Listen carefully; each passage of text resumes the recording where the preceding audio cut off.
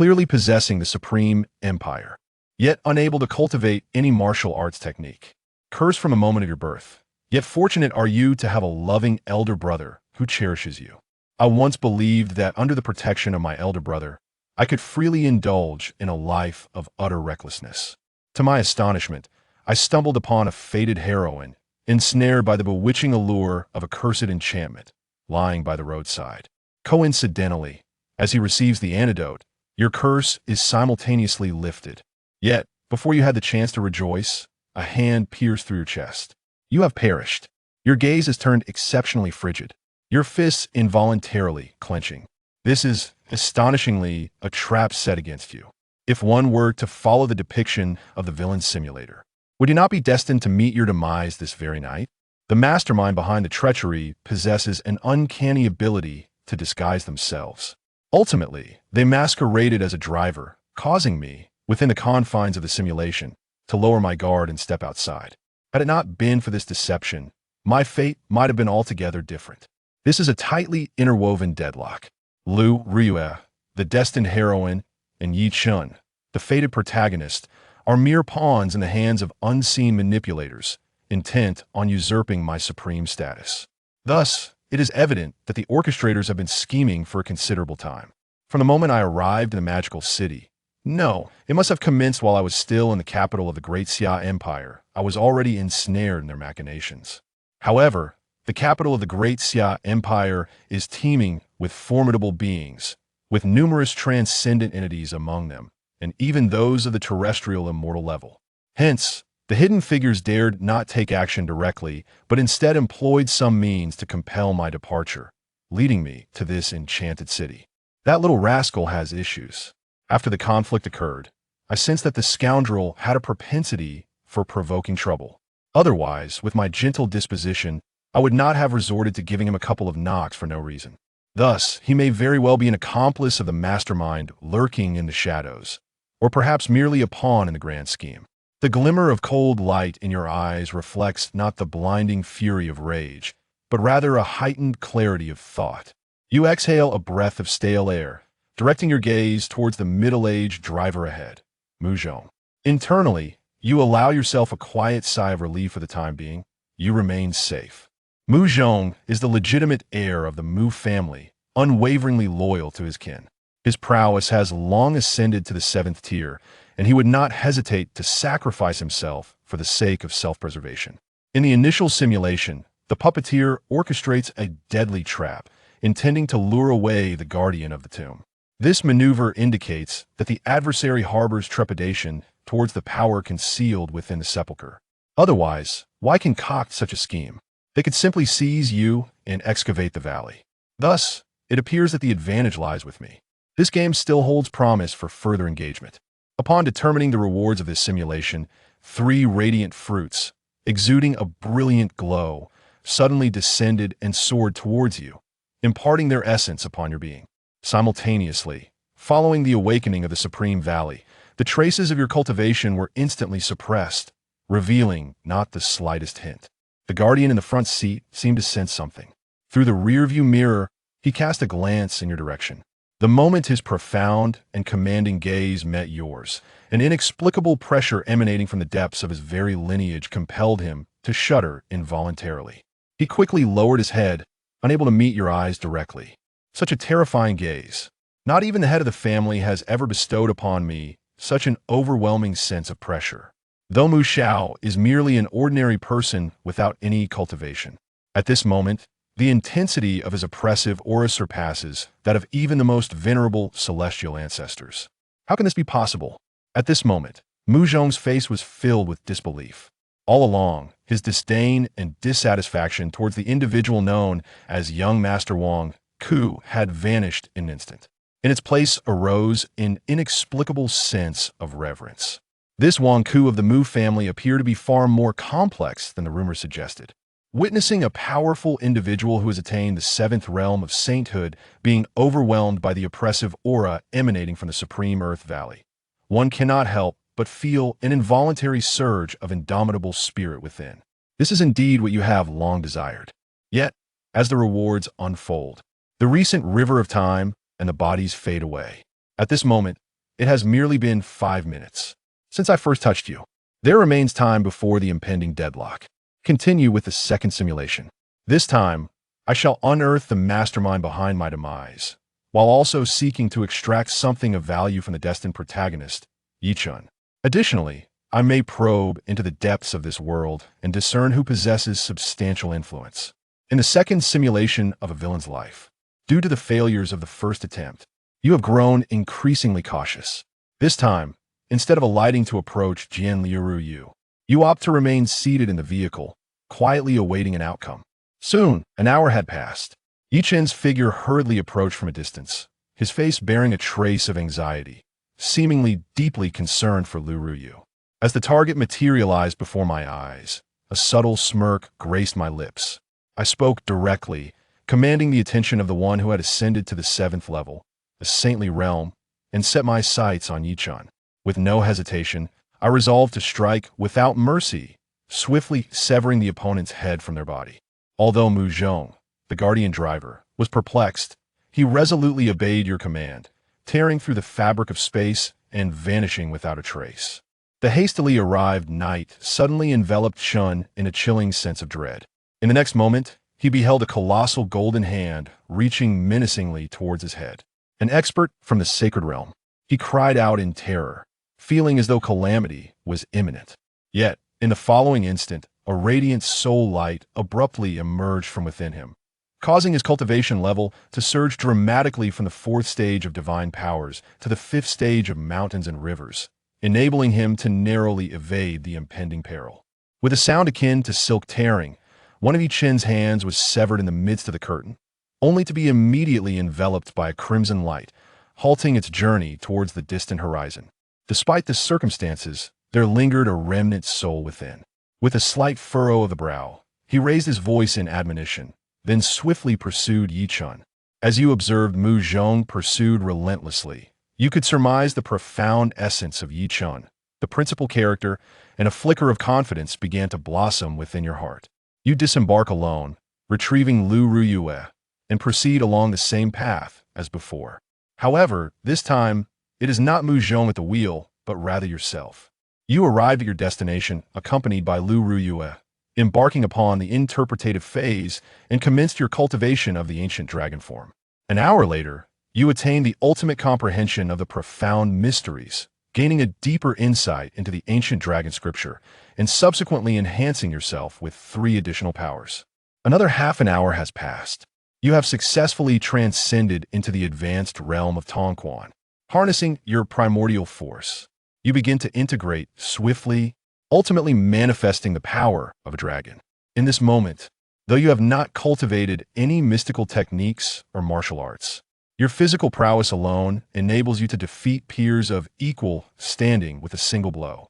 You notice that your cultivation speed has begun to decelerate. Evidently, the celestial aura emanating from Liu Ruyue appears to be waning in its support. Or perhaps your cultivation has advanced to a point where other resources are requisite. He awoke. This time, instead of rendering him unconscious as in the initial simulation, you grasped his neck, interrogating him with a question of life and death. You demanded, "Why did you suddenly appear this evening? Speak, or I shall annihilate the entire Liu family."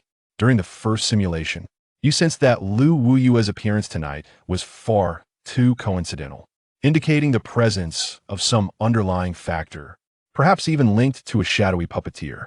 Liu Ruyue was evidently frightened by you. Coupled with your fearsome expression and the suffocating sensation around her neck, she instantly crumbled. She mentioned that the Liu family was facing difficulties due to a decline in their fortunes. In an effort to preserve the family's legacy, her father organized a banquet this evening, hoping to arrange a marriage meeting between her and the eldest son of the Zhao family. He was unwilling to pay the price of his own well-being, so in the midst of the banquet, he seized the opportunity of a restroom break, escaping through an oil barrel. However, as he fled, he soon found himself struggling to maintain his composure. Cruel and merciless, you seem to have formed certain thoughts and speculations.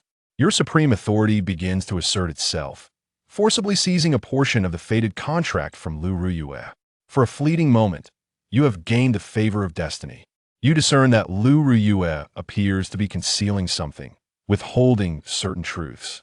Just as you intend to pursue further inquiries, an inexplicable chill suddenly envelopes you once more. She has arrived, the enigmatic puppet master from the initial simulation.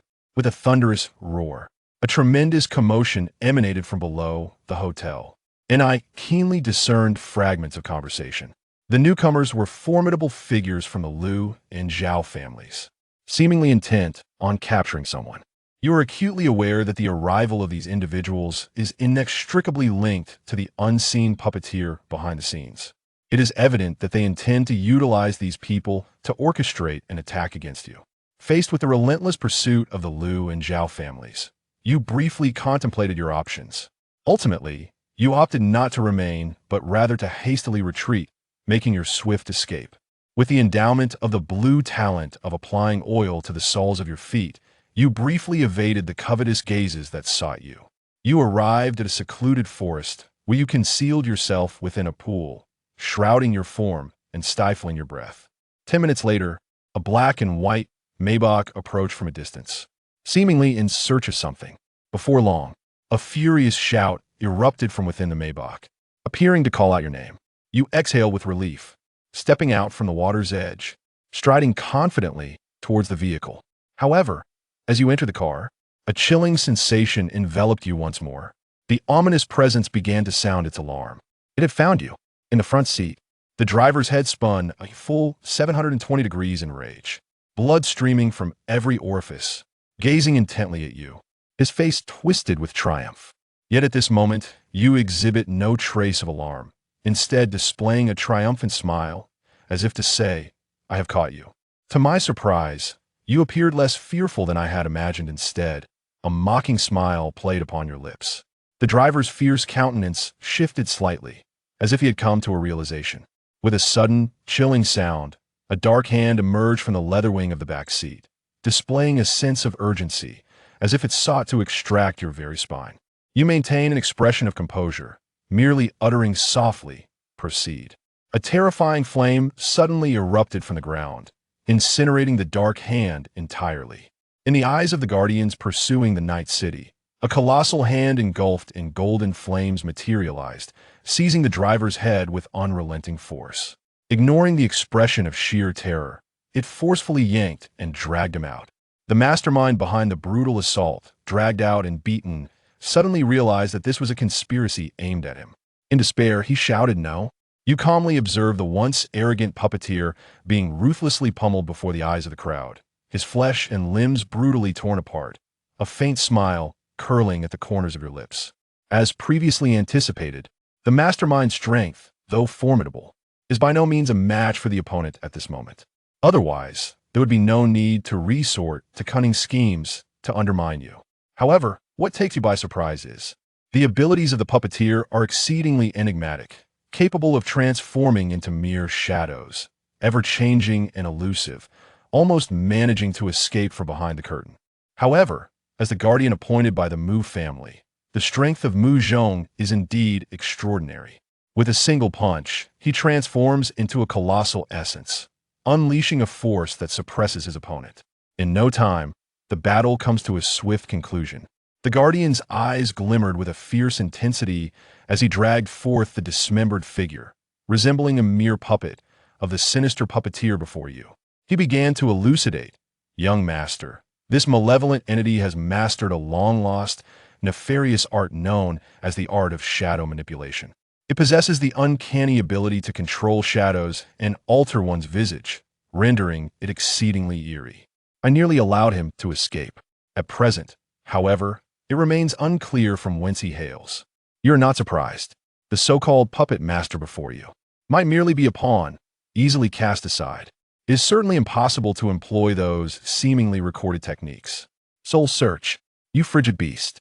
The guardian nodded knowingly, commencing the soul search of the hidden puppeteer. Before long, under the intense scrutiny, the mastermind began to bleed from laughter, shaking uncontrollably, and in the blink of an eye, life slipped away. In the eyes of the individual, there was not a trace of joy. Instead, a furrowed brow reflected a sense of shame. A sharp whistle of anger pierced the air, shattering fragments of memories within my mind that had been obliterated. I was unable to uncover the mastermind behind it all. The only insight I gleaned was that this person appeared to have been orphaned, later taken in, and endowed with the teachings of immense magical prowess. Erased memories. Indeed, every detail has been meticulously concealed, severing all traces with unwavering precision. You gaze at the antagonist's simulator with an unperturbed demeanor, as if you had anticipated this all along. Clearly, this elaborate scheme directed at you has been in motion for quite some time. Nevertheless, gathering orphans, nurturing them with care, imparting clandestine technique. This is unmistakably reminiscent of the methods employed by noble families to cultivate their own assassins. In a certain sense, within the tomb of the guardian are also the loyal servants of the family, living solely for the sake of their lineage, prepared to sacrifice their lives at any moment. Thus, it appears, the suspicion surrounding the Gu family of the Great Xia is undoubtedly magnified. In addition, the Zhao family of the Demon City also bears a measure of suspicion. Yet, the antagonist, the smile at the corners of your mouth grows ever more pronounced as you increasingly anticipate the actions of your alter ego within the villain simulator. It is essential to recognize that the character of Mu Gu within the simulator possesses independent thought, and the external you cannot directly intervene in its course of action. You are not taken aback by the report from the tomb. From the storage ring upon your person, you retrieved the bloodline communicator of the Mu family. You sent a message to the majority of your kin, declaring that you had been assassinated. The perpetrator was the Gu family, another lineage of celestial beings, and you requested their assistance in reclaiming your standing. Elder Brother Mu, a paragon of camaraderie, shares an exceptional bond with your brethren. In your youth, he was ever the stalwart defender, always ready to stand up for you. You have unwavering faith in his willingness to assist you. As a foremost prodigy of the Great Xia, the heir of the Mu family wields considerable power, far surpassing your own. His influence is such that it can indeed represent the Mu clan, capable of stirring significant commotion and unsettling the status quo. As for the suspect from Zhao's family in the magical city, you intend to investigate the truth of the matter in your own unique manner. The Li family, one of the 4 prominent families in the enchanting metropolis, is a noble kin of the illustrious Mu clan of Daxia. Their lineage boasts the esteemed Wen Yu, a cousin of the distinguished Pang Shi. You find yourself in this vibrant city, courtesy of the Li family's hospitality, with all arrangements meticulously made for your stay. Do you intend to enlist the Li family's assistance in your inquiries and endeavors? In your inaugural simulation, you failed to unleash your inherent strengths and powers, resulting in your untimely demise. However, this time, you must diligently harness your potential. Once everything is meticulously arranged, you shall instruct the soul-collecting spirit from the tomb to compose a document for you, utilizing the insights gleaned from its ethereal pursuits. He agreed, but suddenly inquired whether you could cultivate. After all, you had previously communicated with him using spiritual energy. The guardian immediately realized that you were concealing your true abilities. You nodded slowly. Currently, the tomb represents one of your greatest trump cards. Certain matters are simply impossible to conceal. You expressed a desire for the secrets of the tomb to remain confidential, requesting that no one be informed. The mastermind behind the deeply concealed tomb is evidently unaware of your awakening to supreme status, allowing for cultivation. You wish to keep a strategic advantage. In a fleeting moment of silence, Mu nodded in agreement. As your guardian, Mu remains loyal not only to his family, but also to you. Since he has pledged to keep your secret, it is reasonable to believe that he will not divulge it. After resolving the machinations of the hidden puppeteer, you are reminded of the fateful child who was pursued from the very beginning. Upon hearing your inquiry, a hint of embarrassment flickered across his expression. It signified that the young man, Yi Chun, had indeed profited considerably, showcasing a plethora of formidable hidden cards. Although he failed to sever the opponent's head, he managed to sever one of their arms and seize some valuable possessions in the process. You raised an eyebrow, somewhat astonished. On one hand, you were surprised that the figure before you managed to retain one of Yi Chen's hands while also seizing a storage pouch. On the other hand, the mere 4th-level adept, Yi Chun, astonishingly managed to escape from the grave of a 7th-level saint. This reveals the terrifying prowess of the elder. You have taken Yi Chen's severed arm, contemplated for a moment, and instead of destroying it, you chose to place it within your storage ring. This world is rife with enigmatic arcane arts, and curses this severed arm will undoubtedly prove invaluable in the future. You have opened the bloodstained storage pouch, discovering within it a considerable assortment of elixirs and precious materials for cultivation. It is evident that these treasures are among the fortuitous finds amassed by Yi Chun over the years. In a corner of the storage pouch lies an ancient black token, adorned with the visage of a fierce beast, complete with a single horn and a menacing countenance. You scrutinize the beastly token for an extended period, unable to discern its origins. However, the fact that it has come into the possession of Yi Chun, the destined protagonist, clearly signifies its extraordinary nature. Thus, you decide to keep it safe, intending to seek the assistance of the Mu family for further investigation. The cultivation resources arrived at the most opportune moment, perfectly suited for your needs. You instructed Mu to drive away from this place, returning to a private villa situated in the heart of the magical city to recuperate. You are determined to seize this time for cultivation, striving to attain greater strength. In the realm of the villain simulator, I find myself exercising a degree of caution this time. I do not place complete trust even in the Mu family. Rather than directly requesting the martial arts techniques from a clan, I harbor suspicions that there may be hidden masterminds within the Mu family. Alternatively, it could be that I wish to refrain from overstepping and leaving behind any traces. Based on certain considerations, you have chosen to delve into the Traction Demon Palace.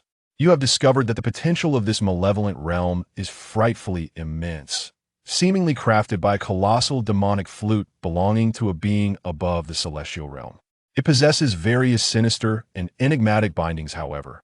Only the first half of the volume remains, which can at most elevate one to the celestial realm, while the latter portion has been torn away. You begin to study the expansive tome in your hands, inscribed with words from the depths of a tomb. However, before long, you find yourself furrowing your brow in confusion, as you are unable to comprehend the text. The characters of cultivation are a perplexing amalgamation of ancient demonic script and archaic divine language. Soon, an hour had elapsed, yet you remained devoid of any sign of a headache. A sense of restlessness began to envelop you, as your brow furrowed in frustration. Suddenly, a wave of tranquil, refreshing energy surged from the base of your spine, permeating your mind. You felt a profound drowsiness wash over you, gradually descending into a peculiar state of reverie. In your line of sight, the inscriptions upon the Traction Demon Palace in your grasp begin to transform into a series of pulsating glyphs, floating and swirling with fervor. They commence a frenzied influx into the divine palace nestled within your brow, leading to an astonishingly swift mastery of the Traction Demon Palace. In an instant, you attain entry, stepping into the first tier, thereby acquiring the extraordinary ability of shadow duplication. Is it the supreme Tegu that is in effect? Your pupils constrict in surprise. Little did one anticipate that the enigmatic supreme Tegu possessed such extraordinary powers. It is utterly terrifying. Furthermore, it has the ability to accelerate the pace of cultivation, surpassing even those so-called golden fingers in strength. With the enhancement of the Supreme Emperor's Bone, you swiftly mastered the intricacies within the villain simulator, achieving proficiency in mere moments. Moreover, you surged ahead with remarkable speed, breaking through to the fourth tier within just a few days, culminating in the manifestation of a shadowy divine power. To comprehend the essence of each divine ability's manifestation is to grasp one of the fundamental principles of the cultivated arts. Achieving success necessitates immense perseverance and profound enlightenment as one endeavors to navigate the treacherous depths of this ancient and malevolent realm. The challenges presented are formidable, demanding not only exceptional resolve, but also a particular constitution. According to Mu Zhong's words, even the mastermind behind the scenes had merely attained the fourth level. This, one might surmise, is the culmination of countless years of arduous cultivation. Previously, Mu Zhong urged me to experiment with transformation, cautioning against excessive obsession that might lead to a narrow-minded fixation. Were he to be aware of my current progress, he would undoubtedly be left astounded. Those who have yet to officially transcend to the fourth realm, yet possess the ability to condense their divine powers in advance, are indeed exceedingly rare, primarily comprising the exceptional talents among the pinnacle of the human race. Currently, The foremost figure in the Great Xia Empire is the sixth prince, Chun Tai, who hails from the imperial lineage. It is said that he took 10 days to transcend into the realm of divine powers and to consolidate his divine abilities. Yet, even so, it astonished the entire empire, drawing the attention of countless formidable beings. That sixth prince of the empire is regarded by those enigmatic alien races as a formidable foe of the future, one they wish to eliminate prematurely. A glimmer of malice flashed in your gaze. Once your talents are unveiled, they are bound to astonish the world and attract an abundance of covetous eyes. At present, I find myself still too feeble. If only there were a terrestrial immortal, or even the combat prowess of a celestial being, it could shatter the stalemate and allow for an early confrontation with the puppeteer, a test of strength in a battle of wills. However, with the support of the villain's simulator, the arrival of that day cannot be far off, can it? In the simulation, you are enveloped by force. When you regain your senses, you discover that the elixirs and the essence of nature before you have long been consumed, leaving even your storage pouch marked with your bite marks. Your body has become emaciated, and your vitality is feeble. In the absence of elixirs and potions for energy restoration, your vital essence is being voraciously drained, plunging you into a state of extreme frailty. You nearly succumbed to the insatiable appetite of the supreme earthbone. Had it been but a few days longer, death would have surely claimed you. Under the dual temptations of hunger and survival, you hastily activated the mechanism of the secret chamber, sending forth a desperate plea for salvation. The ancient practitioner, upon violently unsealing the hidden chamber, discovered you, barely clinging to life. Instantly struck with alarm, he hastily retrieved a life-preserving elixir from his possession and infused it with his own spiritual energy to stabilize your dwindling vitality. He then instructed others to prepare a vital essence to replenish your energy and blood. You commence your sustenance. Several hours later, your breath begins to steady. The withered flesh gradually becomes plump. At last, you have survived. Oh my goodness. This time, I was not eliminated by the puppeteer behind the scenes, but rather, I nearly met my demise by my own hand. Observing the antagonist's simulator, I can't help but twitch at the corners of my mouth. However, that supreme bone truly is excessively domineering. It not only counters gold, but begins to challenge fate itself. Upon witnessing your recovery, the escort, who was terrified to the core, finally let out a sigh of relief and promptly inquired about the situation. You casually mentioned overexertion and cultivation, becoming ensnared by its perils, concealing the past, and for the time being, having not revealed the successful invocation of the demonic assault through cultivation, while also embodying the essence of your shadow divine ability. In the barrage of comments, there are those who mistakenly believe that cultivating demonic powers is the cause, urging you to refrain from such practices. You speak with casual indifference, and then inquire about the external circumstances of these past few days. The first time I touched you, you existed for merely a few hours, yet this time, you have thrived for 5 days, having prepared in advance. It seems that these days must surely yield some fruitful discoveries. In response to your inquiry, I am likewise informed of the situation, which has escalated significantly. On the first day, the capital's skyscraper remained tranquil, with a gentle breeze and soft clouds. Nothing of significance transpired. It was as though Brother Mu had not received your plea for help. On the third day, the venerable ancestor of the Gu family celebrated a grand 300th birthday feast. The eldest brother, Mu Shou, accompanied the formidable members of the Gu family to pay their respects. However, an unexpected turn of events transpired as he suddenly launched an attack, capturing Gu Ao, breaking his legs, and intending to probe his soul. This provoked a fierce clash between the two parties. The head of the Gu family intervened, asserting that matters concerning the younger generation should be resolved by them, while simultaneously offering to impart his esteemed skills. Witnessing the younger generation being assaulted and subjected to soul-searching, the venerable ancestor of the Gu family was filled with wrath, emanating an overwhelming celestial pressure. However, the long-secluded ancestor of the Mu family emerged from seclusion. The two formidable beings of the Eighth Realm clashed within the capital, engaged in a fierce and bloody battle that left onlookers in astonishment. Amidst the numerous Mu family warriors attempting to intervene, the Mu patriarch ultimately succeeded in soul-searching. It was indeed revealed that the assassination in the Demon City was intricately linked to Gu Ao of the 20 families. Yet, the memories pertaining to the assassin had been utterly erased, leaving the soul-searched Gu Ao in a state of utter foolishness. Enraged, the Mu patriarch bellowed, shattering Gu Ao's skull with a single strike. "You dare to lay hands on a member of my Mu family, especially my own brother? Do you wish to invite your own demise, Gu family?" Despite being acutely aware of their wrongdoing, the Gu family, having been thoroughly humiliated, would not easily relent.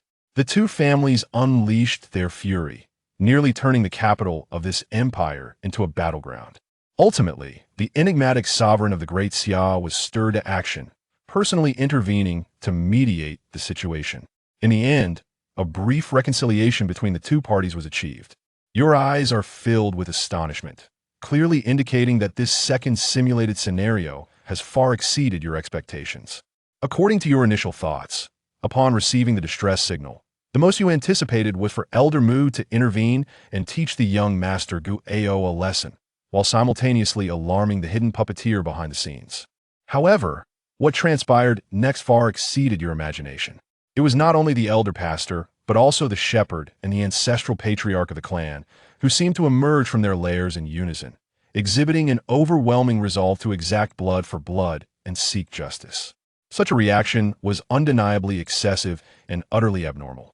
It is essential to note that the enigmatic ancestor of the Mu family has remained hidden from the public eye for several decades, shrouded in mystery and in seclusion. However, it is now due to your actions that they have emerged from their retreat, even proclaiming intentions to dismantle the Gu family. Surely, you cannot truly believe yourself to possess such elevated worth. You are not even the heir of the Mu family, merely a secondary scion. Furthermore, the Gu family of the Great Xia is also a lineage of celestial beings, standing on the same echelon as the Mu family of the Great Xia. The response from a Mu family is indeed excessively fervent. It appears that the Mu family, including my elder brother, my father, and even my ancestors, truly harbor genuine feelings towards me, without any doubt. Their significant reaction may very well stem from their prior awareness of my possession of a supreme status. At this moment, the path ahead appears shrouded in mist, rendering it difficult to discern. Upon careful reflection, it seems that throughout the past 18 years, your treatment within the Mu family has been nearly unparalleled, rivaling even that of your elder brother, Mu Shou. Whatever you undertake, whatever you aspire to do, you are met with unreserved fulfillment. Even the previous incidents, Jiang Guao, this scion of privilege, embraced two tribulations.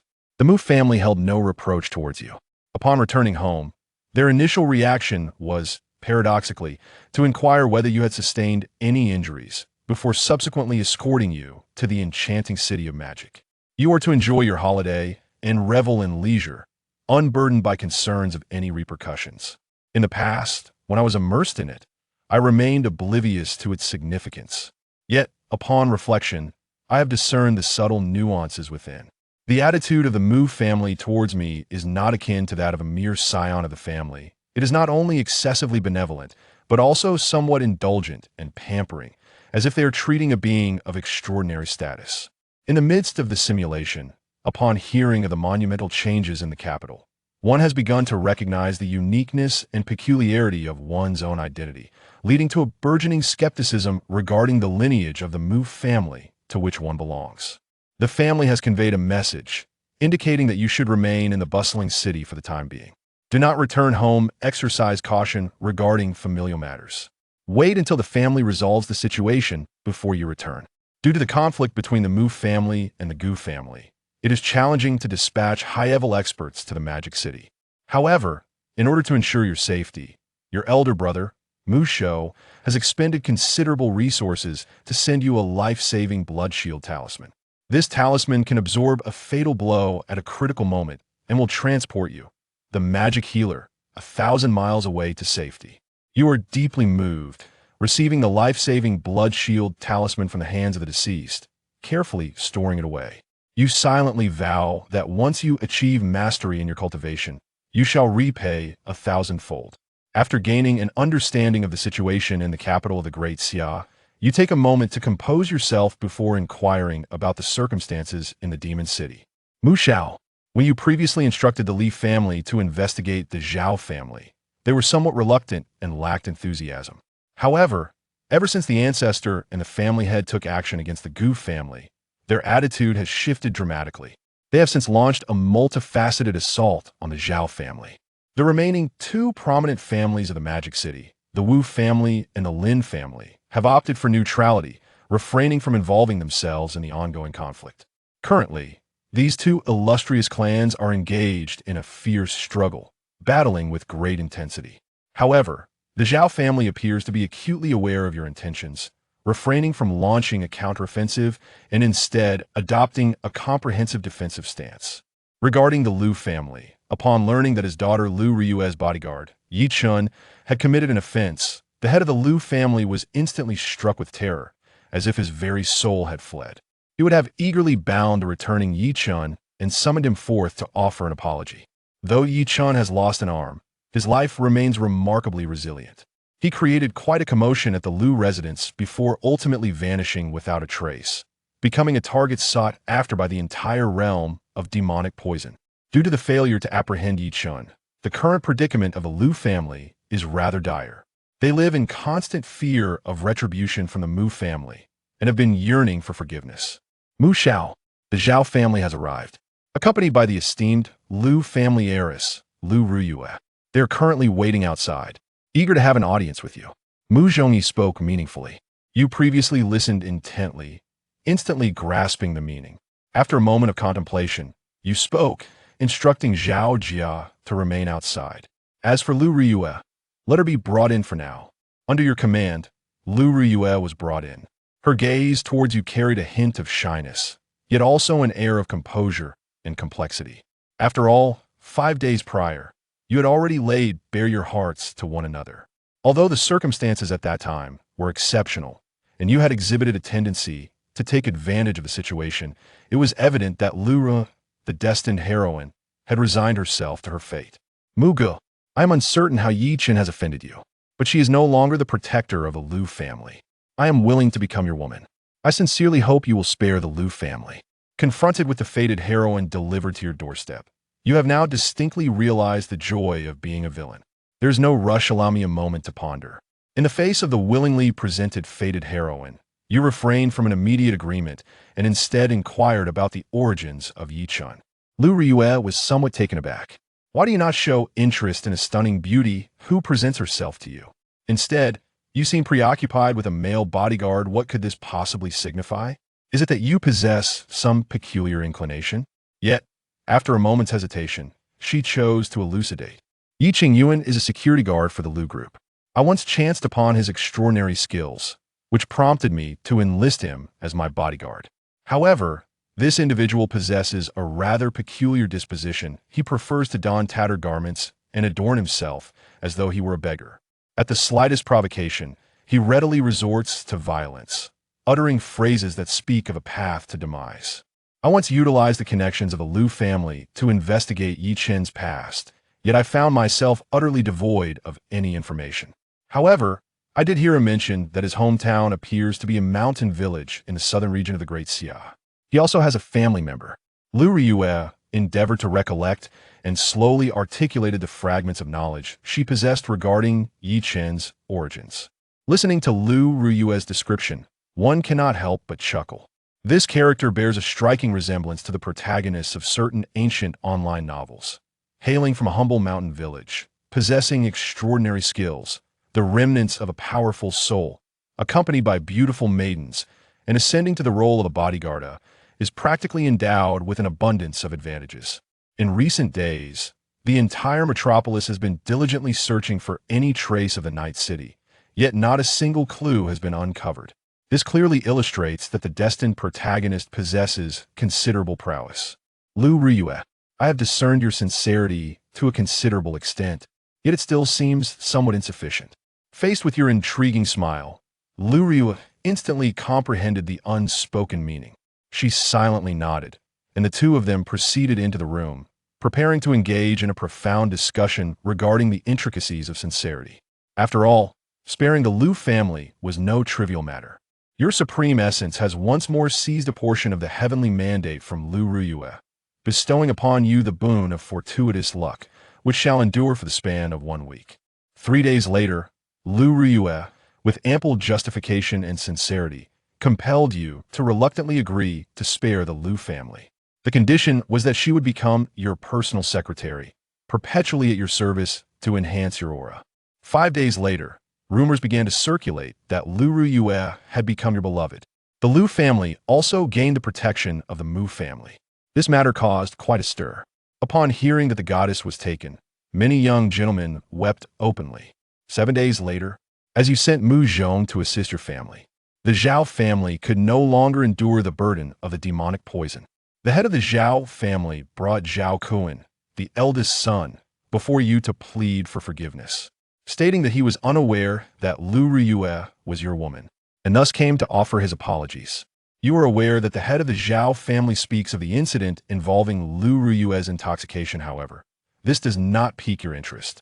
Your primary concern lies with the potential connection between Zhao Qian and the mastermind behind the scenes. After all, the initial events seem excessively coincidental. You declare your intention to probe Zhao Qian's mind. The head of the Zhao family acquiesced. In comparison to the safety of the clan, a single son holds little significance. You instructed Mu Zhong to delve into Zhao Qian's soul, yet unexpectedly, Zhao Qian exhibited no issues. It seemed that everything at the outset was merely a coincidence. Could it be that I have erred? The Zhao family bears no connection to the mastermind behind the scenes? You narrowed your eyes, succumbing to a fleeting silence. Zhao Qian has perished. After undergoing soul-searching, he was left in a state of utter dementia. The head of the Zhao family struck him down with a single blow. As for Master Mu, his son is deceased. Do all grievances fade away? You gaze upon the serene countenance of the Zhao family patriarch, and beneath his tranquil facade, you discern a subtle trace of animosity. It is evident that the profound sorrow of losing a child has indelibly etched a deep-seated resentment towards you in his heart. I cannot recall what promises I made. You sneered as you spoke, embracing Liu Ruyue, waving your hand to signal Mu Zhong and the formidable members of the Li family to act together. Since a mistake has been made, one might as well see it through to the end. To let the Zhao family off easily would undoubtedly be laying a trap for oneself. The head of the Zhao family was about to unleash a furious rebuke upon you for your shamelessness when, from the shadows, a powerful hand struck him down, reducing him to mere ashes. The 4 prominent families are indeed excessive. 3 would suffice. The territory and enterprises of the Zhao family shall be entrusted to the Li family. However, the accumulated wealth and heritage must be safeguarded. I am resolute in my stance. You have presented your terms, driven by self-interest, urging the Li family to decisively eliminate the Zhao family. Yet, you must claim the lion's share of the spoils.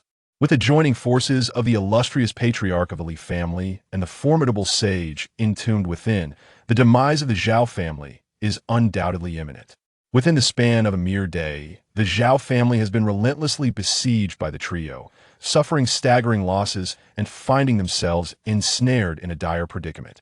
You have consistently remained in the rear, indulging in the spectacle before you. Throughout this time, Lin Jia and Wu Jia have maintained their neutrality, refraining from involvement. Soon, the Zhao family met its demise. However, the head of the Li family expressed that the esteemed ancestral figure of the Zhao family had mysteriously vanished. You have heard the news, cursing the Li family for their incompetence, as they have left you with such a significant peril. A saint-level powerhouse, unrestrained and devoid of concern, poses an immense threat to him. You have acquired the profound resources inherited from the Zhao family over centuries, preparing to retreat from the world and begin your alchemical refinement to transcend into a new realm.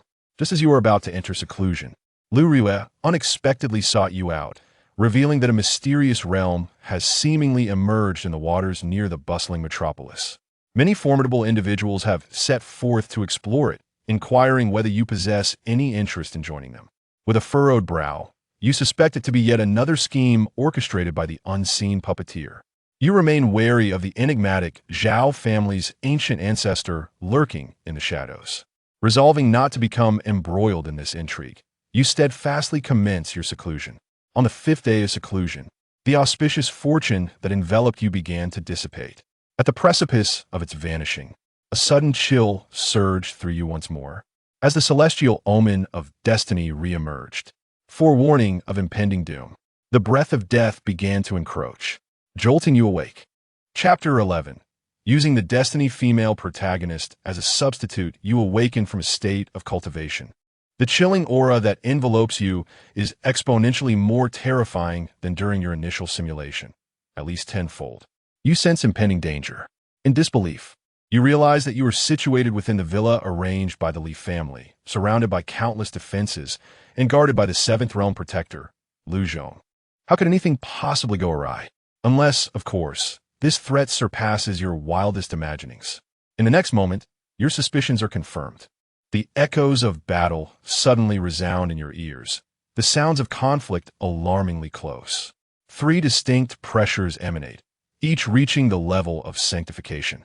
One of these presences belongs to Liu Ruyue, yet the other 2 are utterly unfamiliar. Liu Qian, the ancestor of the Zhao family, an amassed sanctified powerhouse, accompanied by a group of formidable black-clad figures, have infiltrated.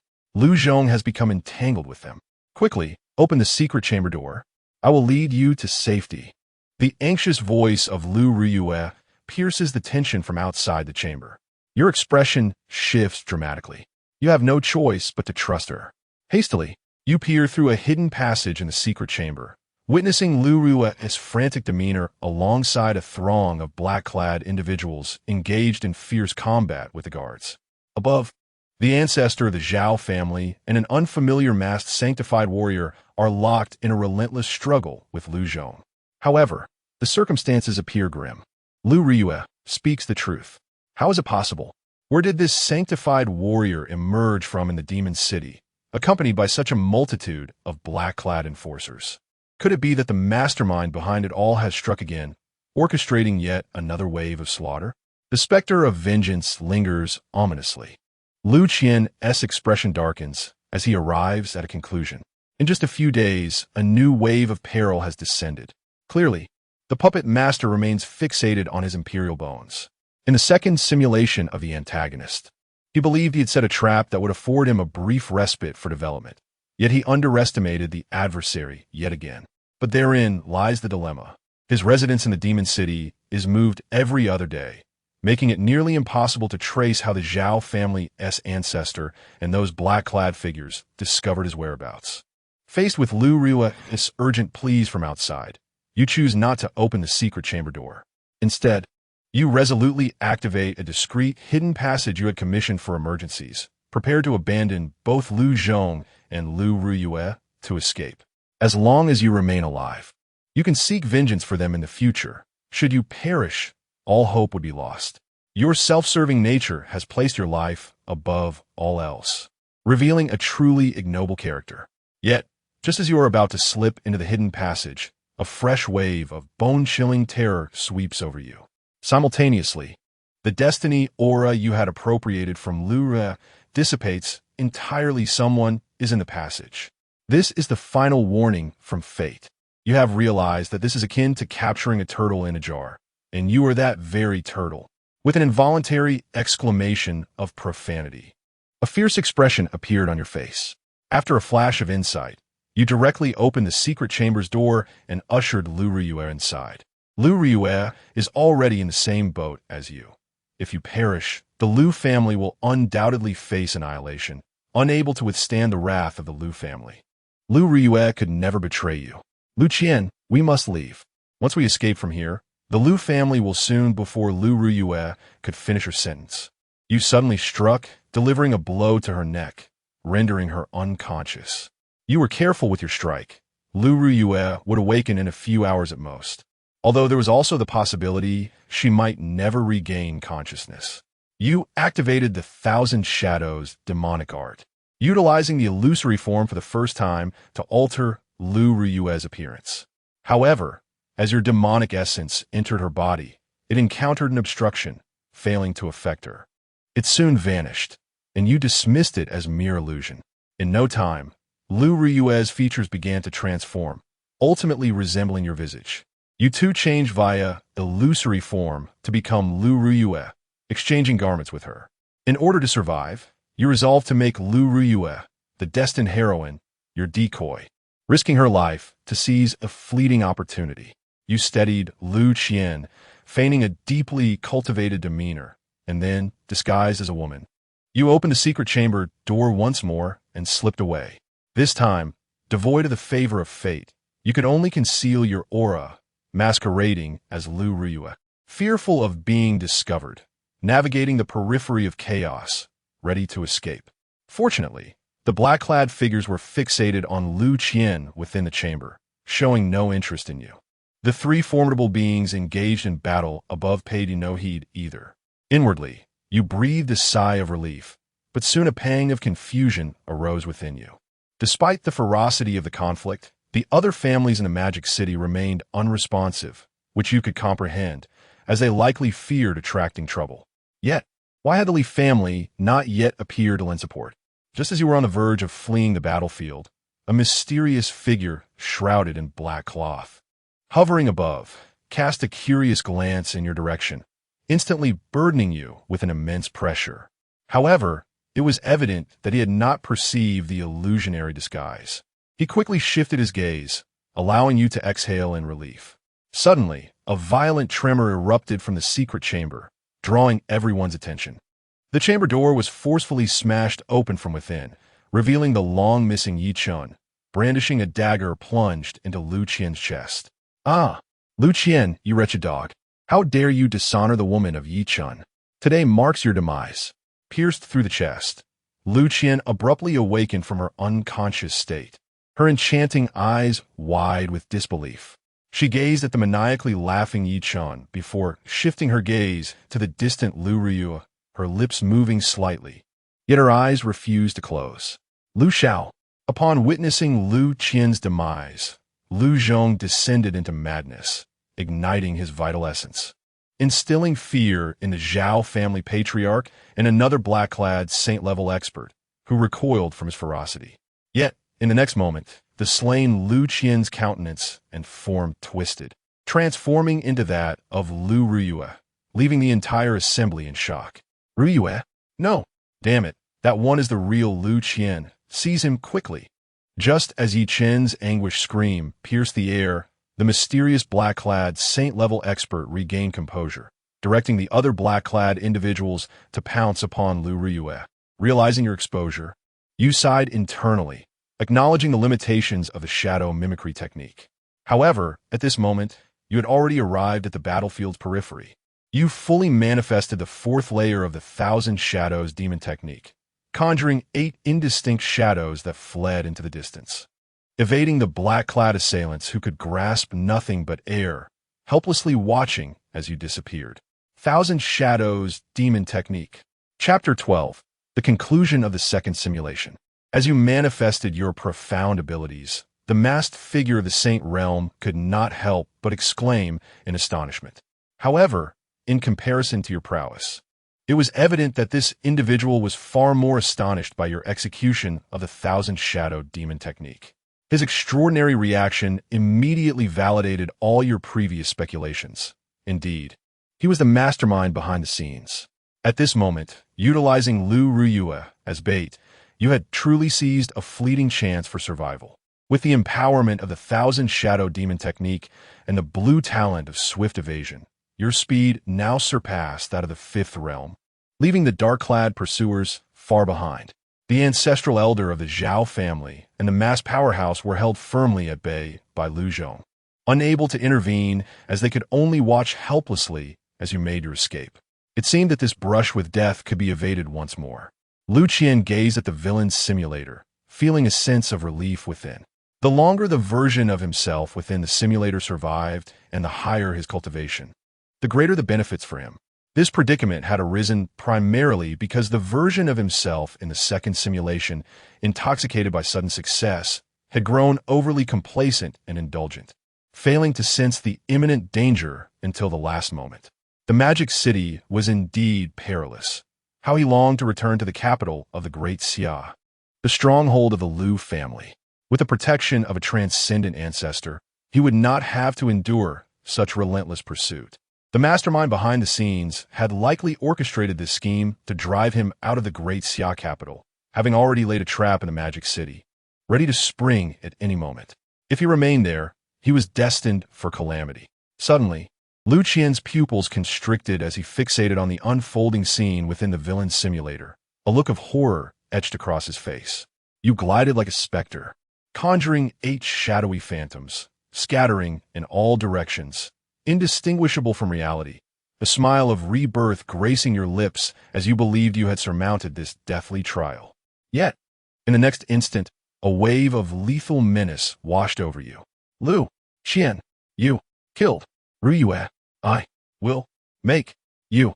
Yi Qian's venomous and frantic voice erupted from behind, echoing throughout the battlefield. A chill coursed through you, prompting an involuntary glance back, revealing a horrifying sight. There stood the dismembered Yi Qian, seemingly possessed, taking 3 strides forward as his peak Saint Realm aura erupted violently, akin to a balloon bursting. 5th Realm, 6th Realm, 7th Realm.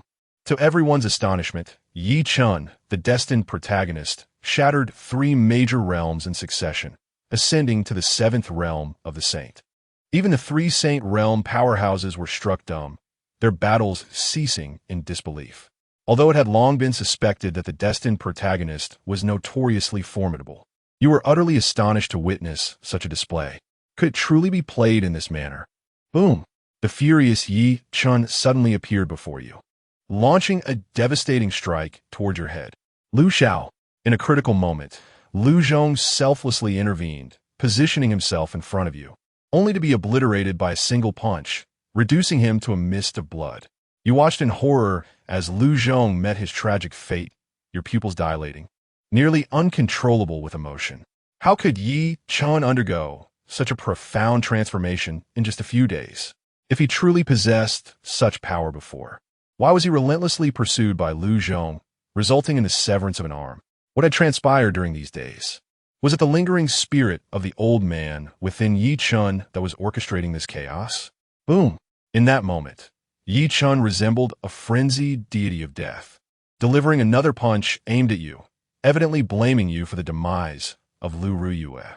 This time, there would be no one to shield you. Whoosh! At this critical juncture, a blood-red talisman materialized close to you, transforming into a crimson demon bat that enveloped you, intercepting Yi Qian's lethal strike, and then it tore through the void, fleeing into the distance. The life-saving blood escape talisman sent by the Liu family had proven its remarkable efficacy at this crucial moment. Just before your escape, you seemed to hear Yi Qian's anguished roar. Simultaneously, the mysterious token seized from Yi Qian trembled slightly, as if responding to some unseen force. Whoosh! As you fled into the distance, the space around you distorted, engulfing you in darkness, nearly causing you to lose consciousness. In a daze, you suddenly plummeted from the blood escape, landing in frigid water, your body chilled to the bone. Struggling to open your eyes, you realized you had fallen into the ocean. Had you been randomly transported to a sea area 1,000 miles away from the demon city? At that moment, a colossal shadow, resembling a gigantic octopus, suddenly flashed before you, seemingly a powerful and bizarre entity. You attempted to struggle, but your body remained rigid. Then, an excruciating pain surged through you, accompanied by a strange crunching sound. You have perished. Simulation concluded. Commencing final tally. The host may select 3 options from the following 6. 1. 4th layer of the Ancient Dragon Elephant Sutra, Divine Ability. 2. 4th layer of the Thousand Shadows Demon Technique, Divine Ability, Shadow Mimicry. 3. Mysterious Token 4. Life-Saving Blood Escape Talisman, Celestial Level. 5. A portion of Liu Ruyue's Fateful Destiny. 1 week. 6. A preserved severed arm. Yi Qian. Gazing at the gruesome text of the antagonist's simulator, Liu Qian's expression shifted continuously, at times shadowed with gloom, at others filled with fury, nearly on the brink of cursing. How could this be played out in such a manner? Yi Qian's final performance was nothing short of extraordinary. It could be likened to a mechanical deity descending, delivering a dimensional strike. Even the fated protagonist should not wield such overwhelming advantages. He had contemplated the possibility of meeting his demise at the hands of a hidden mastermind. Yet he could never have imagined that he would perish at the hands of a fated protagonist whom he had nearly devastated himself. Indeed, how few are those who can truly be favored by destiny. I have underestimated him, taking him too lightly. This time, the simulation of a villain's life ended in death, serving as a valuable lesson to temper my pride and heed the importance of not belittling anyone. Although the second simulation also met with failure, resulting in a lifespan of less than a month before demise, he felt little regret. Instead, he swiftly adjusted his mindset. Superfluous emotions are destined to cloud his reason. He, Liu Qian, embraces both the burdens and the release of existence with grace. Chapter 13. The Red Talent. You cannot see me, the mechanical voice of the villain simulator abruptly interrupted Liu Qian's thoughts, declaring, "Ding." The host's current mindset has begun to align with that of a true villain, possessing profound implications for both himself and the future of this world. Reward: 500 villain points. Liu Qian was taken aback. He had not anticipated that his recent alignment with the villainous mindset would yield such a reward. It was indeed a double-edged sword. The mere reflection of his own thoughts had elicited a reward from the villain simulator, underscoring his significance in this world. However, in comparison to the so-called 500 villain points, the mindset and insights he had gained were undeniably far more precious, potentially saving his life in future endeavors. Simulator: how many villain points are required for an independent simulation? Liu Qian recalled that he had only been granted 3 complementary simulations at the outset, and he had already utilized 2. Only 1 remained, and once exhausted, he would need to spend villain points to initiate a 4th simulation. He needed to tread cautiously and understand the operational rules of the simulator. Ding. The host's current realm is the 3rd realm of profound understanding. Conducting 1 villain simulation requires 1,000 villain points. 1,000 villain points. Liu Qian frowned slightly, taken aback by the amount. This figure seemed rather excessive. Just moments ago, he had considered the 500 villain points he had received to be considerable. Yet now, he found himself incapable of independently initiating a simulation. However, this was not the gravest concern. The upcoming rewards from the simulator had the potential to elevate him to the 4th realm of divine powers.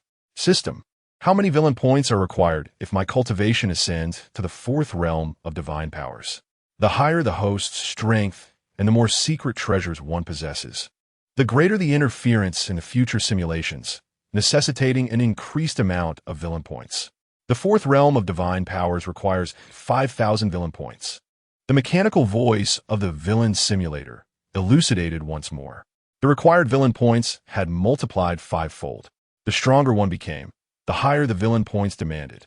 This indicated that initially restraining one's cultivation and combat prowess could be beneficial, allowing for greater rewards with fewer villain points. Yet, the pressing issue was that time was of the essence, and strength was his most urgent need. With a mastermind lurking in the shadows, Liu Qian could not afford to pause his pursuit of power. In a certain sense, he had no choice left. His gaze drifted towards the 6 rewards from his second simulation. Among these, he coveted more than just 3 options. However, he was now compelled to select only 3 from the 6. The 5th and 6th rewards were the first to be dismissed without hesitation. The 5th reward: the fateful luck bestowed by the destined heroine Liu Ruyue for 1 week, was merely a replica that could be refreshed. Thus, there was no urgency in claiming it. The 6th item, the severed arm of Yi Chun, bears little relevance to his current predicament, for he has yet to master any curse-related spells. The 1st item, the 4th layer of the ancient dragon elephant scripture, is indispensable, as it will enable him to swiftly transcend into the 4th realm of divine abilities. The 2nd item, the 4th layer of the Thousand Shadows demon technique, with its inherent shadow mimicry, proves to be quite beneficial. Had a fated protagonist forced an advantage during the 2nd simulation, he would have already taken flight and evaded capture. The 3rd item, the mysterious token, resides within Yi Chen's storage bag. It exhibited some reaction during his explosive surge of power, hinting at a potential significance, though he remains uncertain for now. In contrast, the 4th item, The life-substituting blood escape talisman is undeniably a genuine life-saving artifact. Despite the inherent uncertainty of its random escape teleportation, it can indeed preserve one's life at critical moments. Had he possessed the strength to resist during the second simulation's teleportation, he would not have fallen victim to the bizarre entities lurking in the sea. Furthermore, by opting for the life-substituting blood escape talisman and acquiring another from his brother within the simulator's realm, he could wield two such talismans, thus gaining two chances at survival. This certainly augurs a longer existence. Liu Qian swiftly made his decision. Simulator, I choose the first, second, and fourth items. Boom! In the next moment, a magnificent and mysterious force descended upon him. The river of time once again materialized, traversing dimensions to stand before him. A mangled corpse, devoured and incomplete, appeared before his eyes. It was the remnant of himself, consumed in the second villainous life simulation. Although this was not his first encounter, witnessing his own tragic demise caused Liu Qian's lips to twitch involuntarily. 3 of the 6 fruits hanging from a mutilated body plummeted towards him, swiftly merging into his being. Boom! In his mind, his comprehension of the ancient dragon-elephant scripture surged to a new threshold, breaking through to the 4th realm of divine abilities, coalescing into the formidable dragon-elephant tyrant body. Simultaneously, a dark and enigmatic power began to unfurl within him, possessing a peculiar and ever-changing quality. Indeed, it was the Thousand Shadows demon technique. Host, Liu Qian. Age, 18. Realm, divine ability, cultivation techniques. 4th layer of the ancient dragon-elephant scripture, heavenly human level. 4th layer of the Thousand Shadows demon technique, heavenly human level, divine abilities, dragon-elephant tyrant body, shadow, mimicry, physique, supreme emperor bone. Talent, greased feet blue. Simulation attempts, 1 villain points, 500. In the previous 2 simulations, I willingly entered the fray. This time, I shall seize complete control. The primary objective of the 3rd villain simulation is to thoroughly cleanse the entire demon city, to preemptively identify all potential hazards. Now that my true body resides in Demon City, failing to discern friend from foe would surely disrupt my peace of mind.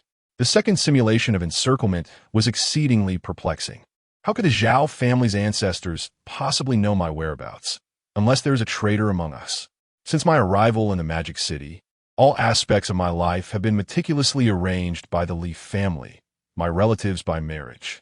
Furthermore, I must unravel the mystery behind Yi Qin's sudden surge in strength, as well as the peculiarities surrounding Liu Ruyue. Various anomalies from the 2nd simulation surfaced in Liu Qian's mind, his eyes brimming with calculation and madness. Within the realm of the villain simulator, being repeatedly schemed against and ambushed was infuriating. It was imperative to eliminate the mastermind behind it all. Villain simulator. Initiate the 2nd simulation. Ding, commencing the 3rd villainous life simulation. Detection indicates the host possesses sufficient villain points. Would you like to expend 500 villain points for a random temporary talent draw? 500 villain points. To my astonishment, this amount is precisely what I need. The previous blue talent, Grease on the Soul, has already granted me considerable advantages. Acquiring additional talents would undoubtedly be even more beneficial. If I were to hoard these villain points without utilizing them, what purpose would they serve? Am I to save them for procreation? I shall go all in. Fully aware that going all in is an act of wisdom, Liu Qian decisively wagered his villain points. Ding! 500 villain points have been automatically deducted. Commencing random temporary talent draw. Suddenly, a blinding red light erupted before Liu Qian, radiating with intense heat. Is this the manifestation of a fortuitous event? Have I drawn a golden legend? Liu Qian was overjoyed and quickly focused on the talent he had drawn. Congratulations, host. You have acquired the temporary red talent. You cannot see me. Chapter 14. Is Liu Ruyue a problem? She is a celestial being. When you silently recite, "You cannot see me," there exists a certain probability that those present will be oblivious to your existence. The greater their power surpasses yours, the more diminished the effect becomes. A crimson talent. Moreover, it is a conceptual talent. Liu Qian was taken aback, the delight in his eyes unabashed.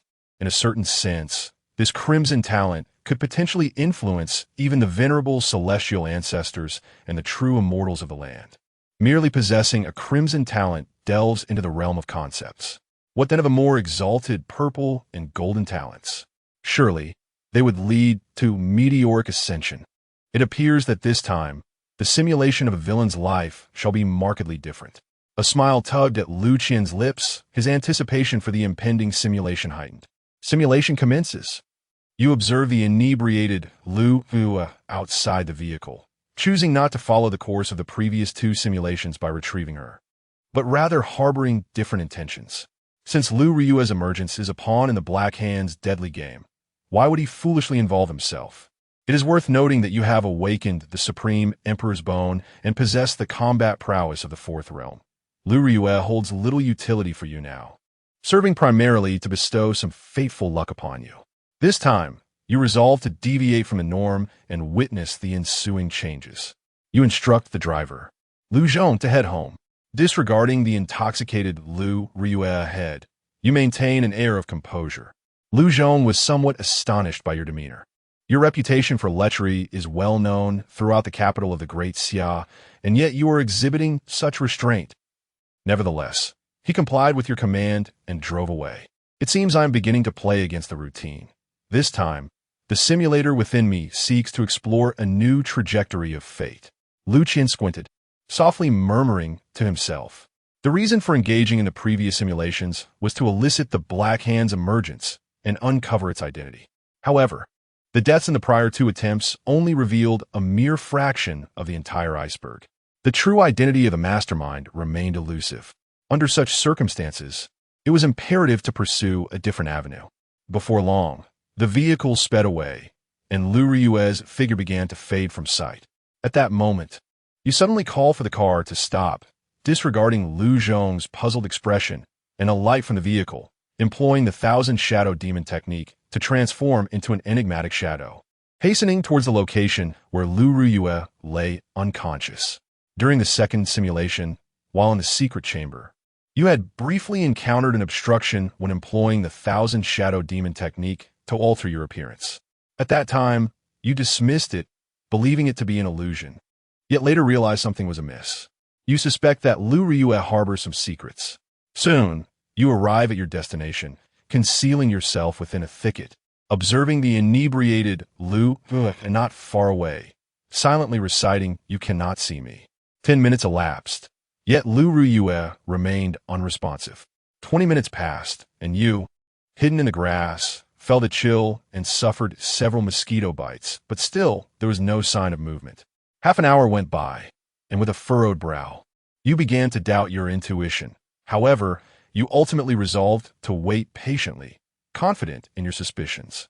Time swiftly slipped away, and as the clock approached 59 minutes, with only a minute remaining before Yi Chen's arrival, Liu Ruyue, who lay ahead, suddenly stirred. With a sharp crack, you concealed in the grass, witnessed Liu Ruyue, who should have been in a deep slumber, abruptly open her eyes. The rosy flush on her face vanished in an instant, replaced by an emotionless countenance, as if she had transformed into an entirely different person. Her gaze was frigid as she scanned her surroundings, her brows slightly furrowed, exuding an air of authority, as though she were probing for something. A jolt of terror coursed through you, accompanied by an overwhelming sense of oppression. You realized she was employing some extraordinary ability to survey the area, and you couldn't help but clench your fists, your pupils trembling. The oppressive aura emanating from Liu Ruyue at that moment surpassed even that of Liu Zhong, a revered figure of the Holy Realm. Your conjecture was indeed correct. Liu Ruyue was truly enigmatic. You silently screamed within, fervently repeating to yourself, "You cannot see me. You cannot see me." Yet, Liu Ruyue failed to penetrate your concealed presence, and eventually retracted her terrifying aura, halting her search. How peculiar. Liu Ruyue nodded slightly, an expression of surprise crossing her features as she murmured to herself, seemingly perplexed. Once she confirmed that no one was around, she disregarded the approaching Yi Chen and, with a single step, transformed into an ethereal figure, traversing the void and vanishing from sight. Traversing the void. This was the ability of the celestial realm. Liu Ruyue was indeed a powerhouse of the celestial realm. Liu Qian's pupils constricted as he involuntarily glanced at Liu Ruyue lying outside the vehicle, but he quickly reined in his emotions, daring not to reveal a hint of surprise. Before him lay Liu Ruyue, a being of the celestial realm, an entity on par with the ancestral figures of the Liu family. But how could this be possible? Even if she were the destined protagonist, at best, she could only be in her 20s. How could she attain such celestial prowess? It is well known that those of the celestial realm in the Great Xia Empire can enter the highest council and voice their opinions, receiving deference even from the emperor of the Great Xia. Even the so-called once-in-a-thousand-years prodigy, the sixth prince of the Great Xia royal family, did not possess such terrifying capabilities.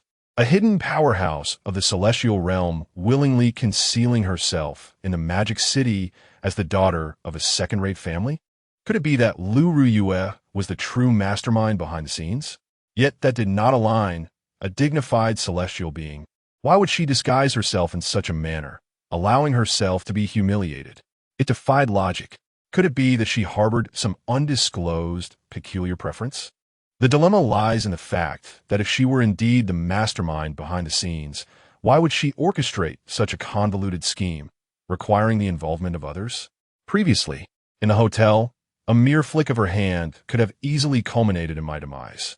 A celestial being, intent on my destruction, would find no one in the entirety of the magic city capable of intervening.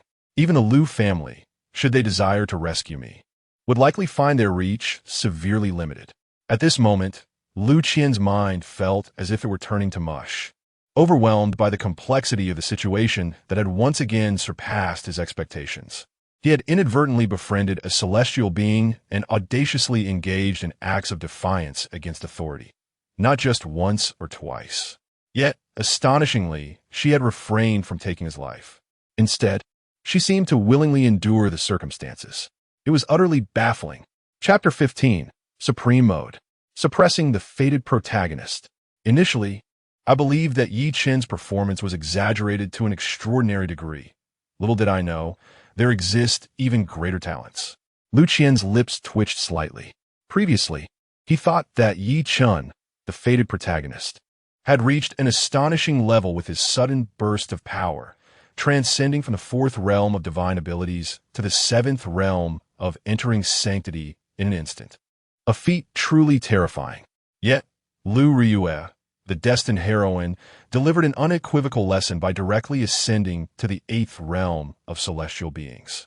Such prowess transcends mere luck or chance. They are destined for greatness. Had it not been for his villain simulation, he might have fallen prey to their overwhelming strength. Indeed, they dismiss the villainous opposition with utter disdain. However, in his current state, he managed to uncover their secrets through the simulation of a villain's life, allowing him to devise various contingency plans in advance. It appears that the magical city conceals untold dangers and is far more complex than he had imagined. From the present circumstances, it seems Liu Ruyue harbors no murderous intent towards him. Otherwise, he would have perished countless times by now. Even Liu Zhong would have been incapable of withstanding such threats. Thus, it seems that two factions have set their sights on him, one being the so-called puppet master, and the other, Liu Ruyue herself. The Liu family's decision to send him from the capital to the magical city remains uncertain, whether it is a blessing or a curse. Escaping the tiger's den only to enter the wolf's lair. Even though he possesses the protection of a saintly being in this magical city, he feels no semblance of safety. This is due to the presence of a celestial woman lying ahead. With just a thought, she could obliterate him without resistance. The sensation of being at the mercy of life and death, lacking control, is truly unsettling. It is imperative to swiftly acquire the power to dictate his own fate. You gaze in astonishment at the vanishing Liu Ruyue, for no one could have anticipated that she was an unparalleled celestial being. Simultaneously, you are relieved that your red talent has activated unseen. Otherwise, should Liu Ruyue discover that you have unearthed her secret, the consequences would be dire. You realize that you are not merely being targeted by the puppet master, but by another faction as well. In your heart, you harbor a suspicion that Liu Ruyue is likely a disguise of some ancient entity or a reincarnation of an extraordinary power. Otherwise, it is unfathomable that she could reach celestial status at such a young age.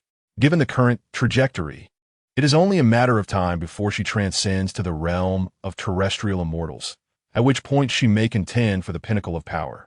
In contrast, it seems that the puppet master has been outdone, as their initial deployment consisted only of extraordinary and saintly beings, with no celestial power manifesting as of yet. You deeply comprehend that the depths of this world are far too profound, and you find it increasingly difficult to navigate. The hurried arrival of Yi Chun interrupts your thoughts. He appears to be frantically searching for something, his face etched with anxiety. No! Yi Chun emits a cry of despair, seemingly under the impression that the goddess of his heart has been taken away. As you gaze upon such a classic scene, a stirring sensation arises within you. With Liu Ruyue, the celestial being, having departed, it is highly likely that the assassin, who has cultivated the Thousand Shadows demon technique, is lying in wait at a nearby hotel. An opportune moment indeed. You contemplate taking action against Yi Chun. Yi Chun, a practitioner of the fourth realm of divine abilities, stands at the same level as you.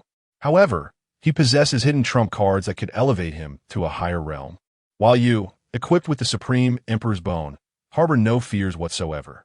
As for Yi Chun's suspected secret technique that allows him to ascend multiple realms in succession, you are unperturbed, for it is evident that he does not possess it at present. Otherwise, he would not have been severely injured by Liu Zhong at the onset of the second simulation, losing a hand in the process. Moreover, you intend to utilize this opportunity to hone your combat experience. Mere cultivation without practical experience renders one a mere empty vessel. In this narrative's initial unfolding, the fated protagonist, Yi Chun, presents himself as a worthy adversary. Even if you cannot best him, you are confident in your ability to escape. Cautiously, you refrain from immediate action and instead employ the shadow mimicry technique to alter your appearance, transforming into the unfortunate Zhao Kuan, the young heir of the Zhao family in Magic City, whom you had previously dispatched in the second simulation. You cover your visage with a black cloth, clearly intending to divert attention. As Yi Chun turns to seek Liu Ruyue, you seize the moment to launch a stealthy attack. Shadows surge forth from the ground, ensnaring Yi Chun's silhouette, rendering him momentarily immobilized. 8 shadowy figures emerge, wielding shadow blades, aiming strikes at his limbs, nearly incapacitating him. Caught off guard, Yi Chun is momentarily paralyzed with fear, especially as he sees 4 blades aimed at his 5th limb. Suddenly, a torrent of fiery energy erupts from him, propelling him from the realm of divine abilities into the 5th realm of mountains and rivers, breaking free from the shadowy bindings.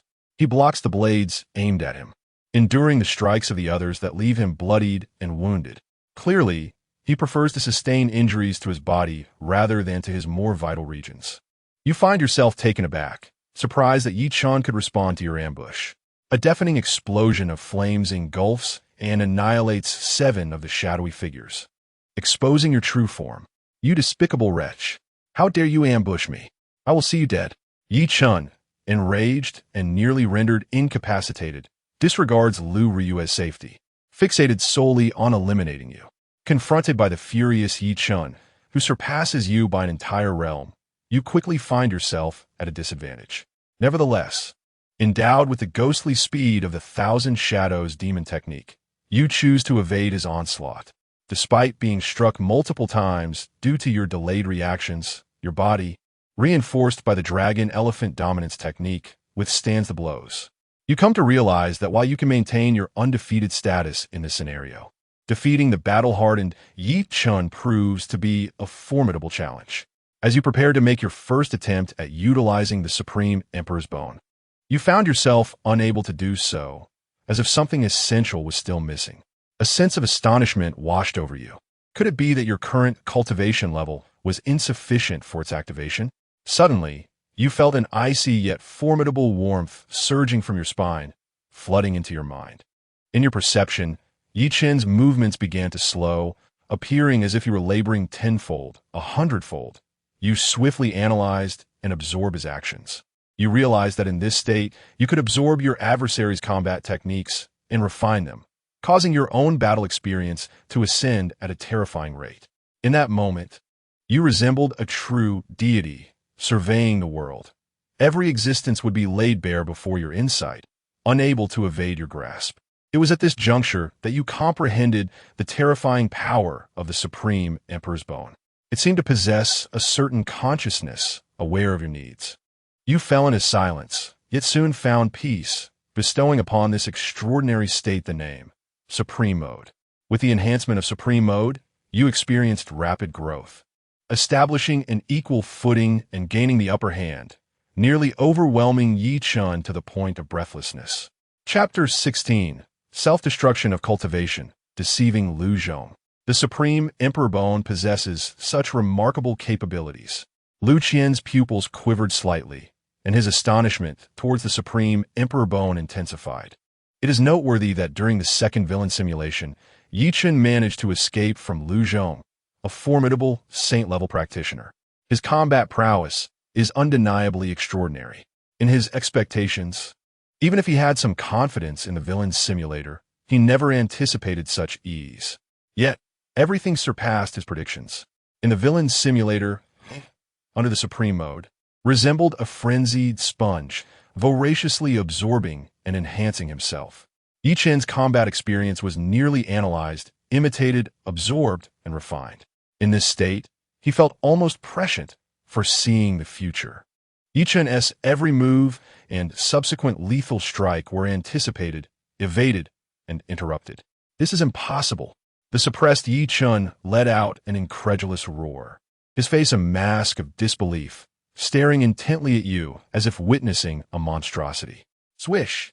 Seizing upon the fleeting vulnerability revealed by Yi Chun, your indifferent gaze commanded a shadowy great blade to materialize from the ground, swiftly severing Yi Chen's right arm, causing his storage pouch to tumble to the floor. You disregarded the current outcome, pressing on with your assault.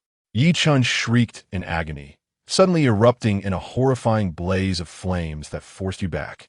The black cloth on your face was singed by the flames, revealing the visage of Zhao Kuan, whose expression feigned astonishment. Zhao Clan, Diao Kuan, I will not spare you. Yi Chun's vengeful voice emerged from the inferno, clearly recognizing your identity and mistakenly believing you were responsible for abducting Liu Ruyue. Yi Chun's figure was engulfed by the terrifying flames, reduced to ashes, vanishing from sight. Clearly, at this critical moment, he utilized some special secret method to escape. You were not surprised by this. After all, during the second simulation, you had inquired about Liu Zhong, and Yi Chen's retreat mirrored this very instance. The destined protagonist possesses a divine fate that is not so easily extinguished. Suddenly, you sensed a familiar aura of fortune manifesting from thin air, merging within you. You acquired a fragment of the destined protagonist Yi Chen's luck, receiving the boon of destiny for a duration of 1 week. The blessing of destiny. Does defeating the destined protagonist yield a portion of their fortune? Liu Qian raised an eyebrow, gaining newfound insight into this so-called fate. Ordinarily, the narrative arc revolves around the destined protagonist triumphing over the destined villain, thereby enhancing their own fortune. However, when one suffers a dismal defeat, their fortune also departs, gravitating towards the victor. This mechanism is indeed intriguing. You felt somewhat astonished, but quickly deduced the underlying mechanism. You approached and retrieved Yi Chen's severed arm, along with a blood-stained storage pouch containing numerous pills and medicinal herbs, as well as a mysterious token. As you stowed these items away, the Supreme Mode you had activated began to recede like a receding tide, and in the next moment, you were engulfed by a heart-wrenching pain and an overwhelming fatigue that enveloped your very soul. A profound hunger emerged from your spine. This was the side effect of the Supreme Mode, an advance on your physical potential in exchange for a fleeting surge of power. Realizing the repercussions of the Supreme Imperial Bone, you hastily retrieved several bottles of elixirs from Yi Chen's storage pouch and consumed them. The potent energy of the pills was voraciously absorbed by the Supreme Imperial Bone, alleviating some of the exhaustion and torment. Casting a glance around your surroundings, you did not linger, fearing that Liu Ruyue, who had just departed, might return to investigate. You hastened back towards the direction where Liu Zhong was driving. Upon returning to the vehicle, Liu Zhong caught a whiff of the blood on you and frowned slightly. Yet he wisely refrained from inquiring, sensing your altered state. He drove back to the villa. This time, due to your clever machinations, Zhao Qian, the young master of the Zhao family, bore the brunt of the blame. You chose not to issue a pursuit order for Yichun in the capital, but instead resolved to observe the unfolding drama from the shadows. With Yichun having lost his hand, he would undoubtedly seek retribution against Zhao Qian, and soon enough, someone would issue a hunt for him. As long as Zhao Qian met his demise at Yichun's hands, the elder of the Zhao family would not confront you as he had during the previous simulation. You were prepared to meticulously orchestrate your observations, seeking to discern who among the denizens of the capital were allies and who were foes. Upon returning to your residence in the capital, you suddenly asked, Liu Zhong, can I trust you? After receiving his affirmative response, you revealed your cultivation at the 4th level of divine power, astonishing Liu Zhong, who widened his eyes in surprise. In the capital of the Great Xia, it was well known that Liu Qian, the second son of the Liu family, was infamous for his ineptitude and debauchery, incapable of cultivation and prone to revelry. Yet now, you displayed your prowess, an 18-year-old in the divine realm, a status that was indeed remarkable within the Great Xia Empire. Unable to contain his curiosity, Liu Zhong inquired about your cultivation. With the insights gained from the previous simulation, you were acutely aware of Liu Zhong's loyalty and chose not to conceal the truth, instead revealing a portion of the reality. You conveyed that for years, a hidden puppet master had been watching the Liu family with sinister intentions, and you had concealed your true abilities, masquerading as a wastrel to uncover the truth. You began to elaborate, asserting that your arrival in the capital was motivated by intelligence that the puppet master had established a foothold here, and your aim was to uproot this malevolence. This matter had remained undisclosed to your family until you finally had a lead, prompting you to share it now. Given your status as a direct descendant of the Liu family, Liu Zhong, after a brief silence, came to believe you and inquired about your intentions. You disclosed that you had already uncovered some information and evidence regarding the puppet master, but you were now at risk of assassination and even death. You instructed Liu Zhong that, should you fall victim to an assassination, he should prioritize his own escape and return to the Liu family to reveal the identity of your assailant. You disclosed the currently identified masterminds, the Gu family of the Great Xia, a family of celestial beings, the Zhao family of the Magic City, Yichun, and the Li family, your relatives by marriage. As Liu Zhong listened to the names of these formidable factions, his expression shifted to one of both anguish and astonishment, comprehending the gravity of your clandestine investigation. Among these powers, while one of Yi Qin's lesser associates may be disregarded, the involvement of a celestial lineage and 2 renowned families of immense prestige posed a significant threat. Should they unite, even the Liu family would find the situation daunting. Liu Zhong questioned whether he had misjudged the circumstances, yet you remained steadfast in your convictions, expressing your intention to infiltrate the situation and expose those who covet your family.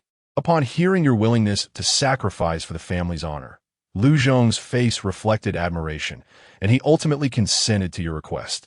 This clever tactic of revealing part of the truth to win over Liu Zhong, a formidable figure of the Holy Realm, was indeed a masterstroke.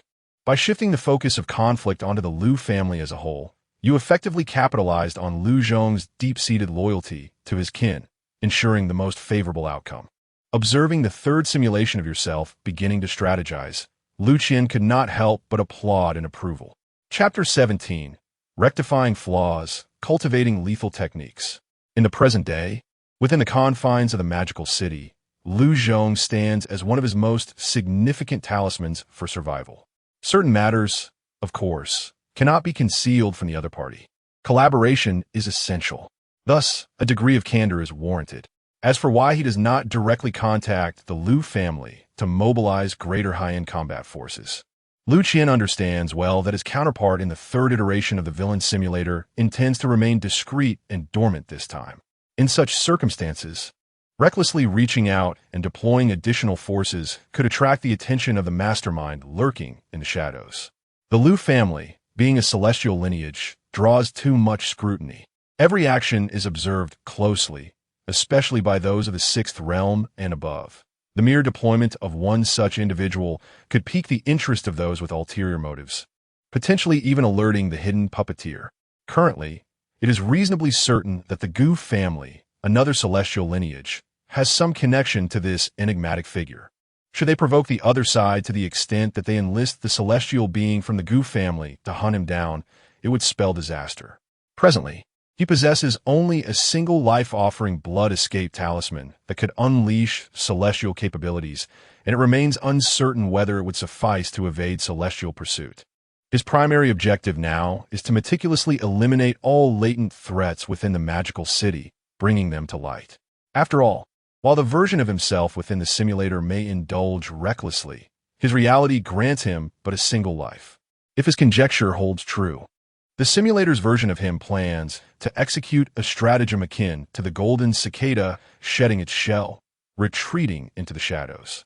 The aim is to vanish completely from the sight of all, simultaneously inciting the wrath of the Liu family through his own demise, thereby cleansing the entirety of the magical city. Liu Qian knows himself all too well. He is certainly not the self-sacrificial figure depicted in the simulator. There must be some underlying scheme at play, and he has already gleaned the essence of that plan. The subsequent content of the villain simulator further corroborates this notion. After persuading Liu Zhong to be entirely at your service, you adopt a serious demeanor and inquire whether the Liu family in the magical city has any death warriors resembling you in stature. You are acutely aware that a celestial lineage like the Liu family possesses clandestine channels of information and the existence of death warriors throughout the empire.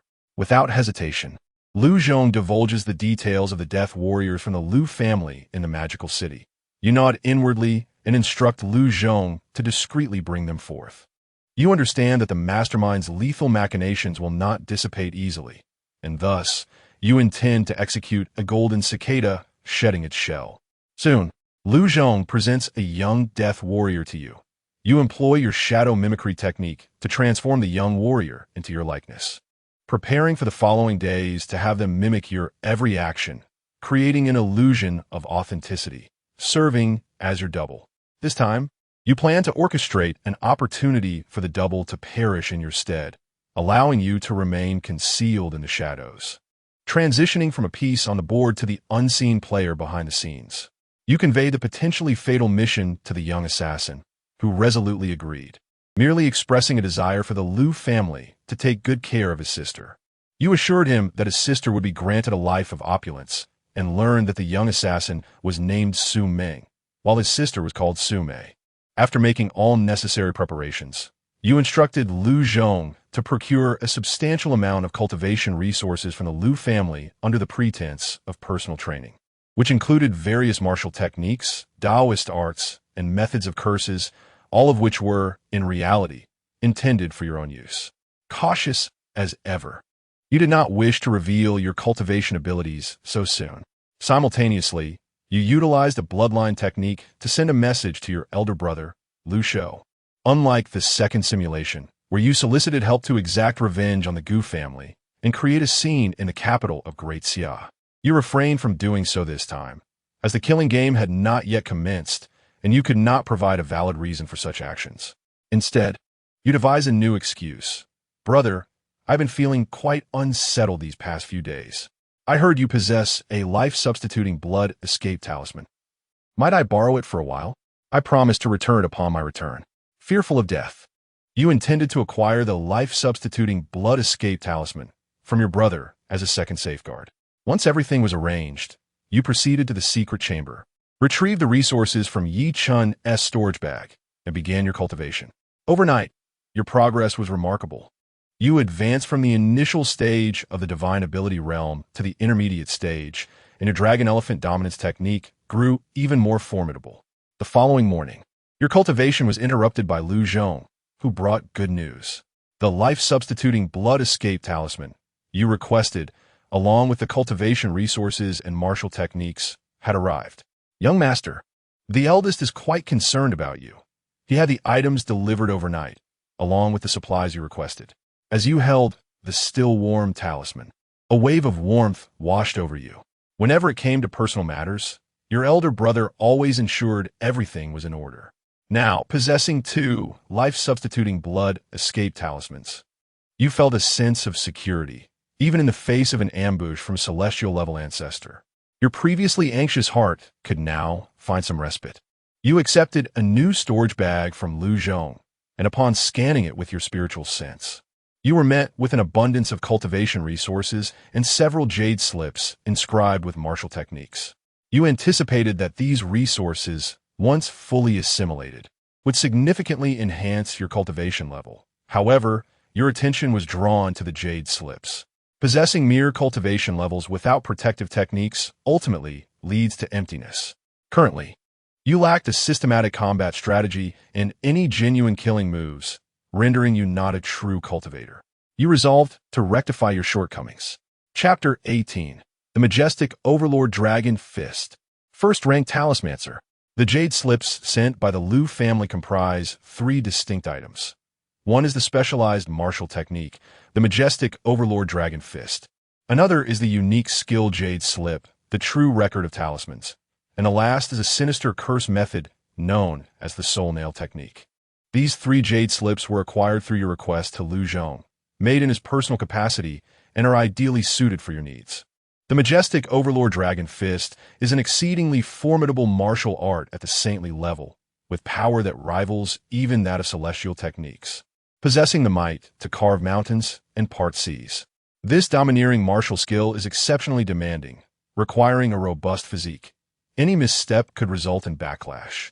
However, it perfectly complements the terrifying strength of your ancient dragon elephant overlord technique.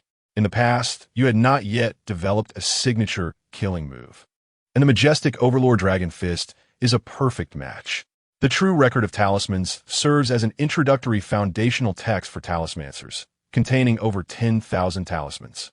Since discovering the extraordinary efficacy of the Supreme Emperor Bone in cultivation, you have realized the potential of pursuing a secondary vocation. Among these, the versatile profession of talismancer has undoubtedly captured your interest. As for the final soul nail technique, this cursed secret art is prepared for the destined protagonist, Yichun. It is worth noting that Yichun currently has one of his arms in your possession, allowing you to use this curse to pinpoint his location. Your considerations are indeed thorough. While enhancing your strength, you have also embraced the limitless potential of becoming a talismancer. The status of a high-ranking talismancer is highly esteemed among the elite of the Great Xia. Liu Qian gazes at his reflection in the villain simulator, feeling a surge of emotion. The status and potential of a talismancer are beyond imagination. A high-level talismancer, given sufficient time to prepare, could instill fear even in the most venerable celestial ancestors, as one could never predict the multitude of high-level talismans they might unleash in a fierce barrage. Moreover, certain advanced talismans possess extraordinary effects. For instance, the life-saving blood escape talisman in his possession, a celestial-grade talisman specifically designed for survival, is crafted by the hands of a high-ranking talismancer. To eliminate a well-prepared high-level talismancer, one would require the combined efforts of several celestial ancestors. One day, when you attain the realm of a high-ranking talismancer and amass sufficient advanced talismans, you will be confident in challenging the Gu family, a celestial lineage. Now, it remains to be seen whether the capabilities of the Supreme Emperor Bone can yield success.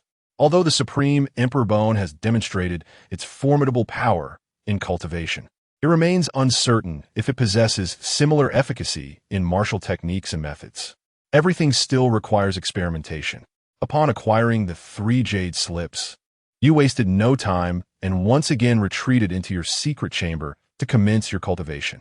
You began consuming a significant quantity of elixirs to stimulate the enlightenment state of the Supreme Emperor Bone, plunging yourself into a profound and nebulous state of comprehension.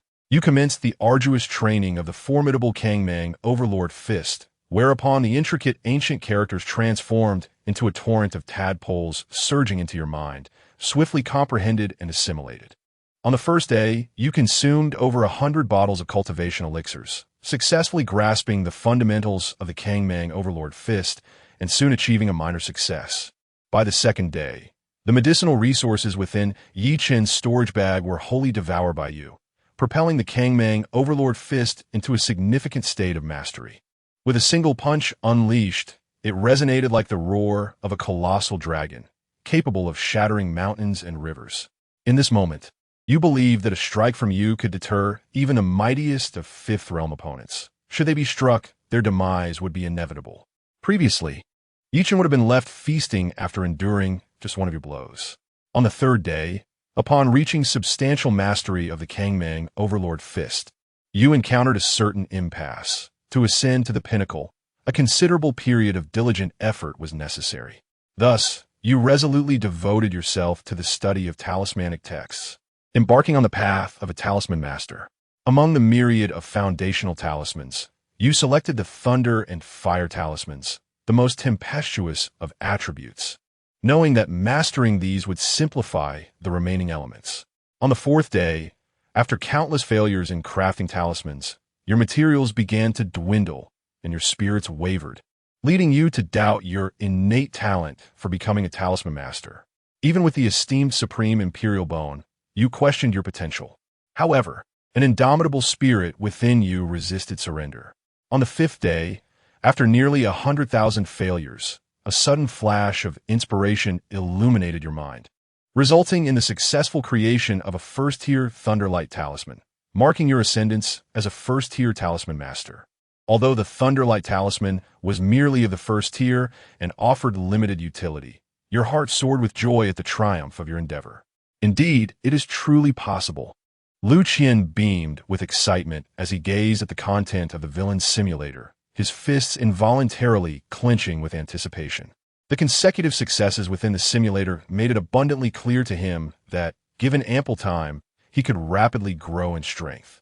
With sufficient villain points for simulation, he could emulate the sword god of Shirley Pu, wielding unmatched prowess to break free from the novice village and sweep away all opposition. 5 consecutive days immersed in an enlightened state of intense cultivation left you ensnared in profound fatigue, even causing a decline in your training pace. Realizing that haste could lead to stagnation, you decided to pause your training. You opened the door to the secret chamber and inquired of the guardian outside, Su Ming, regarding the developments of these past few days. Young Master Liu, the Demon City has remained tranquil these past few days, without any notable changes, Su Ming replied candidly. Unlike the second simulation, your decision to refrain from taking Liu Ruyue had allowed you to evade the deadly traps set by the unseen puppeteer. Consequently, there were no violent confrontations between the prestigious Liu and Gu families, nor any killings of Zhao Kuan. Instead, everything appeared to be calm. According to the outcomes of the second simulation, this evening, you would face an onslaught from the ancestral figure of the Zhao family, along with another saint-level powerhouse and numerous shadowy figures. However, at present, Zhao Kuan is alive, the Zhao family has not been annihilated, and their esteemed ancestor would not risk the extermination of their lineage to take your life. A solitary master of the sacred realm would be utterly incapable of halting Liu Zhong, and even with a cadre of shadowy figures, they would likely lack the assurance to eliminate you. It is conceivable that the unseen puppeteer, recognizing their deficiency in high-level combat prowess and uncertainty regarding your circumstances, may very well delay their plans against you, simultaneously concocting even more nefarious schemes. You cast a glance at the young death soldier, Su Ming, who bears an uncanny resemblance to you. His demeanor and aura mirror your own so closely that it is as if you were looking at a reflection of yourself. It is evident that Liu Zhong's rigorous training over the past few days has yielded remarkable results. By the way, Liu Xiao, it seems that a mysterious realm has recently emerged in the waters of the Magic City, attracting numerous individuals to venture there, Su Ming suddenly interjected.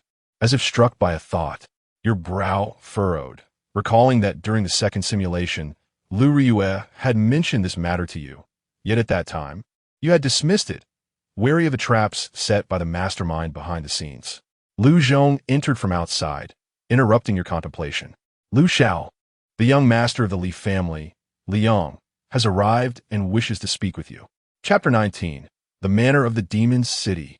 A reunion with the school belle Liu.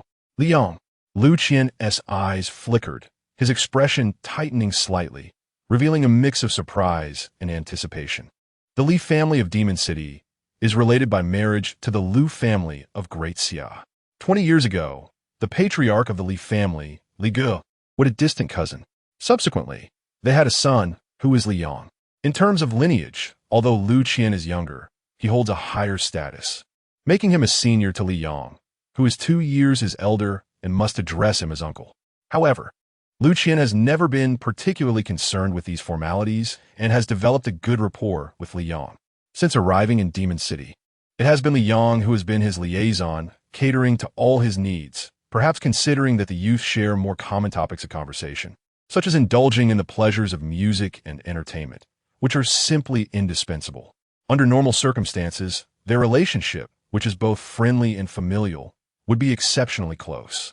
Yet, this bond is contingent upon the stability of a Li family. During the second instance of the antagonist simulator being besieged, Liu Qian began to harbor serious doubts about the Li family's integrity. After all, how else could the assassins have known his whereabouts with such precision? Moreover, amidst the chaos that ensued, not a single member of the Li family came to his aid. This raised significant concerns. Liu Qian suspected that Zhao Kuan and the Zhao family, whom he had previously dealt with, might have merely been scapegoats. The true puppet masters could very well be the Li family, his kin by marriage.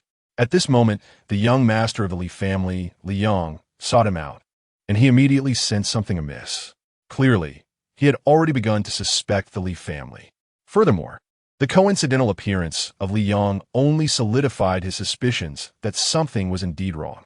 Li Yang's visit was likely a prelude to the maneuvers of the hidden orchestrators, preparing to make their next move. After a moment's contemplation, Liu Qian resolved to play along, eager to discern their intentions.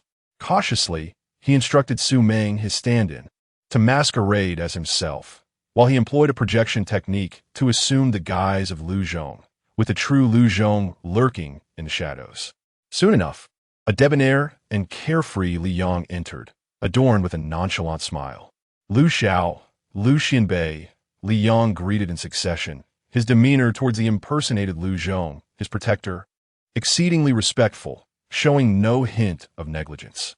The disguised Liu Qian remained silent, merely nodding to maintain his aloof persona, observing Su Meng, who bore his likeness, engaging in casual conversation. After days of training, Su Meng's impersonation was nearly flawless.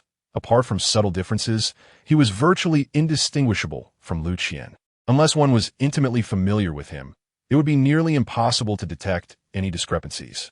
As for Li Yang, he evidently remained oblivious to the fact that the Liu Qian before him was an impostor. Before long, Li Yang began to unveil his true intentions, announcing the organization of a gala at the Demon City Manor, attended by numerous peers from Demon City University, eager to make the acquaintance of the busy Liu Qian, alongside a surprise he had in store for him. As he spoke, Li Yang meaningfully blinked his eyes. Disguised as you, Su Meng was momentarily taken aback, uncertain about what decision to make. Agree to him, you commanded through a discreet transmission of spiritual energy, instructing Su Meng, your stand-in, to comply, eager to discern the ulterior motives concealed within Li Yang. This opportunity could serve to validate whether the Li family was merely a pawn placed in Magic City by the true puppet masters. Before long, assuming the role of the driver and guardian, you navigated the familiar roads leading to the mansion, having visited the Magic City estate several times prior. Upon your arrival, the proprietor of the estate promptly emerged to greet the esteemed guests. After entering a supreme VIP room deep within the mansion, you noticed several figures present. Among them, two were particularly familiar, Zhao Kuan and Liu Ruyue. The moment you laid eyes on Liu Ruyue, a fleeting tension coursed through your muscles, yet you quickly regained your composure, forcing yourself to remain calm. After all, you were currently wearing the face of Liu Zhong, when you had previously employed the illusory transformation technique to alter your appearance. Even Liu Zhong, a powerful figure, could not discern the truth. It remained uncertain whether you could deceive someone as perceptive as Liu Ruyue. In that moment, a pang of regret washed over you for having come here. In the entire Magic City, the last person you wished to encounter was likely Liu Ruyue. You soon realized her presence was no coincidence. She was the belle of Magic City University and a classmate of yours. The majority of those present were students from the university, and, aside from Liu Ruyue, there were several other attractive female classmates. It seemed that today was a meticulously laid trap aimed specifically at you. Observing Zhao Kuan fawning over Liu Ruyue, you understood the dynamics at play. Zhao Kuan, this unfortunate soul, had likely been brought here as a scapegoat by the Li family, with the Zhao family backing him, allowing the Li family to distance themselves from any repercussions. It appeared that during the second round of the antagonist simulation, you had indeed wronged the Zhao family. As Su Ming, masquerading as you, made her entrance, everyone instinctively rose to their feet. These were individuals of notable lineage, yet before you, they appeared merely as lesser beings. Young Master Liu, I exerted considerable effort today, but to no avail. It was only through your influence that I succeeded in inviting the campus belle out, Li Yang said. A sycophantic smile plastered on his face. Clearly, he was well aware of your previous pursuit of Liu Ruyue at Magic City University and intended to employ the same strategy of seduction once more. At this moment, you could already surmise the unfolding narrative. Liu Ruyue would likely be intoxicated and subsequently led to a hotel for rest. A slight frown creased your brow as you felt as if history was repeating itself, realizing that no matter how you attempted to evade it, you could not escape the inevitable. Fortunately, you had managed to switch identities. All eyes were fixated upon Su Ming, the substitute, adorned with a facade of congeniality, while you were cast into the shadows of neglect. Even Liu Ruyue's gaze remained steadfastly on Su Ming. However, with your keen sense of observation, you seemed to catch a fleeting moment of her furrowed brow, hinting at a semblance of confusion. A pang of anxiety gripped your heart, fearing that Liu Ruyue might uncover the identity of the substitute. You refrained from further guiding the substitute through your spiritual communication, allowing her to act autonomously in order to minimize the risk of exposure. Soon, the substitute took her place, mingling with the elite offspring of the capital, vividly embodying the extravagant lifestyle of the city's debauchery. Meanwhile, you remained a silent observer, watching with detached interest. Chapter 20. Chaos Unleashed, Assassins Emerge. Perhaps owing to the esteemed background of the Liu family, the double was almost rendered the focal point of the gathering, receiving countless compliments. While several attractive female classmates exhibited gestures of familiarity, even Liu Ruyue frequently cast glances toward the double, her brow furrowed in contemplation. Observing the infatuation of the celebrated beauty Liu, it was undeniable that every male present felt a twinge of envy and resentment.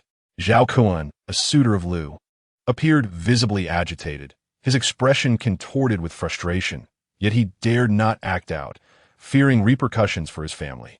As the atmosphere intensified, Li Yang rose and approached you, who felt somewhat out of place, and whispered, "Senior Liu, would you like me to arrange some entertainment for you?" You understood that Li Yang's intention was likely to divert your attention, allowing for an opportunity to strike at the double impersonating you. Aware of his motives, you did not refuse. Instead, you nodded emphatically in agreement. The current situation was already within your expectations, and you had no desire to remain close to Liu Ruyue, an unpredictable factor. However, you could not shake the feeling that Liu Ruyue seemed somewhat peculiar, as if she had altered from the versions you had encountered in the previous simulations. After exchanging a few words with the double, you stood up and departed, guided by the attendants to another private room, accompanied by over 10 youthful and charming women of diverse styles. Clearly, Li Yang intended to employ the allure of beauty to momentarily distract you. Faced with these enchanting young ladies, you remained unwavering, swiftly incapacitating them, and then retrieved a communication talisman to contact Liu Zhong, who was stationed outside the estate in Magic City. The talisman, a first-tier consumable, allowed for discreet communication within a 10-mile radius. You had crafted several when you had recently ascended to the rank of a first-tier talisman master. In this proactive engagement, you chose not to have Liu Zhong accompany you closely, but rather to follow at a distance, serving as a hidden ace. Young Master Liu, numerous shadowy figures in black have appeared outside the estate, most possessing abilities ranging from the third to fourth realms, with a leader likely being a formidable presence within the Saint realm. Liu Zhong's message sent a jolt through you, confirming your suspicion that the Li family was indeed the puppeteer behind scenes. Just as you and the double arrived at the Magic City estate, assassins had already made their entrance. Anyone not foolish could deduce the implications. The masked figure from the second simulation, most likely the elder of the Li family, was undoubtedly the one behind the setup. With the assassination plot now in motion, a sense of urgency surged within you, prompting an immediate order for Liu Zhong to approach, so you could exchange identities. The impending assassination attempt would target you masquerading as Liu Zhong, the Saint Realm powerhouse, which would likely draw the heaviest fire, compelling the Saint Realm assassin to act. In the present day, not only is the substitute fraught with peril, but your own circumstances are equally precarious. Fortunately, Liu Zhong has been trailing closely behind and, within mere moments, appears before you, prompting a sigh of relief to escape your lips. You relay a few instructions to Liu Zhong before utilizing the phantom transformation technique to assume the guise of a waiter and step outside. At this moment, your satisfaction with the grotesque magic of phantom transformation deepens. You retreat into a wine cellar, retrieving the soul nail technique to devote your time to cultivation. Convinced that the assassins will not act so swiftly, you begin perusing the jade slips, discovering that the soul nail technique is not complex, indeed rather simple. One merely needs to obtain an item belonging to the target to track or even curse them. However, due to its insidious nature, it carries the risk of backlash and may also influence one's fortune. An hour later, you successfully grasp the fundamentals of the soul nail technique. From your storage ring, you extract Yi Qian's severed arm, employing the soul nail method to siphon blood essence, opting against a curse in favor of tracking. After all, cursing someone favored by destiny could easily result in repercussions. Blood begins to flow from the severed limb, coalescing into a small blood nail that points forward. Indeed, Yi Qian has arrived. You understand that wherever a grand spectacle unfolds, the destined protagonist Yi Qian will inevitably be present. Soon, this estate in the devilish city will descend into chaos. Suddenly, a terrifying explosion reverberates nearby, prompting you to retract the severed arm and glance outside the warehouse, where you witness Liu Zhong fiercely battling a masked figure of considerable strength. The killing has commenced. In the second simulation, the cloaked adversary had cooperated with the Zhao family patriarch to contend with Liu Zhong, but now, alone, he quickly finds himself at a disadvantage. The clash between two formidable practitioners unleashes a wave of terrifying spiritual energy, threatening to raze the estate to the ground, plunging the scene into disorder. Amidst the turmoil, a cadre of black-clad assassins rushes toward the room where the substitute resides, ready to strike. In midair, Liu Zhong, engaged with the cloaked foe, lets out a cold snort, unleashing a formidable pressure that allows him to spare a hand to strike, instantly annihilating a significant portion of the assassins. Those who dare to attack the Liu family shall perish, regardless of who stand behind you. Liu Zhong's domineering voice echoes throughout the estate. Despite a few black-clad assassins managing to escape, they are swiftly intercepted by the remaining guards of the estate. The tide of battle appears to be turning decisively. After scheming for so long, it is inconceivable that it would conclude so easily. There must be further machinations at play. Let me see what other tricks you possess. Liu Qian's gaze is deep and focused as he observes the fierce combat unfolding within the villain simulator, unwilling to believe that the adversaries have no additional moves up their sleeves. Otherwise, once Liu Zhong defeats the black-clad formidable foe, it would merely devolve into a one-sided massacre. Amidst the battlefield, you begin to silently recite a mantra of invisibility, urging all to overlook your presence, while your gaze remains fixed on the unfolding conflict. Suddenly, an unexpected turn of events transpires.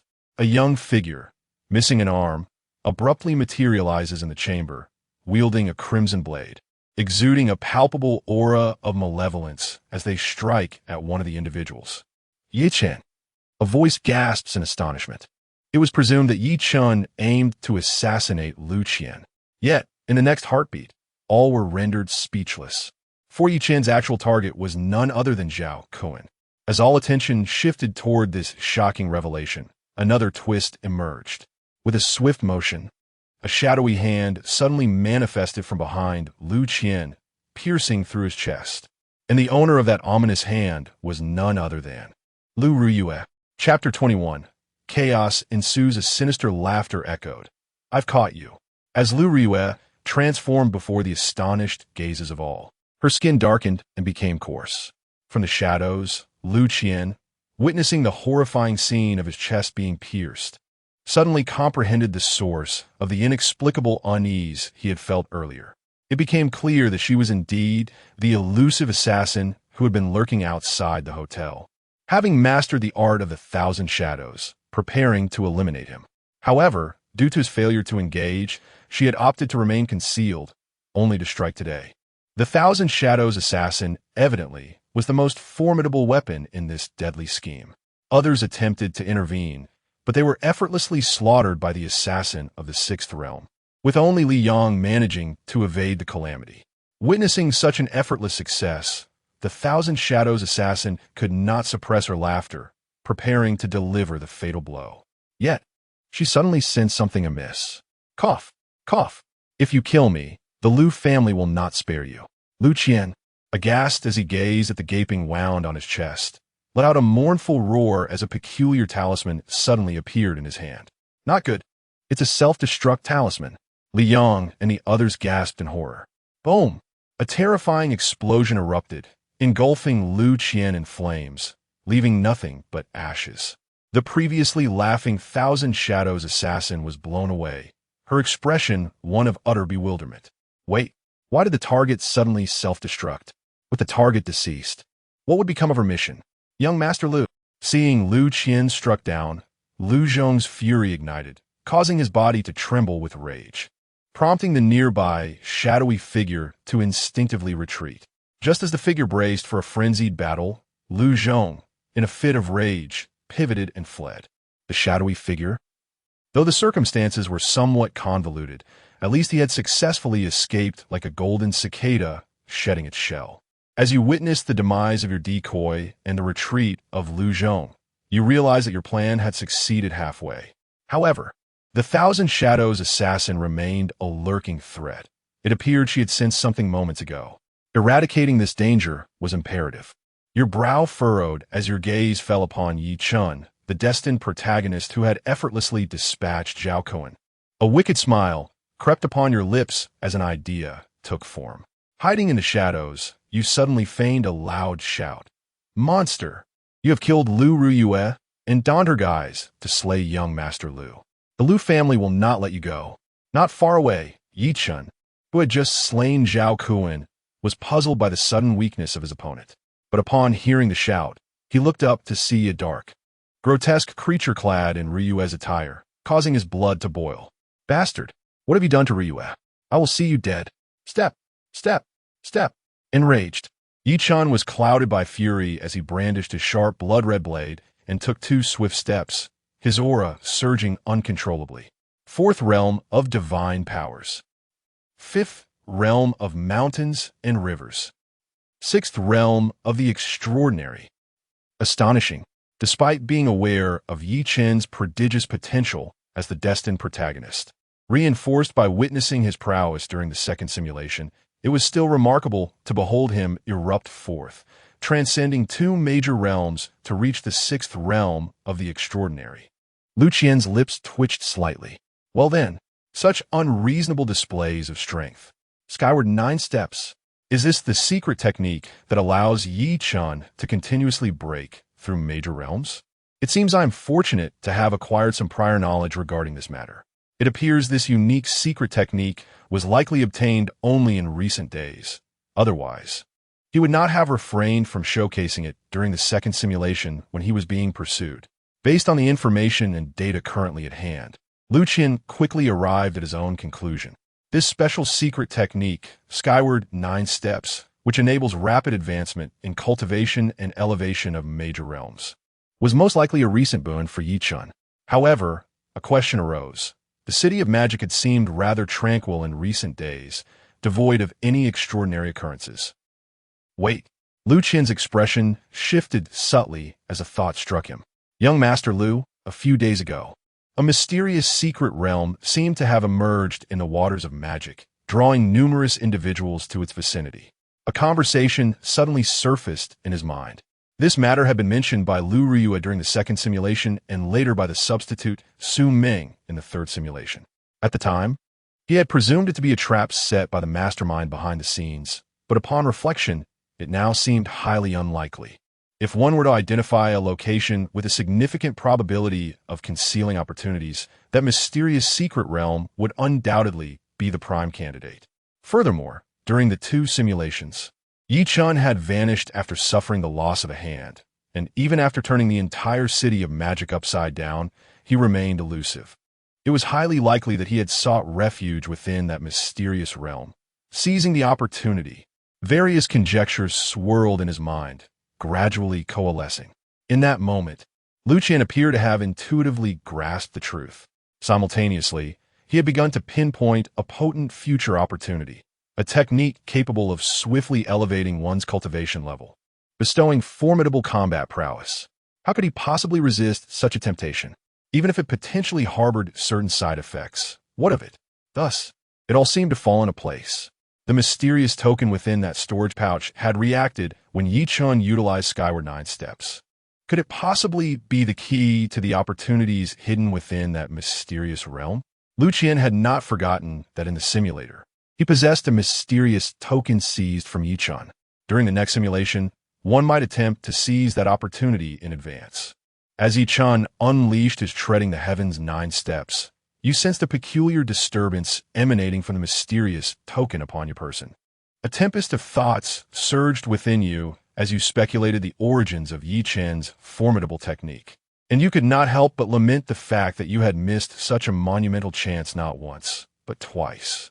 Instead, it was Qian, having been interrupted twice, who preemptively seized this astonishing opportunity, soaring to new heights. This was inconceivable. The shadow assassin, witnessing Qian descend like a deity, felt an overwhelming dread as his combat prowess surged, prompting a desperate attempt to flee, but alas, it was too late. With a swift strike, Qian dispatched the shadow assassin, ending his life on the spot. This sudden eruption of power left all onlookers in stunned silence. And yet, as Qian continued his relentless assault, his expression suddenly paled, his body unsteady, and his aura faltered as he transformed into a streak of white light and vanished. All of this transpired with such breathtaking rapidity that none could react in time. Even the cloaked figure above was left bewildered. Just a moment prior, Liu Qian had been slain, and in his final moments, he had defiantly self-destructed. As the guardian, Liu Zhong had no thought of vengeance. He simply fled. In the next instant, one of his own, the shadow assassin, was struck down by the suddenly emerging Qian. And then, Qian too made his escape. Most crucially, Zhao Qian, who was meant to be the scapegoat, was also slain by Qian. Chaos ensued, plunging everything into utter disarray. Chapter 22. Hidden behind the scenes. The new Destiny's female protagonist. The black-clad powerhouse was taken aback. With Zhao Qian's demise, the scapegoat was gone. Who would then bear the wrath of the illustrious Liu family of the Great Xia? The fleeing Liu Zhong was most likely returning to relay information, and soon. The entire Magic City would be in turmoil. Witnessing the precarious situation, with Liu Qian, the target, having fallen, the black-clad warrior could only swallow his grievances in silence. Who dares to harm my grandson? A formidable aura, reminiscent of a saintly being, approached rapidly. It was none other than the ancestral figure of the Zhao family. Clearly, they had sensed the demise of Zhao Qian. This is bad. The old ghost of Zhao is notoriously obstinate. It would not bode well if we were to cross paths.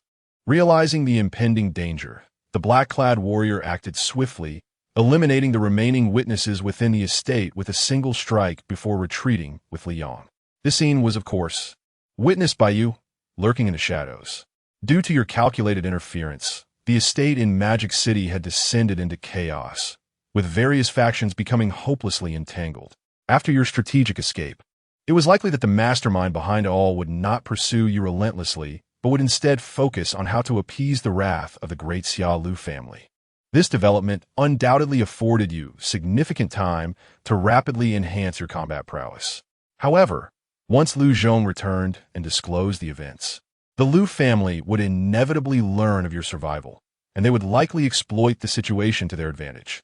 Nonetheless, it was also inevitable that your cultivation would come to light, an unavoidable consequence of your circumstances. At present, your strength remained insufficient. Every action must be calculated, every move meticulously planned. You retrieved Yi Qin's severed arm, contemplating whether to employ the soul nail technique to locate and ambush him, forcing him to divulge the powerful secret technique of 9 steps to heaven. Recently, after Yi Qin's explosive display that felled the 1,000 Shadows assassin, he had evidently suffered some backlash, likely plunging him into a state of weakness. A cornered beast is the most dangerous, bound to retaliate fiercely. Thus, it may be wiser to let others take the lead. After careful consideration, you ultimately dismissed the idea of pursuing him directly. Should Yi Qin, in a desperate bid, unleash the 9 steps to heaven once more, you might not withstand the onslaught. In light of this, it would be more prudent to allow the Zhao family patriarch, a formidable being, to take the forefront while you remain in the shadows, poised to reap the rewards. In this world, one must rely on intellect to navigate challenges. Those devoid of cunning merely become pawns for others.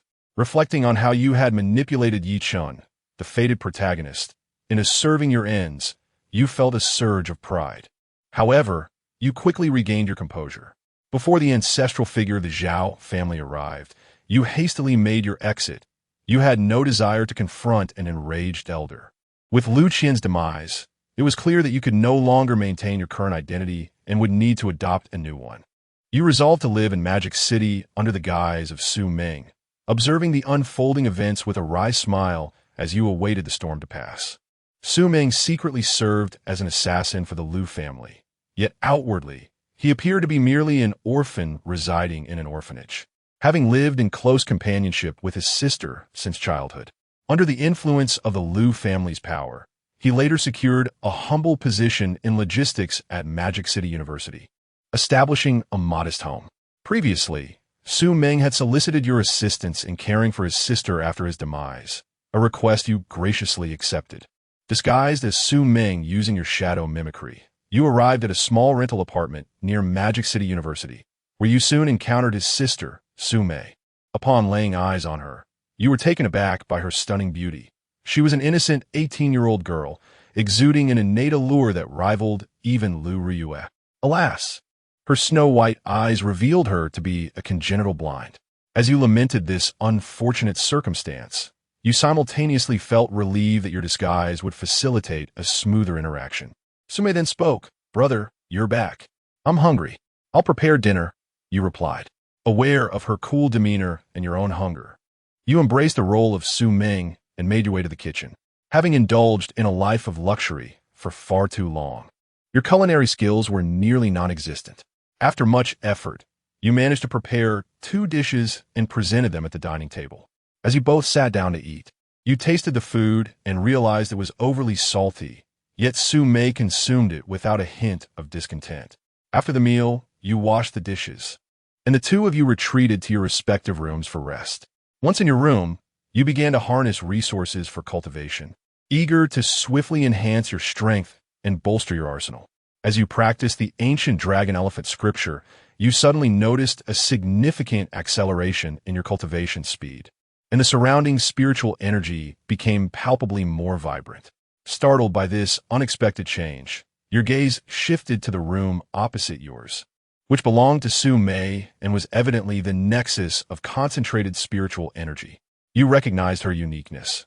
She seemed to possess a rare constitution, potentially akin to Liu Ruyue, marking her as a destined protagonist. Another destined protagonist. Liu Qian felt astonished, not anticipating the discovery of yet another so soon. However, upon reflection, Su Mei's background appeared to harbor the makings of a fated heroine, an orphan, blind, dependent on her brother, and now left alone after his passing. Her plight was painfully evident. Had you not approached her through the simulator, her fate, bereft of her brother's protection, would likely have been dire. At this moment, should another destined character emerge to rescue her, the narrative would be perfectly aligned. In light of this, one might consider that you had preemptively intercepted this unfolding tale. The following day, you found your cultivation had surged remarkably, nearing the pinnacle of the divine realm, with your shadow mimicry and dragon elephant dominance both significantly enhanced. Upon becoming aware of this matter, you displayed no unusual behavior, continuing to play the role of Su Ming. Each morning, you engaged in menial tasks at the logistics department of Magic City University, gathering information. Subsequently, you returned home to prepare meals for Su Mei and spent your evenings in cultivation.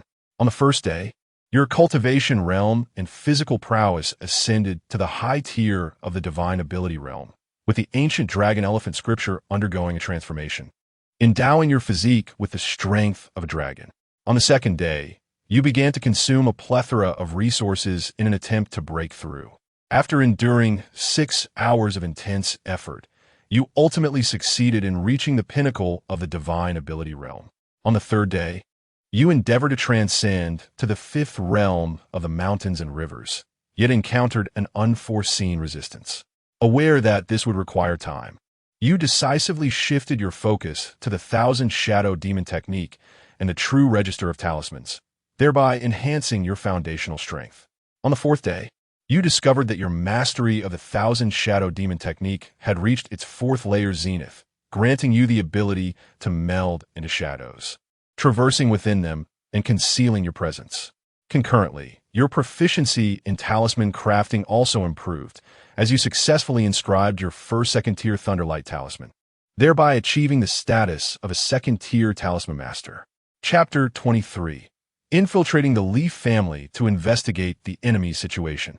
You have discovered that when you're in close proximity to Su Mei, your success rate in drawing talismans significantly increases. Within just a few days, you have successfully crafted numerous low-level talismans. While their lethality may not be substantial, they possess remarkable effects in certain unique circumstances. Over the course of 5 consecutive days, your foundational strength and capabilities have been comprehensively enhanced. Simultaneously, you have been closely monitoring the developments in the outside world.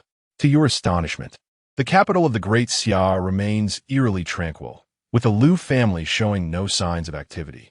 It is worth noting that during previous simulations, upon confirming the assassination attempt against you, the entire Liu family mobilized without hesitation to reclaim their honor. Could it be that Liu Zhong failed to relay the situation back? Or has some unforeseen complication arisen? You have come to realize that there may be issues brewing in the imperial capital of Great Xia. Or perhaps the Liu family is plotting something covertly. Is this yet another unforeseen change? Liu Qian gazes at the new developments appearing in the simulator, his heart sinking. According to his expectations, upon receiving the information, the Liu family would undoubtedly cause quite a stir. It would not be impossible to replicate the fierce conflict with the Gu family of Great Xia as seen in the second simulation. Even the forces from the Magic City would be met with the Liu family's wrath. Yet now, they remain so discreet. Could it be that the Liu family has uncovered something? Beyond the Gu family, are there other hidden powers at play? Might there be more than one celestial family involved? Indeed, even a small fry like him, having learned of certain matters, can uncover a multitude of individuals.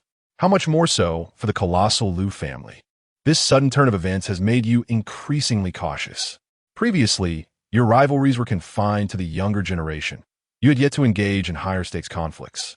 You have also learned that the mysterious secret realm that appeared in the waters of the Magic City vanished shortly after its reemergence, momentarily quelling your desire to investigate. You remain ever more vigilant, maintaining your guise as Su Ming while working in the logistics department of Magic City University.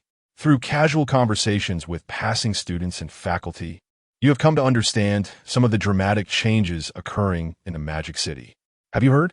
That dashing young man from the imperial capital seems to have gone missing. Many are now frantically searching for him, and it's rumored to involve the campus belle, Liu Ruyue.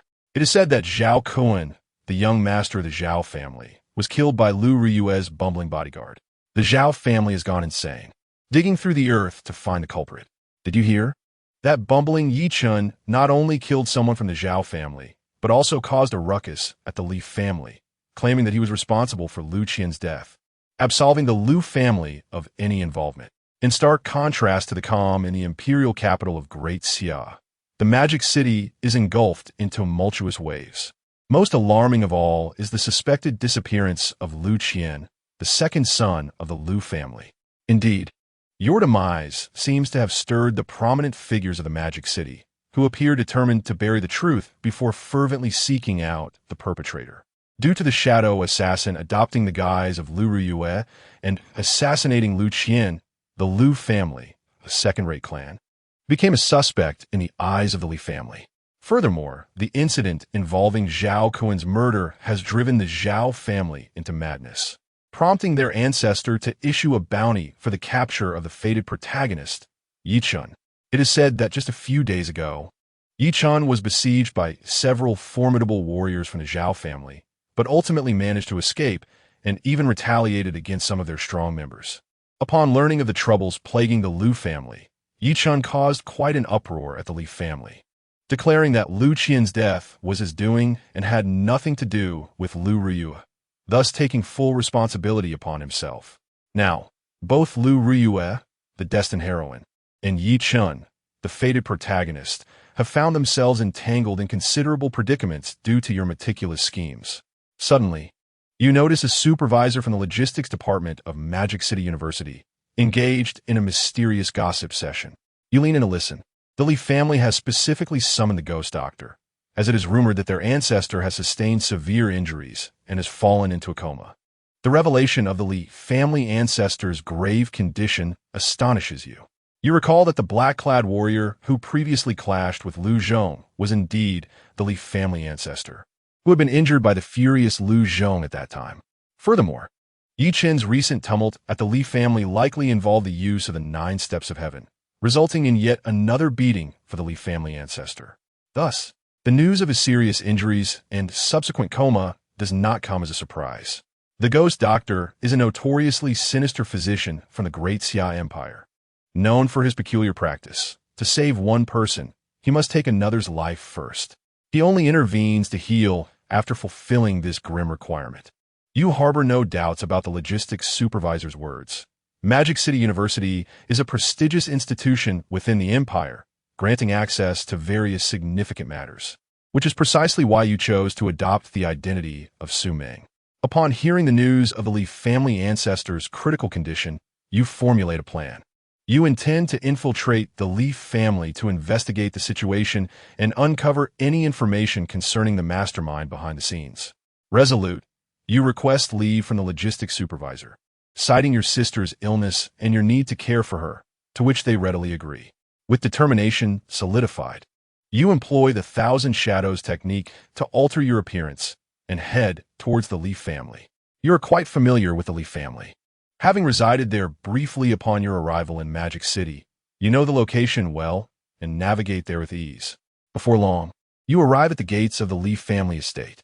At that moment, the gates swing open, revealing Li Yong exiting alongside a shadowy elder, his face adorned with a look of deference. Listening to their conversation, you realize that the shadowy elder is the legendary ghost doctor.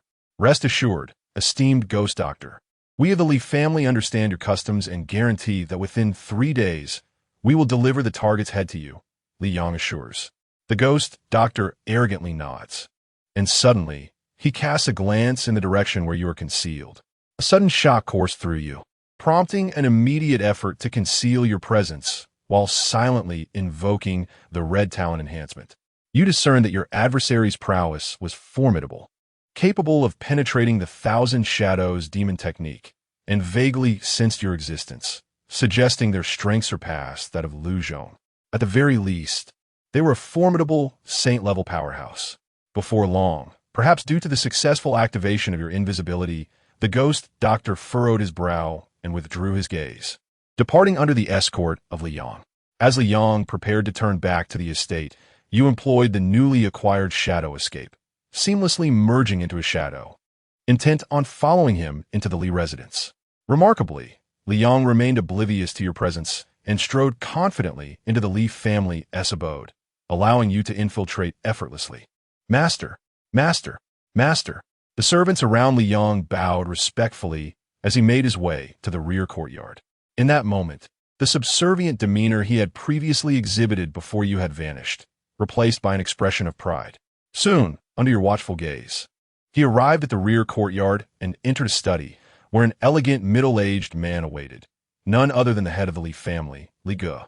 The father and son exchanged a few brief words regarding the ghost doctor, during which you confirmed that the family's ancestor had indeed fallen into a coma. Unable to suppress his curiosity, Li Yong finally posed a question. Father, what shall we do about Liu Qian? After all, it concerns the Liu family. It has been 5 days, and I cannot help but feel increasingly anxious. Do not worry. Measures have already been taken in the imperial capital.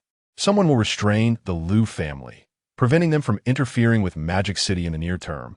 Li Gu's words sent a shiver down your spine. Indeed, trouble had arisen for the Liu family in the imperial capital. Chapter 24.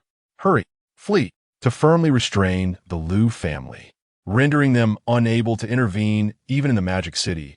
It is undoubtedly impossible relying solely on the Gu family. There must be other forces involved. The influence of the mastermind behind the scenes appears to be even more formidable than one could imagine. Upon hearing this news, Li Yong breathed a sigh of relief. That is good.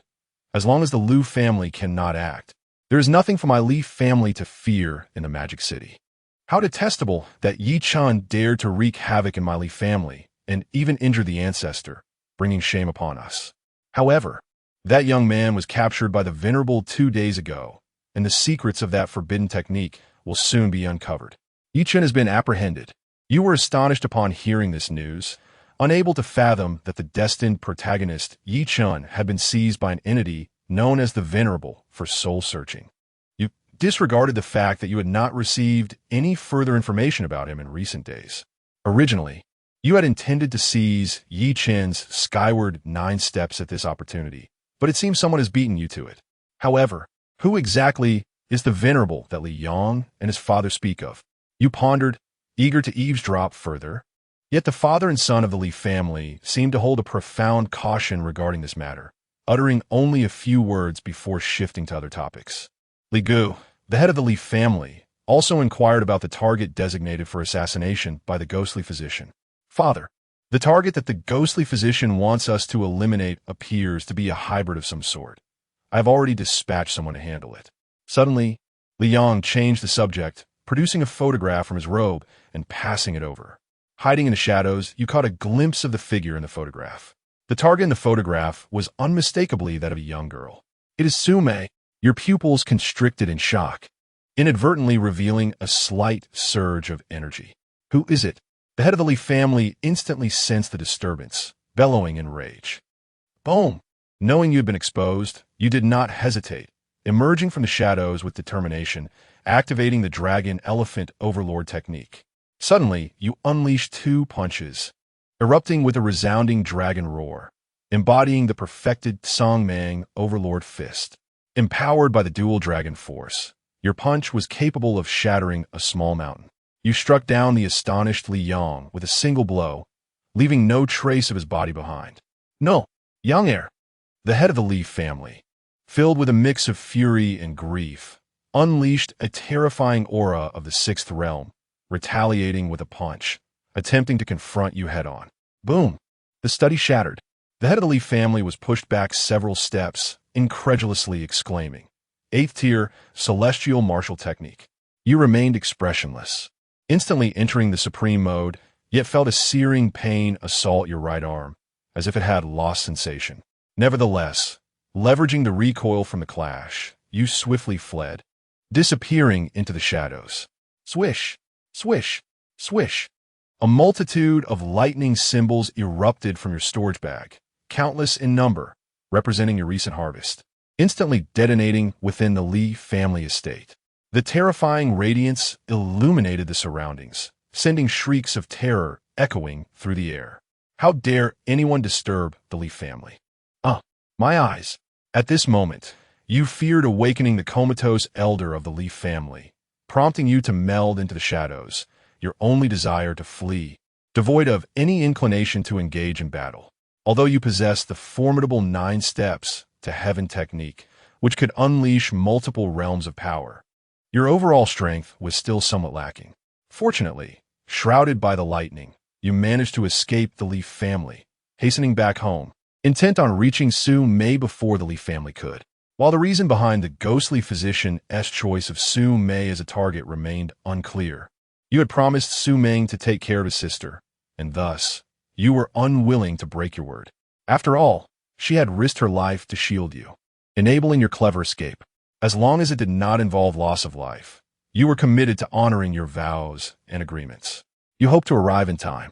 Should you be late, you would have no choice but to contemplate growing stronger to avenge her. You nearly perfected the 1,000 Shadows demon technique, transforming into a mere shadow, coupled with a swift escape and the enhancement of a second-tier talisman, propelling you close to the speed of sound. Even the 5th realm would be left in awe. In that moment, you seemed to attain a new understanding of the 1,000 Shadows demon technique, comprehensively stepping into its 5th layer. You comprehended a new supernatural ability, shape-shifting shadow. This ability, merging intent and form, consumes spiritual energy and essence, allowing for near-instantaneous movement. It also enables the transport of living or inanimate objects, albeit at a greater cost. To your astonishment, you had acquired a talent for instantaneous movement. Liu Qian felt a surge of joy, surprised that at such a critical moment, he had gained a new life-saving ability. Indeed, his innate talent for cultivation was remarkable. You attempted to utilize shape-shifting shadow, your mind conjuring images of Su Ming's home, as your surroundings began to blur and warp. In the next instant, you found yourself near Magic City University, though still a short distance from your destination. It was not far off. Just moments ago, you had effectively teleported over 10 miles in the blink of an eye. Once your cultivation soared in the future, this ability would likely rival that of the life-saving blood escape talisman. However, as elation washed over you, an overwhelming wave of weakness suddenly struck, leaving your spiritual energy and mental fortitude in a state of disarray. This was dire. The consumption had been excessive, nearly draining you completely. You hastily retrieved several pills, swallowing them to regain some semblance of strength. Becoming cautious, you proceeded with utmost care towards Su Ming's residence. Perhaps fortune smiled upon you, for when you arrived, the members of the Li family had yet to make their entrance. It appears that luck is indeed on my side, as fate favors me. You adjusted your attire, transforming into the likeness of Su Ming, revealing your figure, then pushed open the door and stepped inside. Drip, drip, drip. The static sound of the television reverberated throughout the room, devoid of any visuals, only a monochrome blur emitting an eerie noise. On the sofa, the silhouette of Su Mei faced away from you, the television still flickering, as if she were indulging in snacks. You strode confidently towards her, seizing her hand firmly. Your voice as calm as possible. Mayor, brother has found a new place for us. Let me take you away. Drip. A drop of blood fell upon your hand. Your expression instantly stiffened, for you noticed that Su Mei's once pristine white eyes had vanished, replaced by 2 vacant, gaping wounds of crimson. Her countenance contorted, resembling a marionette under duress, as she uttered in a faint whisper, "Hurry! Escape!" Chapter 25. Celestial Being. Gazing upon Su Mei, whose eyes seemed to have been violently extracted, a chilling dread surged through your spine, plunging you into an icy abyss. Instantaneously realizing that you had fallen into a trap, ensnared like a turtle in a jar. The people of the Li family, no, the puppeteers behind the scenes had arrived. With unwavering resolve, you summoned your spiritual energy, severed your heart meridian, and proactively activated the blood escape talisman. A phantom of a crimson demon bat materialized above your head, poised to transport you to safety. What the Siziwa Yaulat? But can you truly escape? A sinister laughter echoed from within the room, as if the brilliance of countless stars erupted into existence, coalescing into a colossal chain imbued with spatial power. It swiftly ensnared the blood-colored demon bat, forcibly interrupting the escape function of the blood escape talisman. A celestial grade talisman. Moreover, it was a rare spatial attribute, The legendary sealing talisman. As a talisman master, upon witnessing that spatial fetter, your pupils constricted and your heart sank. The rarity of the sealing talisman surpassed that of the blood escape talisman, specifically designed to confine the surrounding space and nullify all escape techniques. It was evident that the adversary had come prepared, fully aware of your possession of the blood escape talisman. You could say that your first card had already been rendered useless. Yet, you pondered whether the opponent possessed a second sealing talisman. A sense of urgency gripped your heart as you attempted to struggle, only to discover that your entire spiritual energy had been sealed, rendering you immobile. Undeterred, you silently entered the supreme mode, calming your mind and beginning to fight back. Indeed, just as that individual had said, you possessed a blood escape talisman. Had it not been for the sealing talisman they brought along, they would have expended considerable effort to uncover it. Suddenly, your room was pushed open, and an elderly man with a shadowed visage, exuding an eerie aura, stepped forth, a wicked smile adorning his face. It is you. As you recognize the face before you, your pupils dilated, instantly identifying him as the ghostly physician Liu Ruyue, who had previously departed from the Li family. What astonished you further was the faint yet boundless celestial pressure emanating from him. He was indeed a celestial being. The puppeteer behind the scenes had summoned a celestial being to target you, perhaps feeling confident of victory or believing you to be on the brink of death. He refrained from immediate action, instead wearing a grin of malevolence. Indeed, it is I.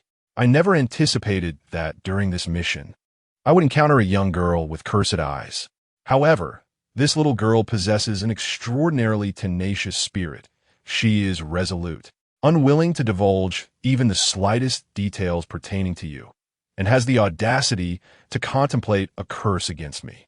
Should she succeed, even as a celestial being, I would face insurmountable troubles. Thankfully, I acted swiftly and rendered her sightless. Were it not for her potential utility as bait, I would have eliminated her long ago, using her flesh to nourish my spiritual pet. Brother, I hurt so much. Sume clutched her legs, curled up, trembling violently. Listening to her words, your gaze fell upon Sume, who was huddled on the sofa, her eyes vacant save for the gaping wounds that once held life. A surge of bloodlust coursed through you, igniting a fierce desire to avenge her plight. Over the course of several days, you had unconsciously embraced the role of an elder brother, treating Sume as if she were your sister. Now, witnessing her sacrifice to protect you, her eyes destroyed, your fury threatened to consume you whole. In this moment, you lamented not having ambushed Yi Chun sooner, devising a plan to seize the coveted 9 steps to heaven. Had you done so, you would not be compelled to confront this wretched old man now. As your anger intensified, your heart raced, and the imperial bone within you began to seethe with a fiery intensity, as if some terrifying power were awakening within. The seals binding you began to tremble. Though you had not acquired the cursed eye, young man from the Liu family, you harbor many secrets. Previously, outside the Li family's residence, you managed to evade my perception, vanishing without a trace. Otherwise, I would not have needed to expend such effort to capture you. The ghostly physician, Liu Ruyue, bore a knowing expression, as if he were already aware of your escape plan. Your eyes narrowed, realizing that you had been detected outside the Li family's abode. Had you not been obscured by my crimson talent, you would likely have been apprehended. Suddenly, you recalled the conversation between the father and son of the Li family a few days prior, where a venerable figure had arrived and captured Yi Chun. Your peripheral vision caught a glimpse of the tormented and severely injured figure lying motionless on the ground, a broken and battered shell of a body. A jolt of shock coursed through you, but you quickly regained your composure. The reason for capturing Yi Chun was undoubtedly to seize the 9 steps to heaven. But keeping Yi Chun as a burden implied that the secret technique had yet to be secured. Thus, a glimmer of hope remained, compelling you to take a desperate gamble. You were prepared to fight with all your might, risking everything for a chance at survival. If worst came to worst, death would be your only outcome. Even in failure, you hoped to extract the identity of the mastermind behind these machinations. Are you the venerable one? Interesting young lad. It seems you know quite a bit. The ghost doctor Liu Ruyue expressed a degree of astonishment, realizing that even among the formidable forces lurking in the shadows, there were several who recognized his esteemed name. To his surprise, this young scion of the Liu family was aware of it. Previously, the assassin masquerading as Liu Ruyue was also in league with you. The ability to command a celestial being as a mere pawn indicates that your benefactor is no ordinary individual. As you suddenly spoke, did you still recall the words that had just slipped from the other party's lips, mentioning their business in the Magic City? Meanwhile, the periphery of your gaze remained fixated on Qian, who lay motionless in the inner room like a lifeless dog. When you uttered the name, Liu Ruyue, Qian appeared to tremble for a fleeting moment. Cursed be it, these fated protagonists are not so easily dispatched. Each one clings to life like a tenacious survivor. You inwardly scoffed. Ha, young scion of the Liu family, do not harbor any illusions about extracting information from me, nor expect anyone to come to your rescue. At present, the Liu family is but a clay Buddha crossing the river, unable to safeguard its own interests, much less attend to your plight. The ghost doctor's cold laughter echoed as he unveiled yet another shocking revelation. The supreme imperial bone that resides within you is beyond my reach. Yet I find myself coveting your method that can obscure the perception of celestial beings. Should you willingly relinquish it, I can make arrangements to grant you a swift release. Chapter 26. Liu Qian, old man, who says that the Magic City has only one celestial being. You find it somewhat astonishing that the revered ghost doctor covets your crimson talent. You realize that while he cannot see you, he is aware that he dares not monopolize your supreme imperial bone, yet he harbors his own insatiable greed. Indeed, it is no surprise, the effect of your crimson talent, which he cannot perceive, is truly enticing enough to captivate even celestial beings, a fact that underscores his current inadequacy in strength. Were you to stand as a celestial being, this singular ability to obscure the five senses would render you one of the most formidable assassins, instilling dread in countless influential figures. Very well, but the law is not to be lightly imparted. Since you desire my secret technique, approach me, and I shall convey it to you verbally. I hope you will honor your promise and allow me a swift departure. You feign hesitation, ultimately exhaling a resigned sigh. Having discerned the opponent's avarice, you intend to exploit it thoroughly. Judging from his earlier demeanor, he is exceedingly arrogant, treating you with utter disdain. After all, in his eyes, you are merely a trapped insect. He cackles, Liu family brat. I hope you can see the situation clearly and refrain from any tricks. The ghost doctor advances coldly. As you anticipated, his arrogance and contempt are palpable. Even if he suspects you might be cunning, his invincible strength as a celestial being leaves you unworthy of his concern. Moreover, he appears supremely confident in the binding talismans, convinced that you cannot break free from the restraints imposed upon you. What he fails to understand is that, under the influence of the supreme imperial bone, the seals on you are already teetering on the brink of collapse, ready to be shattered at any moment. In that instant, as the ghost doctor draws near, whispering in your ear, your internal spiritual energy surges violently, propelling you into the supreme mode once again, and you break free from your restraints, launching a powerful punch. Boom! At that moment, teetering on the edge of life and death, a torrid warmth suddenly surges from your supreme imperial bone, crashing against the barrier of realms. You ascend from the pinnacle of the fourth realm to the fifth realm of mountains and rivers. The realm of mountains and rivers gathers the dual energies of heaven and earth, harnessing the power of the land, steadfast as a mountain, yet swift as a thunderclap, wielding tremendous strength. In this moment, you forcibly draw upon the power of the earth beneath your feet, akin to an immense, unyielding mountain. With a single punch, you unleash a sound that reverberates through the heavens, suppressing all. The force of this strike is such that even a sixth realm extraordinary being would be compelled to evade its edge. Yet, despite the terrifying might of your blow, the ghost doctor effortlessly receives it with a calm demeanor. In the next instant, an excruciating pain engulfs you.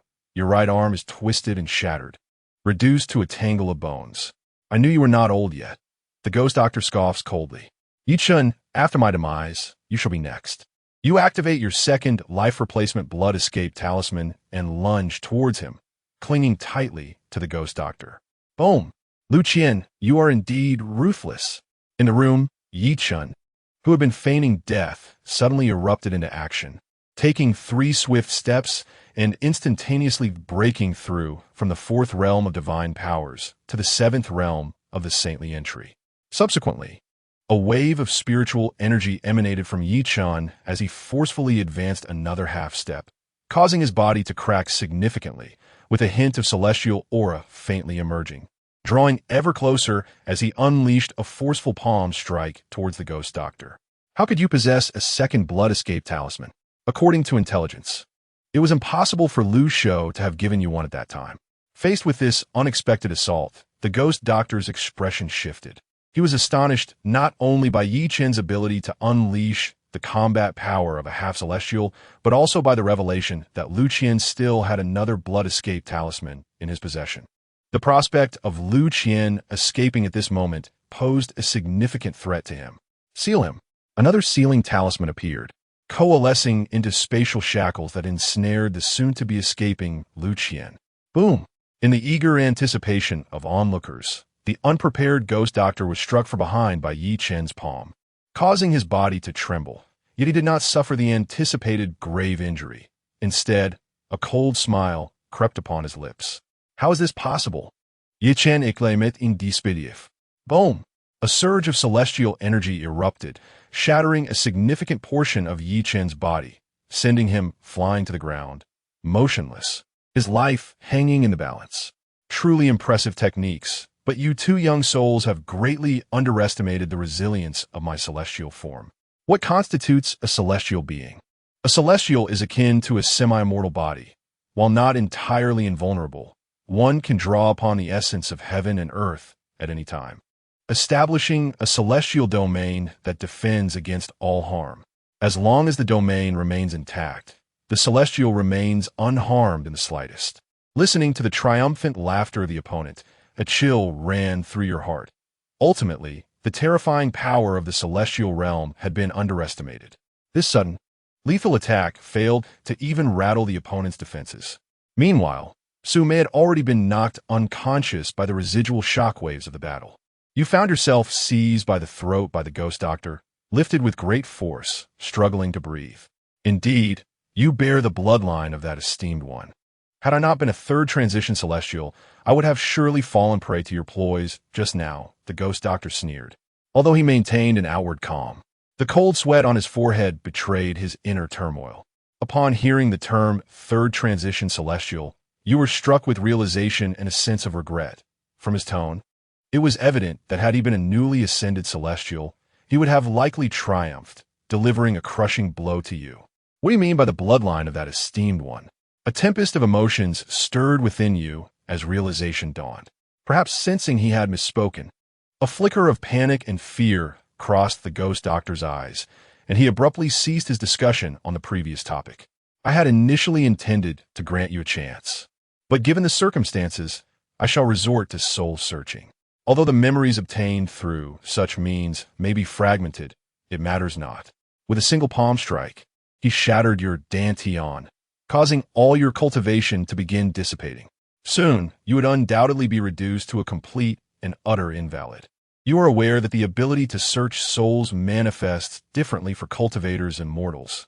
The latter, devoid of any cultivation, cannot resist and thus can access a greater wealth of memories.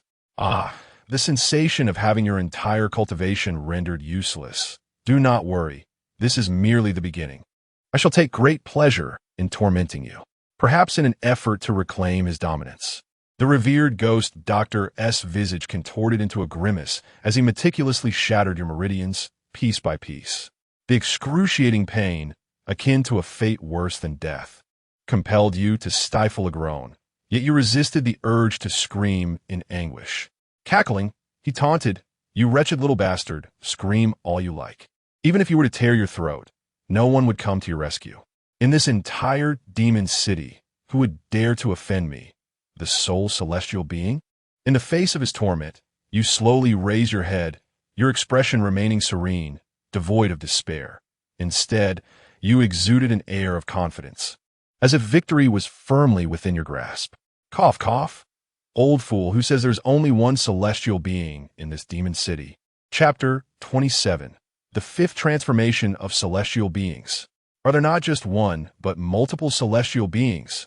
The ghostly medical sovereign was momentarily taken aback, then dismissed it with disdain, regarding it as yet another of your deceptions, naturally unwilling to believe it.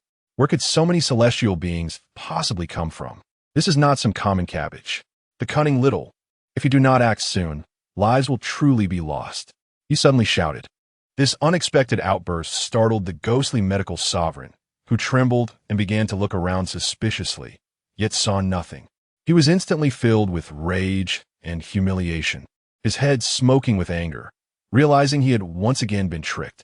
You insolent wretch, you have the audacity. If I do not take your life, you shall experience the torment of despair. Faced with the furious ghostly medical sovereign, you remained unperturbed, merely returning his gaze with icy indifference. Suddenly, as the ghostly medical sovereign was about to make his move, a flurry of scarlet petals appeared before him. The blood-red petals transformed, extending a pure, immaculate arm, devoid of any oppressive aura, as if returning to simplicity, and reached for the sovereign's forehead. Boom! The once arrogant, ghostly medical sovereign had half of his skull shattered in an instant, his expression frozen, his body trembling, collapsing to the ground in convulsions. Under your watchful gaze, a mysterious figure clad in blood lotus spruce, surrounded by petals of crimson, with an enchanting visage radiating the essence of celestial unity, slowly emerged. This mysterious figure was none other than Liu Ruyue, the fifth transformation of celestial beings. How could such a being exist in the demon capital? The ghostly medical sovereign, with only half of his brain intact, stared at her in a daze, his eyes reflecting a look of sheer terror. You cannot kill me. I am. Silence.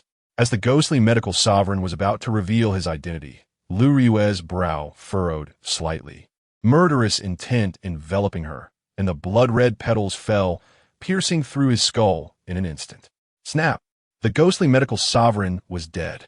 You silently observed the scene before you, along with that familiar yet strange figure, as a tempest of emotions surged within you. Just as you had previously stated, there was indeed more than one celestial being in the entire demon capital. Another being, Liu Ruyue. From the very beginning, you had been stalling for time, waiting for the emergence of this greatest anomaly. Before Liu Ruyue's appearance, you had contemplated many possibilities, yet never imagined that she could so effortlessly annihilate the ghostly medical sovereign, the fifth transformation of celestial beings.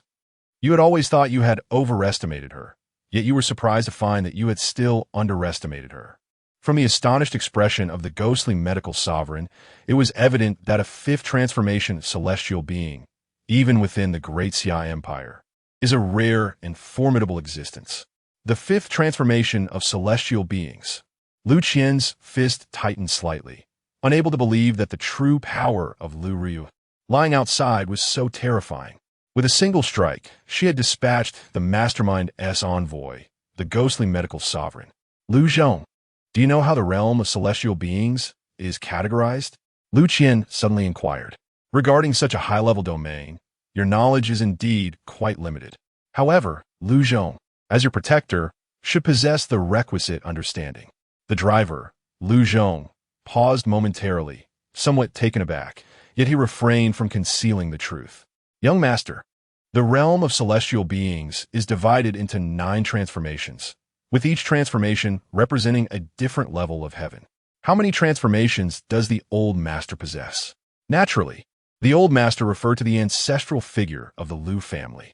Regrettably, perhaps due to his previous inability to cultivate as a direct descendant of the Liu lineage, he had remained largely ignorant of the family's greatest trump card. 30 years ago, the ancestor was a 7-transformation celestial being. Currently, his true realm remains unknown to anyone. Liu Zhong replied sincerely. 7 transformations.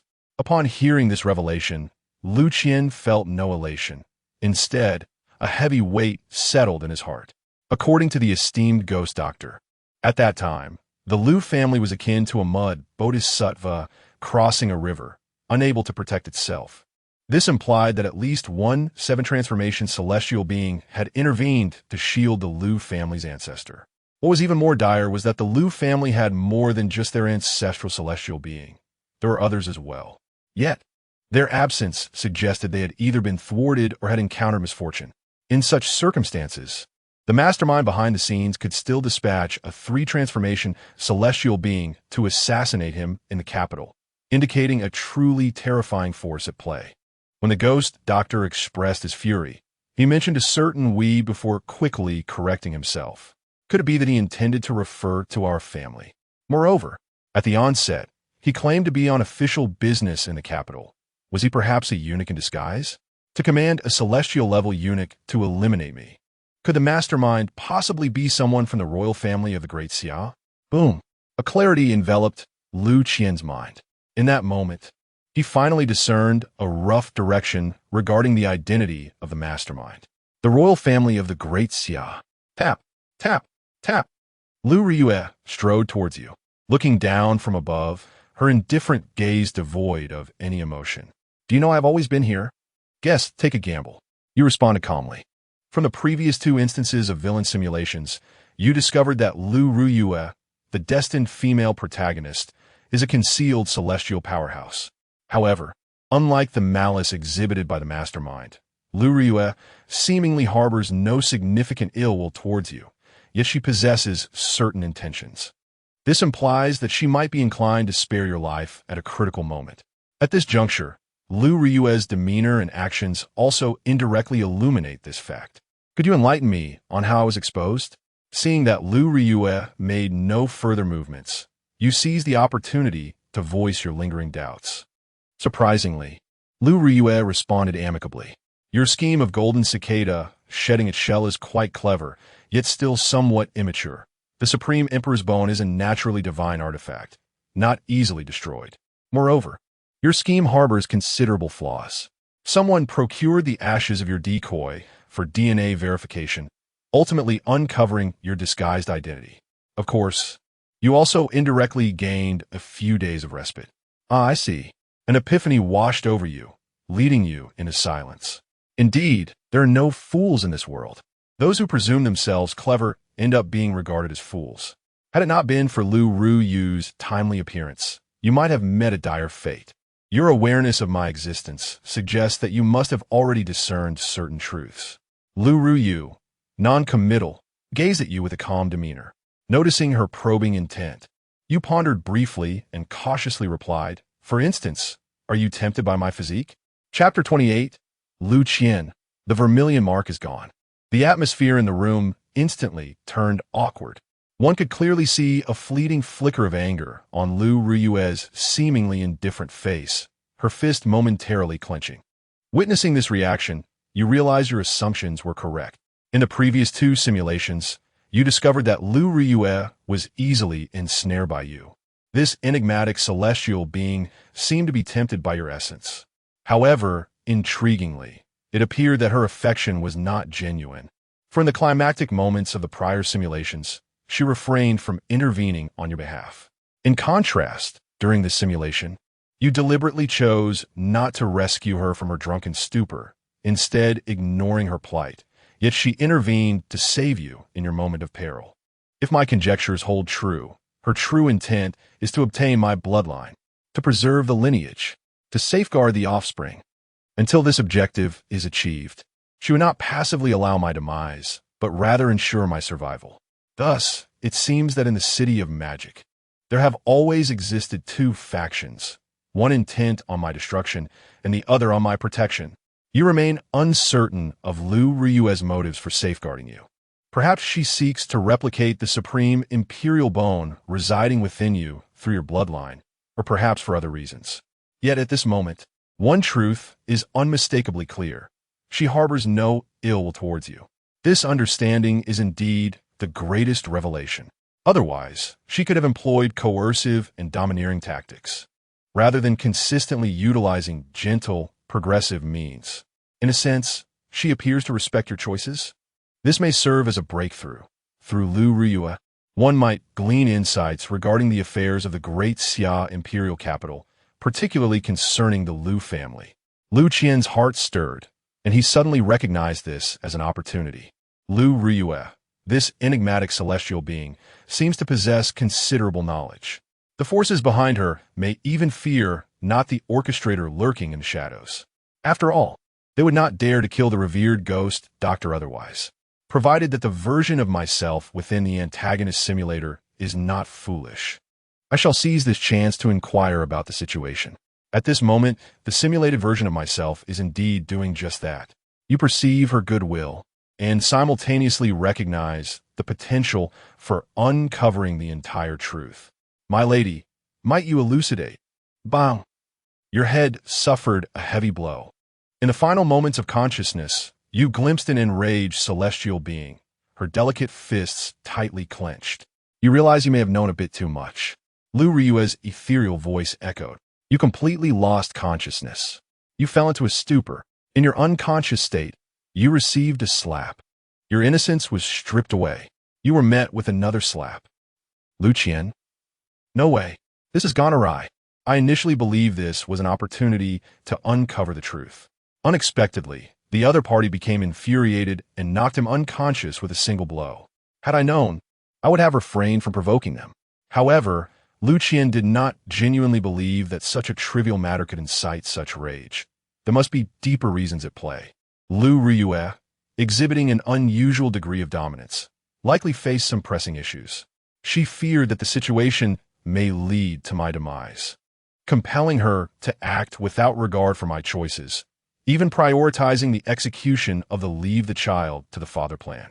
Liu Qian's expression grew grave as he continued to observe the status of the villain simulator.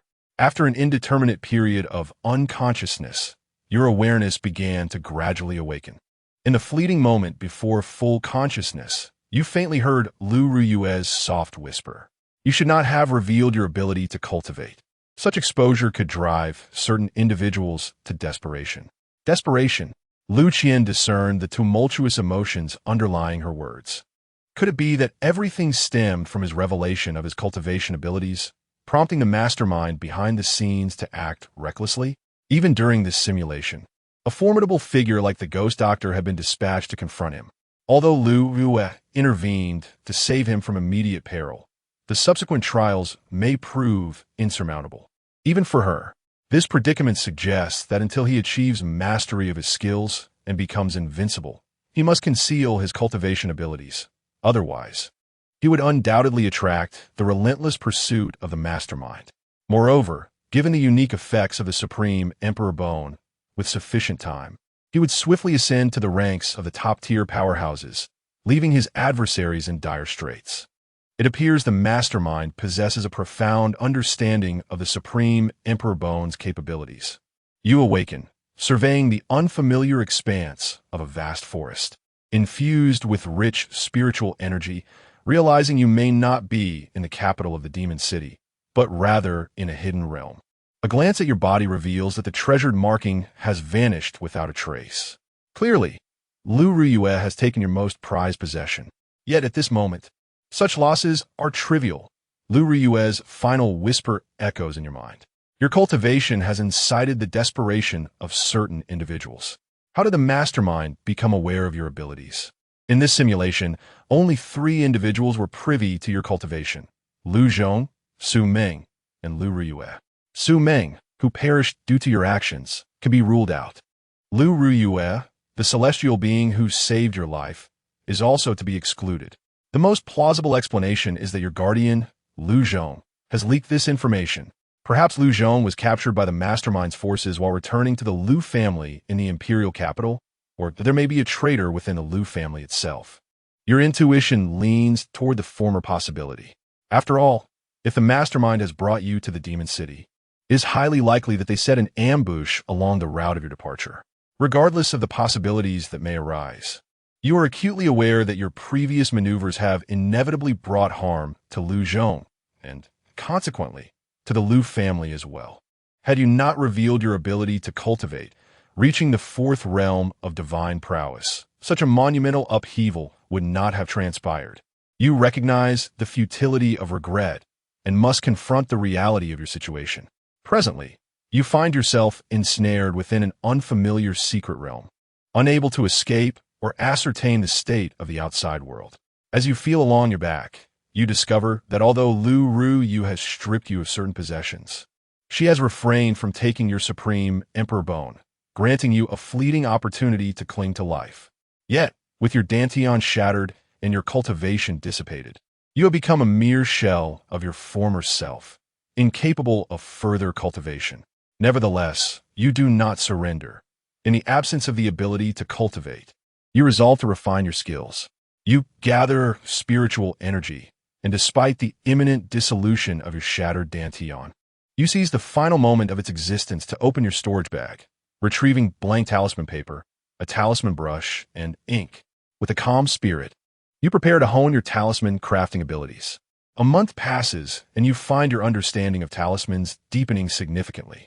After 2 months, you begin to cautiously draw 4th-tier talismans, striving to surpass your limitations.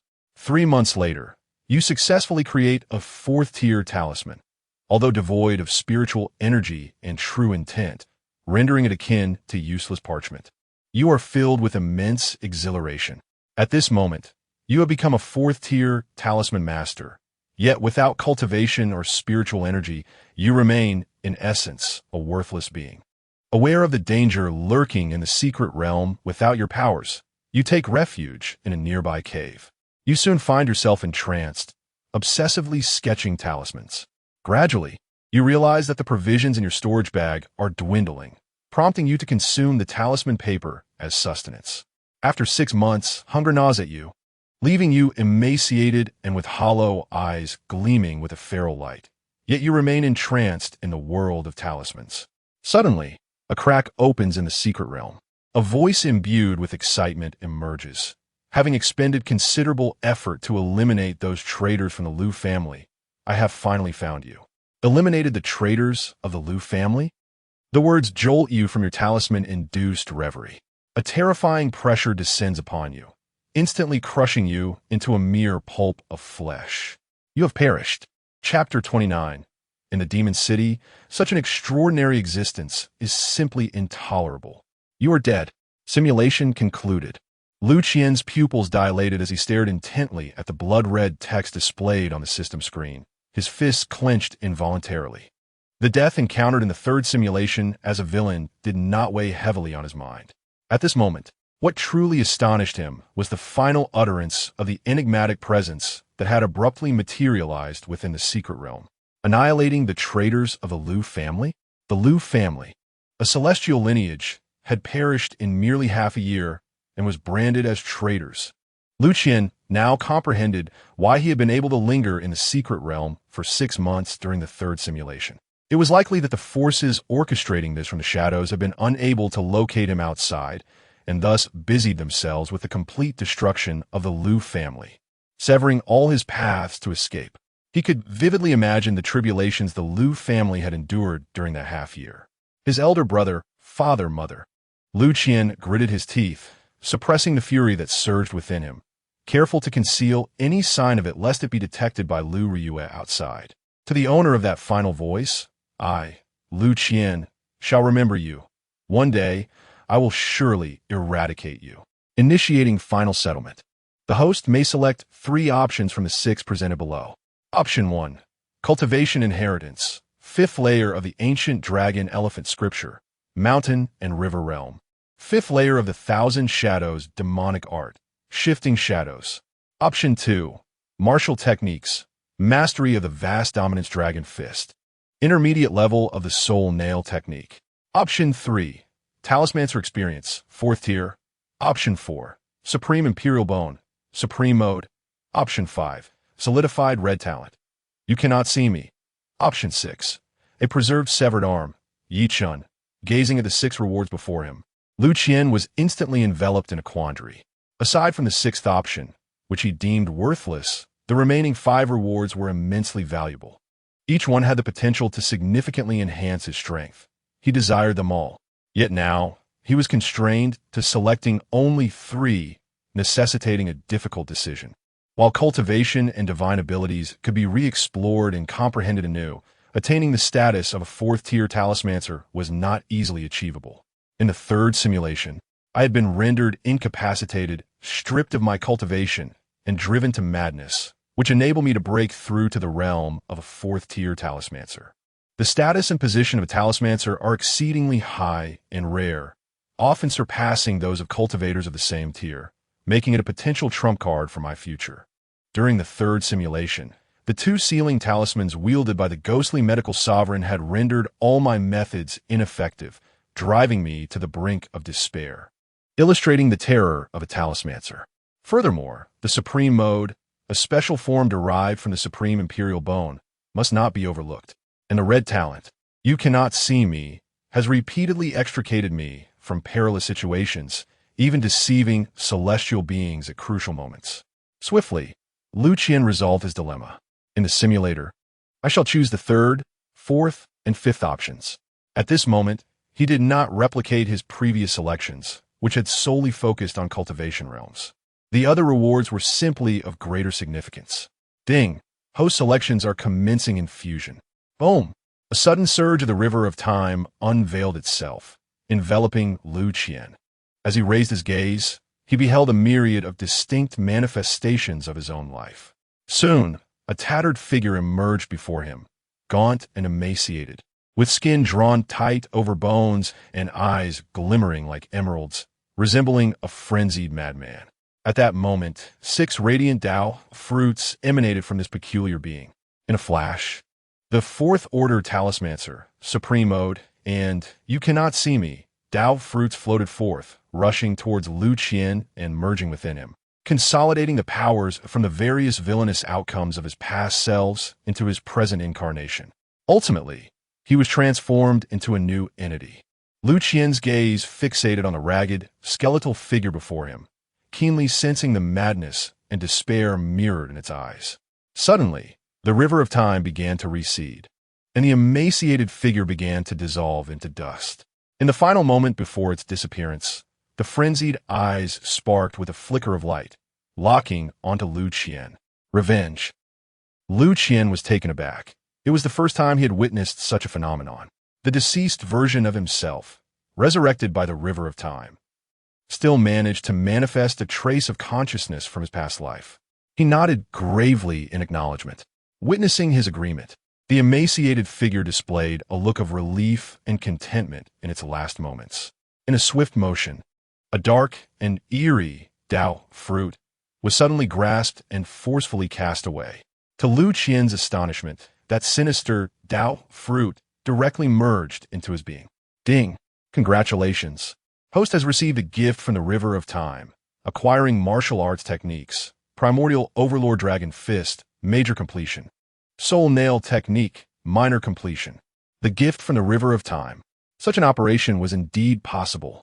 As he gazed at the vanishing skeletal figure, Liu Qian's understanding of the villain life simulator deepened. Those seemingly virtual villainous life simulations were, at those moments, as authentic as any real existence he had lived.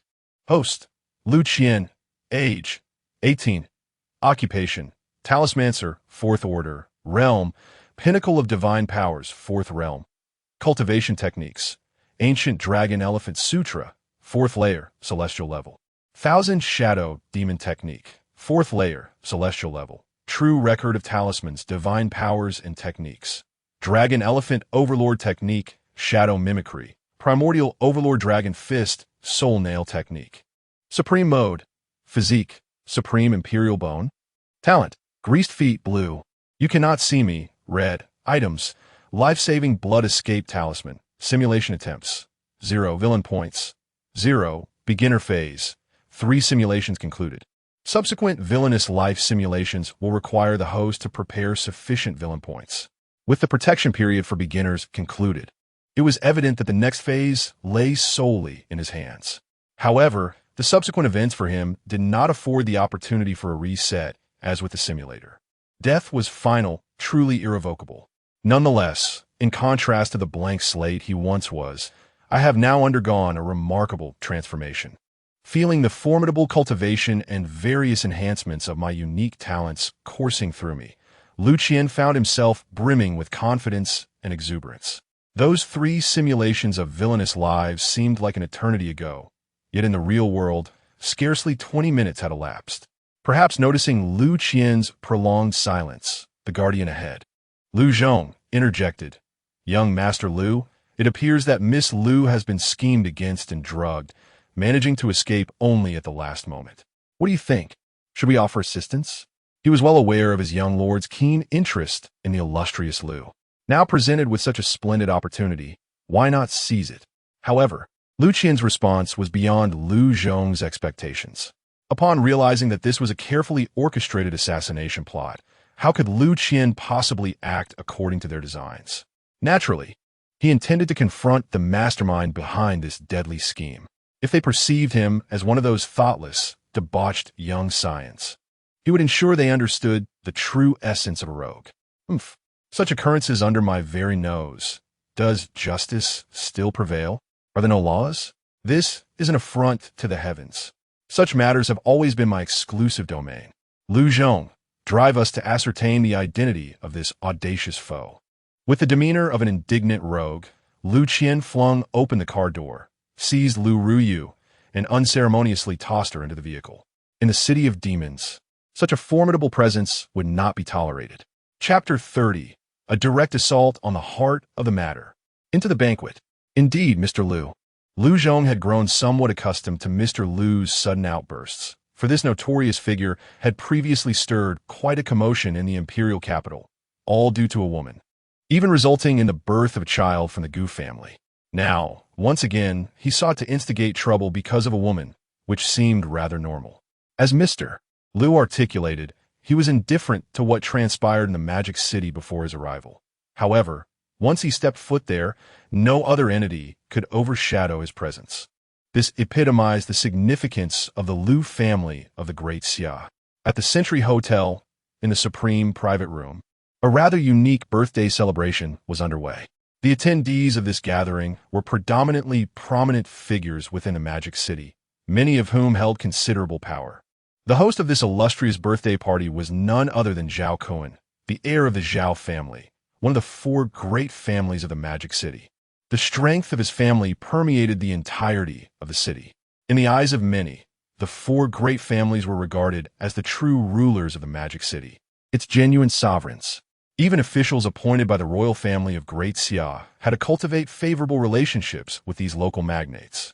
At this moment, the guests present were naturally eager to curry favor with Zhao Qian, the future patriarch of this powerful family. However, Zhao Qian, the focal point of admiration from countless attendees, wore a furrowed brow, frequently glancing toward the restroom with an air of impatience. What was amiss? Liu Ruyue had been in the restroom for nearly 20 minutes. Why had she not emerged? Could it be that the effects of the substance were taking hold? Though this banquet ostensibly celebrated his 26th birthday, the true intent lay far beyond mere revelry. Zhao Qian had long coveted the aloof and enigmatic Liu Ruyue, yet had been unable to fulfill his desire. Despite the Liu family being a second-tier clan in the Magic City, inferior to the Zhao family, Liu Ruyue's demeanor was one of icy detachment and proud solitude. Even during their time at Magic City University, she had disregarded the advances of a certain heir from a prestigious clan in the imperial capital. In comparison, Zhao Qian seemed insignificant. In light of this, an idea had been proposed to him, under the pretense of a class reunion during the birthday banquet. Lure Liu Ruyue out and take the opportunity to slip something into her drink. To execute this plan, Zhao Qian had employed various means to divert her ever-present bodyguard, who perpetually donned tattered clothing, appearing as a mere rustic. Liu Ruyue had complied with his wishes, consuming the glass of red wine, only to excuse herself to the restroom, where she had yet to reappear. Now, over 20 minutes had elapsed, and Zhao Qian's impatience was palpable. After all, he had prepared a room upstairs. All that remained was for her to arrive. As time wore on, Zhao Qian's patience dwindled, and his irritation became increasingly evident. Witnessing this scene, the surrounding guests, along with the students from Magic City University, dared not approach, fearful of incurring Zhao Qian's wrath. Yet, one figure boldly strode forward, unperturbed by the impatience etched on Zhao Qian's face, confidently balancing a glass of red wine. What was Zhao Kun in such a hurry for? The prize was within reach and could hardly escape. This individual was a dashing young man, clad in a sharply tailored suit, exuding an air of refined elegance. A warm smile adorned his face, evoking the comforting embrace of spring. He was none other than Liang, the scion of the Li family, one of the 4 prominent clans in Magic City, equal in stature to the Zhao family. Furthermore, the Li family held kinship ties with a formidable Liu family from the imperial capital. In Magic City, the Li family wielded immense power, and only Liang dared to speak to Zhao Kun in such a teasing manner under these circumstances, though his words were laced with familiarity. The depths of Liang's gaze toward Zhao Kun resembled that of one looking upon a lifeless corpse. A mindless fool. Did he truly believe he could win over Liu Ruyue tonight? Absurd. His people had already taken measures in the restroom, facilitating Liu Ruyue's escape. Liang, refrain from idle banter. Do not forget that you are part of tonight's scheme, though the initial spoils are mine, Zhao Kun retorted, his expression as cold as ice. The plan for the evening had indeed originated from Liang, who was merely tasked with its execution. According to Liang, he too wished to partake in the spoils afterward, a proposition Zhao Kun did not decline, for it merely entailed additional plates and chopsticks. Liang, disinterested in debating with the seemingly doomed Zhao Kun, adopted an indifferent demeanor. Time was of the essence. At this moment, Liu Ruyue should have already made contact with her target and been whisked away. The assassin known as Tianming was also poised nearby, ready to act. Once the target was eliminated, Zhao Kun would undoubtedly emerge as the prime suspect and scapegoat, destined to bear the brunt of the Liu family's fury. Should the Zhao family fall, the Li family would seamlessly inherit their legacy, achieving a twofold victory, an exquisitely perfect scheme. The mere thought of it sent a thrill coursing through him. Just as Zhao Kun's impatience reached a boiling point, resembling an imminent volcanic eruption, a furtive figure rushed out from the restroom, exclaiming, "Young Master Zhao, trouble. A hole has been smashed in the corner of the restroom, and Miss Liu has escaped." "What did you say?" Zhao Kun's countenance shifted dramatically as he seized the collar of his sycophantic underling. "Young Master, I said Miss Liu has run away." Damn. Witnessing the prize slip away was akin to an explosion in Zhao Kun's mind. He kicked his underling away in a fit of rage.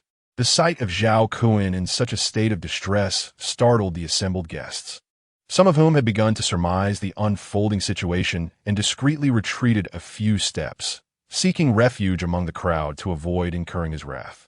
Time was short, and coupled with the fact that Liu Ruyue had consumed that glass of red wine, the effects of its contents were undoubtedly beginning to take hold, ensuring she could not have ventured far. At this pivotal moment, Zhao Kun retained the composure befitting a scion of a prominent family, allowing him to conduct a thorough analysis, summon the surveillance footage, ascertain the direction in which the individual fled. His command echoed through the air. Swiftly, those tasked with the monitoring found the relevant footage. Zhao, Miss Liu collapsed not far from the Century Hotel after her escape, and was subsequently retrieved by a young man who exited his vehicle. Such audacity! To dare lay hands on someone associated with me. Zhao Kun. Identify the vehicle's license plate. Locate his whereabouts. I shall ensure he finds no refuge within the metropolis. Upon learning that someone had intercepted and taken away Liu Ruyue, Zhao Kun's mind erupted in fury, the thought of violence brewing within him. Meanwhile, Liang observed the unfolding drama with an amused expression, elegantly savoring a sip of his romantic. He continued to relish the spectacle before him. The individual responsible for reviewing the surveillance footage was equally startled and hastily commenced operations to pinpoint the location. Zhao, I am on the verge of identifying the vehicle's license plate. Wait, the car is in motion. It is not departing, but rather heading towards us. Boom! A tremendous impact resonated as a specially crafted Maybach, akin to a ferocious beast, shattered the room's door and surged inside. With a resounding thud, the car door swung open. A tall figure emerged, cradling the inebriated beauty, a mocking and defiant smile adorning his face. I have heard whispers that someone desires to ensure I find no sanctuary in this city. Chapter 31. He emerged from the celestial palace. I have heard whispers that there are those who wish to render me an outcast in the enchanted city.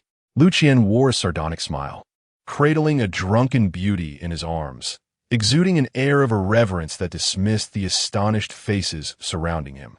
His gaze, indifferent to the expressions of disbelief, lingered momentarily on Zhao Cohen's face before casting a significant glance at the inebriated Liang. As expected, this scion of the Li family was present as well. It seems that the previous assassination attempt was orchestrated from behind the scenes by this young rascal. Tonight, it would be a fitting occasion to teach this little scoundrel a lesson and remind him of the many eyes of the Lord of the Horse. If he seeks to hide in the shadows and avoid turmoil, I shall unearth him. Meanwhile, the guardian Liu Zhong silently disembarked and followed closely behind this living ancestor. His sole duty was to ensure the safety of this individual, leaving all other matters aside. At that moment, Liang, who had been elegantly poised and eager to witness the unfolding drama, suddenly spewed forth a mouthful of expensive romantique upon spotting Liu Qian. His countenance shifted to one of panic, eyes wide with disbelief. Even the wine glass trembled in his grip, nearly slipping from his hands. What the hell? How did Liu Qian end up here? According to the original plan and my assessment of his character, he should have been preoccupied with enjoying Liu Ruyue. How did he come to crash this gathering? This is entirely contrary to our plans. Everything is in disarray. At this moment, it was not just Liang who was rendered speechless.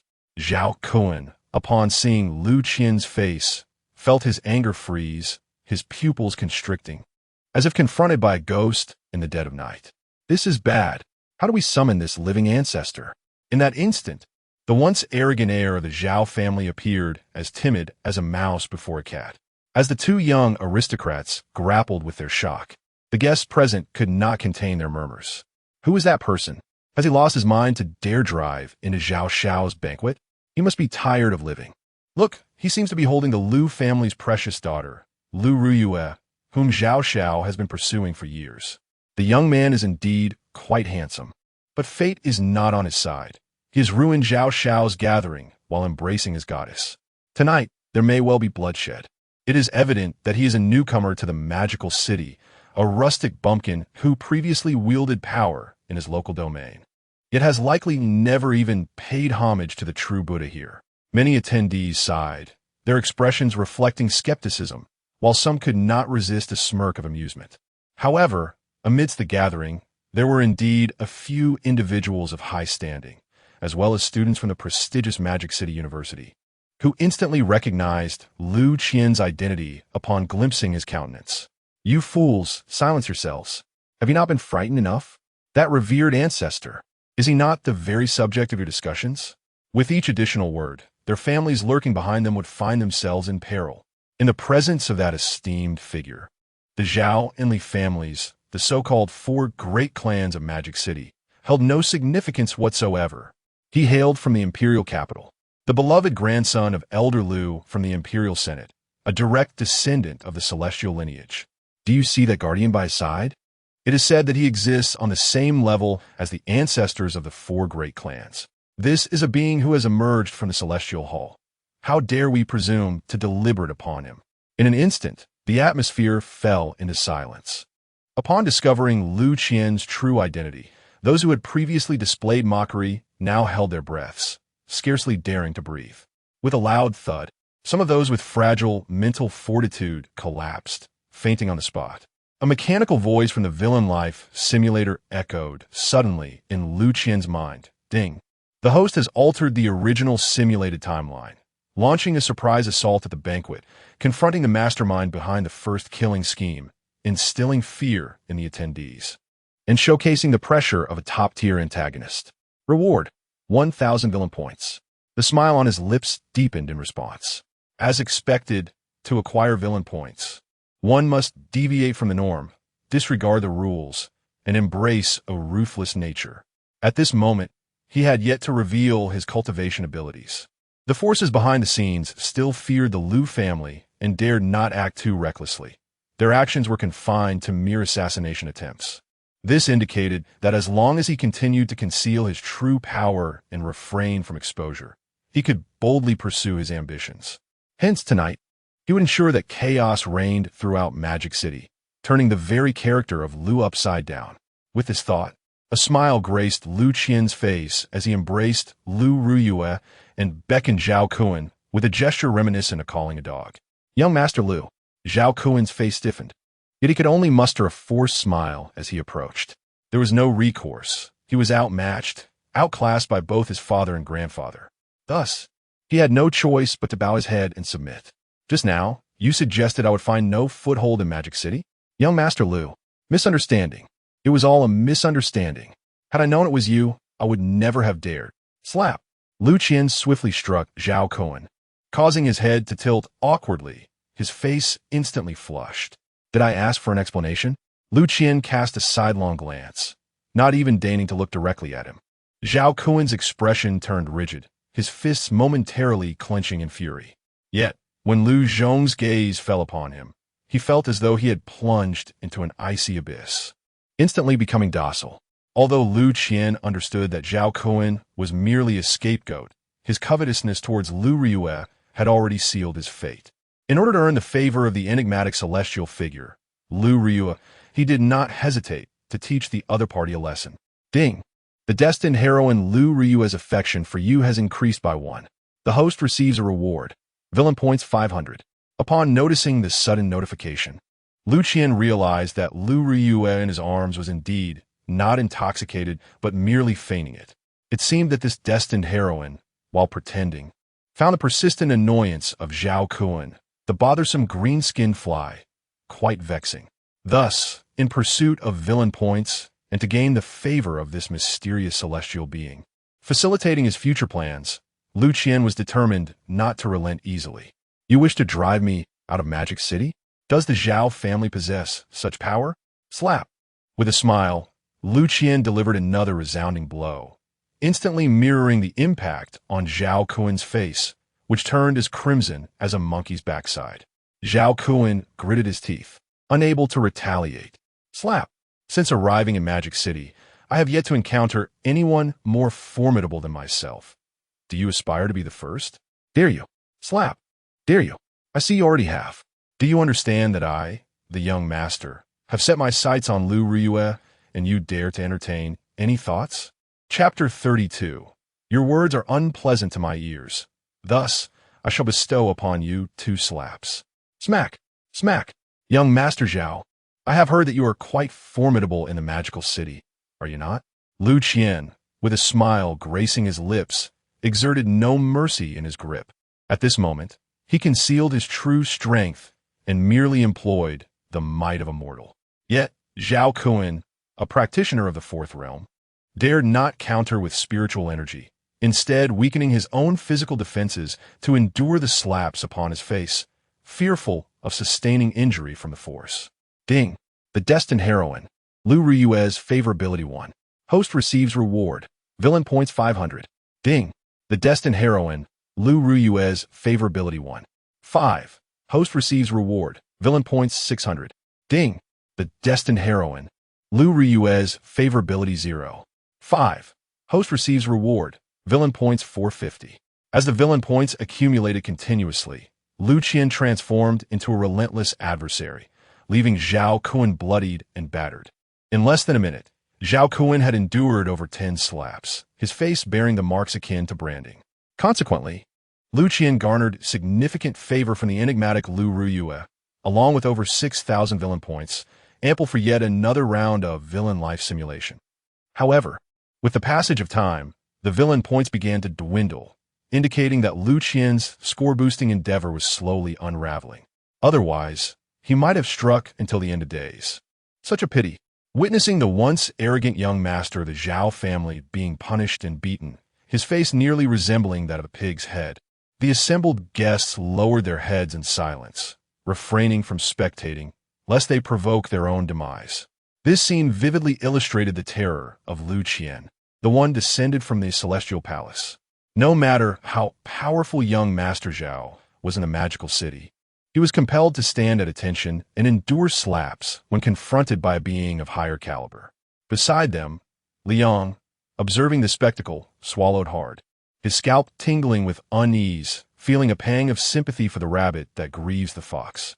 After all, Zhao Kun was of his own rank. Yet now he was being treated like a dog by Liu Qian.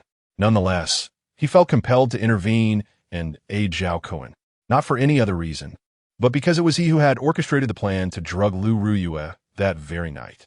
He was the mastermind behind the scenes.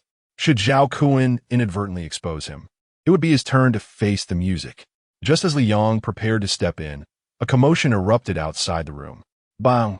A squad of armed security personnel stormed in, their weapons instantly trained on Liu Qian. Leading them was a middle-aged man bearing a scar across his face. Lei Hu, the security manager of the Century Hotel. As the Century Hotel was a property under the Zhao family's domain, Lei Hu was one of their loyal hounds, tasked with safeguarding their interests. With young master Zhao assaulted within the hotel, Lei Hu could hardly afford to hesitate. Cease this at once, audacious rogue. How dare you not release Zhao Xiao? Lei Hu admonished sternly, observing that Liu Qian had not yet ceased his actions. A man of such insignificance, he was woefully unaware of Liu Qian's true identity. Naturally, with his master Zhao Kun being assaulted, he felt compelled to intervene. Crack! Crack! Crack! The armed security personnel behind him swiftly chambered their rounds, poised to unleash a hail of bullets at the slightest provocation. Stop! Lei! Who put down the gun? In that moment, both Liang and Zhao Kun were rendered nearly lifeless with fear. A single misstep could lead to a catastrophic discharge, and none present would likely survive. Having lived many years, it was the first time this young master found himself with a gun aimed at his head. Even during his time in the imperial capital, he had never encountered such a situation. Indeed, the Magic City was unlike any other.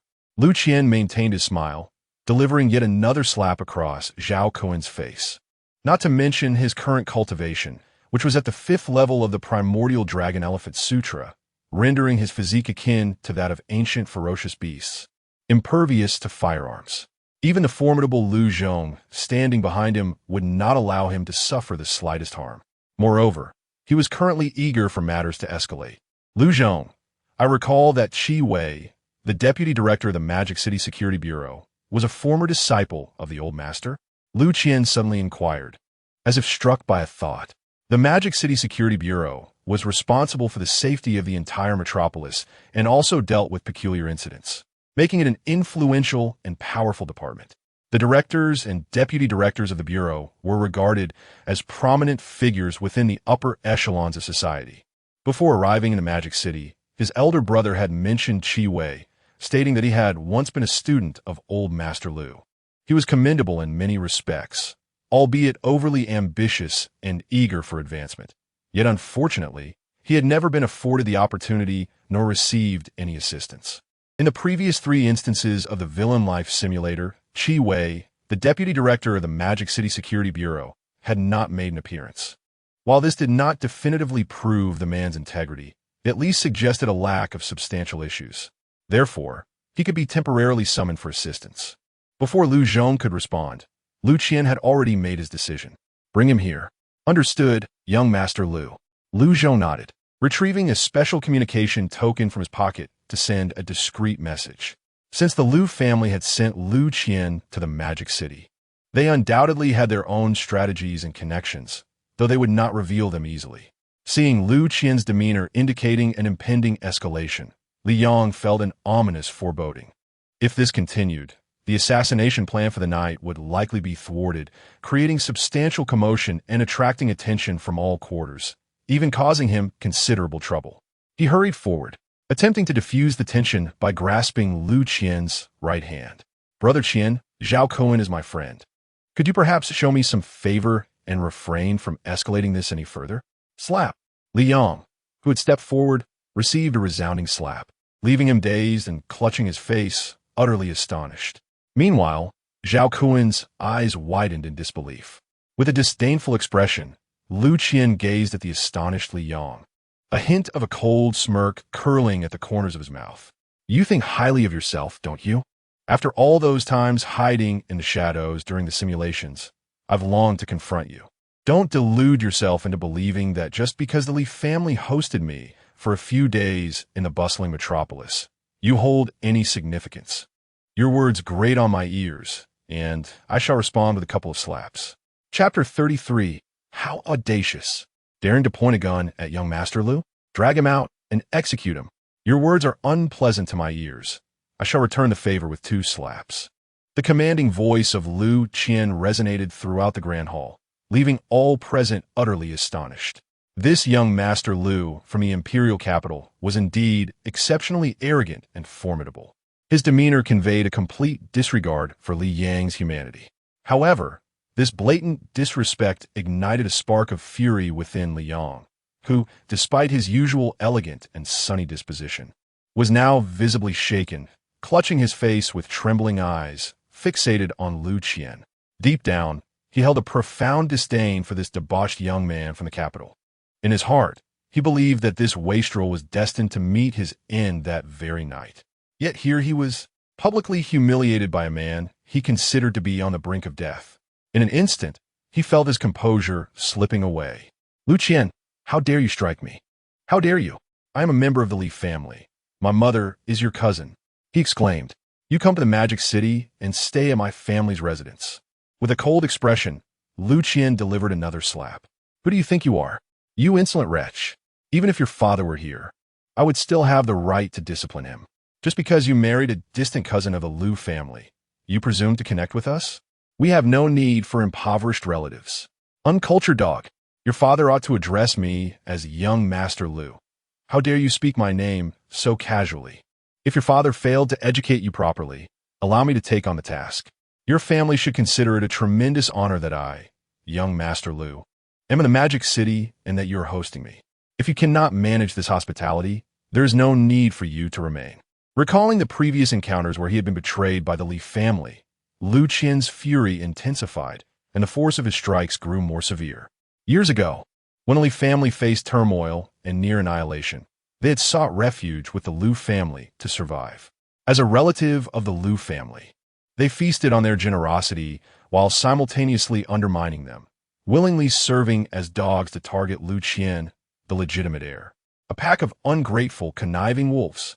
It was evident that when his elder brother and father decided to send him to the Magic City, they had not anticipated that the Li family, who ought to be their closest allies, would instead wield the sharpest dagger from behind.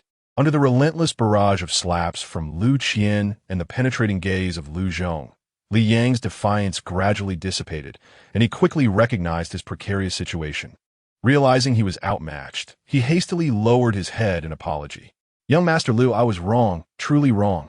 Young Master Liu, no Uncle Qian. For the sake of my mother, please grant your nephew another chance. Witnessing Li Yang's humiliation, Zhao Kuan, who should have been seething with rage, was now left dumbfounded. It was important to note that the Li family was, in fact, considered kin to the Liu family. Li Yang's mother was Liu Qian's cousin, making them, in terms of lineage, uncle and nephew. Yet, this living ancestor showed no mercy, treating them with absolute equality. Alas, this is indeed a heartless individual. How ironic that Li Yang, the scoundrel, is now facing his own reckoning. It must be acknowledged that human nature often leads to self-deprecation. Witnessing others endure similar misfortunes has surprisingly diminished the bitterness in his heart. In a certain light, it is Li Yang, this wretched creature, who orchestrated tonight's debacle. If it were not for him, would I have suffered this humiliation? And in front of such a multitude, the entire city is bound to hear of this by tomorrow. Seeing the current plight of the young master of the Li family, the guests present immediately lowered their heads in shock, resembling frightened ostriches, too terrified to cast another glance. What was intended as an opportunity to forge connections with the heirs of the Zhao and Li families has instead led to the sight of their utter disgrace. Should these two bear a grudge, it would be most unfortunate. At this moment, Lei Hu, who had boldly entered with armed men, felt a wave of terror wash over him upon witnessing Li Xiao, of equal standing to Zhao Xiao, being publicly humiliated by this young man. Realizing the background of his adversary filled him with dread. How could I have brought my men in, brandishing weapons against him? This is a grave mistake. Ding. The host has publicly struck the nefarious mastermind Li Yang, inflicting psychological harm and earning rewards. Villain points 8,000. The cold, mechanical voice of the villain life simulation echoed once more. At this juncture, Liu Qian's villain points had soared to an astonishing total of 16,800, a figure sufficient to enable him to embark on 3 additional villain life simulations. Suddenly, a series of synchronized footsteps reverberated from outside, approaching rapidly. A cadre of imposing figures clad in the black enforcement uniforms of the Empire burst in, eliciting gasps of surprise from many. These individuals exuded a palpable aura of ferocity, clearly seasoned practitioners, none beneath the third realm of mastery. Leading them was a middle-aged man with a square jaw, a countenance of resolute integrity, radiating the pressure of authority. This was the elite black-robed enforcement team of the Magic Capital Security Bureau, a cadre of the finest, whose membership required mastery of the third realm and was seldom seen. Years ago, when a mysterious realm appeared in the skies of the Magic Capital, and bizarre incursions threatened its peace, it was the black-robed enforcement team that undertook the cleansing, resulting in numerous casualties. Wait, the commanding middle-aged man seems to be Qi Wei, the deputy director of the Magic Capital Security Bureau. Among the attendees, a few gasped in recognition of the esteemed figure at the forefront. He is a legendary persona in the Magic Capital. It is said that the current director is nearing retirement, and Qi Wei is a likely successor, with even the 4 great families of the Magic Capital vying for his favor. Then, to their astonishment, Qi Wei suddenly led his team toward Liu Qian, halting a few paces away. "Senior Liu," he acknowledged Liu Zhong with a nod before turning his gaze to Liu Qian. "Young Master Liu, do you have any commands?" Gazing at Qi Wei before him, Liu Qian slightly nodded, yet his mind was occupied with the transmission from Liu Zhong. "Liu Xiao, Qi Wei is of the extraordinary realm. He possesses a considerable degree of ambition, yet he is also loyal. The old master once remarked that Qi Wei is someone capable of handling unsavory tasks. The 6th stage of the extraordinary. As the deputy director of the Magic City Security Bureau, such cultivation is commendable. In the entirety of Magic City, he ranks just below a select few who have attained the sacred realm. Moreover, his countenance exudes an air of righteousness. Yet the ambition and desire for advancement in his eyes are impossible to conceal. No wonder he arrived so promptly. He must be eager for progress. Furthermore, he is also adept at handling dubious affairs, is he not?" A hint of mockery flickered in Liu Qian's eyes as he cast his gaze towards Zhao Kuin's anxious companions. Lei Hu and others. "Director Qi, just moments ago, someone pointed a gun at me. What do you think should be done?" "What audacity! To dare point a gun at young Master Liu? Drag him out and execute him." Chapter 34. Liu Qian. "My temper is quite fiery at the moment, and I wish to eliminate the ringleader." Upon receiving the directive from the Liu family, Vice Director Qi Wei hastened here without a moment's delay. He did not take even a minute. There was no alternative. His ambition for advancement was insatiable. Currently, he found himself in a precarious position. Although the director of the Magic City Security Bureau had reached retirement age, he was reluctant to step down. Another deputy director, backed by powerful connections, was also poised to undermine him. In such a scenario, Qi Wei's aspirations for promotion would undoubtedly encounter significant opposition. During this time, various factions within the Magic City, including several prominent aristocratic families, had discreetly offered him invitations, seeking to win his allegiance. However, in his mind, there was a far superior candidate, none other than the esteemed young master Liu Qian of the Liu family. The Liu family of the Great Xia was truly a formidable ally. It was due to the Liu family's patriarch passing through the Magic City and recognizing his potential that Qi Wei had risen from a humble background to his current position as vice director. Since that fateful moment, he had always considered himself a disciple of the Liu family. With such a substantial benefactor at his disposal, would he seek the support of lesser figures? Thus, he had been actively seeking opportunities to engage with young Master Liu, yet favorable moments had eluded him until now. Had it not been for old Master Liu's keen eye, Qi Wei would still be an ordinary team leader, not the vice director he is today. The Liu family had bestowed upon him a chance for rebirth. To act against young Master Liu in the Magic City was tantamount to challenging Qi Wei himself. Those who dared to threaten the Liu family were nothing more than criminals intent on undermining the stability of the empire. They should all be executed. Qi Wei's face contorted with fury as if he himself had been personally affronted, his gratitude towards the Liu family evident and unabashed. He bore an expression that conveyed an unwavering resolve against wickedness. This display of servitude left all present utterly astonished. With a swift motion, the black-robe enforcement team did not hesitate to dismember the criminals led by Lei Hu, dragging them away. "What are you doing? Xiao Xiao, save me. Xiao Xiao, please." Lei Hu cried out in terror. "Xiao Xiao, I am your man. I am your man." Hearing Lei Hu's panicked pleas, Zhao Kuan's reddened complexion shifted slightly. His gaze fixed intensely on Qi Wei, evidently taken aback by Qi Wei's audacity to act against his Zhao family members. For years, when the entire Magic City dared to touch anyone from the Zhao family, Qi Wei was clearly using Zhao family members to demonstrate his loyalty to Liu Qian. What audacity! Using my Zhao family as a token of allegiance. Qi Wei, you are something else. Zhao Kuan cursed inwardly, clearly harboring a deep-seated animosity towards Qi Wei. If the Zhao family could not contend with Liu Qian, how could they possibly be intimidated by a mere vice-director? Faced with Zhao Kuan's venomous glare, Qi Wei remained unperturbed, showing no signs of fear. Compared to the formidable support of the Liu family, offending the Zhao family was a trivial matter.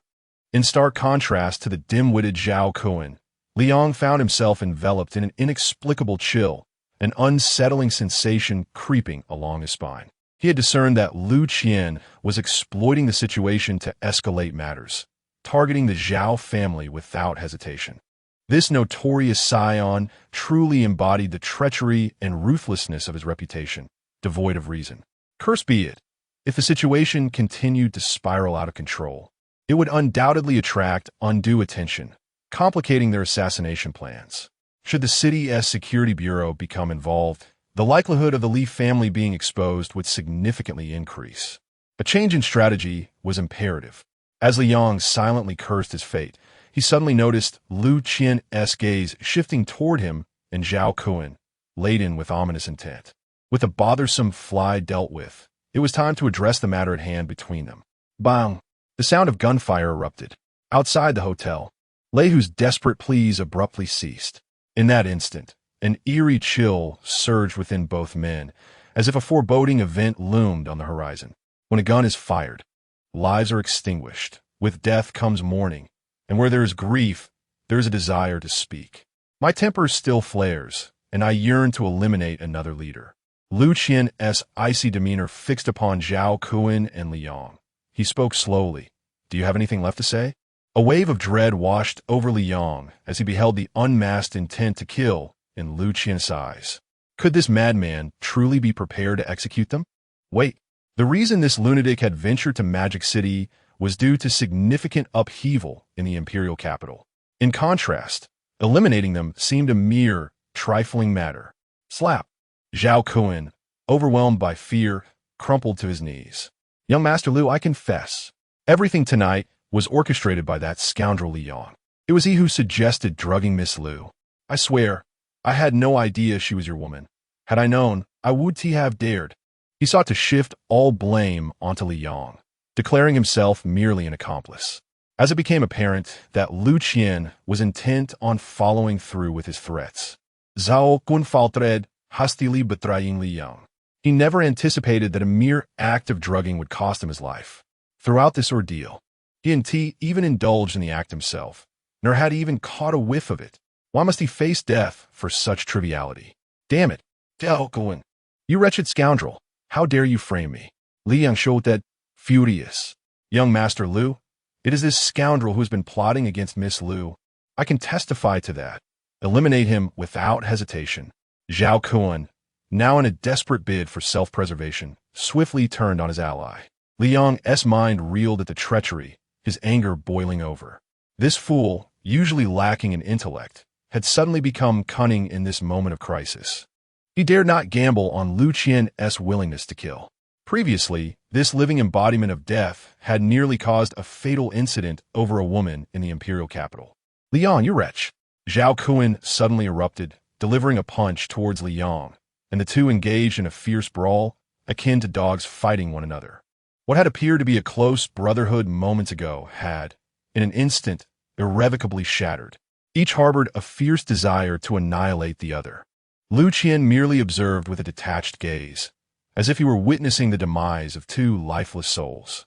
Standing behind, Liu Zhong, who had been a silent spectator, now regarded his young master with an expression tinged with an unusual intensity. For reasons unknown, he felt a distinct sense that his young master was no longer the same as before. Chapter 35. The Arrival of Two Ancient Ancestors. A show of authority? Liu Zhong was somewhat taken aback. It appeared that this young master Liu was not as simple as he had imagined. He was nothing like the rumored frivolous playboy. His political acumen and cunning were undoubtedly formidable. With just a few words, he incited a fierce internal conflict between Li Yang and Zhao Kuan, leading them to engage in a brutal struggle against one another. Thus, it seemed that the prior reputation of lechery was merely a fade for protection. Indeed, as a descendant of one of the 12 noble dukes of the Great Xia Empire, how could any of the Liu family be deemed worthless? Liu Qian, keenly aware of Liu Zhong's probing gaze, sensed the scrutiny but chose to remain indifferent. Instead, he calmly observed the chaotic clash between Li Yang and Zhao Kuan.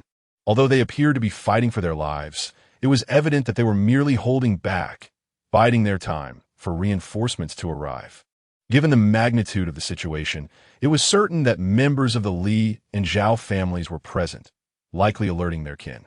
It seemed they possessed a modicum of intellect and had not descended into utter foolishness.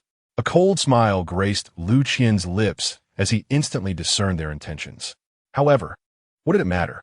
Today, even if the King of Heaven himself were to appear, it would be of no consequence, since they could not articulate their grievances. Allow me to serve as the judge.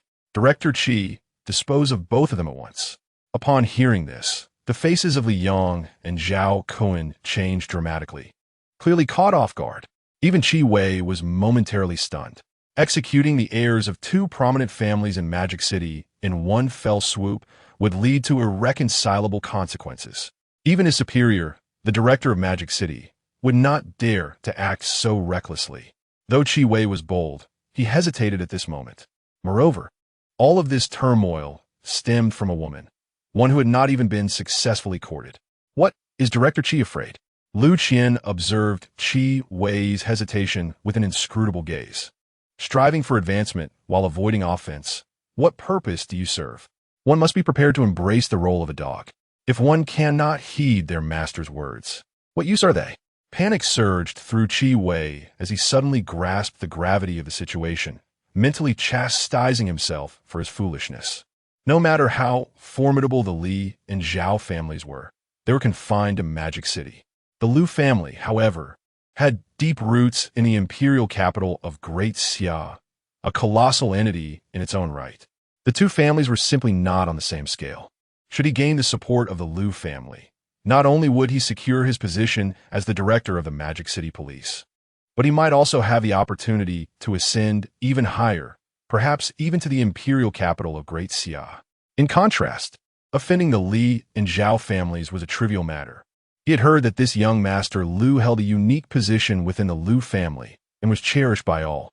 Thus, drenched in cold sweat, he quickly resolved, "No problem at all. Absolutely no problem. Young Master Liu, at your command, I shall personally see to their demise." At this moment, in a bid to completely secure his allegiance to Liu Qian, Qi Wei showed no hesitation and resolved to offer his loyalty personally. Such an endeavor could not be entrusted to another. Observing Qi Wei's unwavering determination as he approached Li Yang and Zhao Kuan, Liu Qian felt a flicker of satisfaction and nodded slightly. It appeared that this individual was indeed of use. The likelihood that he was part of the hidden puppet master's faction was exceedingly slim. Indeed, Liu Qian's coercion of Qi Wei to commit murder served a dual purpose: to test the loyalty of his companion and to ascertain whether he was friend or foe, or perhaps even an ally of the shadowy orchestrator. Suddenly, Qi Director, what are you planning to do? Have you lost your mind? The Li family will not let you off. As Qi Wei advanced, Li Yang and Zhao Kuan abruptly ceased their struggle, their expressions transforming into one of dread. Faced with a six-tier extraordinary powerhouse, they possessed no means to resist. Zhao Kuan was left utterly dumbfounded. Yet, It was Liang who felt the most despair. This was not how the narrative was supposed to unfold. Tonight, it should have been Liu Qian who faced peril at the hands of the extraordinary assassin, Tianming. How had the roles reversed? And why was it he who faced death? Grandfather, help me! In a moment of desperation, Liang finally succumbed to his panic and cried out. Boom! Suddenly, a ripple traversed the air within the room, heralding the arrival of two aged figures, one preceding the other. Young Master Liu, spare him. Young Master Liu, I implore you to show mercy. The first to arrive was none other than the elder of the Li family, followed closely by the elder of the Zhao family, albeit a step behind. Fourth tier of the Saint Realm. Fifth tier of the Saint Realm. The oppressive aura emanating from the two powerful figures of the Saint Realm seemed to manifest unintentionally, plunging the atmosphere into a stifling heaviness that nearly solidified the very air around them. The individuals present felt their expressions shift, unable to withstand the overwhelming pressure, and they fell to their knees in submission. Indeed, it is you. Liu Qian's gaze sharpened as he regarded the elder of the Li family who had just materialized. Although it was their first encounter, he instantly recognized this individual as the mysterious figure who had diverted Liu Zhong during the initial simulation, as well as the masked assassin from the second simulation. Moreover, it was evident that this individual had arrived early and had been lying in wait in the shadows, only revealing himself now that Li Yang's life was in jeopardy and the elder of the Zhao family had arrived. This is dire. Qi Wei's pupils contracted, and his hair stood on end as he felt an overwhelming intent to kill seep into his very bones, under the gaze of the two saint-level powerhouses. Even he found it difficult to withstand and staggered back several paces, his complexion pale. Boom! Unbeknownst to Wen, the guardian, Liu Zhong, who had been standing behind, had now stepped forward, positioning himself before Liu Qian. Boom! An overwhelming pressure, far surpassing that of the two noble family elders, erupted instantaneously. Oomph! Liu Zhong snorted coldly. A terrifying force surged forth, unleashing a wave of spiritual energy that sent the elders of the Li and Zhao families reeling from space. Seventh tier of the Saint Realm. The ancestral figures of the Li and Zhao families suddenly uttered a gasp, clearly taken aback by the revelation that the Liu family had assigned a formidable protector, a seventh-tier sage, to the wayward scion, Liu Qian. The seventh tier of sagehood is divided into 9 levels, each possessing a myriad of profound abilities. A sage of the seventh tier, within the entirety of Magic City, can be considered an entity of the highest caliber. Even the two ancestral sages of the Zhao and Li families found themselves significantly outmatched. Should a confrontation arise, it is likely that even a combined effort from the two would struggle to prevail against Liu Zhong. In an instant, the expressions of both ancestors shifted, revealing a spectrum of emotions. Initially, they had contemplated leveraging their seniority to intervene and rescue their respective family members. However, it now appeared that such an endeavor would be futile. The presence of a seventh-tier sage as a guardian undoubtedly elevated Liu Qian's standing within the Liu family. One misstep could indeed lead to significant repercussions. In contrast to the shock experienced by the Zhao ancestral sage, the Li ancestral sage felt a heaviness in his heart, instinctively clenching his fists. This situation had become troublesome. Liu Qian coldly regarded the two suddenly arrived ancestors and remarked, "Ha, are you two planning to rely on your seniority and your cultivations to intimidate me?" Chapter 36. Silencing witnesses. Should I, as your protector, engage in a contest with the two of you? Upon uttering these words, both the patriarchs of the Li and Zhao families exhibited visible alarm. Liu Zhong, having attained the 7th level of sanctity, was evidently beyond their capacity to contend with. Should a confrontation truly ensue, it would be they who would suffer the consequences. Furthermore, should they inadvertently offend the Liu family, which stood behind Liu Qian, it could very well jeopardize the lives of both families. The mere guardian of a junior, possessing such formidable prowess, hinted at the true, terrifying might of the Liu family. "We dare not! We dare not!" the patriarch of the Li family exclaimed. "Young Master Liu has misunderstood. I was merely anxious for my grandson's safety and may have inadvertently offended you." Both of us are willing to present a 6th-tier royal artifact as a token of our apology. With that, they hastily retrieved 2 royal artifacts from their storage bags. Royal artifacts belong to the realm of the 6th tier of the extraordinary, yet the number of artifact craftsmen is scarce, akin to that of talisman masters, making such items exceedingly precious. Even a 6th-tier extraordinary being may not possess a royal artifact, and for affluent families like the Li and Zhao clans, parting with one would indeed cause them considerable distress. The artifact from the Li patriarch was a jade rui, imbued with a special array that radiated vibrant life force, capable of self-healing. The Zhao patriarch presented a pitch-black cloak, crafted from the skin of a spectral creature, which could unleash eerie mist to conceal one's form. Both of these esteemed figures, among the most prominent in the demon metropolis, found themselves compelled to curry favor before the young Liu Qian. They had no choice. The power dynamics were starkly unfavorable for them. Ding! The host has exerted authority, compelling the 2 patriarchs to bow their heads in submission and willingly offer apologies. Reward acquired, 20,000 villain points. In the blink of an eye, another 20,000 villain points were credited to Liu Qian's account, bringing his total to over 30,000. Furthermore, he had acquired 2 unique royal artifacts. Consider yourselves fortunate, Liu Qian remarked with a dismissive glance and a slight nod, revealing a superior disdain. Compared to the previous frustrations he endured in the villain's simulator, he now exuded confidence and vigor.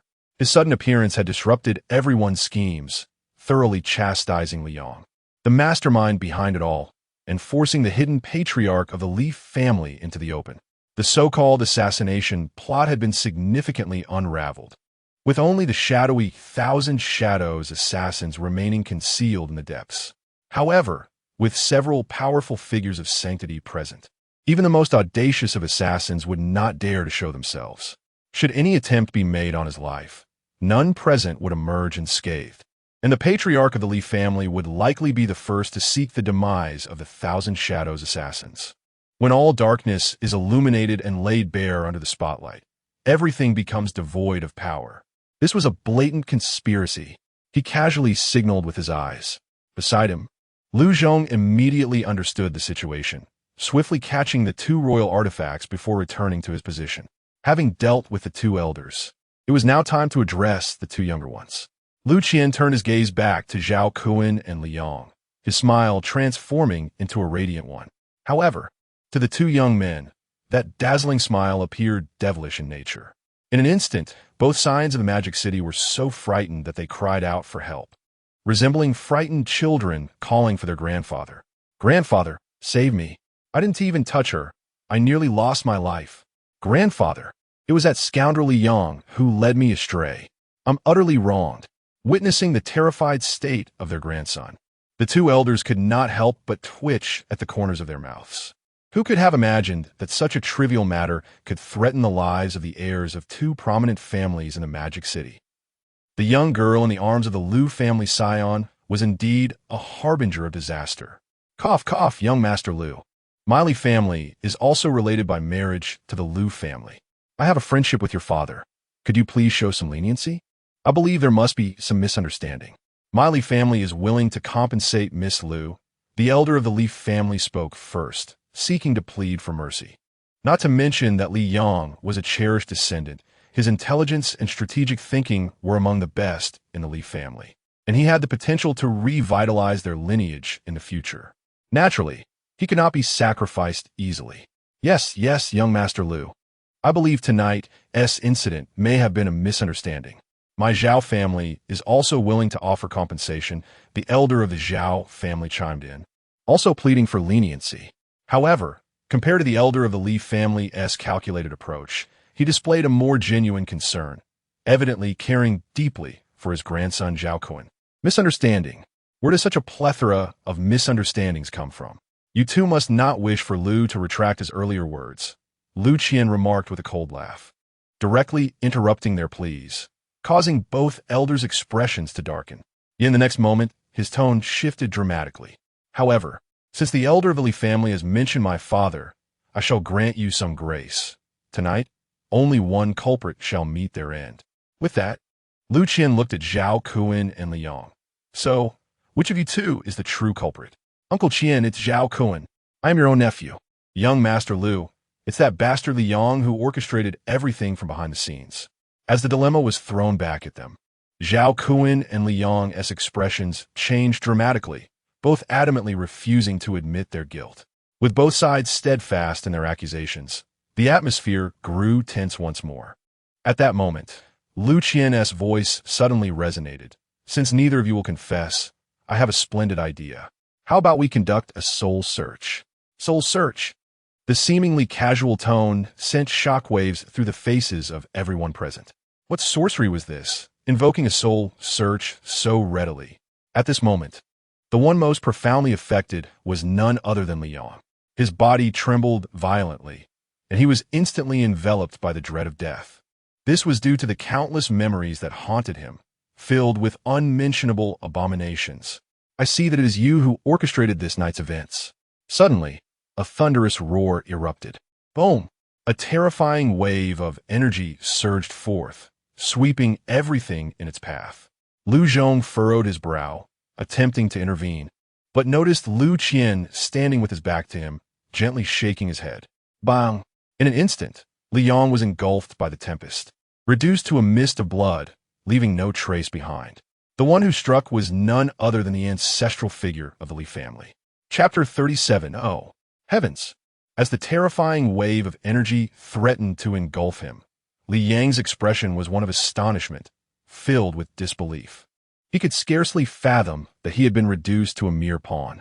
Before him stood the formidable ancestor of the Li family, exuding an aura of lethal intent. And beside him, with a mocking smile that sent chills down his spine, was Lu Qian, gazing at him intently.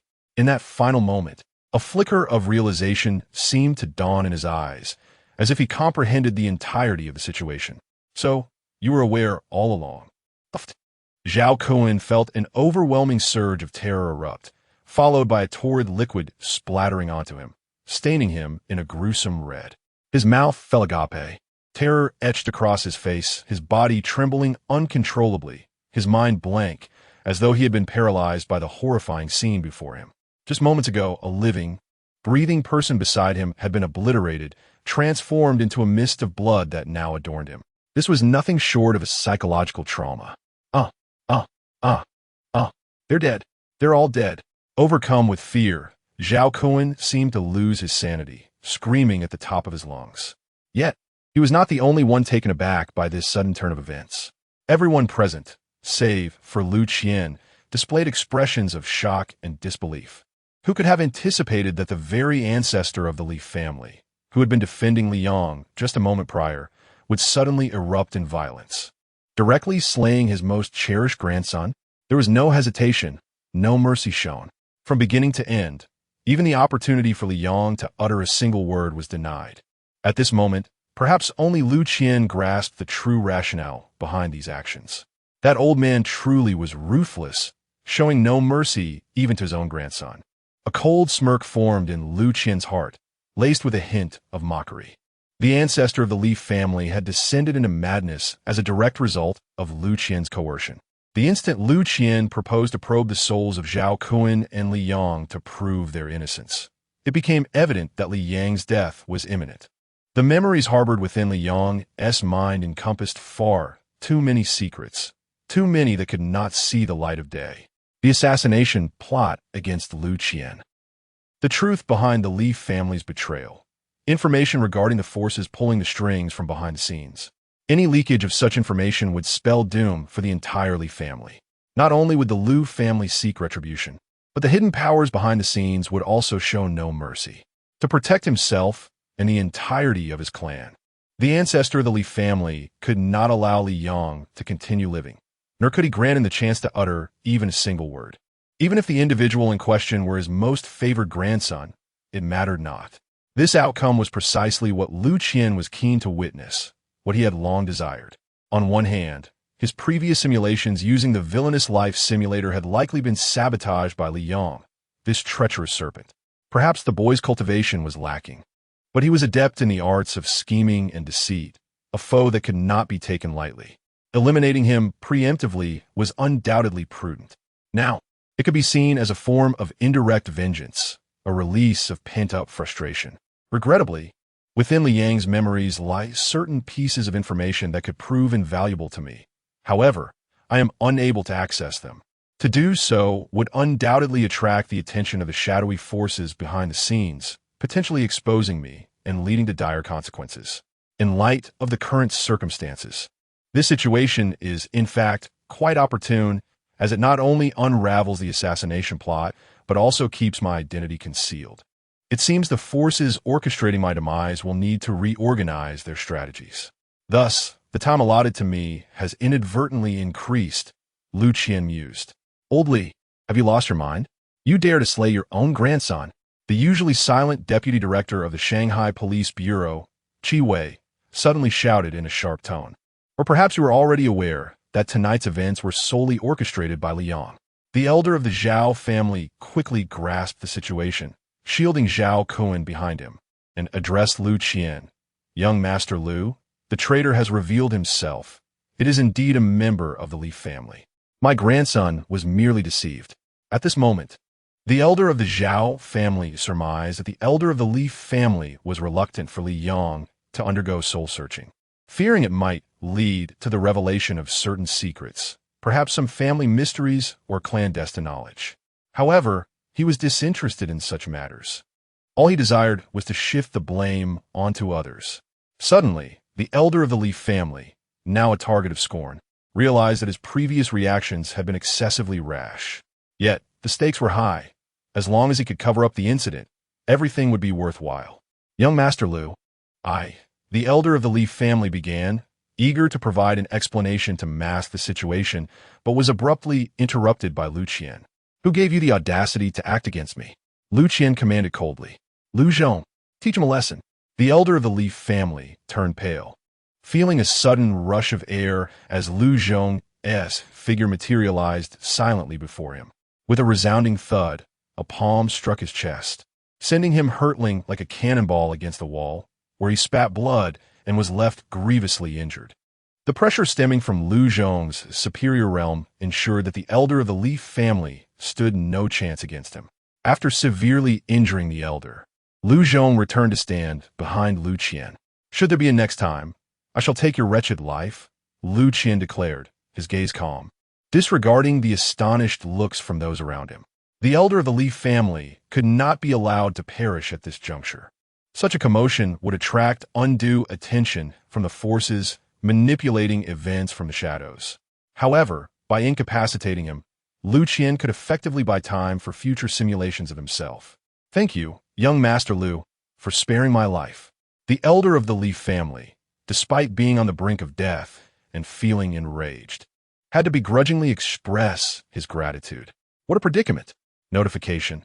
The host has skillfully orchestrated events, compelling the elder of the Li family to slay his own grandson, Liang, thereby completely dismantling the initial assassination plot against you. You have skillfully manipulated all parties involved, earning a special reward. Villain points 30,000. And the temporary talent level for the next simulation increases by 1. The temporary talent level for the next simulation increases by 1. Unexpectedly, there was a fortuitous gain. Liu Qian raised an eyebrow, feeling a surge of secret delight within. Should the next opportunity arise to extract a talent akin to your unseen crimson gift, would it not enable a direct ascension to a violet talent? At that juncture, one can only speculate on the magnitude of enhancement it might yield. Indeed, it seems that altering the timeline's future is imperative to reap substantial rewards. Presently, the matter is sufficiently elucidated. The primary antagonist is none other than Liang. This concludes the matter. With a decisive wave of his hand, Liu Qian embraced Liu Ruyue, making a final resolution. I have pressing matters to attend to. You may depart. Young Master Liu is truly sagacious. The elder of the Zhao family remarked with a bow. Oh heavens!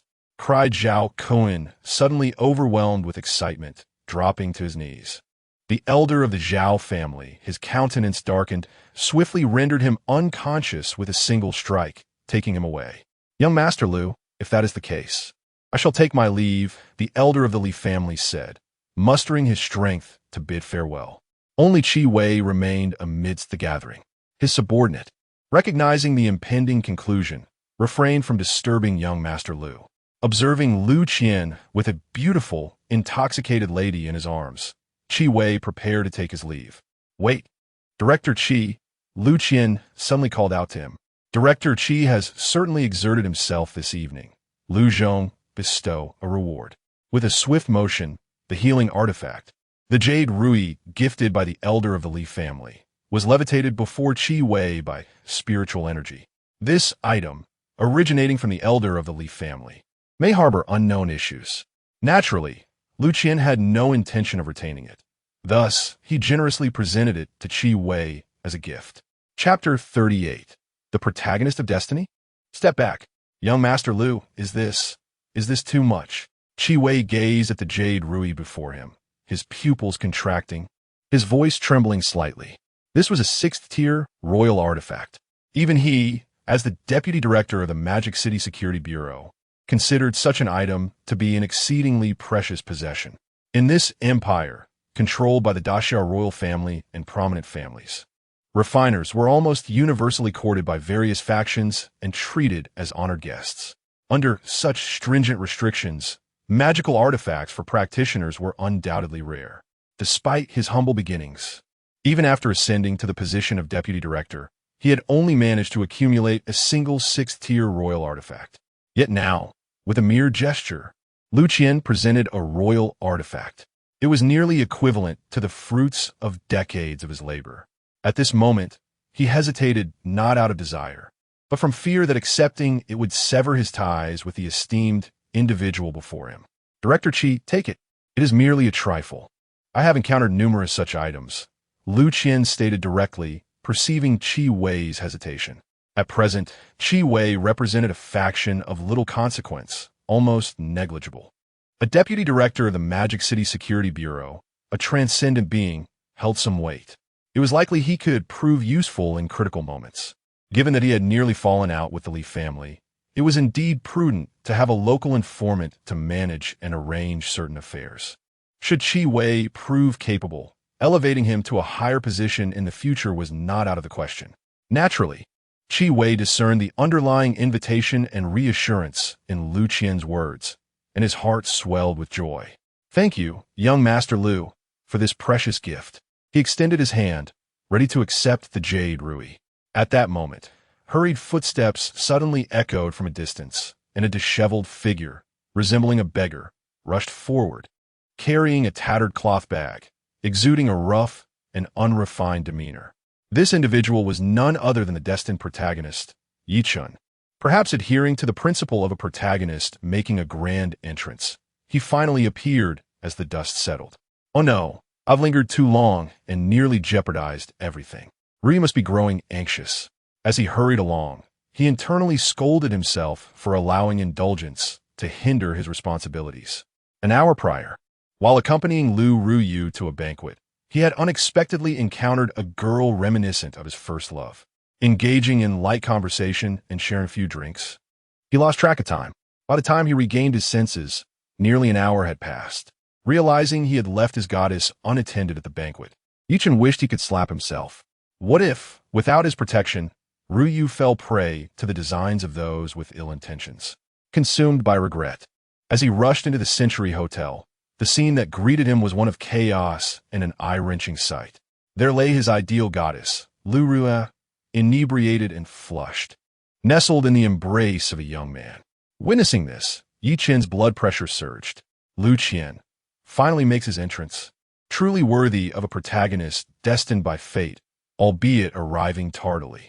If this were a drama, the antagonist would have long since concluded their business. Liu Qian gazed speechlessly at the hastily arriving Yi Chun, internally mocking him. Who would want to follow this fellow, knowing they would surely endure endless trials? Currently, Yi Chun, endowed with a fateful destiny and a mysterious old man's residual spirit, would be a formidable foe to eliminate. Yet, having arrived, it seemed fitting to settle the score. Perhaps a few remnants could be retained, facilitating future simulations to track, explore, seize opportunities, and acquire the heavenly step. Enraged, Yi Chun transformed into a fleeting shadow. Lunging towards Liu Qian. Release Ruyue. Blinded by fury, he remained oblivious to the extraordinary Qi Wei and the saintly realm Liu Zhong standing nearby. As a bodyguard, failing to be present at a critical moment and unable to protect his master, Liu Qian, with a disdainful gaze, coldly snorted, dismissing Yi Chun entirely. Had Yi Chun possessed the heavenly step, he might have garnered some respect. But at present, Liu Qian suppressed the urge to unleash a devastating blow. His voice icy, stand down. Suddenly, Liu Zhong extended his hand, unleashing a terrifying wave of spiritual energy that coalesced into a green blade, hurtling forth. Overwhelmed by rage, Yi Chun let out a pained scream as searing agony coursed through him. His right arm was severed and sent flying. Instantly regaining clarity, he realized the gravity of his situation. In the next moment, Qi Wei, having appeared out of nowhere, advanced towards him, aiming for his forehead. Impudent rogue, how dare you lay a hand on young Master Liu? Boom! At a critical juncture, Yi Chun was enveloped by an eerie flame, transforming into embers and vanishing inexplicably before the eyes of the onlookers. Liu Qian, I shall return. With a swift motion, Qi Wei retrieved Yi Chun's severed arm from the ground, presenting it respectfully to Liu Qian, his expression marked by guilt and anxiety. Young Master Liu, my incompetence allowed the assassin to escape. Rest assured, I will immediately arrange a manhunt, ensuring the assassin finds no refuge in the entire Magic City. Just after establishing a connection with the esteemed individual, such an incident occurs. Is this not a slap in the face? A mere pathetic bodyguard dared to attempt to undermine him. Qi Wei's resolve to eliminate Yi Chun intensified. Liu Qian casually glanced at the severed arm presented to him. Accepting it, this item would prove useful for the forthcoming simulation. With a decisive exertion of power, the host severed one arm of the fated protagonist Yi Chun, compelling him to retreat and inflicting a profound psychological blow. As a result, the host was rewarded with a portion of Yi Chun's destiny for a duration of 7 days. Young Master Liu, should you wish to rest here, I shall arrange for a contingent from the police department to patrol the vicinity, ensuring that any unrelated individuals are removed, so as to preserve the tranquility of your enjoyment. Make the arrangements, Liu Qian replied, waving his hand as he embraced the inebriated Liu Ruyue, guiding her towards the hotel suite prepared above. This room, originally intended for Zhao Kuan, now rightfully belonged to him. Chapter 39. The Fourth Simulation. A 10 consecutive draw at the outset. Outside the Century Hotel, Deputy Director Qi Wei was currently orchestrating arrangements. He summoned all personnel above the Second Realm who were on standby or on leave, gathering them with utmost urgency to the Century Hotel to oversee security operations. All guests within the hotel were to be evacuated, with no allowance for even the slightest security risk. Individuals within a 2-mile radius were swiftly removed, and any suspicious persons were to be apprehended, with lethal force authorized if deemed necessary. In his relentless pursuit of favor from the Liu family, Qi Wei was fully committed. In less than 10 minutes, numerous teams from the Bureau of Security, clad in black robes, appeared outside the hotel, tasked with ensuring the area was cleared of all irrelevant individuals. Even other guests residing in the Century Hotel were forcibly escorted away. Qi Wei, a formidable expert of the extraordinary realm and deputy director of the Bureau, stationed an elite team at the hotel entrance, neglecting all other matters. Clearly, he was determined to prevent a recurrence of the earlier incident involving Yi Chun, who had brazenly offended young Master Liu. The vicinity of the Century Hotel had transformed into an impenetrable fortress, with defenses meticulously arranged. Damn it! With the patriarch of the Li family incapacitated, the plan was in disarray. Was I to charge alone into this bastion? Such a formidable setup could only be breached by an otherworldly being. Yet, I am merely a Sixth Realm assassin. In the shadows not far from the Century Hotel, a pair of eyes suddenly opened, gazing with a heavy gaze at the unfolding scene. This sudden turn of events left the lurking assassin, Tianming, feeling flustered and cursing under his breath. Without teammates to assist or divert attention, was he truly expected to carry out the assassination alone? Just then a loud clap echoed. Liu Qian stood in the bay window of the top floor of the Century Hotel, surveying the well-guarded scene below, a satisfied smile gracing his face. Such meticulous protection, combined with the external guardian Liu Zhong, meant that he was currently in the safest location in all of Magic City. This arrangement surpassed even Liu Qian's previous villainous simulations, indicating that his decision to recruit Qi Wei was indeed wise. An aspiring deputy director was far superior to a scheming and unreliable member of the Li family. At this moment, I have established a portion of my foundation in Magic City. Should I elevate Qi Wei to the position of director, the entire intelligence network and armed forces of Magic City would be at my disposal. To exchange power for strength without revealing one's capabilities is the hallmark of true wisdom. It is no wonder that in my past life, so many were drawn to the allure of power. Liu Qian reflected deeply. Suddenly, his gaze shifted to the enchanting Liu Ruyue, who was nestled in his arms, intoxicated and radiating an irresistible charm. Typically, when confronted by a delicate goddess, one cannot help but entertain certain thoughts. However, upon discerning the intentions of the enigmatic Liu Ruyue, who was left with a legacy after her father's demise, how could Liu Qian possibly sever his own limbs and forsake his support so easily? Until her aspirations are realized, this mysterious being must not permit his demise, but rather protect him. This, undoubtedly, serves as an invaluable trump card. Even if the clandestine forces behind the scenes dispatched celestial assassins to eliminate him, they would first need to contend with Liu Ruyue. Moreover, what woman could rival the allure of a simulator? With a swift motion, the inebriated Liu Ruyue was carelessly cast onto the carpet beneath him. The Liu family, known for its strict decorum, would never take advantage of another's misfortune. Liu Qian mused to himself. He then strode toward the grand bed, reclining upon its comfort with an expression of sheer indulgence. Liu Ruyue? Very well. Is this how we are to play? In a hidden corner, Liu Ruyue's small fist involuntarily tightened, contemplating the prospect of retaliation. Host, Liu Qian. Age, 18. Occupation, Rune Master, 4th rank. Realm, Pinnacle of Divine Powers, Cultivation Techniques. 4th layer of the Ancient Dragon Elephant Scripture, Celestial level. 5th layer of the Thousand Shadows Demon Art, Celestial level. True Record of Runes, Supernatural Abilities. Dragon Elephant Dominance, Shadow Mimicry, Shape-Shifting, Vast Dragon Fist. Supreme Mode, Physique, Supreme Emperor's Bone. Talent, Greased Lightning, Blue, You Cannot See Me, Red. Items, Life-Saving Blood Escape Rune, Temporary Talent Level 1. Partial Fate Luck, 7 days. Yi Chen's Severed Arm, 6th Rank King Artifact Mist Ghost Cloak. Simulation Attempts, 0. Villain Points, 66. 800. Gazing at the rejuvenated attribute panel and the substantial reserve of over 60,000 villain points, Liu Qian felt a sense of calm assurance. It was now time to embark on the 4th simulation of a villainous life. This time, the primary objective was to seize the powerful secret technique known as 9 Steps to Heaven, which could elevate one through several great realms consecutively. Securing this opportunity would yield immense benefits, both for the forthcoming simulations and for my reality. With the plan for the 4th villainous life simulation firmly established, Liu Qian's expression grew earnest. Villain Simulator. Initiate the 4th simulation. Ding, 5,000 villain points have been deducted from the host to exchange for 1 simulation attempt. Ding. Commencing the 4th villainous life simulation. Detected that the host possesses ample villain points. Would you like to spend 5,000 villain points for a 10-fold talent draw? A 10-fold talent draw. This had never occurred before. Was it due to insufficient villain points previously? Indeed, it seems that wealth is essential for such endeavors.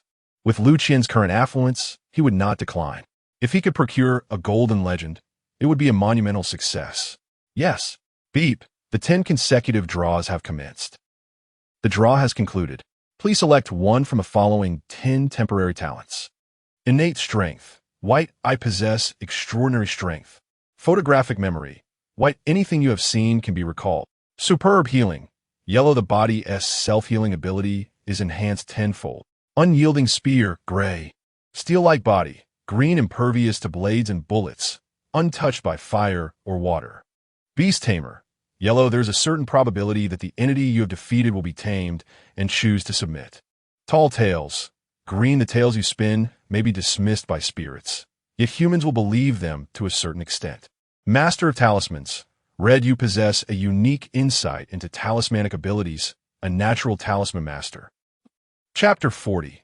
The Purple Talent. The essence of talismans. As Liu Qian gazed at the 10 temporary talents extracted, he swiftly disregarded the inferior yellow, white, and gray options. Only 3 talents, namely Steel Bones, green, Tall Tales, green, and Talisman's Prodigy, red, captured his attention. Among them, the first, Steel Bones, green, despite its capability to enhance combat prowess, held the least value in his estimation and was promptly eliminated.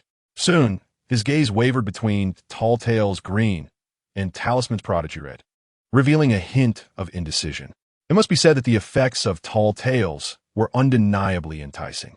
The words spoken could convince even the most skeptical of spirits. Yet, they would certainly sway the living. What a remarkable concept! This was akin to an unconventional brainwashing technique capable of bewildering the masses. One could draw parallels to a certain failed art student. Who wouldn't be tempted by such an ability? If employed within the villain life simulator, it could extract some extraordinary information from the hidden powers behind the scenes. Unfortunately, this extraction also presented an even more formidable option, the more fitting Talisman's Prodigy, red.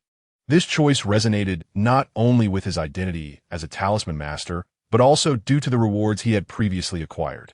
Next, simulation talent level. By selecting Talisman's Prodigy, he could transform it into the first purple talent. Such a talent would be second only to the esteemed golden talent. Last time, the You Can't See Me red talent yielded unimaginable results. One could only wonder how astonishing and elusive the higher tier, purple talent would prove to be. Yet, at this moment, Liu Qian felt a twinge of reluctance. Should he draw again, the chance of obtaining Tall Tales might be uncertain. Was there a way within the simulator to retain Tall Tales? After a brief contemplation, Liu Qian decisively chose to communicate with the villain simulator. Ding! The host may pay 5,000 villain points to retain Tall Tales, green, delaying its selection until the next simulation. Faced with the proposal from the villain simulator, Liu Qian hesitated for but a moment before consenting. Although 5,000 villain points was no trifling sum, the uniqueness of this green talent made it exceedingly worthwhile. After securing Tall Tales, Liu Qian resolutely made his choice for this simulation. For this simulation, I select Talisman's Prodigy, red. Ding! Detecting the existence of special reward. The level of this temporary talent begins to rise. Ding! Congratulations to the host for acquiring the temporary purple talent, the essence of talismans. The essence of talismans. Purple, you are innately endowed with the essence of talismans. Any talisman in your hands can manifest miraculous effects, transforming decay into the extraordinary. As Liu Qian's eyes shimmered with brilliance, he discerned the overwhelming potency of this talent merely from its description. However, the specifics of its effects remained shrouded in mystery. Nonetheless, he anticipated that enlightenment would soon follow. Simulation commences. As the foremost scion of the imperial city, you have unraveled the assassination plot against you, temporarily alleviating your predicament, while simultaneously acquiring a new purple talent talisman of the Tao. Upon awakening the talisman Tao seed, it felt as though you had unblocked your body's crucial meridians. You retrieved the authentic tome of talismans and began to peruse it, discovering that the previously obscure and enigmatic runes now revealed no secrets to you. Engrossed in the world of talismans, you delved deeply into the tome, mastering the remaining fourth-tier talismans, enhancing them into even more formidable forms. During this period, the seemingly slumbering Liu Ruyue attempted to entice you, yet her advances were effortlessly disregarded. Women cannot compare to the allure of talismans. Through the night, you were enraptured by the ocean of knowledge, unable to extricate yourself. The more you explored, the more you appreciated the profound intricacies of the tome's author. Upon completing your thorough reading of the tome, you found it concluded with a record of a fifth-tier talisman, the Fire Dragon technique, leaving you with a sense of regret. On the final page, you beheld the author's name, Xuan Fuzi. Xuan Fuzi, a name unfamiliar to you.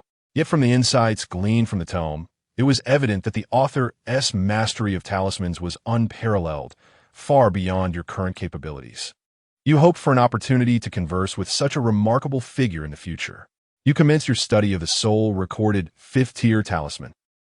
Meanwhile, Liu, feigning sleep, remained undeterred in her attempts, unaware that your seemingly frivolous demeanor was merely a fade.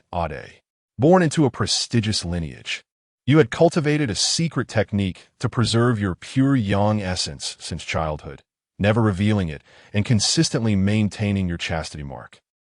Suddenly, a wave of heat coursed through you, seemingly influenced by some external force. The talisman Dao seed had activated, and you chose to disregard this sensation.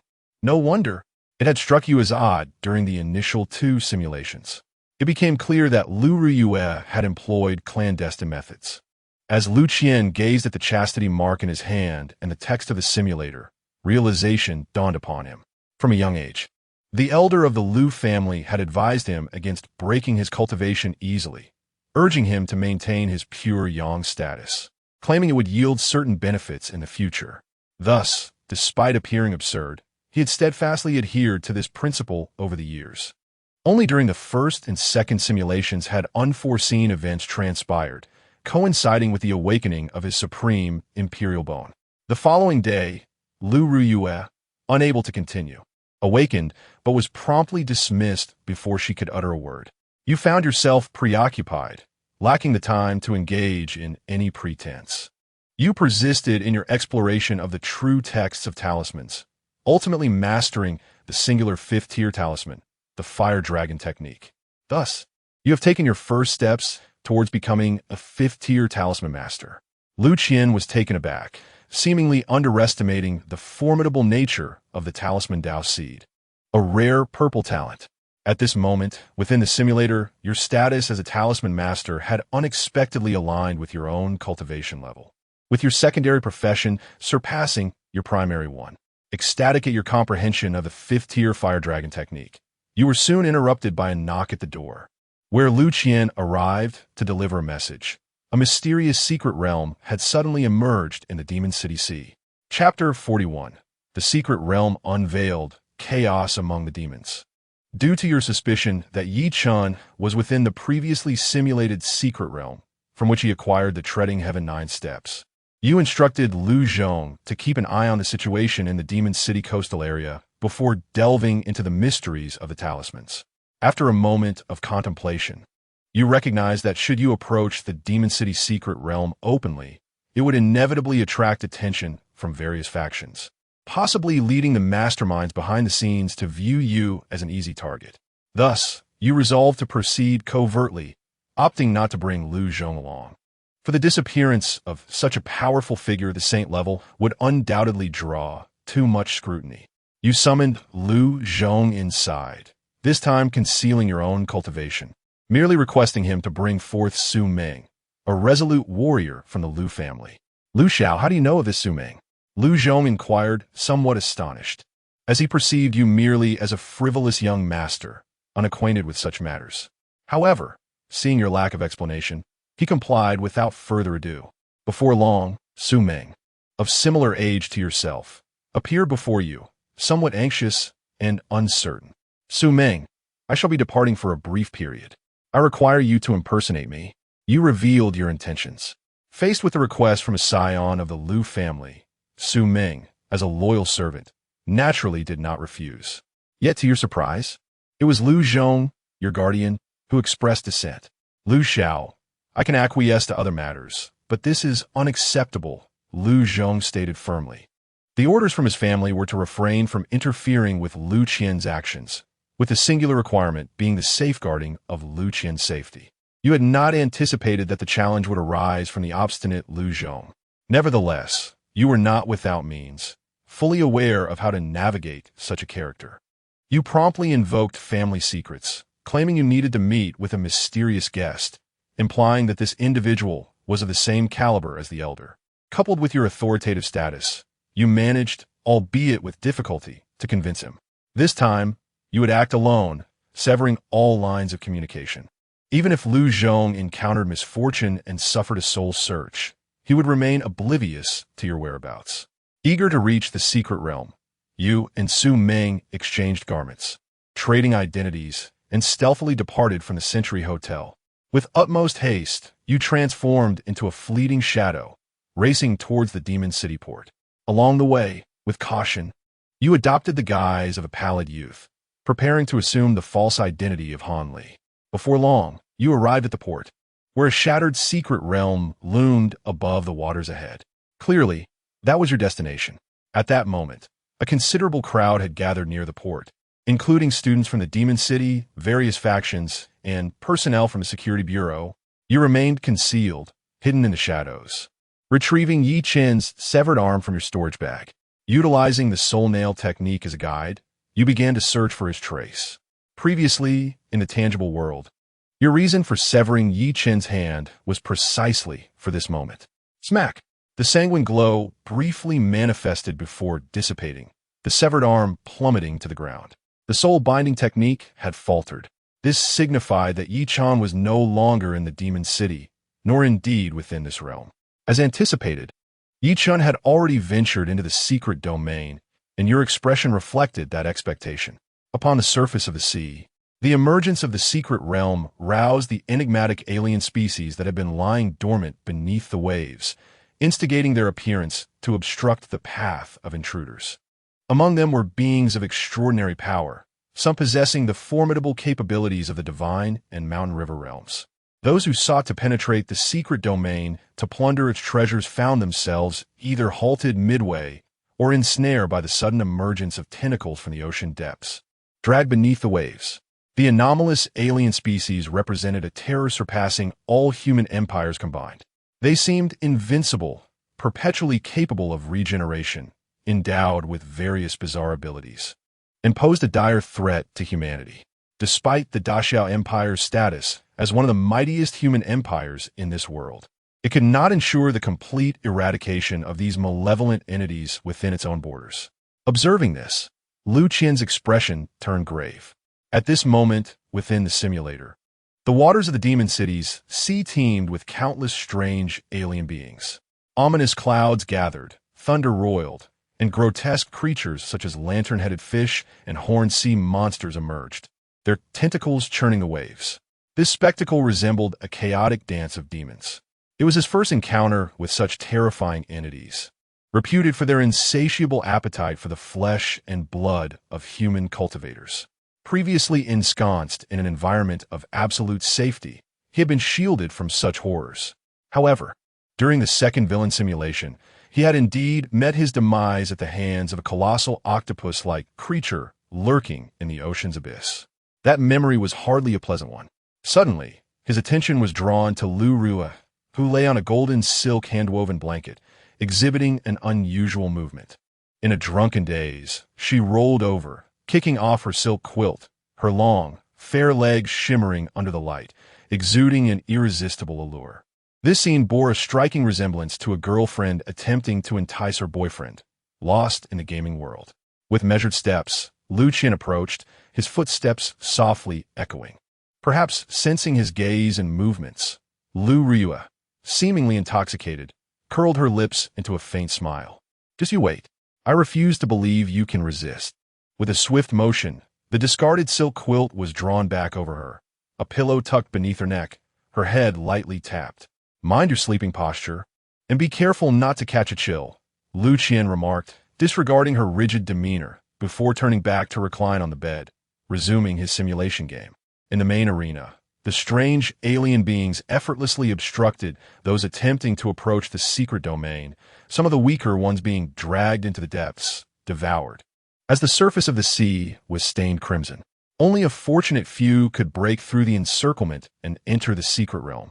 Confronted with a terrifying casualty ratio, the avaricious cultivators began to feel trepidation, halting their advance, paralyzed by fear. How infuriating! There are simply too many bizarre entities to vanquish. The presence of such a multitude of strange beings indicates that the secret realm must be extraordinary. Opportunities lie ahead, yet they remain immobile. How infuriating! Amidst the chorus of reluctant voices, you, Yi Qin, retracted your severed arm and emerged from the shadows, transforming into a fleeting specter, swiftly approaching the surface of the sea, provoking a wave of astonished gasps. Chapter 42. The Fire Dragon Unleashed, Re-entering the Secret Realm. Once again, an unfortunate soul dares to venture forth, clad in tattered garments. It is evident that this individual hails not from a prestigious lineage. Judging by their youthful visage, likely in their early 20s, they seem to struggle even with the third realm of comprehension, with the utmost potential reaching merely the fourth realm of divine power. Amidst such a multitude of enigmatic and foreign entities, even a formidable fifth realm warrior would find the situation daunting. Only those of extraordinary prowess possess any assurance. What audacity does this youth possess? As you make your sudden appearance, the assembly gathered at the coastal port gasps in astonishment, though their expressions reveal skepticism. You pay no heed to their disparaging remarks. Like a blade unleashed, you surge forth from the harbor. With your right hand, you condense spiritual energy, tracing symbols in the air, and in an instant, a fourth-tier wind-driving talisman materializes. Let the winds arise. Boom!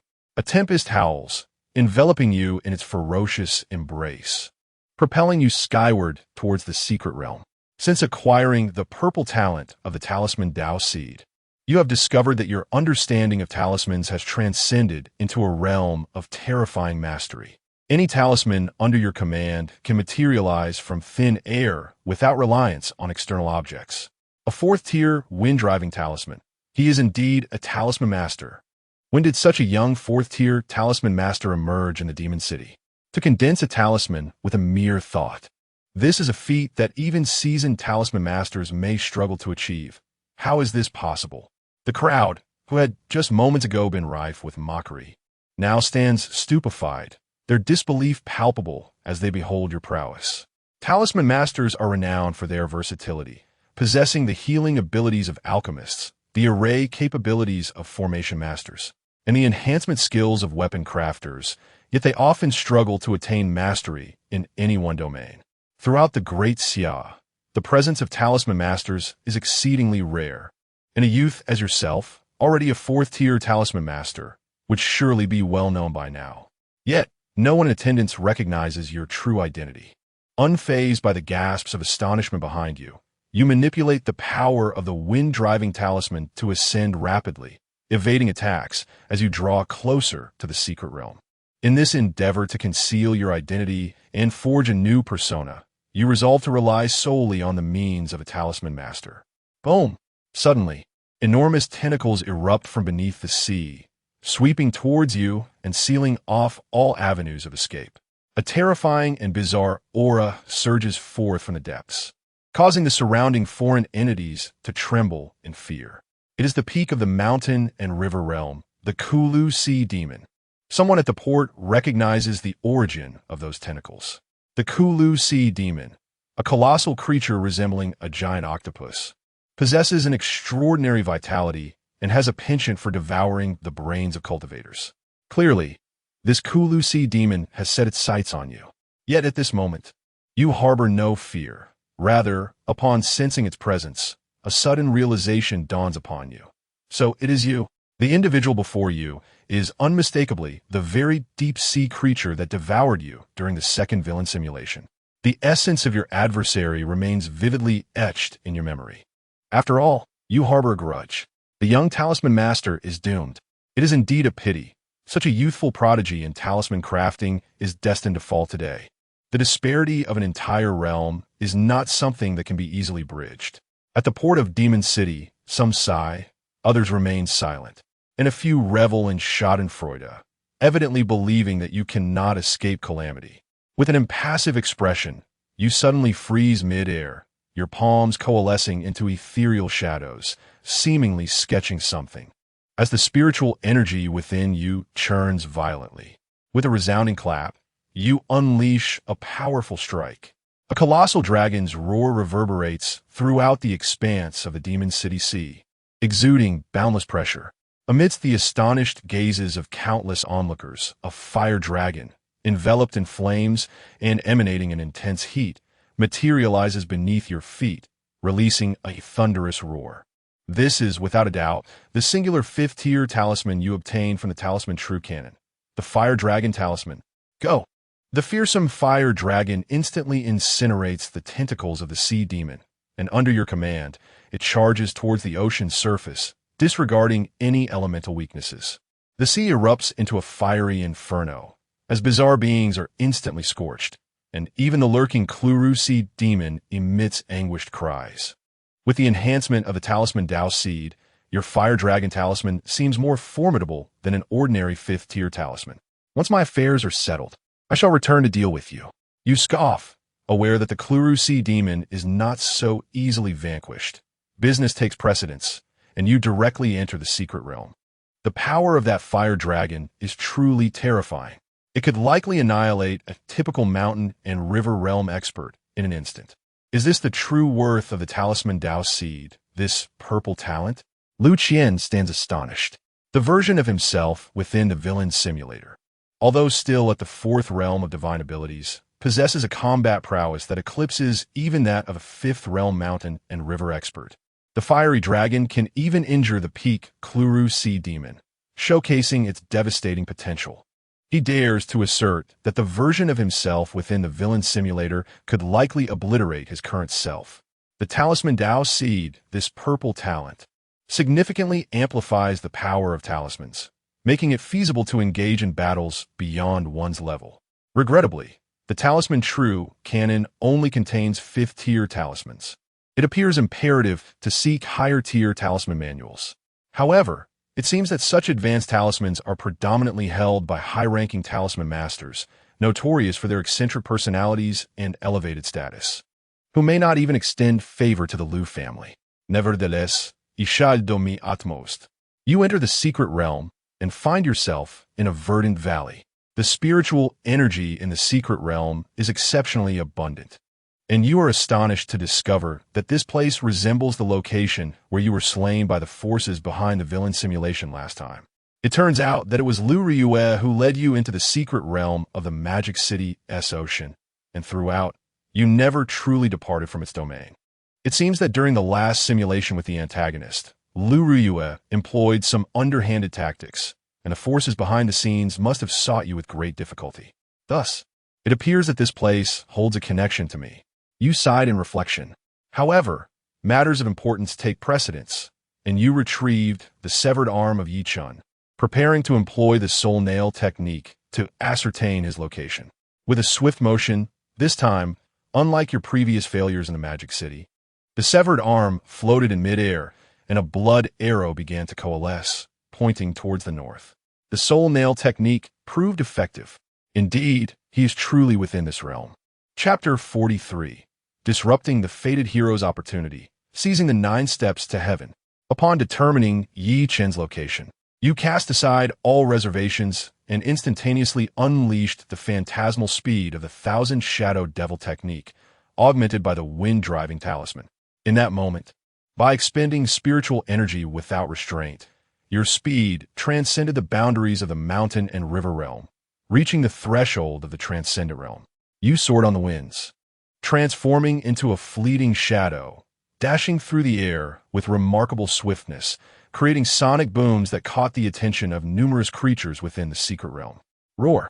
A grotesque giant python, emanating an aura of chilling terror, suddenly leapt from the forest, lunging toward you with the intent to bite.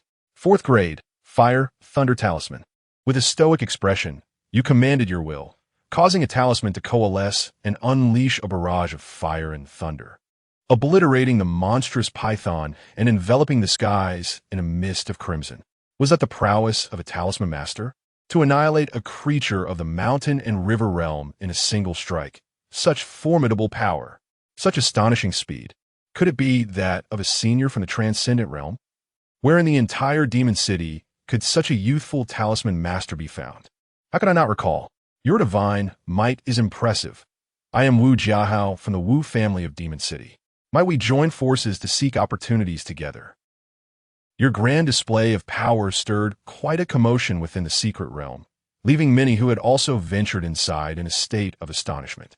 Among them, several harbored intentions of forging alliances with you in the pursuit of fortune, yet you paid them no heed, inciting a few to curse in frustration. Damn, what a conceited display. Soon, the scenery ahead began to shift, and guided by the soul nail technique, you arrived at a shattered ruin. This place is exceedingly peculiar, as it harbors some form of restriction that forbids flying, and it seems to be inexorably siphoning spiritual energy and cultivation. I can feel the energy within me being ruthlessly drained. As you set foot in the ruins, an unusual sensation washed over you. A wave of trepidation surged forth, causing the wind-driving talisman to falter and plummet from the air. Even the spiritual energy within you began to dissipate rapidly. Your cultivation, which should be at the pinnacle of the divine power realm, was inexplicably destabilizing, descending. You were taken aback. Could there truly exist a place of such terrifying restrictions in this world? For those of weaker cultivation, it would not be long before they fell from grace, reduced to mere mortals. Such a domain is undoubtedly a nightmare for cultivators. Realizing the peril of this place instilled a sense of dread within you. Yet the trail of Qian lay ahead, and you were reluctant to depart. At that moment, a supremely domineering will surged forth from your spine, halting the rapid dissipation of your spiritual energy and cultivation. The supreme imperial bone seemed capable of resisting the bizarre restrictions of this place. You were astonished, but quickly found solace, quickening your pace towards the depths. As you ventured further, the familiar voice of Yi Chun echoed in your ears. Master, is this the astonishing opportunity you spoke of? A shattered statue. Wait, this statue appears to be holding a parchment, inscribed with what seems to be words. Step upon the heavens, ninefold. Found it. Liu Qian's spirit surged with excitement. This time, the simulated antagonist had finally caught up. Indeed, within the mystical realm of Magic City lies the monumental opportunity of the 9 steps to ascend the heavens. From the dialogue, it became evident that Yi Chun entered this secret domain and arrived at the ruins due to the influence of his enigmatic master. This mysterious mentor of his is undoubtedly extraordinary. Truly, a protagonist endowed with the wisdom of an erudite elder is a formidable challenge. Boom! Upon hearing these words, your mind erupted with a cacophony, and as you raise your gaze, you beheld a dilapidated statue at the valley's base, cradling a parchment. Before the statue stood a one-armed youth, who had taken down the parchment, gazing in astonishment at the text, muttering to himself. The individual was none other than the long-missing fated protagonist, Yi Chun, and in his grasp was indeed the coveted 9 steps to ascend the heavens. At this moment, Yi Chun's expression turned dazed, his eyes fixated on the 9 steps in hand, an ethereal aura enveloping him as if he had entered a profound epiphany. You suddenly realized that Yi Chun was grasping the essence of the 9 steps. Were you a moment too late? No, your timing was impeccable. With no moral constraints, you revealed a sinister smile, instantly shifting into your supreme mode to launch a surprise attack. Roar! Roar! Harnessing your own essence, you conjured 2 5th-tier fire dragon sigils, summoning 2 colossal fire dragons to assault the entranced Yi Chun. Since this involved the path of opportunity, you could not afford to let it slip away easily. Unlike certain mindless antagonists who merely watched as the fated protagonist thrived, you had to interrupt him at the critical moment. How dare you, Junior? A raspy voice, laced with fury, erupted from Yi Chun. Swish! A grayish-white flame of spiritual essence suddenly enveloped him, coalescing into a protective shield that resisted the oncoming ferocious fire dragons. Yet, in the next heartbeat, that fiery shield was torn asunder, instantly breaking Yi Chun's state of enlightenment, causing him to recoil, blood spurting from his mouth as he was hurled backward. The parchment he clutched also flew from his grasp. No! Yi Chun roared in indignation, striving to seize the parchment, but he was a moment too late. Your figure appeared like a whispering breeze, delivering a kick squarely to Yi Chun's face, sending him sprawling and allowing you to snatch the parchment into your possession. Got it. A look of elation spread across your face. In that instant, what was meant to be the exclusive opportunity of the fated protagonist, Yi Chun, was forcibly seized by you midway. However, this was not the time to celebrate. You still needed to address the lingering uncertainties. Seize my opportunities and plunder my treasures. I shall confront you with all my might. Step. Heavens. 9 steps. Just as you contemplate pursuing, Yichen appears to be possessed, stepping forward multiple times before your very eyes, his cultivation surging instantaneously. Fourth realm divine powers. Fifth realm mountains and rivers. What? Witnessing this scene, your expression shifts dramatically. Fear gripping your heart as you realize Yi Chun has comprehended the 9 steps to heaven at such an astonishing pace. This is troublesome. You are acutely aware of the terrifying and unreasonable nature of the 9 steps to heaven. Chapter 44. The 9 steps to heaven, the loan of heaven and earth. You hastily halted your pursuit, seeking to withdraw and avoid a direct confrontation, unwilling to engage leaf dust head-on. The fleeting surge brought forth by the 9 steps to heaven was not something you could withstand at this moment. Yet in the next instant, you were taken aback to witness leaf dust, who should have exuded an overwhelming presence, suddenly experience a drastic decline in his aura. His figure flickered, enveloped by a grayish-white flame, as he fled into the distance. Having seized my opportunity, I have memorized your aura. I shall repay this debt in the future. Leaf Dust's voice echoed from afar, laced with bitterness.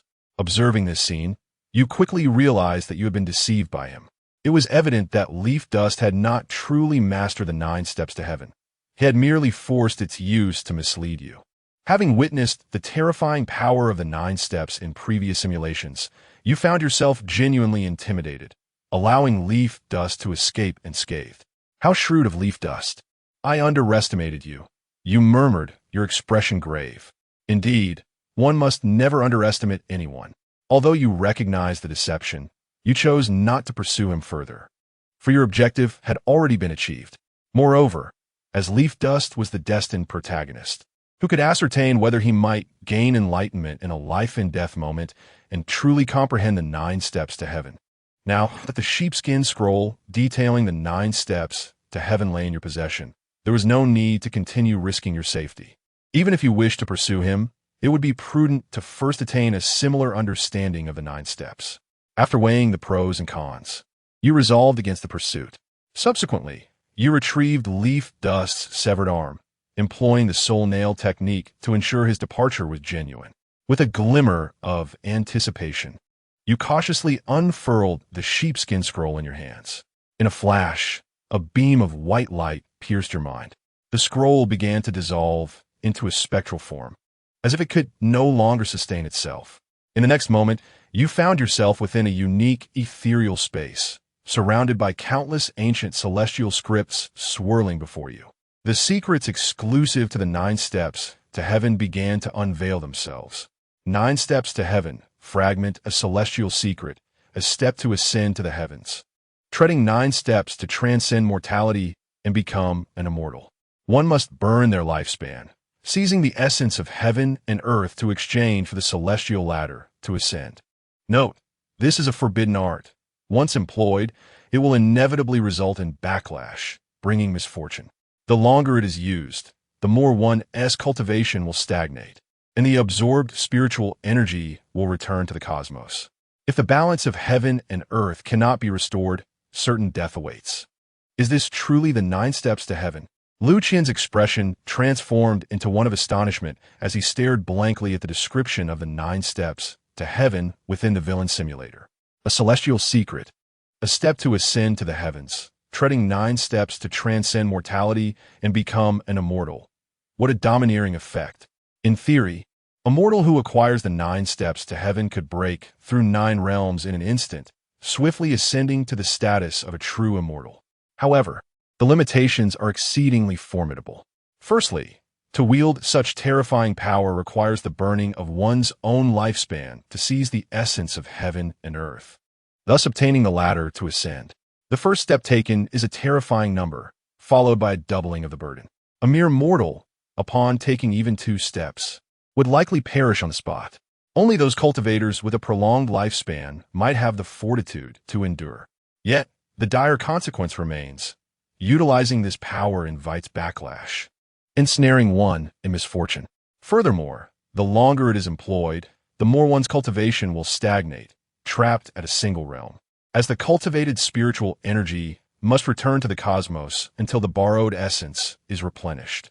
Is this truly the path to the heavens, or merely a celestial loan?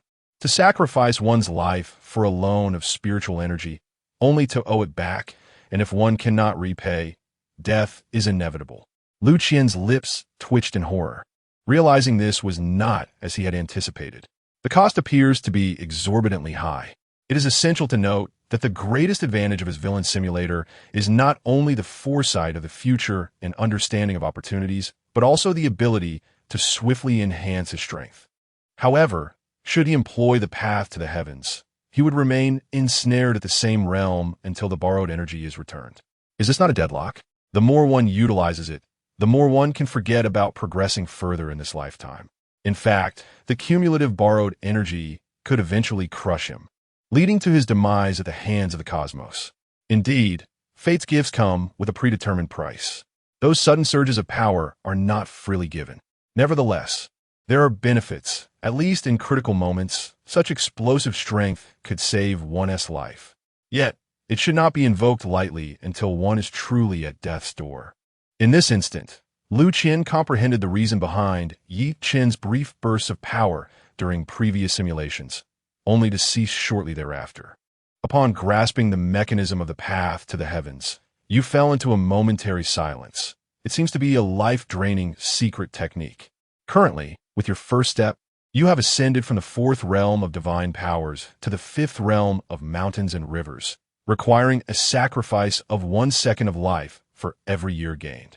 Should the sixth realm of transcendence demand 10 years for a second, and the seventh realm 100 years? The lifespan of a master in the divine powers realm is 300 years, which implies that if you step 3 times into the holy realm, you could sustain yourself for a mere 3 seconds before aging to death.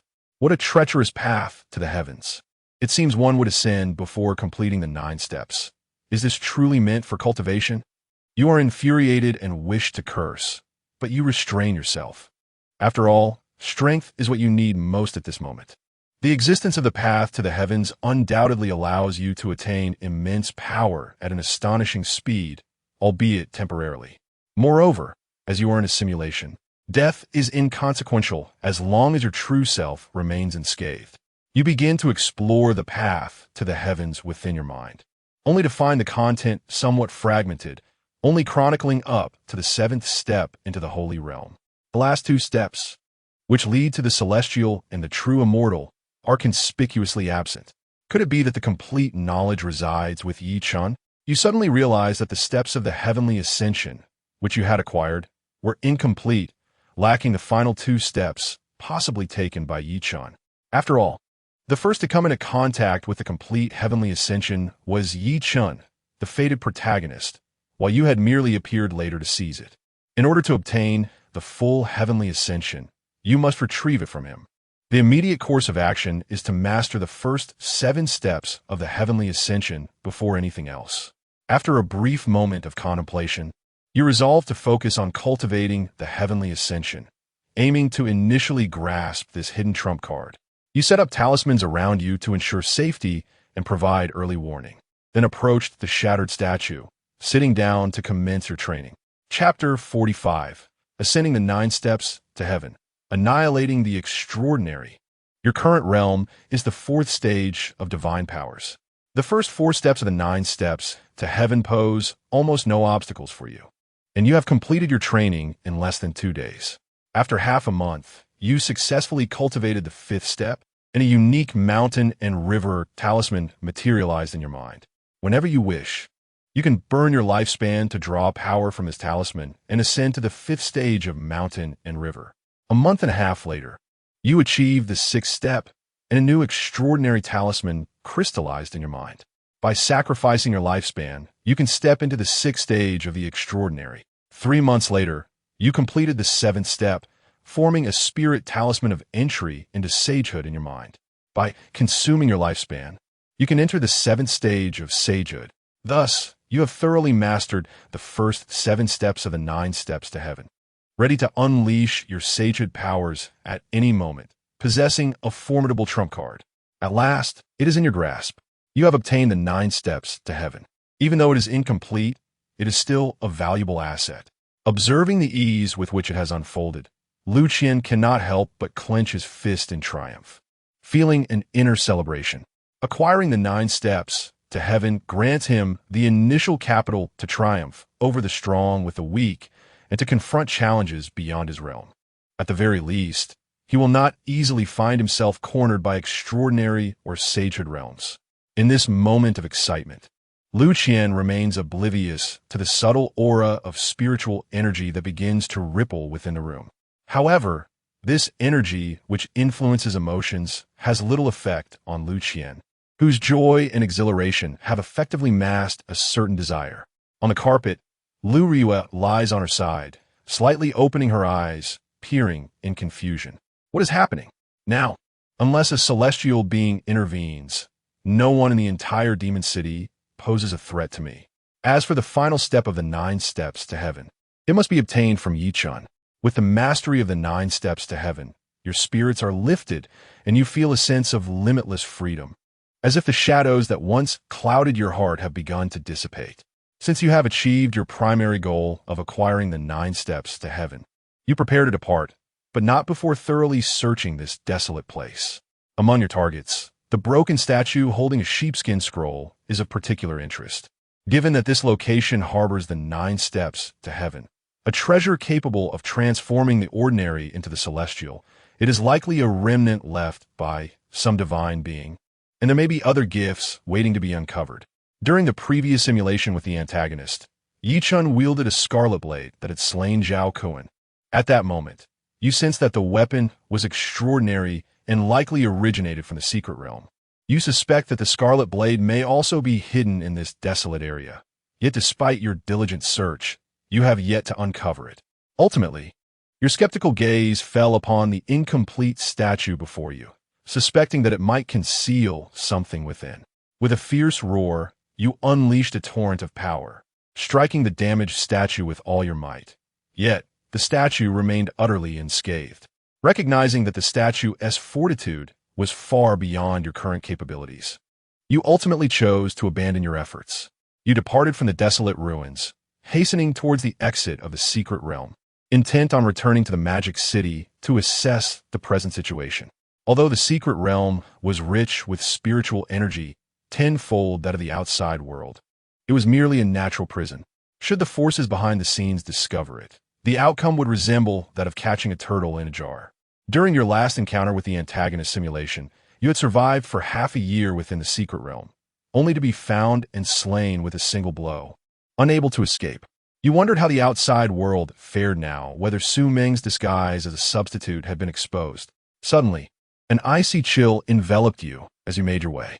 With a thunderous crash, a massive, shadowy hand descended from the heavens, reaching for your head. Who would have thought that this expedition into the secret realm would lead me to encounter a talisman master?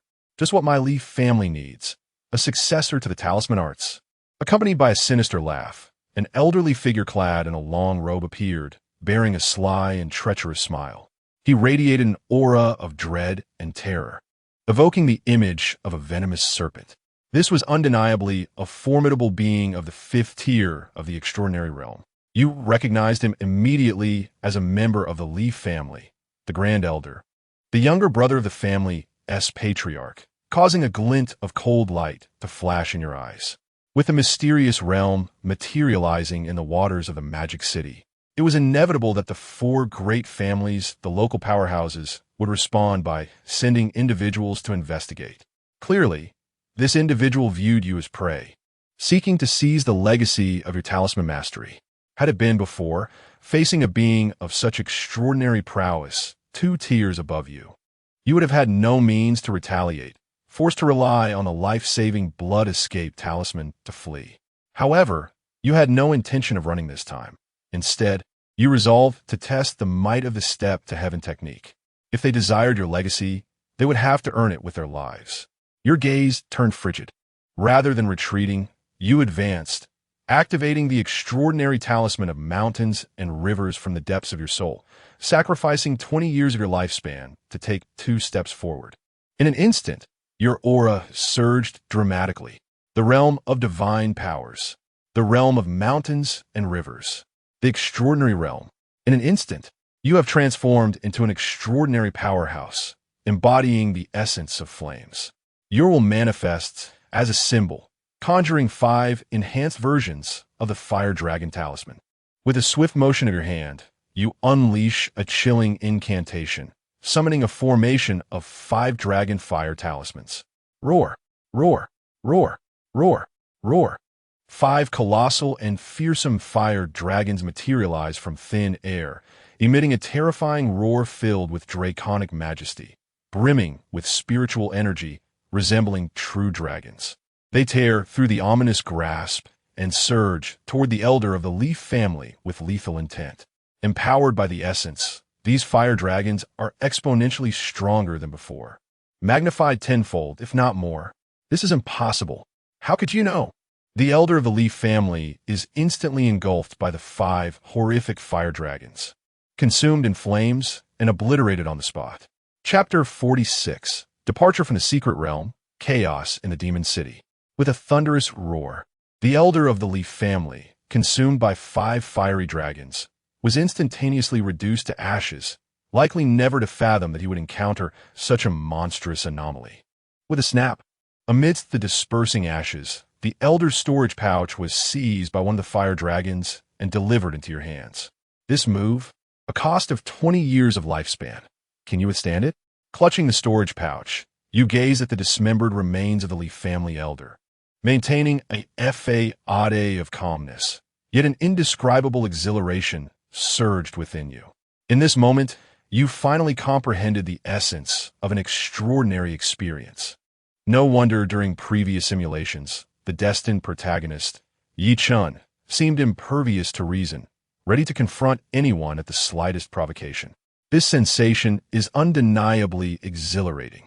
The sole drawback, however, is the steep price. Your aura began to descend from the realm of the extraordinary, reverting to the realm of divine abilities. As an inexplicable weakness flooded your being, in this instant, you sensed a significant depletion of vitality within, leaving you somewhat disoriented. The preceding battle, though it lasted but a fleeting second, had consumed 2 decades of my lifespan. Moreover, the spiritual energy borrowed from the heavens requires a continuous month of cultivation to repay. At this moment, you keenly realize that you are trading life essence for power. Nonetheless, exchanging 20 years of lifespan and a month of celestial debt for the life of an extraordinary realm powerhouse seems justifiable. Let me see what treasures lie within the domain of an extraordinary being. As you open the storage pouch, you were greeted by a dazzling array of treasures and elixirs, including a 6-tier royal artifact resembling a crescent moon with a hooked shape. Suddenly, your attention was drawn to a floating black and white Taiji-shaped elixir in the corner, and a burst of excitement illuminated your face. This is the Yin-Yang Wujidan.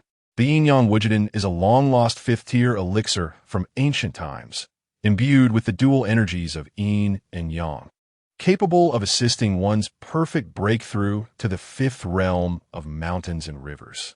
It seems this elixir was acquired by the elder from the secret realm, and now fortuitously falls into your possession.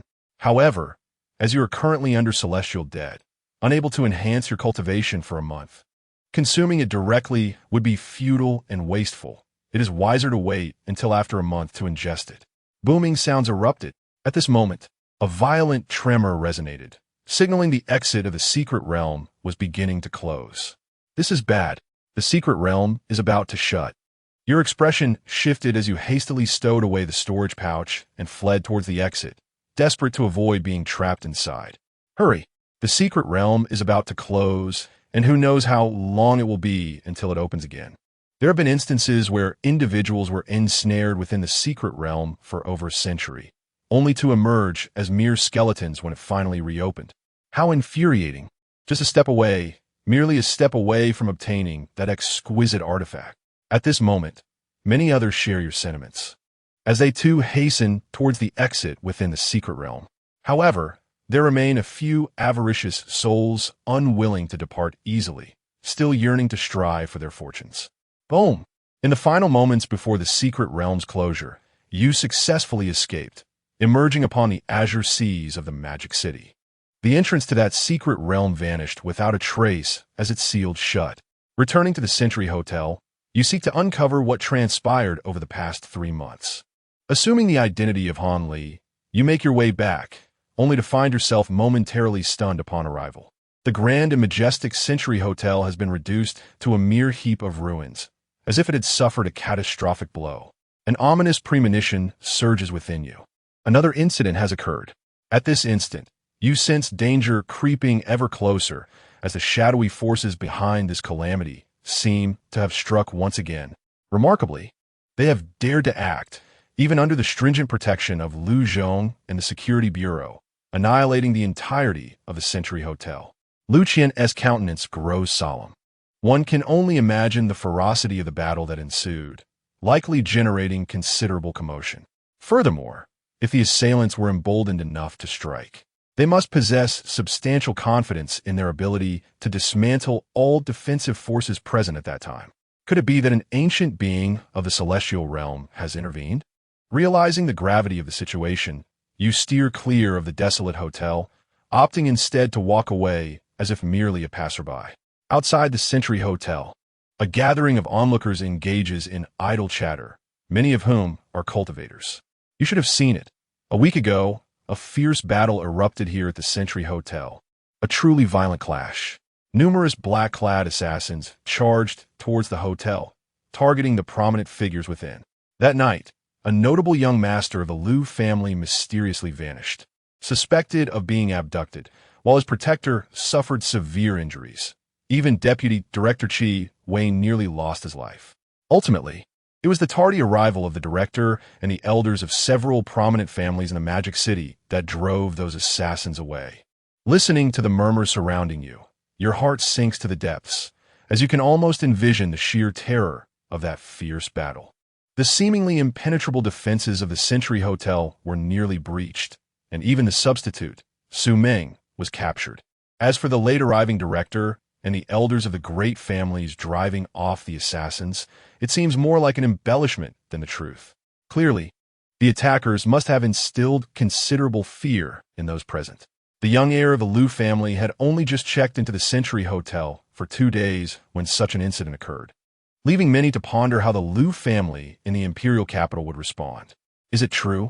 An event transpired merely 2 days after his arrival. Yet it dates back 7 days. This timeline seems off. Your expression shifted as you retrieved your phone to check the date. September 21st, 2026. This date indicates that only 9 days had elapsed since your entrance into the mysterious realm, whereas you had indeed spent 3 months within its confines. Could it be that the flow of time in that enigmatic realm differs from that of the real world at a ratio of 10:1? No wonder. During the previous simulations, Yi Chun had only vanished for a few days, and upon his return, he had mastered the 9 steps to heaven. It turns out that 10 days in that mysterious realm equates to merely 1 day in the real world. Chapter 47. The Mysterious Visitor and the Captured Stand-in. It appears that the Century Hotel is not as secure as one might have believed. Upon witnessing the unfolding scene, Liu Qian's expression darkened. He had assumed that being ensconced within layers of protection would significantly elevate his safety. However, reality dealt him a harsh blow, revealing that complications had arisen. His initial assumption was flawed. The peculiar circumstances reminiscent of the simulator were likely a consequence of his overly meticulous arrangements. Coupled with the severe injuries sustained by the ancestral figure of the Li family, the Thousand Shadows assassins found themselves incapacitated, unable to fulfill their mission, thereby stalling progress. Ultimately, this led to a reckless escalation from the forces behind the scenes, who, disregarding all caution, summoned numerous formidable individuals to shatter the Century Hotel and abduct Su Ming, mistaking her for him. Despite being astonished by the peculiar temporal flow within the mysterious realm, your foremost concern lies with the current situation and the well-being of Liu Zhong and the others. In a mere 9 days, you have departed from Magic City to enter the secret realm, only to discover that so much has transpired, and you have narrowly escaped a dire fate. Had you remained in Magic City during these past few days, it is highly probable that you would have been captured a week ago, leading to a most unfortunate outcome. there exists a strong likelihood that the simulation may conclude prematurely. At this moment, you silently express gratitude for not disclosing your whereabouts to Liu Zhong and the others upon your departure. Otherwise, you might have fallen prey to a trap, hunted down within the secret realm. Outside the ruins of the Century Hotel, there linger some concealed and enigmatic figures, seemingly in search of something. Your gaze discreetly scans the surroundings, revealing traces of suspicious figures lurking near the Century Hotel, observing those who approach. The seemingly innocuous passers-by and those near the hotel have now become targets, stealthily closing in. Could they be agents of the forces behind the scenes, strategically positioned here to ensnare me, the elusive fish slipping through their net? You speculate that Su Ming, once captured, is likely in grave peril, as the shadowy powers would undoubtedly leave no stone unturned in their pursuit of any trace of you. Disguised as an innocent bystander, you have successfully evaded their attention. Employing your invisible red talent, you find refuge in a secluded alley at a street corner, retrieving the communication device of the Liu family to send several messages in hopes of contacting Liu Zhong. Yet, you receive no response. Your heart sinks, realizing that Liu Zhong may have encountered trouble. The situation is dire. You promptly attempt to reach out to your elder brother far away in the imperial capital for assistance. But curiously, you receive no reply there either. It appears that not only in Magic City, but also in the imperial capital, issues have arisen. Or perhaps someone has intervened, severing my bloodline communication. Your expression darkens instantaneously, and you cannot help but clench your fists tightly. Under normal circumstances, the elder brother of the Liu family in the capital, Liu Shou, would promptly respond upon receiving a message. However, the current situation clearly indicates that the Liu family in the capital has encountered some unusual upheaval. At this moment, the most pressing matter is to locate Qi Wei, the individual directly involved, to ascertain the circumstances, as the other two have mysteriously vanished, leaving him as the sole survivor. Soon, you resolve to take action. Qi Wei, the deputy director, resides in a villa situated in the Longting district of the Magic City. Through casual conversations with passers-by, you learn that since Liu Qian was injured, he has not returned to the office, but has instead been recuperating at home. Utilizing your Thousand Shadows technique, you altered your appearance, donned a fog cloak, and masked your face, discreetly investigating the entire villa area. After confirming that there were no ambushes, you silently infiltrated Qi Wei's home, discovering that aside from him, only an elderly servant remained. At that moment, Qi Wei lay in bed, his aura unstable, his complexion pale, suggesting that his injuries had yet to heal. Suddenly sensing your presence, Qi Wei opened his eyes, fixating intently on you, cloaked and masked. However, in the next instant, what should have been a wary Qi Wei froze upon recognizing the cloak you wore, which had been gifted by the elder of the Zhao family just days prior and was now in your possession. "It is I," you declared, removing your mask in front of Qi Wei to reveal your identity. "Liu Xiao, why are you here? I thought you had been captured." "Wait, you are an imposter." Qi Wei's initial excitement quickly shifted to suspicion. "The one taken from the Century Hotel was my double." You recounted the events leading to the secret realm, omitting certain details, and produced the token of the Liu family to verify your identity. "Ah, that explains it. No wonder when I saw Liu Xiao the day after that incident, something seemed off." Qi Wei's expression shifted to one of realization, clearly accepting your explanation as the wariness faded from his face. "Director Qi, let us dispense with trivialities. I am eager to understand what transpired a few days ago." You pressed urgently for information regarding the recent events. "Liu Xiao, a week ago, a peculiar incident occurred at the port of the Magic City, where an alien race attacked innocent civilians. The General Office of the Magic City suddenly issued a directive, withdrawing the majority of my personnel.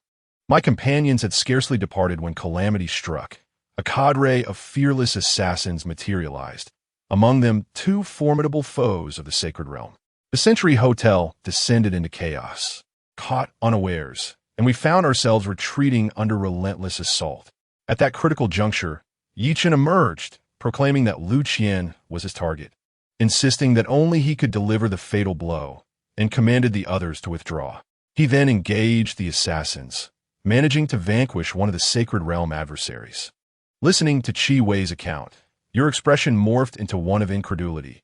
It was indeed Yi Chun, the destined protagonist, who had rushed forth to salvage the situation at a moment of dire need. Truly, the potency of vengeance is formidable. The grudge of a severed limb, the bitterness of a stolen spouse. Yi Chun harbored a deep-seated hatred that ran to his very core, unwilling to allow Liu Qian to perish at the hands of another. However, just as the assassins teetered on the brink of defeat, a cloaked figure appeared, unleashing devastation upon the Century Hotel with a single strike. Qi Wei took a moment to compose himself before continuing his detailed narration. At that moment, Elder Liu Zhong merely met the figure's gaze and immediately fell into unconsciousness. Blood oozing from all 7 orifices, his body convulsing uncontrollably. Even Yi Chun was felled by the cloaked specter in a single blow, suffering grave injuries and opting to flee, fearing for his life. Ultimately, it was not you, but rather your substitute, who was captured by this enigmatic figure in the cloak. Chapter 48. Young Master Liu. By the time you read this letter, I fear I may have already perished. Could the cloaked figure be the esteemed ghost doctor? Liu Qian gazed intently at the information relayed by Qi Wei within the villain simulator, his eyes flickering with recognition as he recalled the formidable ghost doctor, a transcendent being capable of effortlessly defeating Liu Zhong, a formidable figure at the 7th level of sanctification, as well as the fated protagonist Yi Chun, who possessed extraordinary abilities.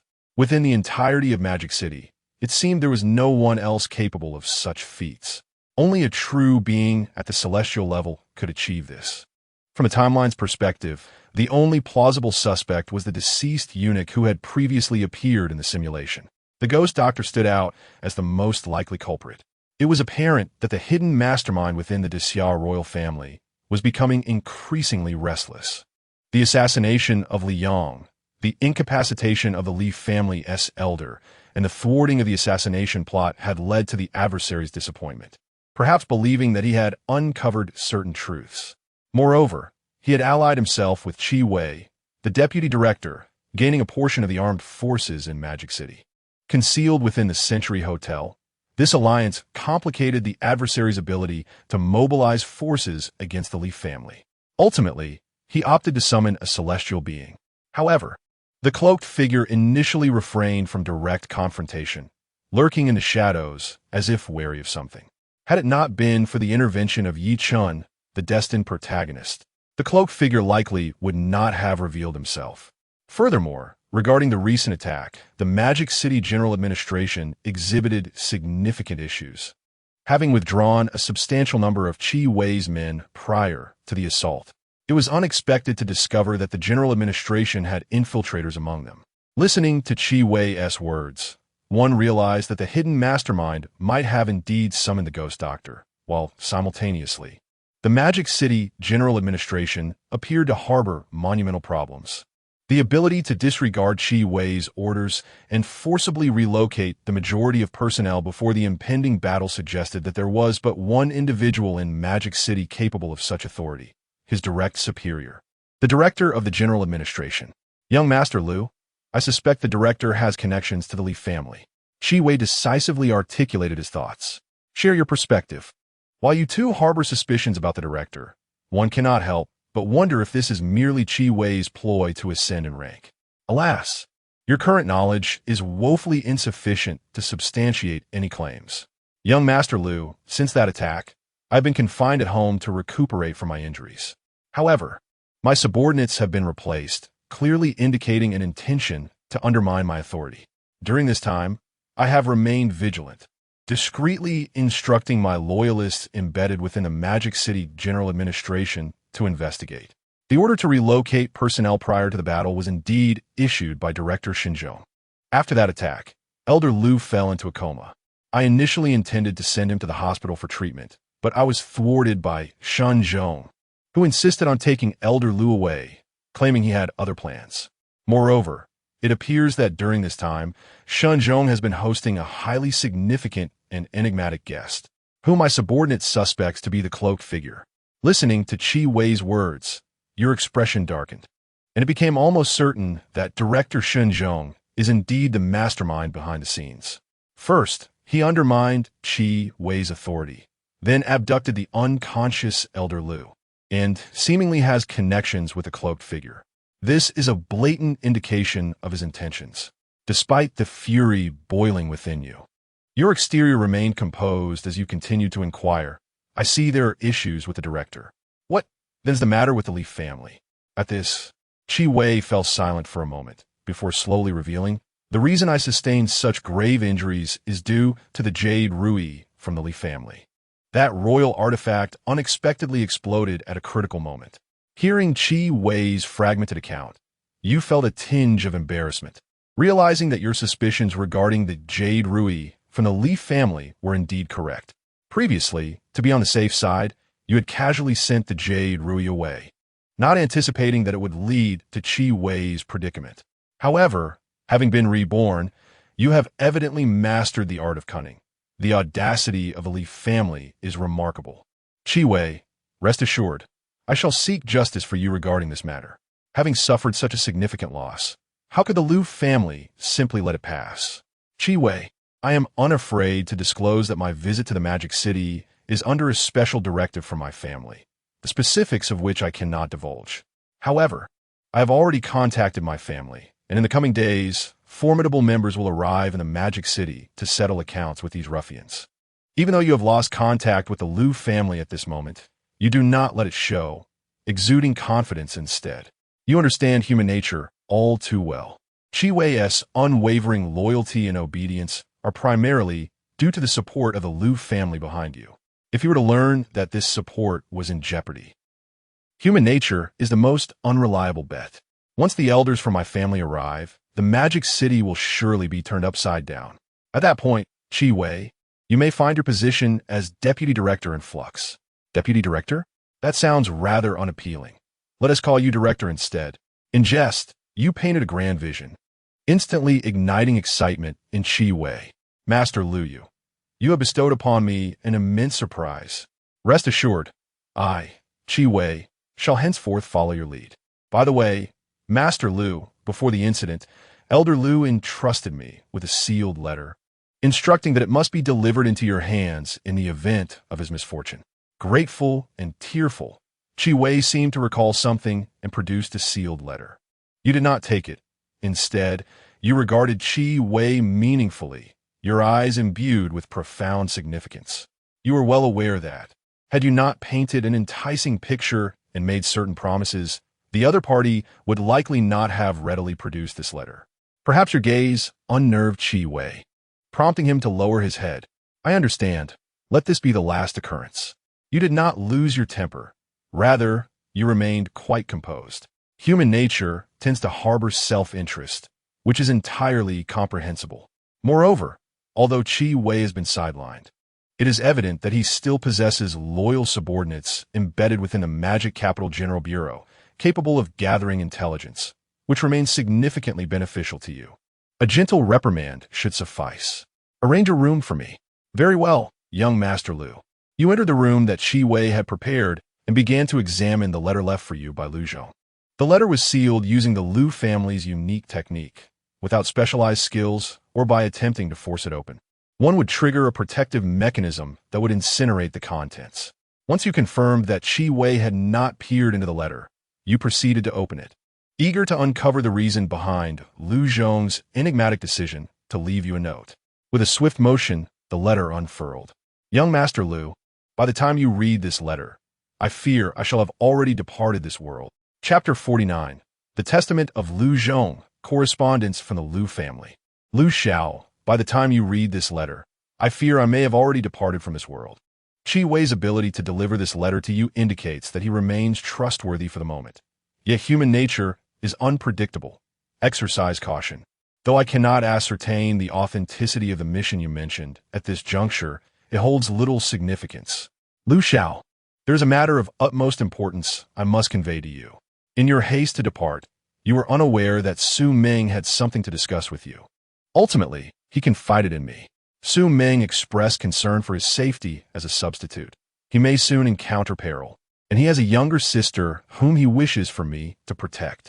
I have given my word. he secretly ventured to Su Ming's residence, intending to escort Su Mei to safety, only to inadvertently discover that this little girl is the fabled cursed eye. The cursed eye is one of the 10 divine eyes, a rare and extraordinary constitution that allows its bearer to curse powerful beings across realms. Each curse exacts a toll, risking backlash and the potential shattering of the eye. Lu Xiao, this little girl possesses an exceptional lineage. Her cursed eye has awakened, and either her father or mother must belong to a formidable and enigmatic race. Should she employ her abilities, even a celestial realm expert could fall prey if caught off guard. The revelation that Su Mei's cursed eye harbors such terrifying power, capable of ensnaring even celestial realm beings, left Liu Qian momentarily stunned as he perused the letter within the simulator. At that instant, he recalled the last simulation, where it seemed the revered ghost doctor had been wary of her eyes, hastily removing them. This indicated that the ghost doctor perceived her as a potential threat. Otherwise, given the arrogant demeanor of that old eunuch, it was unlikely he would have acted so promptly. Reflecting on this simulation, Liu Qian realized he had been so focused on his own ambitions that he had overlooked the presence of Su Mei, the hidden, destined heroine. Conversely, Liu Zhong had taken note of her. It is an inescapable truth that even the most meticulous can overlook details. He is but a man, not a deity. With this thought in mind, Liu Qian continued to read on. Lu Xiao, I have concealed the individual. This is a trump card for you and the family, which will surely prove invaluable in a critical moment. The assault from outside is nearing. I sense an ominous pressure. Perhaps a celestial being is approaching. Tonight, I fear I am doomed. To safeguard this secret, I shall erase my memories of Su Mei, and I will also handle the memories related to Su Ming. Even if we are captured and subjected to soul-searching, these matters shall remain undisclosed. Lu Xiao, the old patriarch bestowed upon me the name of loyalty and granted me the Liu surname. I shall never forget this in my lifetime. For the sake of the family, for you, I am prepared to face death. No matter what, do not come to my rescue. Live well. Liu Zhong's final words. With a whoosh, the letter was consumed by flames, turning to ashes. You are engulfed in a profound silence, standing motionless, lost in thought, the words of Liu Zhong echoing in your mind. In this moment, you can likely fathom the desperation Liu Zhong faced. Yet, despite such dire circumstances, he exerted every effort, sacrificing his life to leave you a trump card. A card capable of countering celestial beings. Liu Zhong, truly deserving of the name loyalty. Even though aware that you are within a simulation, surrounded by mere constructs, how could you remain unmoved in the presence of such vivid, self-aware beings? However, the silence is momentary. Survival must take precedence. You resolve to proceed to the secret location Liu Zhong provided to find Su Mei. According to Liu Zhong's information, he has hidden Su Mei within an abandoned warehouse. Ding! Just as you are about to act, a sudden urgent sound interrupts. The bloodline communicator of the Liu family within your storage pouch rings. Clearly, the once silent Liu family has sent you a response. You hastily retrieve it, discovering a message from your elder brother, Liu Shou. Liu Shou, do not return to the imperial capital. Head south to the 10,000 Great Mountains. Enter the mountains. Pass the checkpoint, worship at the temple, and enter the river. There will be someone to protect you. Upon seeing this peculiar message, your expression shifts instantly. For your elder brother to urge you to flee in such a frantic manner indicates that grave matters have arisen in the imperial capital. The current plight of the Liu family must be dire. Otherwise, he would not speak with such urgency. However, what does it mean to head south to the 10,000 Great Mountains, enter the mountains, pass the checkpoint, worship at the temple, and enter the river, only to find protection? If the Liu family cannot safeguard themselves, what other forces could possibly protect you? Is there an existence more powerful than the Liu family? In your recollection, your elder brother has always been a composed individual. Even in the face of significant events, he exhibits an unflappable demeanor. Previously, regardless of the chaos you stirred in the capital, he always stepped in to rectify matters on your behalf. Even when you had caused significant trouble for the Gu family, he merely dismissed it as a minor issue, assuring you that he would resolve it.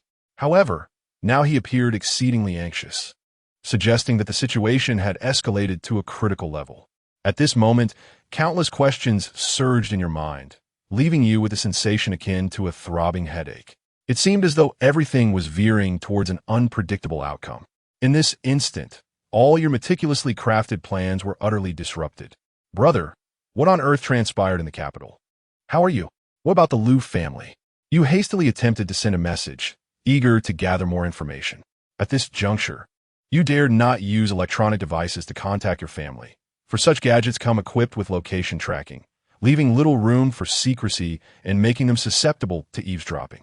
The prominent families typically utilize their own unique channels for communication. Yet, this time, there was no reply.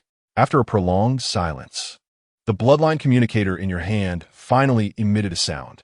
You were instantly filled with joy, but as you glanced at the message, your pupils dilated and your scalp tingled with unease. Liu Shou, ha ha ha. Dear brother, all is well. It has been a long time since we last met. I was merely jesting with you. The matters in the capital have been resolved, and you may return. The family has been missing you dearly. Chapter 50, A Threat from the Mastermind Behind Scenes. An incident has befallen my elder brother. As you observe the contradictory dialogue of your elder brother, a chill runs down your spine, and you realize that Liu Shou may have encountered grave trouble. You are acutely aware of Liu Shou's character. He is domineering and straightforward, never one to jest lightly, especially not with frightful humor. More crucially, he has never referred to you as RD, but has always called you a Qian. You know all too well that the entity engaging with you is not your elder brother, but rather the true mastermind lurking in the shadows. However, the adversary is evidently unaware that communication within the Liu family is unique. Each message, once read, vanishes, leaving no trace of what your brother may have conveyed moments ago. They even attempt to disguise themselves to lure him back. Do they truly believe you to be a naive youth, inexperienced in the world? Perhaps, sensing your prolonged silence, they send another message, this time devoid of pretense. Dripping with menace. Kid, return to the capital obediently, or the entire Liu family will perish. Fool! Smack! Without hesitation, you respond decisively. Then shatter the bloodline communicator in your grasp, incinerating it with a flicker of flame, severing all chances of being tracked. You are no fool. Given the current turmoil within the Liu family, returning would be tantamount to walking to your doom. Remaining outside offers the slim chance of survival and revenge. With the Liu family in distress and your elder brother suspected to be harmed, has the hidden mastermind from the Daxia royal family made their move? No. Staying in the Magic City is no longer an option. All previous plans are now nullified, postponed. The priority is to leave the Magic City immediately. Initially, you had intended to linger in the Magic City, playing the cunning game of drawing out Liu Ruyue, the enigmatic celestial being, and the forces behind her. Leveraging every available power to confront the hidden mastermind, retaliating fiercely to inflict pain upon them. In the process, you aim to seize the complete 9 steps to heaven and acquire some cultivation resources to prepare for what lay ahead. Yet, it appears that retreat is the wisest course. Though you are unafraid of death in this simulated existence, it must be a death worth something. More importantly, you are eager to uncover who it is that your elder brother, Liu Shou, referred to as the one capable of safeguarding your existence after heading south. The situation is undeniably becoming increasingly intricate. There are those who wish to kill, those who wish to protect, and those who neither kill nor protect, merely seeking to covet what lies within you.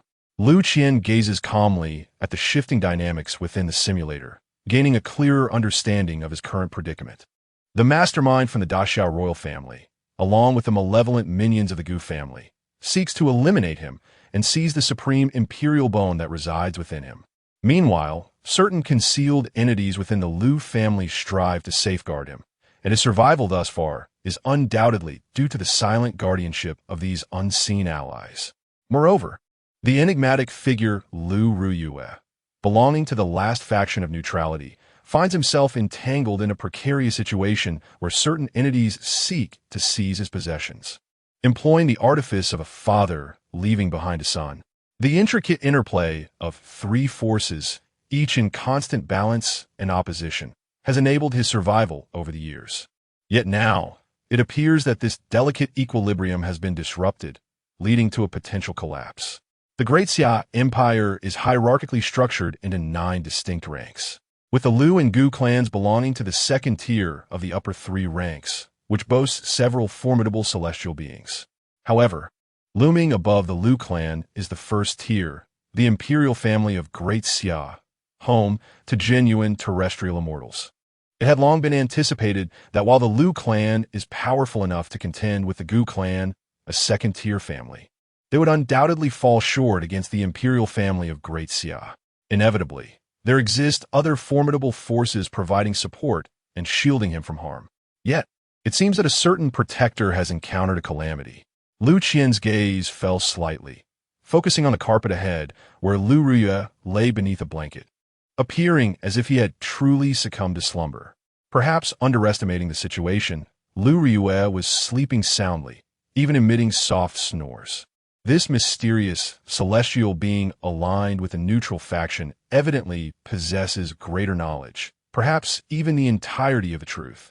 It might be possible to glean information from him, yet the risks are far too great. Furthermore, it is unlikely that he would divulge anything easily. A misstep could trigger a chain reaction, disrupting the fragile balance. More importantly, Liu Qian currently lacks the requisite strength to negotiate effectively. Were he to possess celestial powers, he could effortlessly apprehend Liu Ruyue and compel him to reveal the truth. Perhaps feeling the weight of his intense gaze, Liu Ruyue suddenly stirred, awakening with a puzzled expression, his eyes meeting Liu Qian's. However, Liu Qian had already averted his gaze, adopting an indifferent demeanor. After a prolonged moment, perhaps unable to decipher the situation or simply overwhelmed by fatigue, Liu Ruyue yawned, turned over, and drifted back into sleep. At present, it appears that among the 3 factions, the neutral faction represented by Liu Ruyue is the weakest, neither daring to offend the shadowy forces intent on his demise, nor the mysterious entities seeking to protect him. Thus, the question arises, does a mere offspring of the Liu clan truly warrant the contention of these powerful factions? Liu Qian's gaze fell upon the supreme, imperial bone within him, and he began to form a tentative hypothesis. Without delay, you transformed into the visage of the pallid Han Li and departed from Qi Wei's abode, making your way towards an abandoned warehouse concealed near the Magic City University. Fortunately, the journey was remarkably smooth, and you soon arrived at the warehouse, discovering the snow-white-eyed Su Mei hidden within. Upon your arrival, you found her struggling to open a snack package, indulging in her morsels. Su Mei, I am a friend of your brother Su Meng, here to take you away. As you prepare to explain and fabricate a reason, you are abruptly interrupted by Su Mei. My brother is dead? Her voice is remarkably calm, devoid of any sorrow. This unexpected reaction leaves you somewhat astonished. Her brother once told her that if one day a stranger appeared, claiming to take her away, she should follow, for it would mean he had likely passed away. Su Mei gazes at you with her milky white eyes and calmly states, Though I am blind, I can sense your brother's presence within you, and I perceive no malice in you. I shall accompany you. Chapter 51. A frantic strategy to lure the serpent from its lair. My brother is dead, and as a blind person, I will not survive long on my own. If I accompany you, I may yet live and have a chance to avenge him. Su Mei's voice was calm, devoid of the desperation one might expect, as if she were speaking of a stranger rather than herself. Observing the composed demeanor of Su Mei before you, it becomes evident just how resolute and formidable her spirit truly is. Despite her blindness, her courage surpasses that of ordinary individuals. It is clear that during the previous encounter with the antagonist, when you disguised yourself as Su Meng, the adversary recognized the ruse, yet chose not to expose it, opting instead to cooperate fully. Astonishingly, even after being abducted by the ghost doctor, she provided you with guidance to escape. I have my own troubles, and accompanying me may not prolong your life either. You chose to be candid, revealing the truth of your situation. Given that the Magic City is no longer safe, the journey to escape will undoubtedly be fraught with peril, possibly even involving pursuit. You briefly outlined your circumstances and revealed your true name, Liu Qian. Brother Liu, could you tell Mayor who it was that killed my brother? To your surprise, Su Mei did not dwell on the inherent dangers, but instead posed this question. If fortune smiles upon us, we might encounter him along the way. You replied with a knowing tone. The enigmatic figure, Liu, the cloaked stranger, the director of the Magic City, the Li family, Yichun. Various factions now have their eyes fixed upon you. It seems the path out of the Magic City is ensnared in a web of traps, and to escape will likely require a fierce struggle. This is precisely why you are determined to take Su Mei with you. You require a trump card against the celestial beings. After a brief exchange, Su Mei agreed to leave with you. However, lacking any cultivation and being blind, she struggled to keep pace with you despite her determination. Thus, you decided to carry her on your back as you made your way back to Qi Wei's residence. At this moment, you remain oblivious to the subtle flush upon Su Mei's face, betraying her inner turmoil, even as she appears tranquil. After all, she is but an 18-year-old girl who has never had any close interactions with the opposite sex throughout her life. Qi Wei, arrange for the fastest luxury cruise to leave the Magic City, heading south to the 10,000 Great Mountains. You return to the home of Deputy Director Qi Wei, requesting his assistance through special channels to facilitate your departure with Su Mei. As the Deputy Director of the Magic City, Qi Wei, despite being sidelined, still possesses substantial influence and loyal associates at his disposal. Very well, young Master Liu, he responded. Though puzzled by your need to leave, he dared not oppose your wishes, especially since the fall of the Liu family had yet to reach the capital. Simultaneously, you inquired about Liu Ruyue, learning that he mysteriously vanished a week prior during an attack at the Century Hotel. You have come to realize that the enigmatic figure, Liu Ruyue, has begun to transition from the light into the shadows, and it is highly probable that he is monitoring your every move from nearby. Since departing from the mysterious realm, an inexplicable sensation of being watched has lingered in your mind. You can sense that a storm is brewing over the entire Magic City. Various factions appear to have designated you as their prey, preparing to encircle you. However, what these individuals remain oblivious to is that, after establishing contact with your elder brother, Liu Shou, and learning of the turmoil within the Liu family, coupled with threats from the puppet master behind the scenes, a fierce fire has been simmering within you. In moments when you felt powerless to resist and had no choice but to flee, that was one matter, but now, having initially grasped the steps of the heavenly path and acquired some strength, to be driven like a stray dog is intolerable. Was all your previous planning in vain? As you adopt the guise of Han Li, accompanied by Su Mei, embarking on a luxurious cruise ship southward to the 10,000 Great Mountains under the pretense of siblinghood, you entrusted Qi Wei with one final task. Qi Wei spread a rumor in the Magic City that Liu Ruyue is currently in my hands. By opting for the official route rather than the clandestine paths, it seems you intend to draw out the serpent from its lair and launch a counterattack. Liu Qian furrows his brow, observing his own actions within the villain simulator, and has already begun to piece together certain truths. Ordinarily, if one were to flee from the Magic City southward, the chaotic black market routes would be the safest choice. Yet the version of himself within the simulator has instructed Qi Wei to arrange for an official Magic City cruise. Though Qi Wei wields considerable influence and can conceal certain matters, he is still under the authority of the more powerful director, Shenzhou. At this sensitive juncture, the recently allied Qi Wei suddenly orchestrates the departure of a pair of siblings, which surely harbors significant ulterior motives. Furthermore, by deliberately disseminating rumors, he appears to be attempting to lure out a certain fated protagonist. This series of actions evidently surpasses Liu Qian's expectations. It seems that all of this is rather reckless. From a rational standpoint, survival, uncovering the truth, and acquiring greater power should be the primary path. Yet, I have evidently overlooked one crucial matter. The persona I embody within the villain simulator possesses emotions of its own. With the protector, Liu Zhong, captured, Su Meng presumed dead, the fate of my elder brother uncertain, the Liu family on the brink of collapse, and myself being hunted like a lost dog. In light of these myriad issues, even a Buddha would burn with fury, let alone a living, breathing person. In a certain sense, there is an inherent wildness within my very being.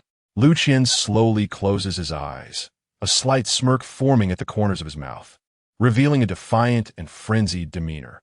If that is the case, then let chaos reign. Until I inflict pain upon certain individuals, they will continue to underestimate my resolve. Let me witness whether these so-called celestial beings truly reside on such lofty pedestals, or if they can indeed be slain.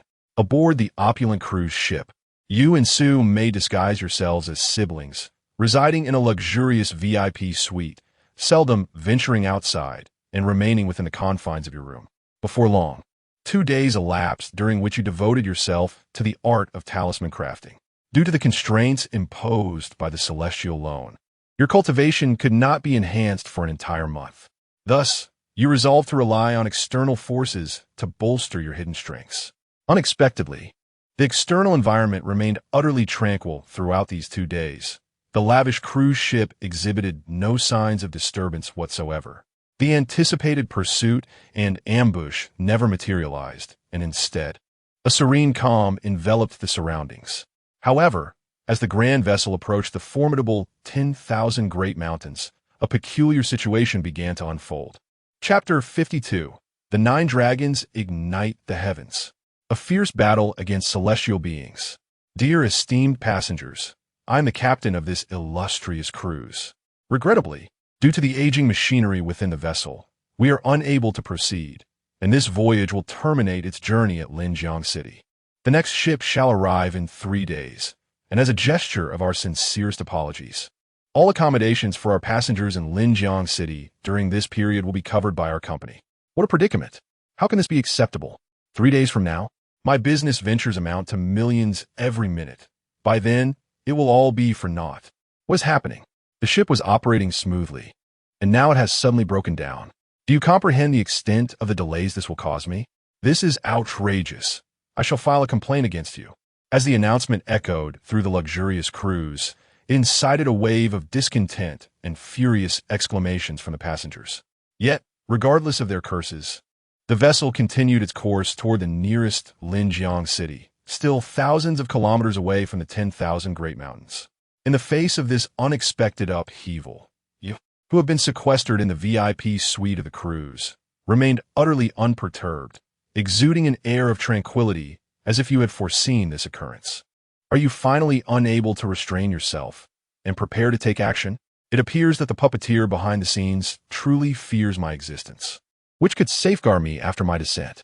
Having refrained from action these past 2 days, it seems they have indeed been intimidated. My casual remark to Liu Zhong seems to have had a peculiar effect. Fate is indeed capricious.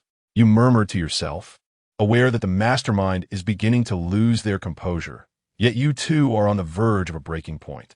You stowed away the talismans in front of you and turned to Sume, asking, "Are you afraid of the one who killed your brother?" Sume gazed at you with her alabaster eyes, unwavering. "I'm not afraid." "Ah, splendid. Come with me. I shall take you to exact vengeance." With a thud, the cruise ship docked. Amidst the chorus of discontented shouts from the tourists, you quietly disembarked while carrying Sume on your back. Instead of proceeding toward Linjiang City, you ventured into the outskirts. You traversed the secluded mountains with a girl whose eyes appeared clouded, evoking an eerie ambience as you delved deeper into the wilderness. "Old fool, how about I turn this place into your burial ground?" You abruptly halted your steps and spoke to the air. "Humph, sharp-tongued little brat." Perhaps realizing they had been discovered, the cloaked figure lurking in the shadows finally revealed themselves. With a swift motion, the cloaked figure cast aside their hood, unveiling a shadowy visage, none other than the renowned ghost doctor, a formidable celestial being of the 3rd rank. "You little brat, though I am unaware of whom you have contacted in the Magic City, I have failed to perceive their presence for 2 consecutive days. They are either a figment of imagination or have since departed. You need not attempt to deceive me with that young girl in your arms. I have thoroughly investigated her origins in recent days." Although the esteemed ghost doctor spoke with severity, his gaze betrayed a restless vigilance, revealing his underlying apprehension. 7 days prior, after capturing Liu Zhong, he had delved into his soul and uncovered certain truths. 9 days ago, the sudden disappearance of the young scion of the Liu family, who had arranged for a substitute, was linked to a clandestine meeting with an unspeakable entity, rumored to possess strength on par with the ancestral patriarch of the Liu clan. The Liu family's ancestor is no less than a formidable seven-turned celestial being. To exist on the same plane as such a creature is a matter of great concern. Consequently, the ghost doctor refrained from acting rashly over the past several days, opting instead to conceal himself and observe, wary of this terrifying presence.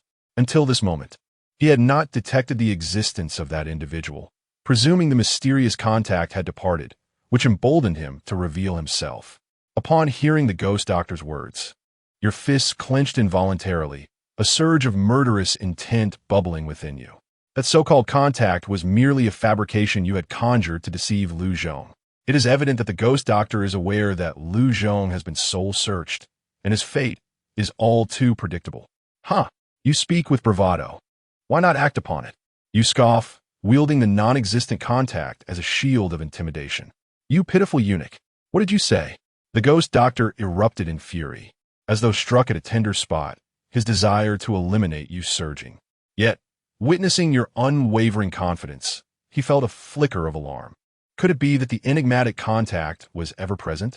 Otherwise, your audacity would be unfathomable. In this moment of shock and rage, the ghost doctor's focus was entirely upon you, oblivious to the peculiar change in Su Mei, whom you carried. Unbeknownst to him, her once innocent white eyes had swiftly darkened, as if tainted by a drop of ink, emanating an eerie aura of curse as she drew closer to the formidable ghost doctor. By the time the ghost doctor realized the peril, it was too late. A dread curse had already descended upon him. Why has the Celestial's 5 declines come upon me prematurely? He screamed in agony, his body trembling, engulfed by tendrils of dark energy that disregarded the celestial shield spreading across him. Under the influence of the curse, the most feared calamity of the celestial realm, the 5 declines, was invoked. The Celestial's 5 declines represent the trials faced at each ascension in the celestial domain. Only by overcoming them can one progress, and enduring through 9 tribulations is necessary to attain true immortality on land. However, the 5 declines, formed from the essence of decay, once faced, lead only to death if not surpassed. Previously, Liu Zhong remarked that Su Mei's cursed eyes posed a threat to those of the celestial realm, as her curse could invoke the 5 declines of heaven and man. After cursing the revered ghost doctor, Su Mei's complexion turned ghostly pale, her long black hair fading considerably, rendering her haggard and bearing a heavy toll. I shall annihilate you. The ghost doctor roared in fury. Who will be the one to kill whom remains to be seen? You impotent wretch. I have endured your presence for far too long, you retorted. With a sudden movement, you affixed a talisman to Su Mei and flung it away, charging alone towards the enigmatic sovereign. In the next instant, under the astonished gaze of the ghost doctor, your figure abruptly vanished into thin air. You cannot perceive me. My red talent has activated, you proclaimed. Step of the heavens. Activate. Boom. Territory of mountains and rivers. Boom. Transcendent realm. Boom. Holy entry. In that fleeting moment, you sacrificed a century of your lifespan to unleash a terrifying combat prowess that shattered 3 significant realms. Supreme mode. Activate. Your eyes were instantly enveloped in a chilling dominion, resembling a true deity presiding over mortals. Boom! You, with overwhelming divine might, materialized before the ghost doctor, unleashing a fearsome pressure. Behind you, a colossal fire talisman emerged, and 9 towering fire dragons appeared, resounding with a thunderous dragon-esque roar as they charged forth. 9 dragons incinerating the heavens. Chapter 53. Unveiling the hidden cards, slaying the Celestials. To live a lifetime as a pitiful wretch, or to briefly embody the essence of a true man for 3 fleeting seconds. This is a profoundly difficult dilemma. Yet, you have made your choice. With a lifespan of 300 years in the realm of divine powers, you are poised to step into the 7th stride of the celestial ascent, momentarily entering the sacred realm for 3 seconds. Empowered by the supreme mode, your consciousness instantly transcends into a higher dimension, flawlessly harnessing the recently surging sacred cultivation, unleashing it in its entirety. The purple talent of the talisman path has been perfected to its zenith, transforming the fire dragon technique, a fifth-tier talisman, into a new composite talisman, 9 dragons burning heaven. The formidable might of this technique even poses a threat to celestial beings. Roar! The celestial domain surrounding the esteemed ghost doctor is abruptly torn asunder by 9 colossal fire dragons, crashing into him and eliciting a cry of agony. In this moment, he is astounded by your terrifying prowess, yet even more astonished by your talismanic mastery. You are astonishingly a talisman master. No, the fire dragon talisman. Who is that Zuin Fuzi to you? The one who contacted you in the Demon City is that old madman Zuin Fuzi. No, ISNT, he's still in the imperial capital. His voice quakes with an unmistakable fear, portraying a visage as though he has encountered ghost. Clearly intimidated and even terrified by the name Zuin Fuzi. Under the influence of dread, the ghost doctor disregards your sudden ascension of 3 great realms and the excruciating pain coursing through him. Zuin Fuzi, you're taken aback, realizing that the mere mention of the author of the talismanic true record can instill such terror in a celestial being, nearly driving him to the brink of madness. Zuin Fuzi, what manner of terrifying figure is he? Boom! The 9 dragons entwine, suddenly erupting into a cataclysmic fire lotus, engulfing the ghost doctor. The terrifying shockwaves threatening to refine the very land for miles around. Qian treasure mirror. In the next instant, an intensely cold aura erupts, instantly freezing the flames and obstructing all. The ghost doctor's disheveled figure appears, bearing numerous burns and the ominous curse of the 5 declines of the celestial. His aura significantly weakened, with a spectral light treasure mirror swirling around his chest. Evidently, that chilling aura was manifested by the spectral light treasure mirror. Celestial treasure.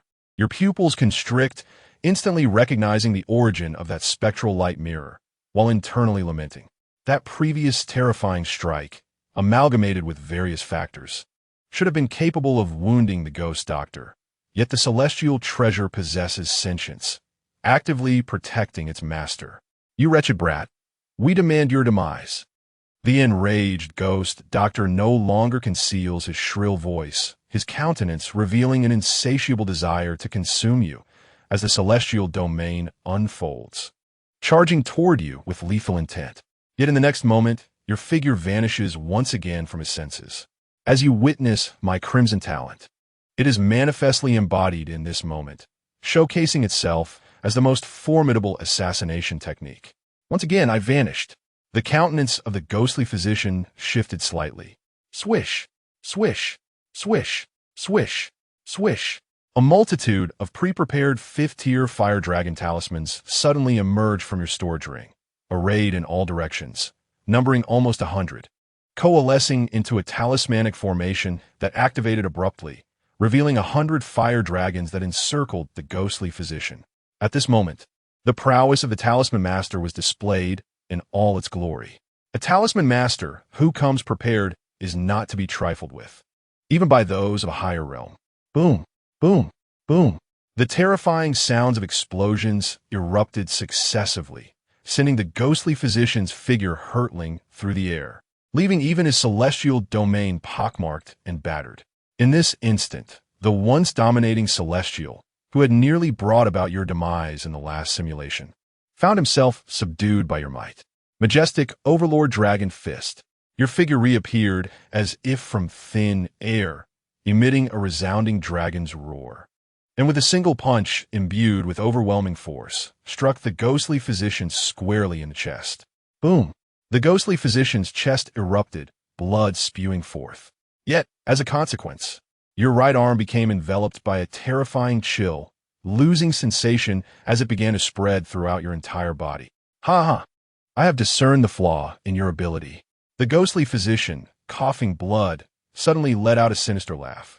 You wish to employ your invisibility once more, but the ghostly physician unleashed a massive wave of cold air, conjuring countless ice spikes for indiscriminate assault. Your ability merely obscures the 5 senses. It is not akin to the elusive nature of spatial evasion. Puff, puff, puff. Ice spikes pierced through you, sending you flying, and your aura rapidly dissipated. 3 seconds had elapsed.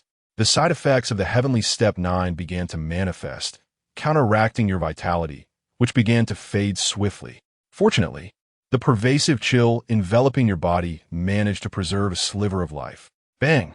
You were seized by the throat. Cackling with glee, the ghostly physician exclaimed, "I've got you."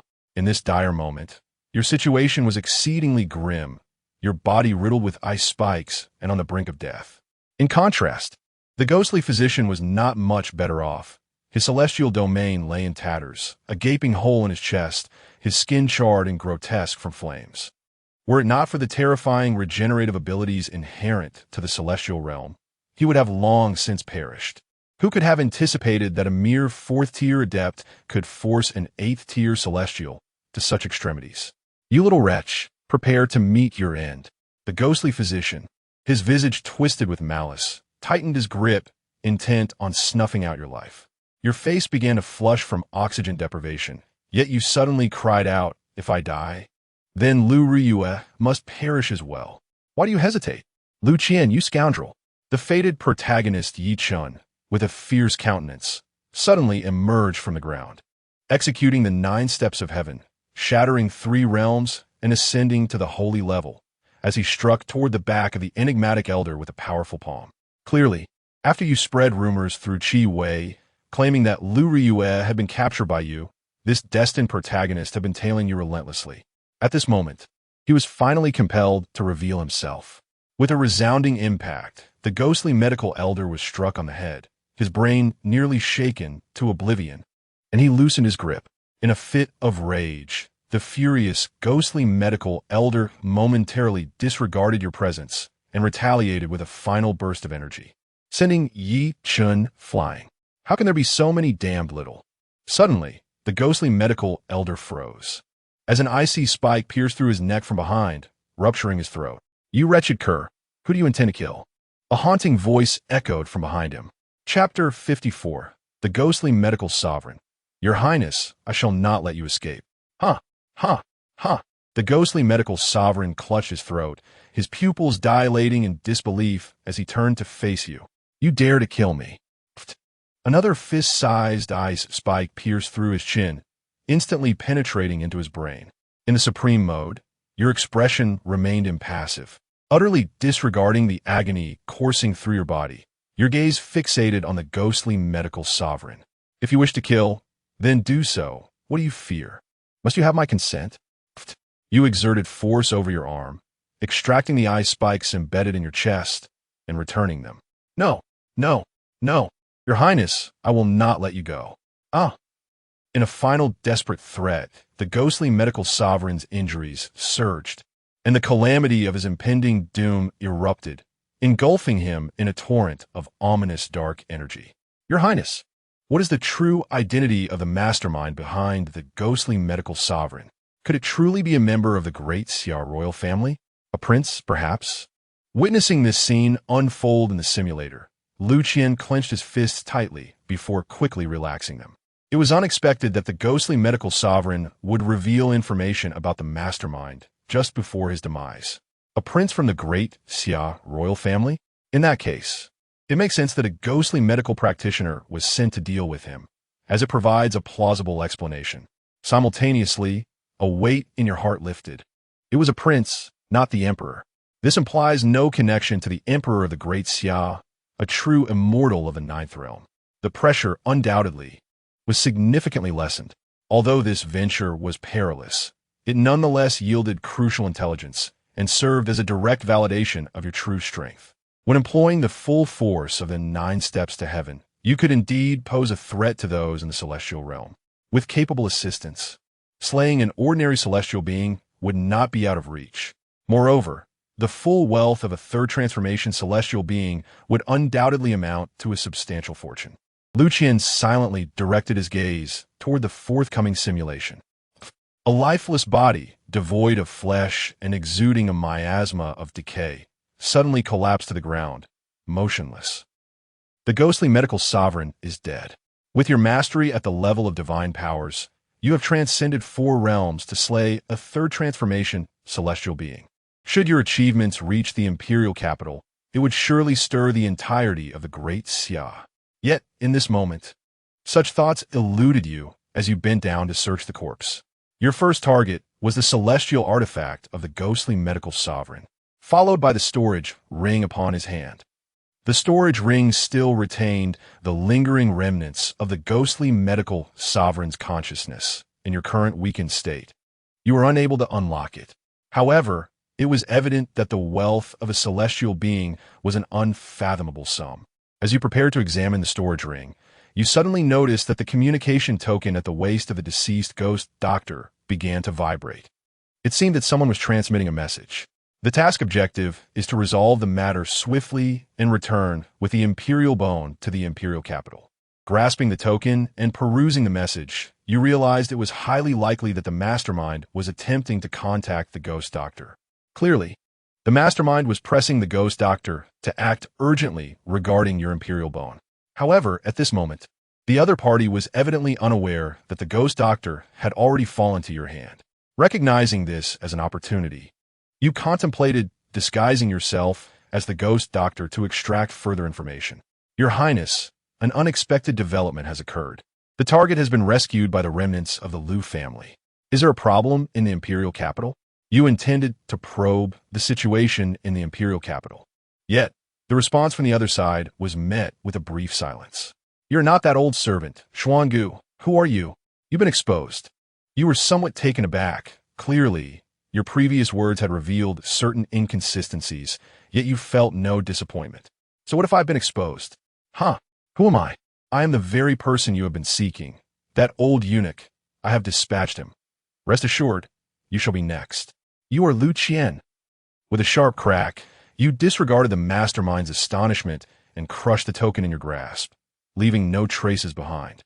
Casting a glance at the remains of the ghost doctor on the ground, you hesitated briefly before collecting the body as well. After completing your tasks, you found it increasingly difficult to maintain the supreme mode and instantly collapsed into a warm embrace. Suddenly, Su Mei appeared behind you, supporting your form. She was adorned with protective talismans, shielding her from the aftermath of the recent battle. Brother Liu, are you all right? I'm fine, just eliminated an old dog. Consider it vengeance for Su Ming and Liu Zhou. Your voice was weak as you lay in Su Mei's arms, seemingly bereft of all strength. Just then, Yi Chan emerged from a distance, blood at the corner of his mouth, his gaze fixed on you with a predatory intensity. Liu Qian, I underestimated you. Who would have thought that the once unassailable young master of the Magic City could actually slay a celestial being? However, I am well aware of the side effects of the 9 steps to heaven. Your lifespan has nearly been consumed, while I still possess a century of vitality. You're no match for me. Now, obediently disclose the whereabouts of Liu Ruyue and hand over the storage ring of that celestial being, and I may grant you a complete corpse. Although Yi Chan spoke with bravado, his eyes were filled with trepidation as they scrutinized you. He questioned himself. Had he faced the ghost doctor instead, his chances of victory would have been slim, yet you employed various tactics to vanquish the ghost doctor. In order to remain concealed in the shadows, even after enduring a blow from the ghostly doctor, he feigned death, only daring to reveal himself when he was certain of your incapacitation, ready to strike. At this moment, in Yi Chen's eyes, you are already rendered powerless. Although Su Mei possesses the cursed eyes, she is unable to utilize them effectively for an extended period, rendering her no different from an ordinary person. In this round, the advantage lies with him. Confronted with Yi Chen's malice and threats, you, weakened and lying in the embrace of a woman, exhibit no fear. With a slight curl of your lips, you smile and say, looking for Liu Ruyue? Is not the one behind you exactly that? Chapter 55, The Contest of the Air. As it has always been, seeking Liu Ruyue, is that figure behind you not her? Upon hearing your words, Yi Chun scoffed coldly, suspecting yet another of your schemes to toy with him. However, from the corner of his eye, he caught sight of a shadow on the ground that had appeared unbeknownst to him. With a swift motion, he turned abruptly, and what met his gaze was none other than Liu Ruyue, adorned in a gown of pure white. This enchanting flower of Devil City University, who had vanished for days, had suddenly reappeared. Yet, in contrast to the Liu Ruyue of yore, there now lingered an air of ethereal aloofness about her. At this moment, Yi Chun, filled with joy rather than astonishment, seemed oblivious to the changes in the woman before him. His face alight with excitement. He instinctively lunged forward, yearning to embrace her. "Ruyue, I have finally found you." With a sharp crack, Liu, her expression devoid of emotion, effortlessly struck, sending Yi Chun hurtling like a cannonball against a rocky outcrop, his head embedded within. Crack! Crack! Crack! The destined protagonist, the king of sycophants, the legendary resilient one. Yi Chun initially twitched as blood seeped from the stone, teetering on the brink of life and death. Throughout it all, Liu Ruyue's gaze never once flickered towards him. Her cool, detached eyes remained steadfastly upon you. As for Yi Chun, he was inconsequential. You had long anticipated my presence, using me as a pawn to deal with the sycophant Yi Chun. Liu Ruyue calmly articulated your machinations. A mere matter of convenience. Lying in Su Mei's embrace, you did not refute this, but acknowledged it outright. The destined protagonist Yi Chun is a double-edged sword, capable of inflicting harm upon others as well as himself. Without a contingency to balance, it is easy to falter. Liu Ruyue serves as your safeguard, ensuring she would not idly witness your downfall. By deliberately revealing herself, drawing out this castrated dog, and spreading rumors to summon the foolish Yi Chun, even I have been ensnared in your web. You are more perilous than I imagined. It seems the Liu family and others have failed to see through you, unaware of the depths to which you conceal your true self, capable of slaying celestial beings. Everyone has misjudged you. Liu Ruyue's voice was cold, yet her brow furrowed slightly, her gaze tinged with a hint of wariness. Indeed, she is of that lineage, her veins coursing with the most fervent, most sinister, most nefarious blood. You have hidden yourself too well. Had that fool delayed his actions, he would inevitably have met his demise at your hands. That fool. Does this refer to the hidden orchestrator of the Great Xia royal family? From Liu's tone, it was evident she recognized the true identity of the individual, perhaps even knew him personally. And that lineage? What could it signify? Liu Qian's pupil shifted, astonished that this simulation had yielded such unexpected revelations. First, he had slain the revered ghost doctor, from whom he gleaned vital information regarding the orchestrator before his demise. Now, the enigmatic Liu Ruyue, a celestial being, was beginning to divulge a wealth of intelligence. At this moment, even a simulated failure holds value. However, had the self within the simulator not been foolish, it would certainly have conducted some probing. Subsequently, the simulator's progression unfolded precisely as he had anticipated. Over the years, the Liu family has likely been reticent about certain matters. It appears you have gleaned insights into past events through various clues. Regrettably, your opportunity for growth has slipped away. The recently encountered mysterious technique has drained your life essence, leaving you with little time to live. Liu Ruyue gazed at you with profound wisdom, silently deducing your circumstances. Considering the prior events and the sudden display of your formidable powers, she naturally perceived you as a deeply contemplative individual, an old coin concealing secrets for many years. Otherwise, how could one explain the abrupt eruption of power from someone who ought to be a frivolous young master, resulting in the demise of the esteemed ghost doctor? It is well understood that the cultivation of such abilities requires arduous effort. They cannot simply manifest out of nowhere. Witnessing your imminent demise, she felt a tinge of regret, as if she were witnessing the untimely end of a long-suffering hero before their journey had even begun. Yet in that moment, she remained oblivious to the fact that you possessed the ultimate advantage of the villain's simulator, a remarkable cheat. Upon overhearing Liu Ruyue's soliloquy, you were startled, realizing she must be privy to many truths, perhaps even the entire reality. Moreover, this foolish woman seemed to indulge in her own assumptions and self-importance. Simultaneously, you recognized this as an exceptional opportunity, a splendid chance to uncover the truth through another's words. Cough, cough, cough. You erupted into a violent fit of coughing, expelling frost-laden blood as you lay in Su Mei's embrace, your face marked by desolation, eyes cast downward, reflecting a complex gaze filled with sentiment. You murmured, "After all these years, all I wish for was to survive. Must it truly come to such an end?" Liu, visibly moved, sighed in resonance, whispering, "The competition among heirs has always been thus." Boom! Lu Qian's pupils constricted, his mind overwhelmed by a thunderous cacophony as he fixated on the villain simulator. Astonishingly, it had indeed revealed itself. In that instant, the fog within his mind seemed to dissipate significantly. The competition among heirs has always been thus. No wonder, no wonder. So that is how it is. It is now clear why the hidden orchestrator of the Great Xia royal family sought to kill him, why the Liu family and others aimed to protect him, why the enigmatic celestial being Liu Ruyue regarded him with such intensity. No wonder he, single-handedly, entangled so many lives. No wonder he possessed the divine artifact, known as the Supreme Emperor's Bone. It turned out he was not of the Liu family bloodline, but rather of the esteemed lineage of the Great Xia royal family.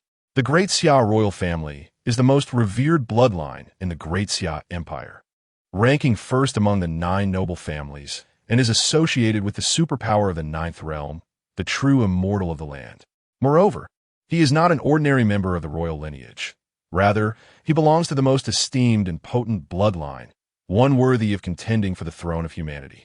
Otherwise, the mastermind behind the Daxia royal family would not have been driven to madness in an attempt to eliminate him, all due to the implications of a single character, strife. As Liu Qian lay upon his bed, his mind was a tumult of thoughts, a blend of the expected and the unexpected, filled with both astonishment and elation as he murmured to himself. The Daxia Empire has stood for millennia, with the Qian surname as its imperial name. If he were not surnamed Liu, but rather Qian, then he ought to be called. In that moment, instead of merely whispering within his heart, Liu Qian suddenly spoke aloud the name. Qian.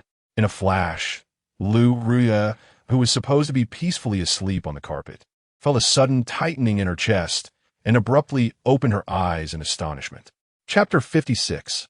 Liu Qian, Liu Ruyue. You remind me of the Monkey King on the journey to the west.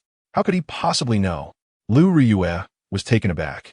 Her heart stirred with tumultuous waves as she gazed uncertainly at the man on the bed, who was yawning, resting his head on his arm, and appeared to be drowsy. Was it merely a slip of the tongue? Ding! Congratulations to the host for obtaining the astonishment of the mysterious, celestial Liu Ruyue. Altering part of the future, reward.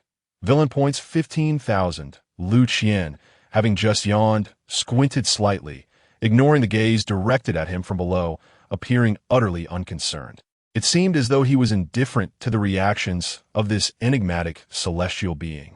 In previous villain simulations, Liu Ruyue had not dared to lay a finger on him and had even gone to great lengths to save his life, indicating that she was, to some extent, inclined towards him.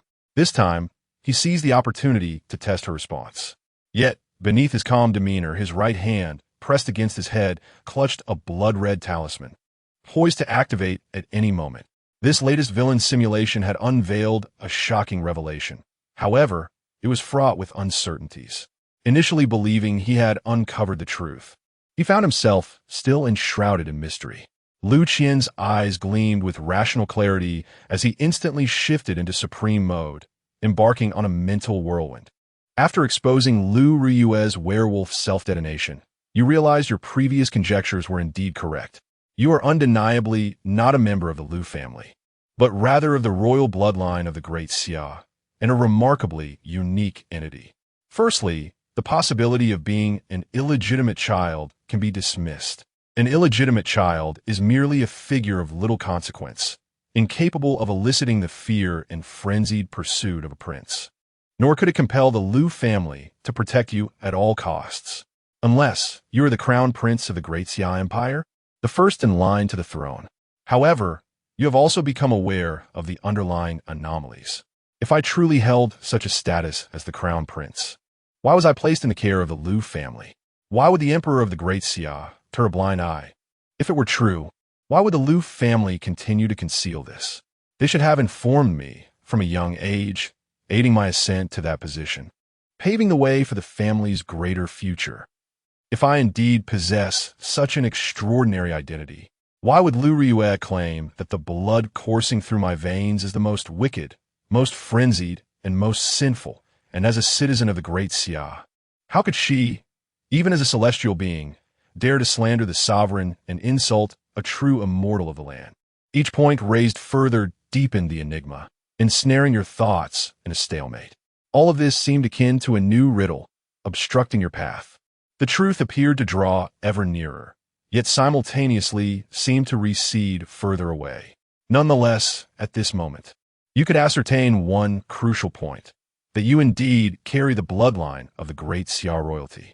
This is not merely due to the supreme emperor's bone within her, nor the myriad of astonishing occurrences, but rather because Liu Ruyue seemingly has no need to deceive a man on the brink of death. In the briefest moment, you pondered a multitude of thoughts, yet it is evident that you have grossly underestimated the terror of a celestial being. Liu Ruyue, initially enveloped in a sense of lamentation, swiftly sensed your fleeting emotional turmoil and reacted instantaneously. You deceived me. In that instant, she realized that you might only possess a rudimentary understanding of certain matters. Yet through cunning means, you had extracted further crucial information from her. She, a dignified fifth-turn celestial being, had been outwitted by a mere rascal. Alas, the truth has been unveiled. You lamented inwardly, yet felt no fear. Liu Qian, you scoundrel, you are doomed. Liu Ruyue seethed with rage, her compassion evaporating as she prepared to deal with you. I want to allow you to harm him.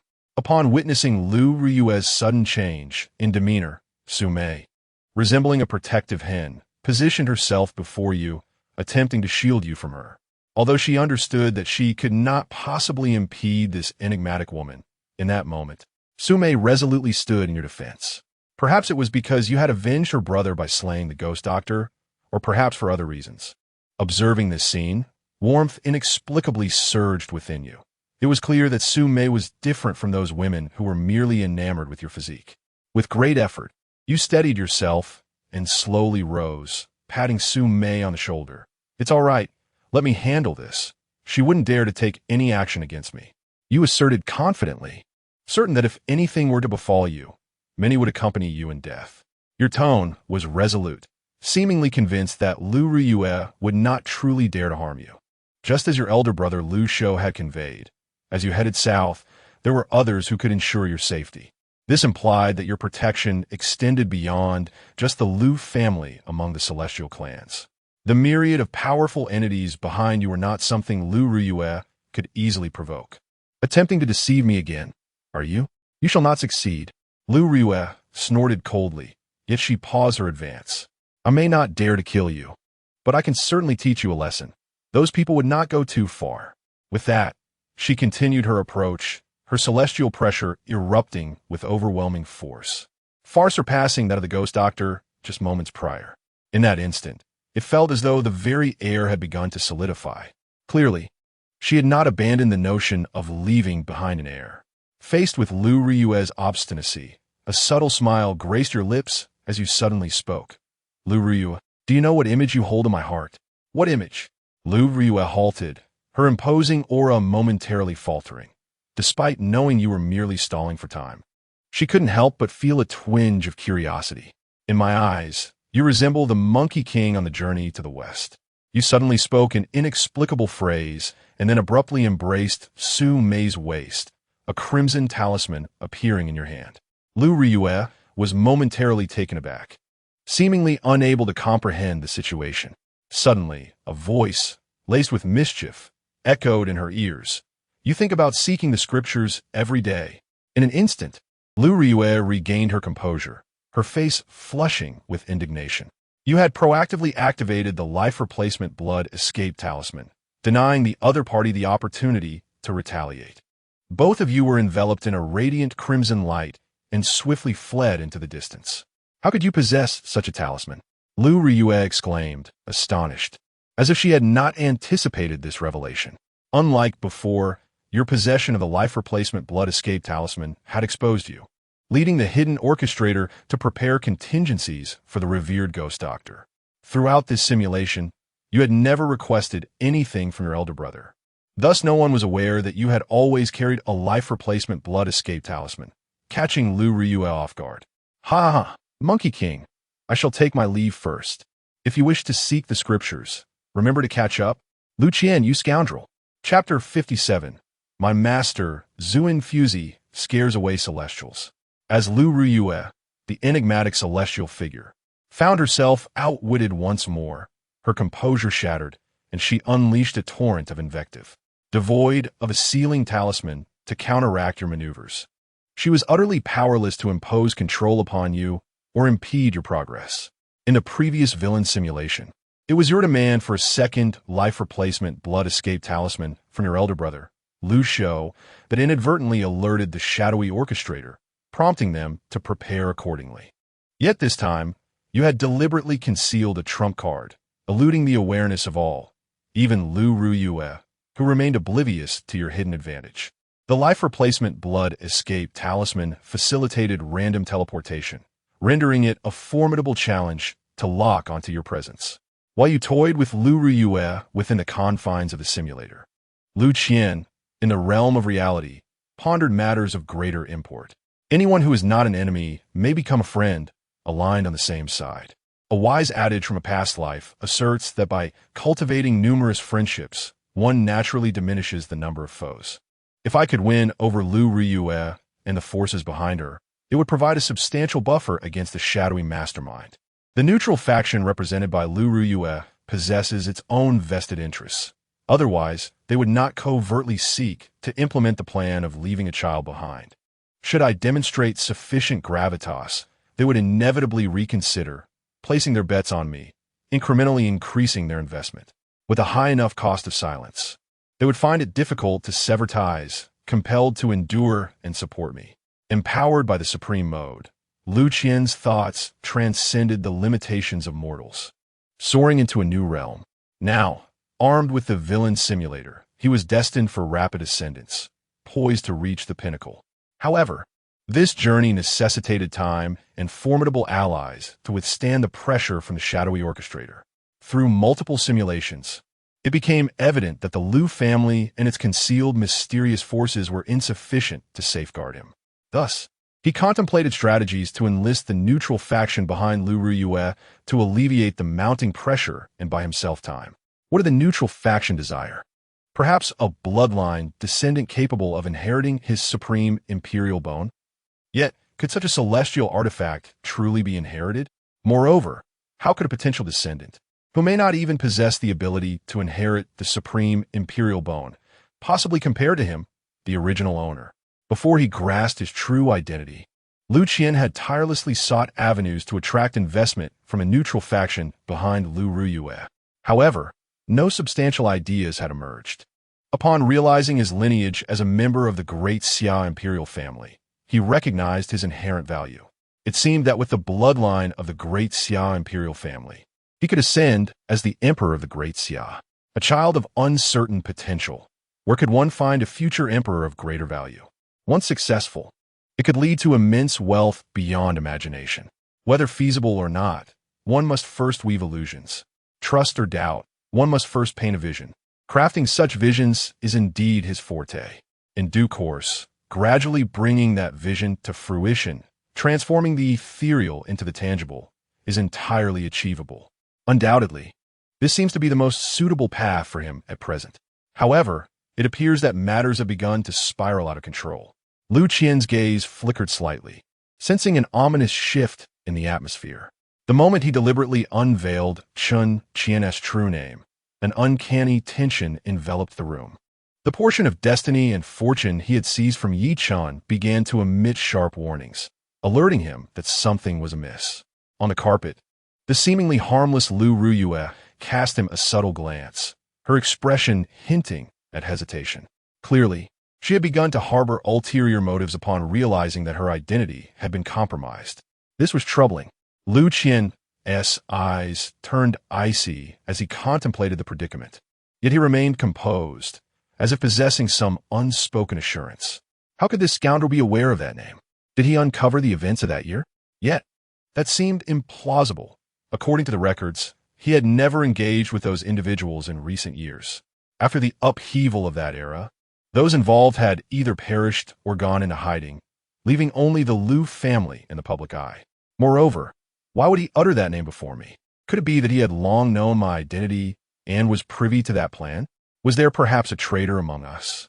Liu Ruyue's gaze shifted, her mind a whirlwind of thoughts. She instantly recalled the clandestine plan devised by the forces behind her, an exceedingly secretive yet perilous undertaking.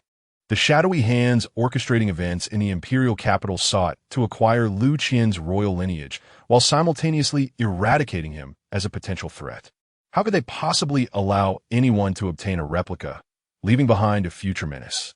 Should their scheme be unveiled, it would undoubtedly provoke retaliation from their adversaries.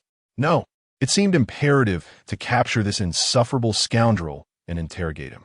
Liu Ruyue's gaze steeled as she resolved to take action. Given the gravity of the situation, she deemed it necessary to resort to extraordinary measures. While she dared not resort to lethal force or soul-searching, a simple interrogation was within her capabilities. Humph! How dare this scoundrel disregard her beauty and toss her aside? It was the perfect opportunity for revenge. With a swift motion, she ruthlessly flung aside the blanket covering her, slowly rising to approach Liu Qian, intent on delivering a harsh reckoning. Meanwhile, Liu Qian, seemingly oblivious to her approach, leisurely retrieved a book from his bosom. Engrossed in its pages, the authentic manuscript left to me by my master is indeed remarkable, each word a gem, provoking an insatiable desire to peruse it constantly. At that moment, he proclaimed that comprehending it fully would yield benefits for a lifetime. Regrettably, there remained certain aspects that eluded his understanding, necessitating further inquiry upon their next encounter. Suddenly, Liu Ruyue halted in her tracks, her gaze irresistibly drawn to the tome in his hands, the so-called book bestowed upon him by his master. The true record of talismans. In a flurry, Liu Qian appeared to casually leaf through the pages, revealing the illustrious name of his master, Zhuan Fuzi. A jolt coursed through Liu Ruyue, her pupils constricting as if her mind were on the verge of fracturing. In that instant, her expression mirrored that of the revered ghost doctor upon witnessing the cataclysmic scene of the 9 dragons incinerating the heavens. A visage akin to seeing a specter in broad daylight. Without hesitation, she turned on her heel, returned to her resting place, cocooned herself beneath the covers, and sought solace in slumber, as though all prior thoughts had never existed. Chapter 58, Brandishing the Tiger Skin, Raising the Great Banner.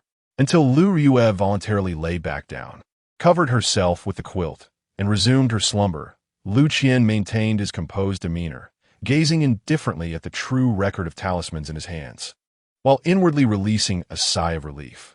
However, under the control of the Supreme Mode, even his emotional fluctuations were suppressed, rendering him as tranquil as a still pond. After experiencing the terrifying perception of a celestial being within the simulator, Liu Qian was acutely aware that he could not afford to make such a primitive mistake again. Any hint of unusual emotion displayed by him would undoubtedly be detected by Liu Ruyue, leading to his exposure. His gamble paid off. This tactic of wielding influence through the name of another successfully intimidated her. Previously, within the confines of the villain simulator, the mere mention of Zhuan Fuzi had nearly caused the ghost physician, a third-tier celestial, to lose his composure, as if the name invoked some profound taboo. This unexpected turn of events made Liu Qian realize the extraordinary nature of the mysterious talisman master, Zhuan Fuzi. Thus, he intended to use this name to intimidate Liu Ruyue, who harbored ulterior motives, to see if it would have any effect in subduing her. To his astonishment, the outcome was overwhelmingly effective. Liu Ruyue, a 5th-tier celestial, exhibited a reaction comparable to that of the ghost physician in the simulator, appearing utterly dumbfounded. The mere invocation of a name had struck terror into her heart, leaving her shaken to her core. What realm did Zhuan Fuzi truly belong to? Was it the 8th-tier celestial, or perhaps even beyond? Liu Qian marveled, murmuring to himself. At that moment, he grasped the terrifying value embedded within the true record of talismans that had been sent by the Liu family. In contrast, during the second simulation, when he had requested the secret tome from Liu Zhong, he had been betrayed. The Liu family, aware of his intentions, had delivered the true record of talismans to him for reasons of their own. Such a genuine artifact was certainly not something to be easily relinquished. It contained records of all talismans from the first to the fifth tier, serving as the foundation for noble families to cultivate their own talisman masters. Furthermore, for a talisman master, a record detailing their insights was considered personal property, seldom shared unless there was a deep bond. It was precisely because of this true record of talismans that Liu Ruyue was genuinely intimidated. Did possessing this tome imply that the Liu family had some connection to the enigmatic Xuanfuzi? Could it be that Xuanfuzi was also affiliated with the forces that protected him? Would it be possible for the Liu family to summon him after descending to the south? Wait, this was incorrect. The ghost physician had mentioned that Xuanfuzi seemed to be in the imperial capital, not the south. Liu Qian's mind was a whirlwind, overwhelmed by the scant information, rendering him unable to discern the truth. Yet one thing was certain. He had successfully subdued Liu Ruyue by invoking the name of his unseen mentor, Xuanfuzi. He slowly lowered his gaze to the figure trembling beneath the quilt on the carpet, a certain mysterious celestial, feeling a mix of astonishment and growing excitement within him. As long as the tiger's skin remains unscathed, his subsequent actions may proceed with a certain reckless abandon. Previously, with the scheming woman Liu Ruyue lurking in the shadows, any movement would have been detected, easily leading to exposure. However, in the present moment, even if his cultivation and other aspects were revealed, they could conveniently be attributed to the enigmatic master Xuanfuzi. My esteemed master Xuanfuzi, do you dare to challenge that? He is a formidable figure, even more powerful than the Liu family. During the next round of simulations, it will be prudent to seek information regarding my esteemed master Xuanfuzi. Simultaneously, I could leverage my identity as Xuanfuzi's disciple to engage with the forces behind Liu Ruyue. Additionally, I must venture south to the 10,000 Great Mountains, where I must uncover the existence that can ensure my protection within the Liu family. Nevertheless, this must wait until the conclusion of the fourth simulation. Liu Qian gazed at the simulator, sighed, fully aware that the version of himself in the fourth simulation had already met his demise. The fabric of space contorts, and the colors of black and white shift. Fortunately, Yu and Su Mei, through the transport of the life-substituting blood escape talisman, have been conveyed to an ancient, desolate forest, rather than being transported to a lair that harbors malevolent entities. Yet, even having narrowly escaped death, your situation remains dire. Your lifespan has been entirely consumed, resembling a candle flickering in the wind. Though you appear to be 18, your body bears the weight of 3 centuries. Moreover, the backlash from the 9 steps to heaven and the heavenly debt will take no less than 100 or 80 years to settle. Additionally, a terrifying chill spreads within you, threatening to freeze you entirely. You deeply understand that you have been rendered useless. From here on, you can only await your demise. Yet, you harbor no regrets. Countless simulations, repeatedly hunted and slain, akin to a stray dog being relentlessly beaten. This time, you have finally struck back. Your original self, a mere waste, utterly useless, merely surviving. For the sake of vengeance, it must rely on me. You begin to feel an encroaching coldness, your thoughts growing dim, as you drift into unconsciousness. Liu Gij, what has happened to you? You are so cold. In the depths of your unconsciousness, you faintly hear Su Mei's panicked voice. In a state of unconsciousness, you are lifted and dragged in a certain direction. 3 days later, enveloped by a warm sensation, you slowly awaken to find yourself within a cave, cradled in the arms of Su Mei. Before you, a fire crackles, illuminating the surroundings, alongside the remains of small creatures. You silently gaze at the weary Su Mei, who has fallen into a deep slumber, pondering how a blind girl like her managed to carry a burden like you and find this cave, surviving for 3 days. In a sense, you have irrevocably altered the course of Su Mei's life, resulting in her brother's untimely demise and entangling her in this chaotic predicament. Despite your perceived lack of empathy, a sense of guilt now wells within you. Had circumstances been different with your former abilities, You could have led Su Mei away from this place. Yet, under the invasion of the cold, your meridians have become frozen, rendering you immobile. And the spiritual energy within you is difficult to summon, akin to that of a cripple. At this moment, only your eyes and mouth remain functional. You contemplate ending your own life to escape this simulation, but as you observe the exhausted Su Mei before you, you find yourself ensnared in a web of inner turmoil. Damn it, this wretched villain simulator. Who has ever heard of villain being relentlessly pursued daily? This cursed world will inevitably turn one into a specter. Chapter 59. Liu Qian. My life has been a delicate balance. You harbor grave doubts about the so-called villain simulator, which seemingly aims to mold you into a future arch-nemesis. Constantly pursued and targeted, a normal person would have succumbed to darkness and sought vengeance upon the world. Yet your resolve remains unyielding. What on earth is happening? Gazing at Su Mei, who has suffered the ruin of her family due to your actions, now reduced to such a tragic fate, your heart softens. Though your demise would be swift, the adversary, blind and stranded in a wild forest teeming with beasts, would undoubtedly meet a dire end. For the past 3 days, Su Mei has managed to keep you alive, relying on the talismans you previously bestowed upon her. Consider it a final act of kindness before death, allowing her a chance at survival. Perhaps sensing something, the deeply slumbering Su Mei suddenly opens her pure white eyes, her face alight with excitement. Brother Liu, you are awake. Observing her, you remain silent for a moment, yet ultimately choose to reveal the truth, acknowledging that in a certain sense, you have brought harm upon her. Surprisingly, Su Mei seems to have been aware all along. Brother has told me since childhood that if the Liu family had not aided us back then, we would have perished from the cold that winter. From that day forth, he declared that my life is mine to preserve, while his life belongs to the Liu family, awaiting their claim. Brother Liu, I do not blame you. 3 days later, you attempt to channel some spiritual energy to activate your spatial ring, retrieving strength-enhancing pills and the remaining talismans, and your circumstances begin to improve.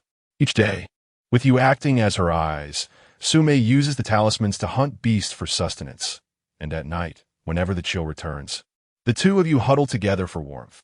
During this time, strange alien beings appear and assault you, yet under the protection of the talismans, you always manage to avert danger. You notice that these eerie beings seem particularly drawn to Su Mei. Her constitution appears to possess an extraordinary allure for them, leading to persistent attacks. Liu Zhong once remarked that Su Mei is a product of human and aberration, endowed with an innate cursed eye, suggesting that one of her parents must be a being of exceptional lineage. Her bloodline may well be akin to an alternative form of the legendary Tang Seng's flesh for those strange entities. You are acutely aware that had it not been for the talismans you left behind to repel and vanquish these aberrations, Su Mei's fate would likely be grim.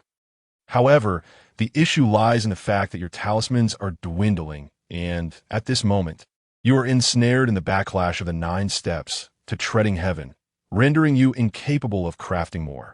Once the remaining talismans are exhausted, it is likely that the strange beings would devour her alive. Mayor, I wish to teach you the art of cultivation, to impart the knowledge of talismans.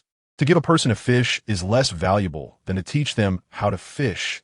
You intend to guide Su Mei onto the path of cultivation. I will listen to you. Brother Liu, Su Mei agrees. During this period, you observe that Su Mei struggled to adapt to the Taiku Dragon Elephant Sutra, progressing at a sluggish pace. Conversely, she advanced rapidly in the sinister art of the Thousand Shadows demonic technique, swiftly mastering its fundamentals and stepping into the transcendence realm. In the realm of talismanic arts, she showcased remarkable talents in the darker, curse-related aspects, astonishing you as she quickly grasped the craft and drew her first talisman, thus becoming a first-tier talisman master. Indeed, she proved to be the hidden, destined heroine, despite her severe specialization. She entered the realm of insidious and malevolent techniques with remarkable speed, her potential for cultivation undoubtedly exceptional. Moreover, with the formidable curse eyes at her disposal, her future appeared exceedingly bright. Throughout this time, you sensed that Su Mei harbored a unique affection for you. exhibiting a profound reliance that made her wish to be by your side at all times. In response, you voiced your curiosity. So make him fist. There's a special aura surrounding Brother Liu that draws me near. When I am beside him, the turmoil within me calms, my powers settle, and my eyes cease to ache. Endowed with a partially forbidden and peculiar bloodline, she endured relentless agony. Her cursed eyes granting her immense power while also echoing strange sounds in her ears. Such circumstances had long caused her immense suffering. However, she was astonished to discover that when she was near Liu Qian, these afflictions vanished, as if suppressed by an overwhelming and terrifying force. This was the reason for her increasing dependence on you. Supreme Emperor Bone, upon hearing Su Mei's explanation, your thoughts immediately turned to the Supreme Emperor Bone within you. For only such a divine artifact could possess such miraculous effects. Su Mei's extraordinary potential, if harnessed, could prove to be a significant asset for your future endeavors. Her curse eyes, a lethal weapon against celestial beings, could become your greatest aid in vanquishing them. Furthermore, your Supreme Emperor Bone's ability to suppress her bloodline could allow her to easily become your right hand. You began to analyze the situation calmly, realizing that this course of action could maximize your benefits, simultaneously enhancing your influence. Nevertheless, a formidable obstacle loomed: her brother, Su Ming. For Su Mei, his presence was sufficient. It seemed that certain matters were unavoidable. The version of you within the simulator could act recklessly, enjoying the privilege of multiple chances for rebirth. However, your reality allowed for but one opportunity. A single misstep could lead to demise. All you desired was to survive. A ruthless glint flickered in your eyes as you stowed away the talisman True Record, rose from your bed, and approached the window, gazing down at the bustling scene below. Illuminated by countless lights and teeming with crowds, you contemplated your next move. He was bestowed with a singular opportunity by fate, granting him access to extraordinary powers. How could he resign himself to death? I cannot perish. I shall ascend step by step to the pinnacle of this world. I yearn to witness the splendor that this existence has to offer. I will eliminate those who wish to bring me harm. Those who desire my demise shall meet their end. Shrouded in shadows, his visage flickered between light and darkness, bearing the weight of time's passage and an insatiable thirst for life. He murmured to himself, "In this lifetime, I tread upon thin ice. Do you believe I can reach the other shore?" Suddenly, a sound interrupted. Behind him, the seemingly lifeless Liu Ruyue, concealed beneath the covers, trembled, her gaze fixed in a daze upon his retreating figure. Her lips moved, yet no sound escaped. Is this the moment of revelation? Chapter 60. The Shattered Hope and the Transaction with Liu Ruyue. Is this the moment of revelation? Or perhaps it serves as a subtle hint. Liu Ruyue furrowed her brow, suddenly overwhelmed by a sense of agitation. What should have been a straightforward endeavor to acquire the sacred text and make a hasty escape had spiraled out of control. It appeared that everyone had underestimated the man before her. He seemed to possess prior knowledge of her identity, as well as the forces that stood behind her. Was he contemplating an alliance with them? After a prolonged silence, the atmosphere remained utterly still, devoid of response. Liu Qian maintained a calm demeanor, fully aware that a mere exchange of words would not suffice to sway Liu Ruyue's stance or persuade her to support him. He lacked the so-called imperial aura. The silence from his counterpart indicated both uncertainty regarding how much he knew and a lack of confidence in his current predicament. Yet, he remained confident that he could persuade Liu Ruyue to join his cause. With a fifth-rank celestial being by his side, many troubles could undoubtedly be averted. There was no need for her to declare her position just yet. She could merely observe the unfolding events. With a swift motion, Liu Qian retrieved a communication token from his person and sent a message to Liu Zhong outside. Make a personal visit to bring Su Ming here, discreetly. Also, arrange a new residence for his sister.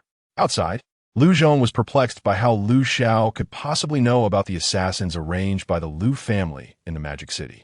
He scrutinized the contents of the token with a strange expression, but hesitated for a moment before choosing to comply.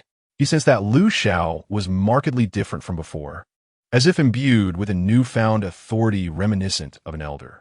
Having resolved to gain complete control over Su Mei, the inevitable fate of Su Meng was sealed. Liu Qian, lacking any compassion, remained resolute.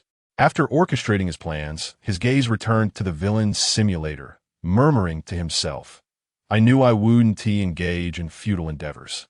This has provided me with a comprehensive heroine strategy manual, along with a heroine development strategy. How convenient for me to directly implement practical applications."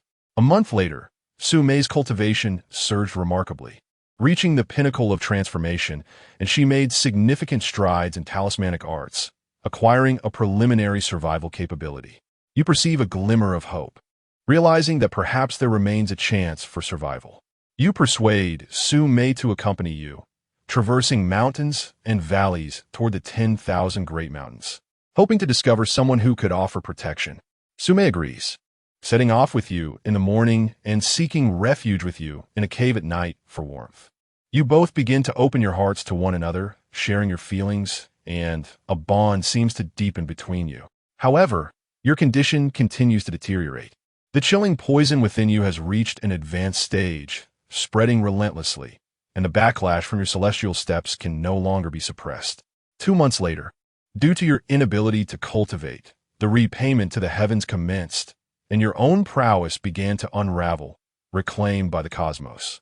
You fell from the 4th realm of divine abilities to the 3rd realm of profound understanding.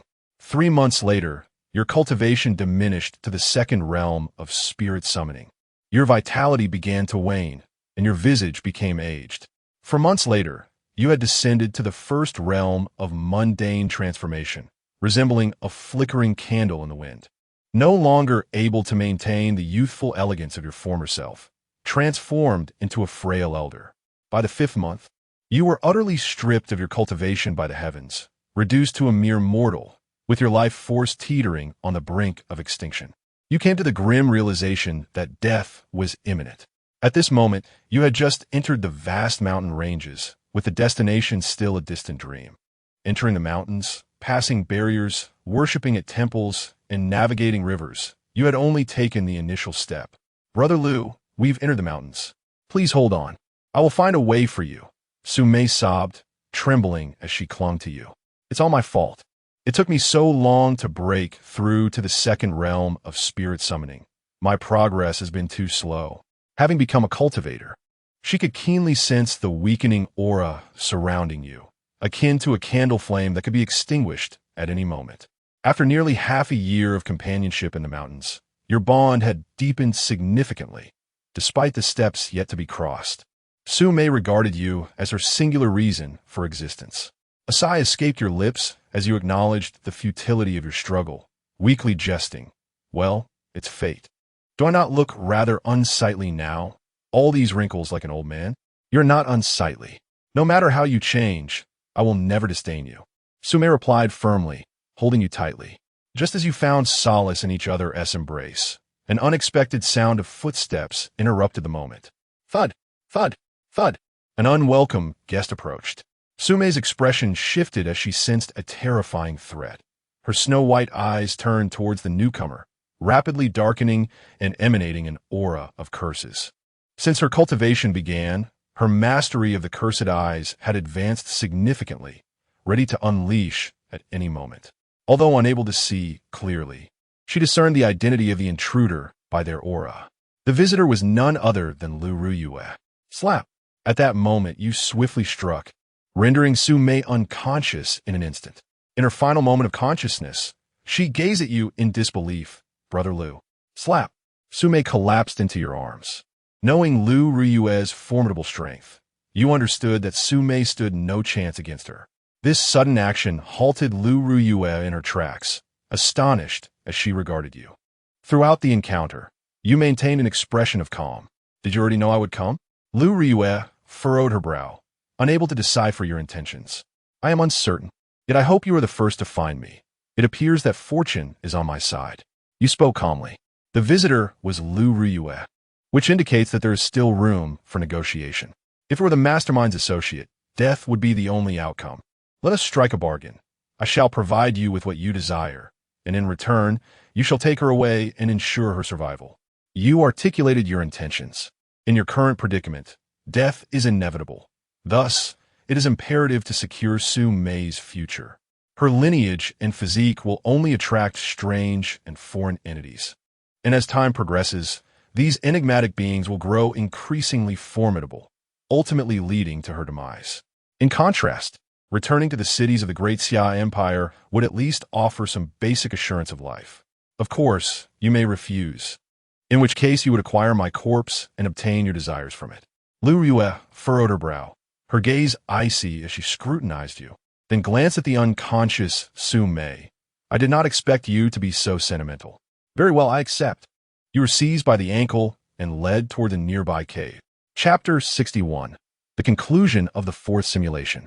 You find yourself akin to the monk Tang Song, whose flesh invariably draws the attention of demons and monsters, each longing to take a bite and seize something from you.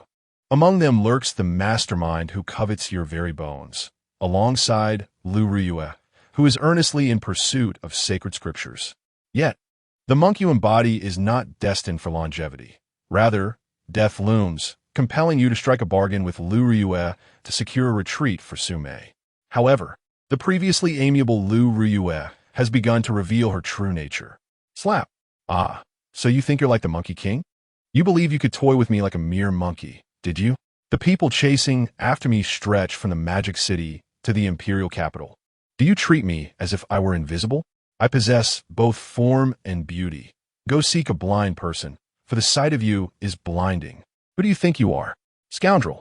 Perhaps it is due to your previous antics, having treated her like air on 2 occasions, that Liu Ruyue harbors a deep-seated grudge, wishing nothing more than to strike you down.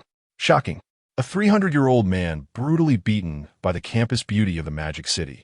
Is this a decline of morality, or, in the midst of this beating, you realize that this seemingly aloof and proud woman is rather petty, unwilling to spare even the elderly from her wrath? During the onslaught, you faintly hear Su Mei, having awakened, screaming for her brother Liu in utter despair. This woman, so vengeful and small-minded. Liu Qian's gaze shifted momentarily to the seemingly lifeless Liu Ruyue behind him, and he silently mourned for the version of himself within the simulator.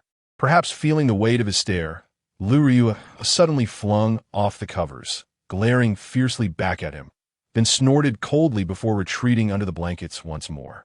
In this moment, she harbored a measure of caution towards the transformed Liu Qian before her.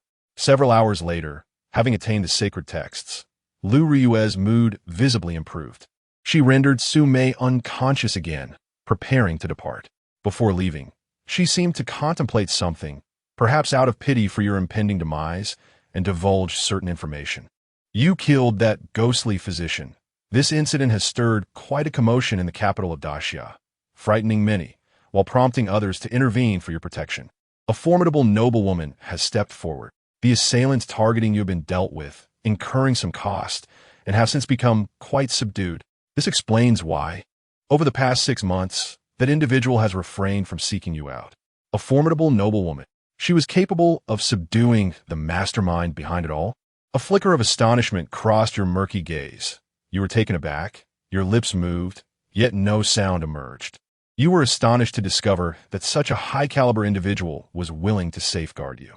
Is that noblewoman also of royal lineage? Otherwise, it would be impossible to deal with the mastermind behind the scenes, this prince. Yet, it seems that the moment has passed. You are on the brink of death. Why did your adversary not strike sooner? Perhaps that formidable noblewoman only acted when she sensed your impending demise, merely to provide an explanation to those who stand guard over you?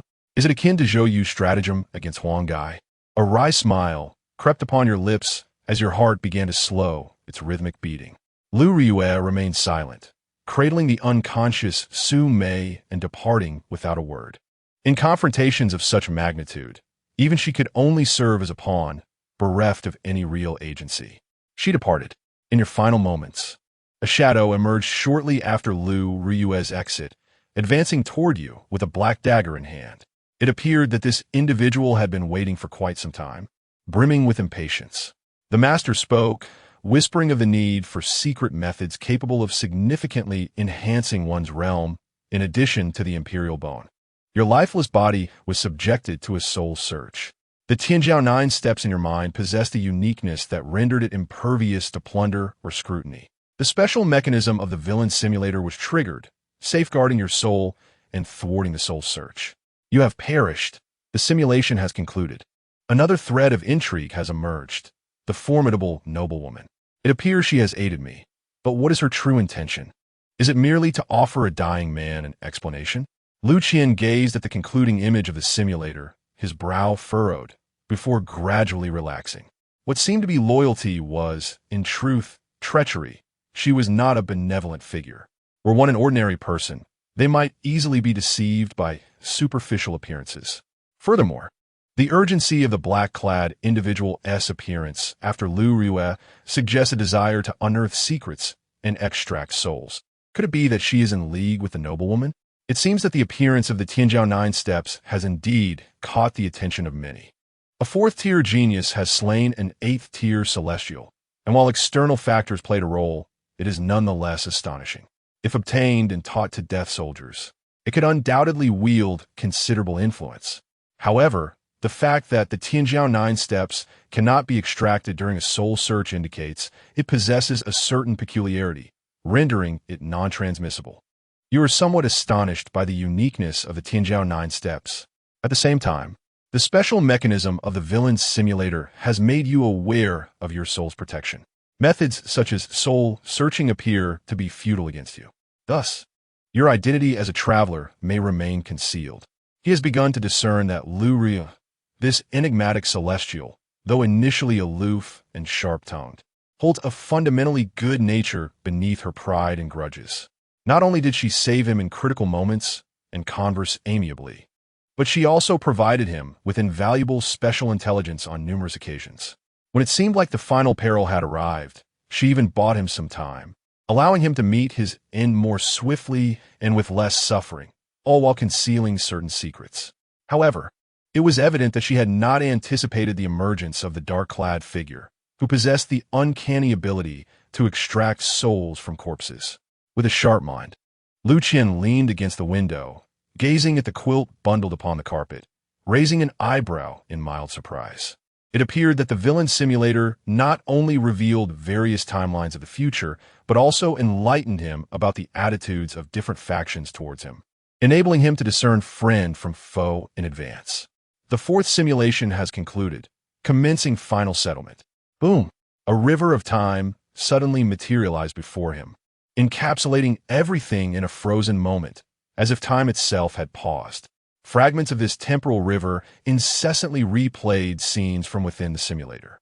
Swish! A figure emerged slowly.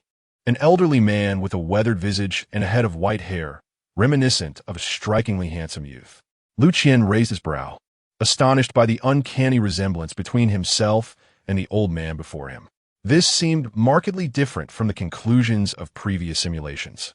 Could it be that the circumstances had altered following the formal simulation? Boom! At that moment, the elderly figure was suddenly enveloped in radiant orbs of varied hues, coalescing into 6 Tao fruits. The host may select 3 options from the following 6 choices. Option 1, 9 Steps to Heaven, fragmented version. Option 2, The Hidden Legacy of Celestial Beings, Ghostly Physician Master. Option 3, Solidified Purple Talent, Talisman Tao Seed. Option 4, 9 Dragons Burning the Heavens, Mutated Talisman Technique. Option 5, Yin-Yang Infinite Pill, 5th Great Elixir. Option 6, Mastery of the Majestic Overlord Dragon Fist. Chapter 62, Celestial Artifacts. The Profound Yin Treasure Mirror. I choose the first, second, and third rewards. Upon witnessing the emergence of 6 rewards, Liu Qian hesitated not for a moment, decisively selecting the top 3 while relinquishing the rest. The 9 Steps to Heaven and other rewards could be re-understood in the future with the acquisition of the Talisman Tao Seed, a purple talent. Although the Yin-Yang Infinite Pill could assist him in breaking through to the 5th realm of mountains and rivers, given his innate talent. It was merely a matter of time. If all else fails, he could venture into the mysterious secret realm and eliminate the elder of the Leaf family to obtain it. The Tianming Overlord Dragon Fist was the least cost-effective choice. Thus he dismissed it without a second thought. Swish! Swish! Swish! A light golden Tao fruit, A deep purple Dao fruit and a light purple Dao fruit, which hovered above the aged elder, fell in an instant, symbolizing 9 steps to heaven, talisman Dao seed, and celestial legacy, drifting towards Liu Qian. Boom! As the 3 Dao fruits merged within him, Liu Qian felt a tumultuous wave surging in his mind. Countless talisman inscriptions were deeply etched into his soul. In an instant, he completely grasped the first 7 steps of 9 steps to heaven and the essence of talisman Dao seed. An overwhelming power, rooted in the depths of his soul, propelled him into a new realm. The 7 heavenly talisman, floating deep within his soul, could be activated at any moment, consuming his lifespan to step into the 7th realm of sainthood. Even the embryonic form of the mutated talisman, 9 dragons burning heaven, slowly began to take shape in his mind. No wonder the antagonist simulator version of me was so audacious.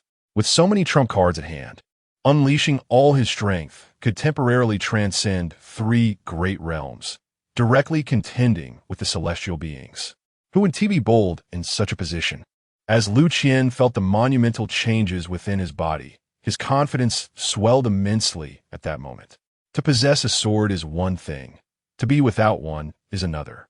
The former has the capacity to overturn the table, while the latter only faces the fate of being overturned. He aspired to be the former, not the latter. Crack! As the simulation concluded and the options were completed, the river of time began to crumble gradually. The aged elder before him began to transform into grains of sand. Merging into the river of time, Liu Qian sensed the shackles on himself starting to dissolve, gazing expectantly at the elder, hoping he might replicate the miracle of the last encounter and bestow upon him a Dao fruit. However, to his dismay, the elder merely stirred slightly, creating a faint commotion within the river of time before fading away with a sense of melancholy. Liu Qian furrowed his brow, silently observing the retreating river of time as he regained his freedom of movement, speculating to himself, is it perhaps a lack of lingering resentment from the elder in life? During the 3rd antagonist simulation, the corpse's resentment nearly broke through the heavens, endlessly murmuring about revenge, ultimately forcing a Dao fruit into his hands. In contrast, this time, there was far less resentment present. Instead, he had vanquished the esteemed ghost physician, delivering a resounding slap to the mastermind behind it all. A moment of sheer exhilaration devoid of any regrets. It was time to uncover the legacy left by this trifling figure of the 3-turned celestial. Liu Qian extended his hand, and in an instant, a spatial ring materialized, transformed from the recently acquired pale purple Dao fruit. This was also the fruit of his victory in the recent villain simulation, having slain the ghost physician. Yet, at that time, the spatial ring was imbued with the remnants of the ghost physician's consciousness, a barrier he was unable to breach. However, the circumstances had now changed. Break for me. With a surge of mental energy, Liu Qian's eyes were momentarily enveloped in a golden light, shattering the residual consciousness within the spatial ring. In an instant, a dazzling array of treasures filled his vision, nearly blinding him. Bottles and jars of medicinal elixirs, herbs exuding potent aromas, mountains of medical tomes and alchemical texts, a fiery red alchemical furnace emanating flames, and a celestial corpse exuding ominous black energy. Yet, the most resplendent among them was the Qian treasure mirror, which had nearly claimed his life. Liu Ruyue curiously poked her head from beneath the covers, sensing something amiss, and slowly emerged. She was met with a breathtaking sight. Liu Qian held a high-quality spatial ring, seemingly exploring its contents. The next moment, to her astonishment, a radiant blue light emanated from his hand, revealing the Qian treasure mirror. This artifact radiated a unique pressure characteristic of celestial beings. A celestial artifact? Liu Ruyue couldn't help but exclaim, her gaze fixed on the mirror. This was a formidable treasure that could only be wielded flawlessly by those of the celestial realm, possessing terrifying power. Such a high-caliber item was a rarity even in the Great Xia Empire. Some celestial beings of lesser repute merely employed entry-level artifacts. Yet Liu Qian, at that moment, exuded an aura akin to that of a 4th realm adept. How could he possess a celestial artifact? This scene was almost reminiscent of a child wielding gold. She felt a pang of envy. At that moment, Liu Qian appeared oblivious to Liu Ruyue's fervent gaze, engrossed in his examination of the Qian treasure mirror. This object had nearly cost him his life during the villain simulation. Qian treasure mirror, celestial artifact crafted primarily from 10,000-year-old profound ice. With extreme refined iron as a secondary material, forged over a century in the depths of molten lava, it harbors frigid energies capable of emitting profound coldness, casting a divine light, freezing all things and immobilizing everything. Gazing at the description provided by the villain simulator, Liu Qian discerned the overwhelming nature of this celestial artifact. Had the ghost physician not wielded this treasure to protect himself at a critical moment, Liu Qian could have easily overwhelmed him. It was this very item that had rendered all his tactics ineffective and nearly led to his downfall. Had it not been for the intervention of a fortuitously destined protagonist, he might have faced a dire counterattack from the ghost physician. The value of this item is extraordinary. It may very well be the most precious treasure I possess. Aside from the Supreme Emperor's Bone, although the life-replacing blood escape talisman is indeed valuable, it is merely a one-time use talisman and cannot compare to this heavenly artifact. Once this treasure is fully activated and illuminated by the divine light of the treasure mirror, even celestial beings would be frozen in place. Undoubtedly, it is an exceptional tool for lethal endeavors in critical moments. Chapter 63. The Legacy of the Alchemist and the Assassins Hidden in the Shadows. Aside from the mystic treasure mirror, the spatial ring was brimming with medical tomes, medicinal herbs, and numerous vials of elixirs, as well as a high-ranking alchemical furnace. The value contained within was truly beyond imagination. It was unexpected that this revered ghost doctor was not only a third-tier celestial, but also an accomplished alchemist, and of no small caliber at that. After all, his previous guise as the ghost doctor was indeed renowned in the Great Xia for his medical prowess. In the realm of antagonists, it was no wonder that the reaction from the mastermind behind the scenes was so immense upon the demise of the ghost doctor. On one hand, they lost a third-tier celestial, and on the other, they lost a high-level alchemist. How could the reaction not be profound? Liu Qian gazed at the wealth within the spatial ring, and the smile at the corners of his mouth was nearly impossible to contain. Not to mention the plethora of elixirs and herbs within. Even the books alone constituted an unimaginable fortune. With a flick of his wrist, he casually hung the treasure mirror at his waist and conjured a tome of alchemical recipes. Heedless of Liu Ruyue's astonished gaze, he casually flipped through its pages. A succession of alchemical formulas instantly filled his vision. Human face pill, scorpion man pill, 100 insects pill, blood poison pill. This was a complete legacy of an alchemist, with a level reaching an astonishing 8. The only lamentable aspect was that this alchemical heritage did not belong to the orthodox school. Instead, it leaned towards the sinister, ruthless, and corrosive arts, condemned as a path of malevolence by the mainstream. The formulas documented within were predominantly toxic, sinister, and blood-related elixirs, all possessing significant side effects and lethal potency. The materials required for their concoction were exceedingly wicked, yielding bizarre effects. No wonder there were previous rumors that the ghost doctor had the capacity to both kill and save a life. Although this alchemical legacy was peculiar and not as beneficial as the orthodox teachings, its value was still considerable. As I have currently mastered the arts of talismans, it would be inappropriate for me to pursue alchemy further, as it would demand too much of my energy. Perhaps I could consider entrusting it to Su Mei for her cultivation. With her constitution, delving into such wicked arts would undoubtedly yield rapid progress. Coupled with that deadly cursed eye, she could quickly achieve combat efficacy, posing a grave threat. As Liu Qian made his decision, he felt a sense of reflection. It appeared that the ghost doctor was not as simple as he had initially presumed. Had it not been for the prior coincidences and schemes, he might not have been able to subdue him at all. Not to mention, he had yet to witness the full extent of the poison alchemist's methods. Killing a ghost doctor had unexpectedly rendered him immensely wealthy. The legacy of an alchemist. Liu Ruyue's lips twitched as she watched Liu Qian casually extract yet another alchemical legacy and peruse it, nearly rendering her speechless. First, there was the celestial treasure, and then an alchemical legacy. What other treasures could possibly reside within that spatial ring? Surely, there must be a specialized alchemical furnace as well. This rascal seemed to be exceedingly wealthy. Aren't you afraid I might steal from you? The ethereal voice of Liu Ruyue, laced with a hint of envy, reached his ears.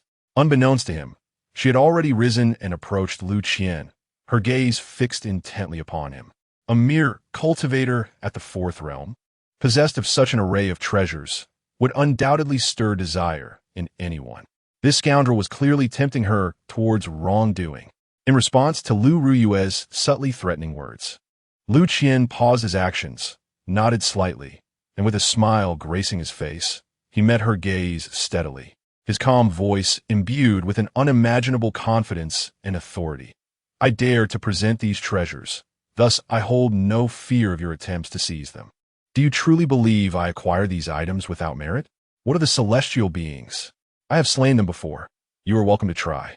Host, Liu Qian, age 18, occupation, talismancer, 5th stage, realm, pinnacle of divine powers, techniques. 4th layer of the ancient dragon elephant scripture, celestial level. 5th layer of the thousand shadows demon art, celestial level. True record of talismans, divine techniques. Dragon elephant overlord technique, shadow mimicry, shape shifting, vast overlord dragon fist, supreme mode. 9 steps to heaven, fragment. Physique, supreme imperial bone. Talent, oily feet blue, unseen presence red. Talismans of the Tao seed, purple. Items, life-replacing blood escape talisman. Qian treasure mirror, celestial artifact. Celestial legacy, respected ghost doctor. Simulation attempts, 0, villain points, 62,000. With numerous trump cards at his disposal, he felt emboldened in the presence of this enigmatic celestial being. In such a direct confrontation, he could not afford to appear weak. His actions in openly displaying these treasures were precisely to draw her attention and astonishment, thus gaining the upper hand. What if she was a celestial being? I have slain one before. Liu Ruyue's pupils contracted as she swiftly discerned the crux of the matter. This rogue had indeed killed a celestial being, and the treasures in his possession were likely acquired through conquest. Yet, the notion of a mere 4th realm cultivator slaying an 8th realm celestial was almost absurd. However, at this moment, she saw no hint of deceit in his eyes. Instead, she perceived an overwhelming arrogance, accompanied by a prickling sensation of unease. Could it truly be that this fellow had indeed slain a celestial being, granting him such audacity? Wait. If he is indeed the disciple of that individual, it may not be impossible. With that person's prowess, the so-called celestial beings would be akin to ants beneath their heel. If Liu Qian were to be left with certain means. Damn it, how incompetent have my family members been all these years? Why were they oblivious to such a significant matter? They dare to label him as a mere debauched young master. What young master could kill a celestial being? All of them are useless. They ought to be executed without delay. Ding! Mysterious celestial Liu Ruyue harbors a tinge of fear towards you. Congratulations, host. You have earned a reward. Villain points 2,000. Instantly, the voice of the villain simulator echoed in Liu Qian's mind. Before him, Liu Ruyue's gaze flickered as she began to avert her eyes. A hint of trepidation evident. A virtuous woman does not contend with a man. She seeks rest. Having suffered a setback, Liu Ruyue turned away, grabbing the blanket and wrapping herself into a bundle, feigning death once more. There was a certain charm in her demeanor. Liu Qian could not help but chuckle. It was evident that Liu Ruyue was once again lost in thought, most likely reminiscing about her so-called master, Zuan. It was remarkable how someone of such stature, a 5th-tier celestial being, could inspire such dread. One could only wonder at the terror that Zuan must embody. Suddenly, resting against the door frame, Liu Qian felt a sharp pang from within his body, emanating from the talisman seed, as if it were alerting him to something. Liu Qian's brow furrowed slightly as his gaze drifted outside the window. Just a moment ago, he had sensed a faint hint of murderous intent. His eyes swept over Qi Wei and the others below, landing on a shadowy corner outside the Century Hotel. He paused for a brief moment before quickly diverting his attention. So it is you, huh? That young man just now seemed to cast his gaze this way. Could it be that he has discovered my presence? How could that be? An ordinary person could never see through my thousand shadows magic. The assassin, concealed within the shadows, felt a jolt of alarm, quickly followed by a wave of reassurance. He had considerable confidence in his thousand shadows magic. His gaze fixated on the figure at the highest window of the Century Hotel, and he could not resist licking his lips with his slender tongue. Hee, the prey I have locked onto shall not escape. They think they are safe within, but they are merely trapped in a net. Chapter 64. Lu Qian's First Strike. Liu Ruyue's Astonishment. The Li family's ineptitude offers no hope. It is up to me to turn the tide. In merely 4 days, the esteemed one shall descend upon the demon city, and, at that moment, this so-called impregnable fortress shall be reduced to mere rubble before the presence of such a revered figure. Young man, relish these final moments of joy, for soon you shall find no opportunity left. The Thousand Shadows assassin scoffed, evidently dismissing Liu Qian, who was concealed within the Century Hotel, as already deceased. Upon confirming the Li family's failure in his own isolation, he urgently called for reinforcements from above, dispatching even more formidable beings. To his astonishment, he received a remarkable surprise. A mysterious revered figure was sent in response. Those who are honored as revered within the organization are the superlative elites of the Eighth Realm. He pondered which esteemed individual had come this time. If he could establish a connection with such a personage, he might very well attain the true essence of the Thousand Shadows demon art. Just as the Thousand Shadows assassin indulged in his fantasies, his expression shifted abruptly. The figure that had been visible at the top window of the Century Hotel had inexplicably vanished. How could it disappear so suddenly? It had been standing there only moments before. At that moment, a ghostly voice emerged from behind him. So it was you who lured the ghostly physician's castrated hound here. Swish! In the midst of his reverie, the bewildered Thousand Shadows assassin felt a jolt of icy dread as his pupils constricted, his entire being chilled to the core. Disbelief etched upon his concealed visage. Impossible! How could someone approach him so silently without detection? This was a total repudiation of his expertise as a stealthy assassin. To make matters worse, he suddenly recognized the voice behind him. It was eerily familiar, as if he had heard it before. It seemed to belong to his target within the Century Hotel. Shadow, Thorn. A piercing shadow suddenly surged from the ground, aiming to impale the intruder from behind. Swish! Yet, the shadowy strike found only emptiness. The Thousand Shadows assassin's expression shifted subtly as he gazed at the vacant ground behind him. Shock and disbelief etched across his features, as though he had seen a ghost. How could this be possible? Clap! A frigid hand suddenly clapped upon his shoulder, whispering, "Looking for me?" Swish! A chill ran down the spine of the Thousand Shadows assassin. He spun around to find a familiar youthful face smiling back at him. It was none other than Liu Qian. In Liu Qian's hand was an ancient, azure-hued treasure book, emanating a subtle glow and a breath of extreme cold. "It is you." Crack! In an instant, the Thousand Shadows assassin, once a master of transformation and an immensely troublesome foe, was engulfed by the icy air, transforming into a vividly lifelike ice sculpture of a human being. The visage of the ice sculpture retained an expression of astonishment and dread, intricately interwoven, leaving one astounded that a target, initially perceived as feeble, possessed such terrifying capabilities. With a single strike, it had dispatched this extraordinary assassin. The talent known as "You Cannot See Me" proved to be dreadfully effective for ambushes. One misstep, and one could easily fall prey to its effects. Coupled with the mystic Qian treasure, a heavenly artifact, eliminating an extraordinary assassin became a mere triviality. However, the consumption of this heavenly treasure was equally formidable. Merely channeling a trace of its cold energy drained a substantial portion of my spiritual essence. Liu Qian gazed calmly at the ice sculpture before him, stowed away the mystic Qian treasure, and murmured to himself. Having preemptively identified the threat posed by the Thousand Shadows assassin, he would not allow it to linger, opting to eradicate it to prevent future complications.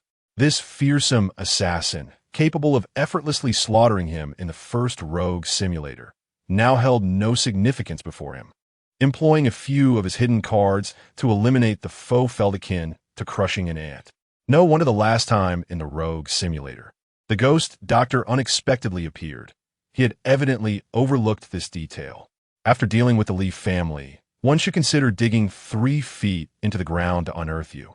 Liu Qian had previously presumed that the Li family orchestrated the events of the last rogue simulation, covertly alerting the ghost doctor, leading to the transformation of the Century Hotel into ruins, with Su Ming captured and tragically perishing, and Lu Zhong severely wounded and soul-searched. Little did he know that the true instigator of it all was the Thousand Shadows assassin before him. Regrettably, the realization came too late. The adversary had already sent a message and established contact with the mastermind. The arrival of the ghost doctor in 4 days seemed inevitable. With a casual motion, Liu Qian removed the Thousand Shadows assassin's storage pouch, broke its seals, and began to investigate. An extraordinary being, such as the Thousand Shadows assassin, could hardly possess a spatial ring like the ghost doctor, a celestial powerhouse. Note: the storage pouch has limited space and stability. If subjected to a strong impact, its contents may be lost or shattered. Note: the spatial ring offers ample and secure storage, resistant to easy damage. Ding! Host has effortlessly annihilated the Thousand Shadows assassin, eliminating a potential threat, and received a reward: enhanced shadow mimicry, 1,500 row points. With a snap, a specially crafted communication token was retrieved from the storage pouch, evidently the means through which the Thousand Shadows assassin had contacted his superiors. Perhaps it would be prudent to offer that castrated dog a surprise. Liu Qian regarded the token in his hand, and then the frozen assassin before him, a flicker of thought crossing his mind, conjuring a plan. However, before proceeding with that, it was imperative to continue the simulations. What an enigmatic ability! Could it be spatial manipulation? How effortlessly it dispatched an extraordinary being. Liu Ruyue, who had been closely observing Liu Qian, bore witness to the moment he vanquished the Thousand Shadows assassin, her expression subtly shifting. This man seems to harbor an abundance of secrets, consistently unveiling unimaginable tactics. This contradicts the information at hand quite severely. Is it the power of the Supreme Emperor's bone that nearly obliterated the entire Great Xia Empire all those years ago? Suddenly, Liu Qian's figure reappeared on the top floor of the Century Hotel. Throughout the entire time, the individuals below, including Qi Wei and others, remained oblivious to the fact that the young master they were tasked with protecting had wandered about in and out. His ability, "You cannot see me," has grown increasingly formidable, revealing terrifying prowess in the real world as his strength burgeons. Perhaps only Liu Ruyue, who had been attentively watching him from within the room, could vaguely sense his brief departure and subsequent return. However, when Liu Qian turned to face her, he was taken aback. At some point, this mischievous creature had leapt from the carpet to the bed, claiming his spot. How playful! Chapter 65. Liu Qian. "I am your father, mischievous." Liu Qian chuckled and shook his head, choosing not to elaborate further. His tolerance for Liu Ruyue remained notably high. After all, they had shared a profound bond during their previous encounters as adversaries in simulations. Suddenly, a series of knocks reverberated through the room. Lu Zhong's voice echoed from outside. "Young Master Liu, Su Ming has been brought here, and everything else is arranged." The arrival was indeed prompt. With a decisive motion, the door swung open, revealing 2 figures. Beside Lu Zhong stood a young man of resolute countenance and somewhat slender build. Liu Qian's gaze lingered on the young man for a fleeting moment, a hint of complexity flashing in his eyes before he spoke slowly. "Lu Zhong, please train him for me. I have a peculiar feeling these past few days. I require a visible decoy as a safeguard." "Yes, young master." Lu Zhong nodded in agreement, without objection. Such tactics of employing decoys were not uncommon among noble families, though he believed that as long as he remained in the Magic City, with his formidable strength at the 7th level of the Holy Realm, no one could harm young Master Liu. He would naturally comply with his instructions.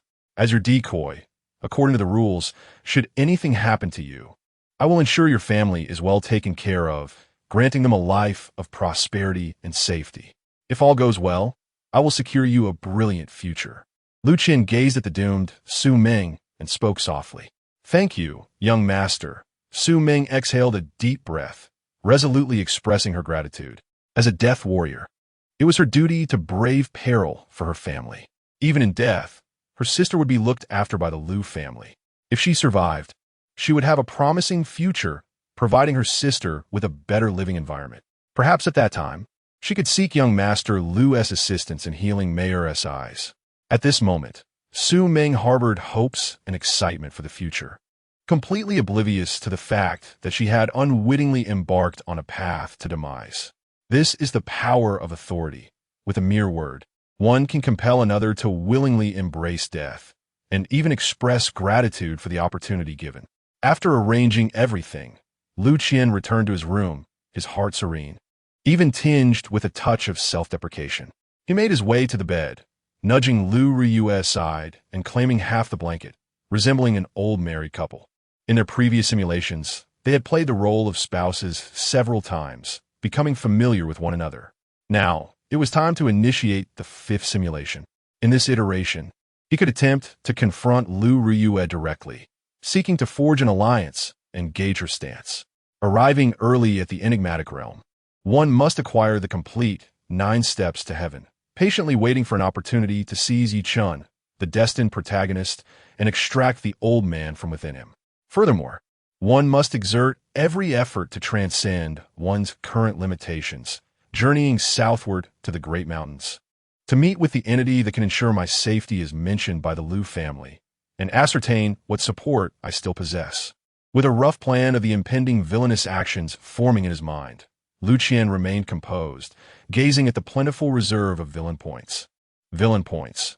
63,500. Such an ample supply of villain points instilled him with great confidence. The villain simulator initiated its 5th simulation. Ding! 5,000 villain points have been deducted from the host to exchange for 1 instance of villainous life simulation. Ding! Commencing the 5th villainous life simulation. Detected that the host retained the talent Tall Tales, green, from the previous simulation for 5,000 villain points. Would you like to select it directly? The host may also opt to refresh and undertake a new round of talent extraction, but retained talents will be lost. He decisively chose to retain Tall Tales, green. Lu Qian furrowed his brow but hesitated not, making his selection without delay. Regardless of what new talents might emerge from a refresh, losing the previously retained Tall Tales would render his villain point squandered. Moreover, the potential of Tall Tales is boundless and extraordinary, likely to prove advantageous in the forthcoming simulations. Ding! Congratulations to the host for acquiring the temporary talent. Tall Tales, green. Tall Tales, green. The fabrications you utter are not believed by ghosts, yet to some extent, humans will tend to believe. Simulation begins. On the surface, you appear to be a debauched young master, yet you are acutely aware of your extraordinary identity and the impending crisis that looms. At this moment, you discover that you have awakened a new talent, Tall Tales. You realize that the words you utter are imbued with a peculiar quality, causing others to subconsciously, to a certain degree, choose to believe. At this moment, there are 4 days until the arrival of the ghost doctor in the magical capital, and 2 days until the mysterious realm in the sea of the magical capital opens.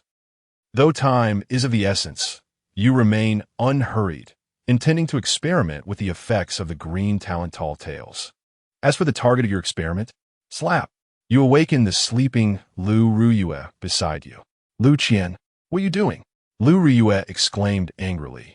Still groggy from sleep, having just fallen asleep, being disturbed inevitably ignited her ire. Liu Ruyue, I have something important to tell you. You spoke earnestly. What important matter? Under the influence of Tall Tales, Liu Ruyue's anger was instinctively dissipated, and she began to regard you with seriousness. At this moment, she had already formed some conjectures in her mind, yet what transpired next clearly exceeded her expectations.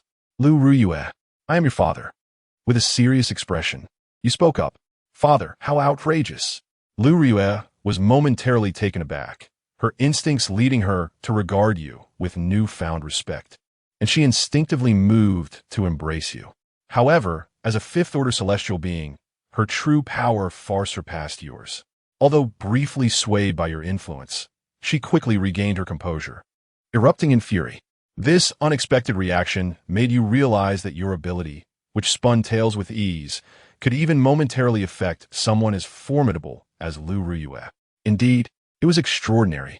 It is essential to understand that even a fleeting disturbance and influence hold unimaginable value.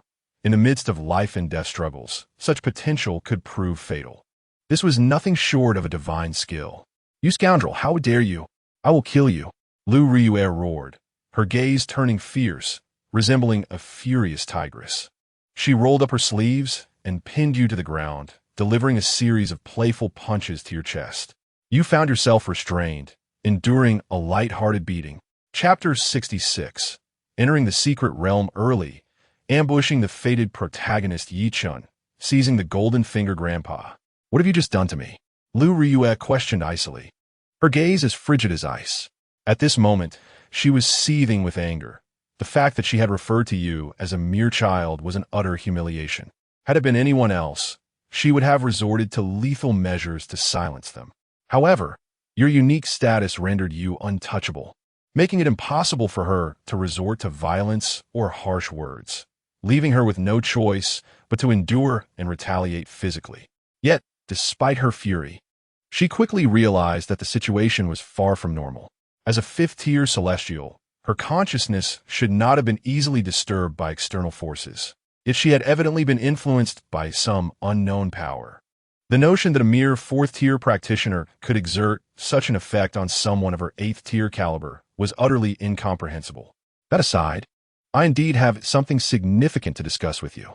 You rubbed your chest, grimacing slightly at the pain. The wrathful beast that had just raged against you had been ferociously relentless, and had it not been for their restraint, you might have faced dire consequences. During that encounter, you had attempted to employ your green talent, endless chatter, in hopes of pacifying her, but proved ineffective. Clearly, this talent's initial efficacy waned considerably when confronting those of higher realms, as subsequent attempts were met with resistance. Nevertheless, even so, it was still a formidable green talent. "I wish to converse with the individuals behind you," you stated earnestly, unveiling your true intentions. You aimed to probe the depths of Liu Ruyue's allies during this simulated world. Upon hearing your words, Liu Ruyue's brow furrowed slightly, and she fell into silence, shaking her head, her expression turning icy to signify her outright refusal, leaving no room for negotiation. It was evident that this matter had crossed her bottom line. She would never acquiesce. You were not taken aback by her response.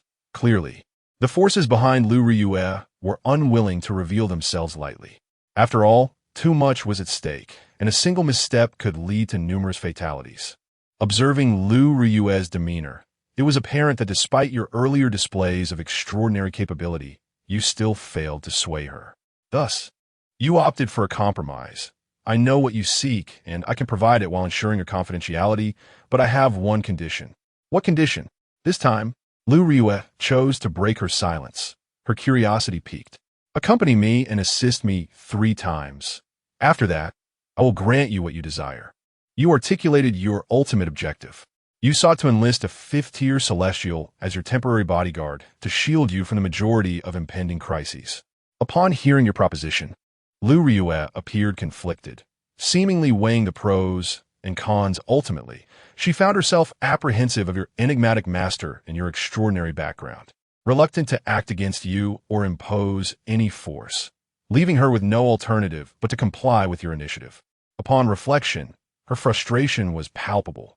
Here she was, a delicate beauty, yet you treated her as if she were invisible, and now you wished to negotiate. I acquiesced. Ultimately, she chose to comply, temporarily becoming your personal bodyguard. "Come, accompany me to a certain place." A surge of joy welled within you, for you realized your wager had paid off, and you promptly led Liu Ruyue towards the port of the magical city, despite the fact that the secret realm would not open for another 2 days. You recalled a significant detail. During the second simulation with the antagonist, Liu Ruyue had brought you, stripped of your powers, back into the secret realm, where you had hidden for half a year. This indicated that there must be alternative entrances to this enigmatic realm, albeit with considerable entry requirements, likely achievable only by those of celestial status. There exists a hidden secret realm, and I require your assistance in locating an entrance for early access, you stated. A secret realm? Liu Ruyue replied, somewhat taken aback, as she gazed over the tranquil sea, unleashing a formidable celestial aura that meticulously scanned the surroundings. At that moment, you felt the oppressive energy radiating from Liu Ruyue, more terrifying than you had anticipated. Indeed, there is a secret realm. Before long, Liu Ruyue identified a remarkably concealed spatial fissure and boldly acted upon it. With a resounding crash, the rift was forcefully torn open a small aperture. Let's proceed. I will exert my utmost effort to create an opening at this node of the secret realm, but it will soon heal, Liu Ruyue shouted. Seizing the opportunity, the two of you entered the secret realm before the rift could close. As you had surmised, your intuition proved correct. The air was thick with spiritual energy. This resembled an ancient secret realm. Liu Ruyue was astonished by the richness of the aura here, equally perplexed as to how you had come to know of this place. In that instant, your mystique in her eyes seemed to amplify considerably. You chose not to respond, intentionally deepening your enigmatic aura as you guided Liu Ruyue towards the ruins. Along the way, the two of you effortlessly dispatched a few unwary anomalies, reaching the site of the ruins. However, as soon as you stepped inside, Liu Ruyue sensed her own spiritual energy and cultivation swiftly dissipating, leaving her alarmed. What kind of place is this? Yet, you, possessing the Supreme Emperor's bone, remained unscathed, unaffected by the disarray surrounding you. Silence. You abruptly grasped the startled Liu Ruyue, your Supreme Emperor's bone emanating a domineering presence that instantly dispelled the peculiarities affecting her. Stunned by your formidable ability, Liu Ruyue was left in awe, as if a fierce tigress had transformed into an obedient little wife, trailing behind you. I found it. Soon, you arrived at the depths of the ruins, where you beheld the fractured statue and the floating parchment inscribed with the 9 steps to heaven. This time, Yichen did not arrive before you. You stepped forward, removed the sheepskin scroll, and began to read. Soon, the scroll transformed into a stream of light, entering your mind. You acquired the complete knowledge of the 9 steps to heaven. At last, you obtained the final 2 steps, and though your heart swelled with excitement, you refrained from practicing immediately. Instead, you crafted a replica of the sheepskin scroll using a materialization talisman and placed it atop the original. After completing this, you took Liu Ruyue aside to conceal yourselves. You suspected that in previous encounters, Yichen had consistently outpaced you in acquiring the 9 steps to heaven due to having received guidance from the remnants of the old man's spirit, allowing him to enter the secret realm ahead of time. Your purpose for venturing into this secret realm extended beyond merely obtaining the last 2 steps of the 9 steps to heaven. You intended to ambush the destined protagonist, Yichen, accompanied by Liu Ruyue, a 5th-turn celestial being, to seize his golden finger, the old man. With my possession of the 9 steps to heaven, alongside Liu Ruyue, facing a mere 4th-tier divine ability wielder like Yichen would be a trivial matter. This time, the advantage lies with me. Chapter 67, A Sudden Change. Breaking through the 5 realms of mountains and rivers. The enigmatic golden finger of Yichen, which the old man had coveted for long, was the very reason Yichen managed to escape and skate time and again during the simulations. Were it not for that so-called golden finger, his reckless and thoughtless disposition would have surely led to his demise, rendering his perpetual agility and resilience inconceivable. Should one succeed in seizing it, the potential to obliterate his soul, plunder his memories, raid his martial arts manuals, or coerce him into a pact for protection would amount to an invaluable treasure. The worth of Yichen's golden finger undoubtedly surpassed that of the 9 steps to treading the heavens, perhaps even exceeding it. Previously, Yichen's awareness of the existence of the 9 steps to treading the heavens stemmed from the guidance of that mysterious remnant soul, which suggested that the other party possessed knowledge of numerous hidden opportunities. I yearn to ascend to higher realms expeditiously, yet what I lack most is assistance and abundant chances. In your mind, You have already regarded Yi Qin's golden finger as your own. Concealed in the shadows with Liu Ruyue, you prepared to lie in wait, ready to seize the opportunity to capture him. Under normal circumstances, Liu Ruyue's character would never permit such obedience. Yet perhaps your display of mystery and strength has rendered her considerably more compliant. Women are invariably drawn to power. You commence the final 2 steps of the 9 steps to treading the heavens, aspiring to consolidate the remaining 2 talismanic seeds, enlisting Liu Ruyue to assist in vigilance. She consented. On the first day, Yi Qin did not appear. On the 3rd day, Yi Qin was still absent. By the 5th day, you began to sense an unsettling quietude.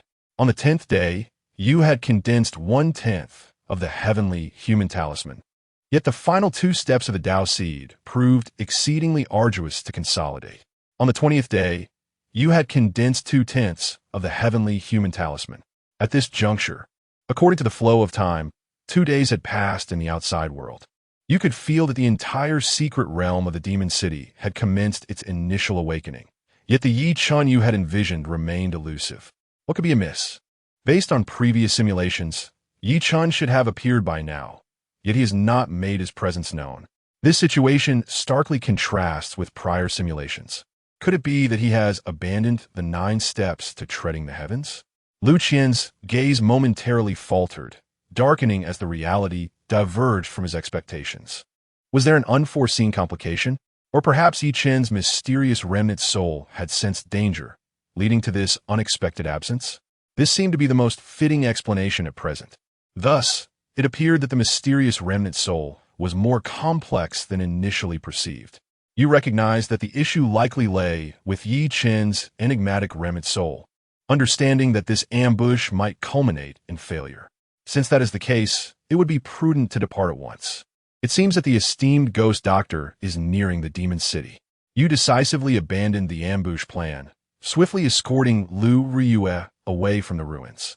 At this moment, with the secret realm now open, many formidable individuals from the demon city have already entered. You chose to employ the illusory shadow technique to alter your appearance. And once again, the persona of Han Li has emerged. You possess such remarkable skills of disguise, capable of changing both your aura and visage. Liu Ruyue appeared somewhat astonished. For at this moment, without a meticulous probe of her divine sense, she struggled to discern your true form. Merely a trivial skill, you replied with a calm demeanor, though a hint of arrogance lingered in your tone. Suddenly, your gaze halted. It seemed you had recognized a familiar figure among the cultivators ahead. It was none other than the esteemed elder of the Li family, holder of the yin-yang infinite pill. A surge of joy welled in your heart. Sensing your murderous intent, Liu Ruyue spoke, "Shall I take action against the 3 transcendent beings of the Li family? There is no need for that. They are but a handful of worthless opponents." You declined her offer, unwilling to squander an opportunity for a decisive strike. With a swift motion, you donned the mist ghost cloak, obscuring your figure. Then, silently reciting, "You cannot see me," you vanished in an instant, darting towards the Li family members. Ha! Who would have thought such a secret realm would exist in the demon city? The elder has certainly acquired many treasures this time. With the acquisition of a yin-yang infinite pill, our Li family shall surely gain another formidable figure in the mountain and river realm. It is a pity that Li Yang was slain by that wretched scion of the Liu family. Otherwise, he could have consumed it. Oof. That little wretch won't last much longer. The esteemed one is soon to arrive, and it is regrettable that due to my previous failures, the higher-ups no longer trust our Li family. The elder of the Li family and several of his companions whispered among themselves, completely oblivious to the figure that had stealthily approached from behind. "My esteemed friends, please halt. I have a grand opportunity to bestow upon you." A voice, laced with deceit yet sounding friendly, emerged from behind. In the next moment, the elder and his companions appeared entranced, as if under a spell, and instinctively came to a stop. A grand opportunity delivered to our doorstep? Greed flickered across the elder's face as he turned to face the source of the voice. Standing behind them was a stranger, a youth with a sallow complexion, grinning as he held a precious mirror, his hand waving slightly. Roaring, A majestic dragon formed of ice and fire materialized from thin air, crashing ferociously into them. With a series of sickening thuds, the elder of the Li family and his companions were instantly reduced to a cloud of blood mist, their storage bags falling directly into your grasp. In matters of killing and looting, you have grown increasingly adept. The combination of you cannot see me and deceptive speech is undoubtedly a masterful technique for ambush. That ability again. Liu Ruyue's lips twitched as she witnessed the scene unfold. She has discerned that although your realm is not particularly elevated, your peculiar abilities are exceedingly formidable. Beneath the heavens, anyone could fall victim to your sinister prowess. Even a powerful celestial being, if careless, might find themselves at a disadvantage in your presence. A lesson she has already endured. You disregarded Liu Ruyue's complex gaze and began searching through your storage pouch, swiftly locating the yin-yang widgeon. Wait for me here. Do not wander off. I shall procure an orange. Create an opening and return shortly. You instructed Liu Ruyue, ignoring her bewildered expression as you vanished into the mountain forest below to set up a formation. Scoundrel, taking advantage of me again. Liu Ruyue seethed, her teeth clenched, as if she were dismissing classical literature.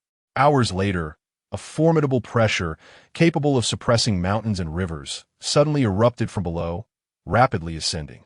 You have transcended the fifth realm of mountains and rivers. Chapter 68. Southward, to the great mountains. Is it a trap? You have transcended the 5 realms of mountains and rivers, and the ancient Dragon Elephant Sutra has reached its 5th tier, rendering your physical form exceedingly robust. Simultaneously, your lifespan has been extended from 300 years to 500. You observe that the progress of the celestial talismans condensed deep within your soul has surged dramatically, increasing from 2/10 to 4/10. Following your breakthrough in realm, you discern a reduction in the consumption associated with the 9 steps to heaven. Temporarily entering the sacred realm now requires merely 50 years of lifespan, a reduction by half. With your current lifespan, you are sufficiently prepared to briefly step into the sacred realm for 10 seconds, a 3-fold increase in duration compared to before. In this instant, your strength has undergone a qualitative leap. Evidently, as one's cultivation deepens, the costs of utilizing the 9 steps to heaven diminish. This, indeed, appears to be the correct application of the 9 steps to heaven. The higher the cultivation, the more favorable the effects. You gradually comprehend everything, realizing the proper methodology of its use. With a buoyant spirit, you manipulate the dual forces of yin and yang within your body, invoking gravitational pull. And without the aid of talismans, you acquire the ability to soar through the skies, reaching the side of Liu Ruyue. Let us return to the demon capital. Observing your swift breakthrough into the 5 realms of mountains and rivers, with not a hint of instability, but instead a solidified realm, Liu Ruyue's expression shifts to one of peculiarity. Typically, practitioners require tranquility to adjust their state prior to a breakthrough, and even more so to stabilize their cultivation afterward. Yet, you appear to have bypassed these processes entirely. What she does not realize is that you had previously traversed the realm multiple times using the 9 steps to heaven, experiencing higher-tiered powers in advance, and had already grasped the underlying secrets. Only the final touches were needed. You and Liu Ruyue return to the coastal waters of the demon capital, and you produce a communication token to establish contact with the Liu family, sending out an alert. The demon capital has changed. Someone is plotting against me. Please be cautious. Unlike the previous encounter with the antagonist, you have spent 6 months within the mysterious realm this time, allowing you to preemptively avert certain events and prepare the Liu family. However, upon sending this message, it falls into silence, as if cast into the abyss, receiving no response.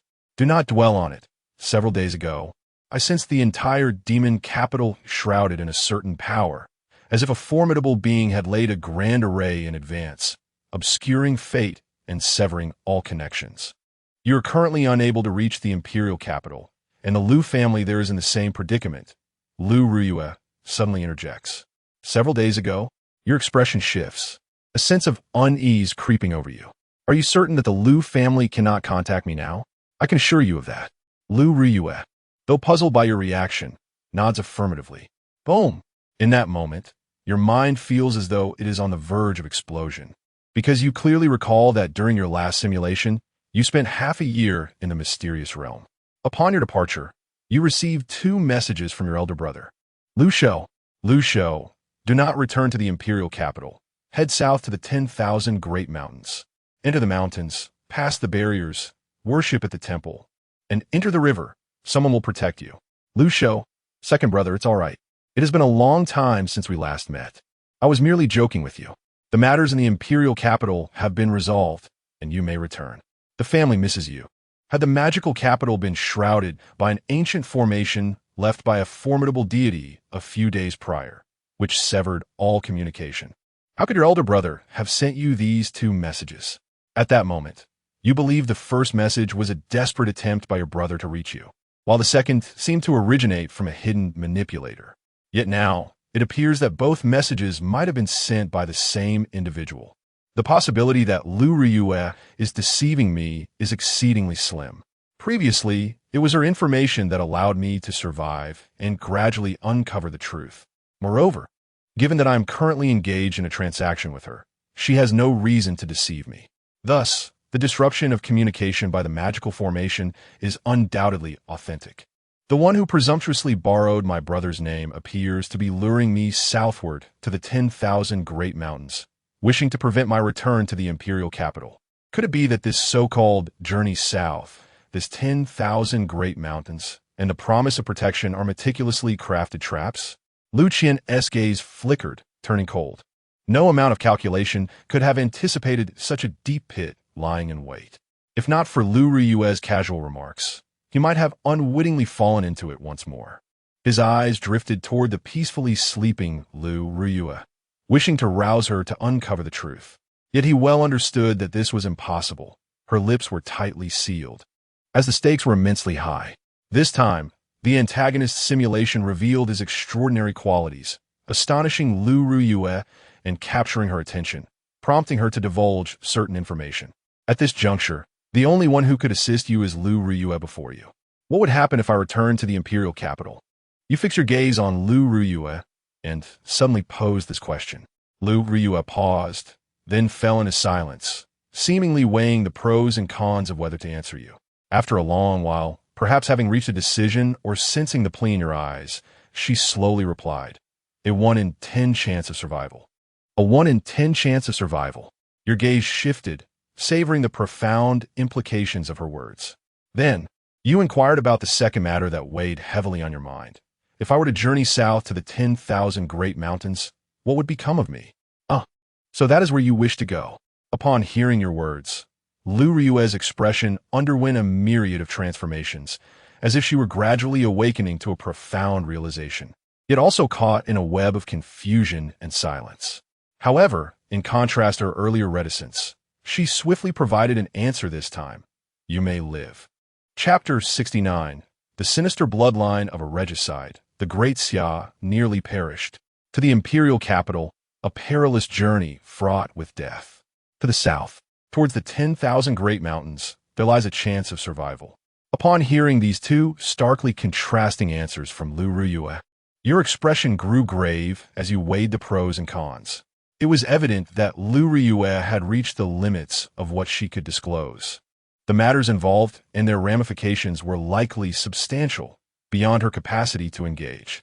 Thus, it became clear that both paths harbored considerable danger. The southern route to the 10,000 Great Mountains could well be a trap laid specifically for you, awaiting your descent. The imperial capital is a chaotic realm, teeming with formidable figures, a stronghold for the unseen orchestrators. The emergence of several celestial beings would not be surprising. With my current abilities, confronting even an ordinary celestial is already a formidable challenge. To venture forth, indeed, spells a situation of certain death. Yet what does that singular life represent? Is there something I remain unaware of? Very well. Since the adversary has persistently sought to lure me southward to the 10,000 Great Mountains, I shall proceed as planned, to scout the path for my true self, to uncover what treacherous lair awaits, and to discern who still seeks my demise. You contemplated for a moment, ultimately resolving to adhere to your original strategy, heading southward toward the 10,000 Great Mountains. You yearned to ascertain whether this southern journey was truly a trap, whether it was genuine or a ruse, while also seeking to identify those who might covet your life, so as to be prepared.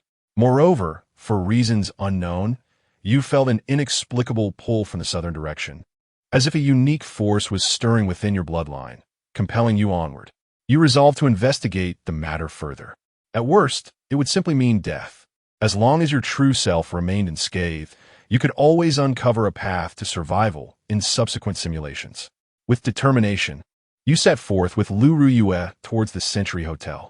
Now, night had fallen, and the Century Hotel was besieged once again by countless figures in black, intent on slaying the substitute that belonged to you.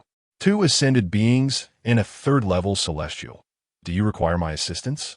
Liu Ruyue inquired, still focused on executing her 3 strikes to obtain her prize and make a perfect escape.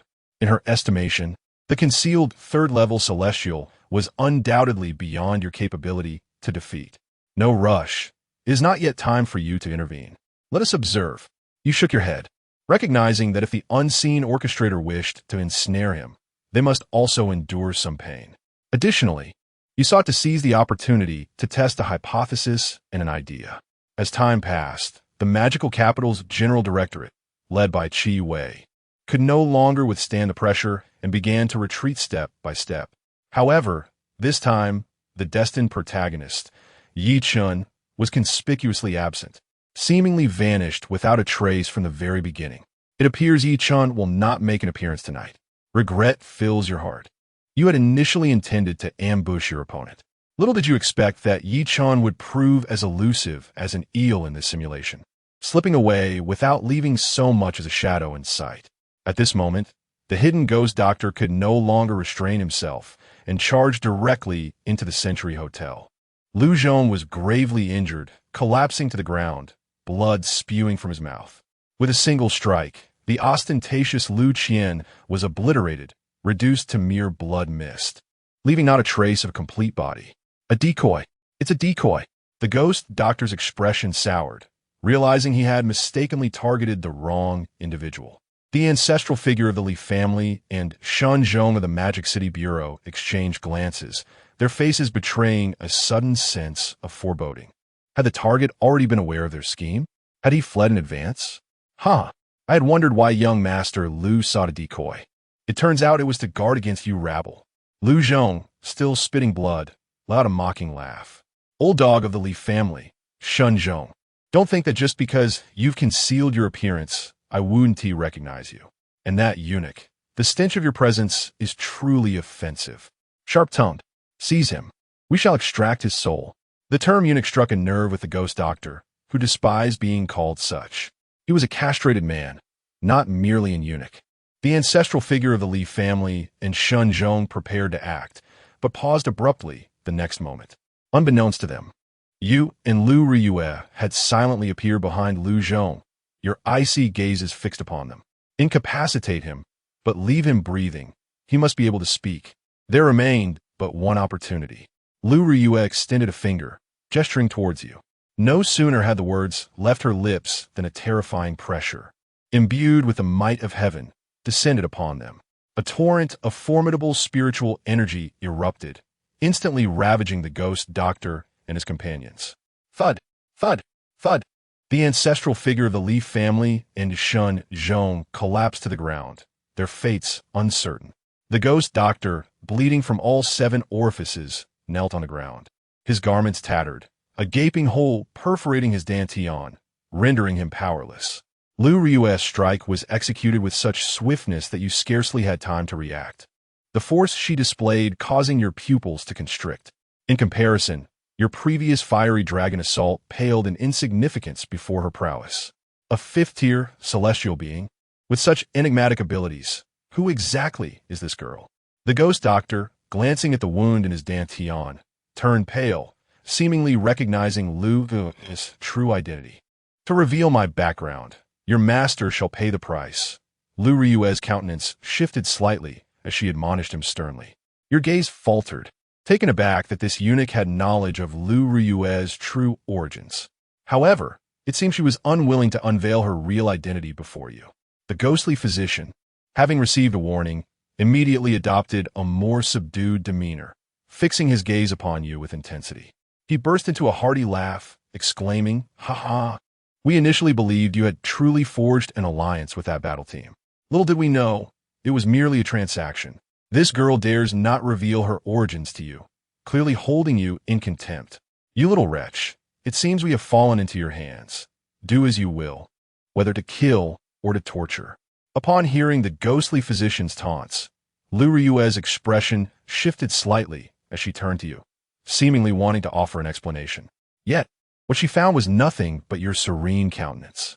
Instantly, you entered a mode of supreme authority unperturbed within. A formidable aura of dominance emanated from you, casting a lofty gaze upon the ghostly physician. The rules within the palace are dwindling. Even a eunuch dares to insult his master. Who has granted you such audacity? You attempted to weave a web of enticing words to provoke the ghostly physician into revealing certain truths. Boom! At your admonition, the ghostly physician's expression momentarily faltered, a flicker of submissive respect crossing his features as if he wished to bow and plead for mercy. However, this was swiftly overshadowed by a surge of uncontrollable rage. You, the bearer of the treacherous bloodline that has nearly brought ruin to the Great Xia. Before he could finish his sentence, a surge of black flames erupted from within him, raging uncontrollably as if it had breached some forbidden boundary. Chapter 70, Liu Qian. Oh no, the villain is actually me. In an instant, the ghostly physician, a formidable figure of the third transformation, was reduced to ashes, his existence extinguished, leaving behind only a storage ring that fell to the ground. Everything transpired with such swiftness that neither you nor Liu Ruyue could intervene. The cursed bloodline of the usurper. What does this mean? Am I not of the royal bloodline of the Great Xia? How did I suddenly become entwined with the bloodline of the usurper? Moreover, the Great Xia was nearly brought to ruin. What does this imply? Did my father, or my mother, or perhaps a more distant ancestor, almost lead to the destruction of the Great Xia Empire? This plot doesn't tee a line at all. Liu Qian was left dumbfounded, utterly bewildered by the events unfolding within the simulation. How had everything turned upside down so unexpectedly? Was he not supposed to be the pitiful prince, hunted and forced into hiding? How had he transformed into a scion of a bloodline that nearly annihilated the Great Xia Empire? Could it be that the ghostly physician, that old dog, was deliberately misleading him? Wait, Liu Qian seemed to suddenly grasp something. It appeared that during the last simulation, Liu Ruyue had mentioned that the most sinister, the most malevolent, the most frenzied blood coursed through his veins. It seemed that their fates were intertwined. Oh no, what a disaster. In the end, the villain is indeed myself? Are the Liu family merely the guardians of the remnants of this usurper's bloodline? Everything is in utter chaos.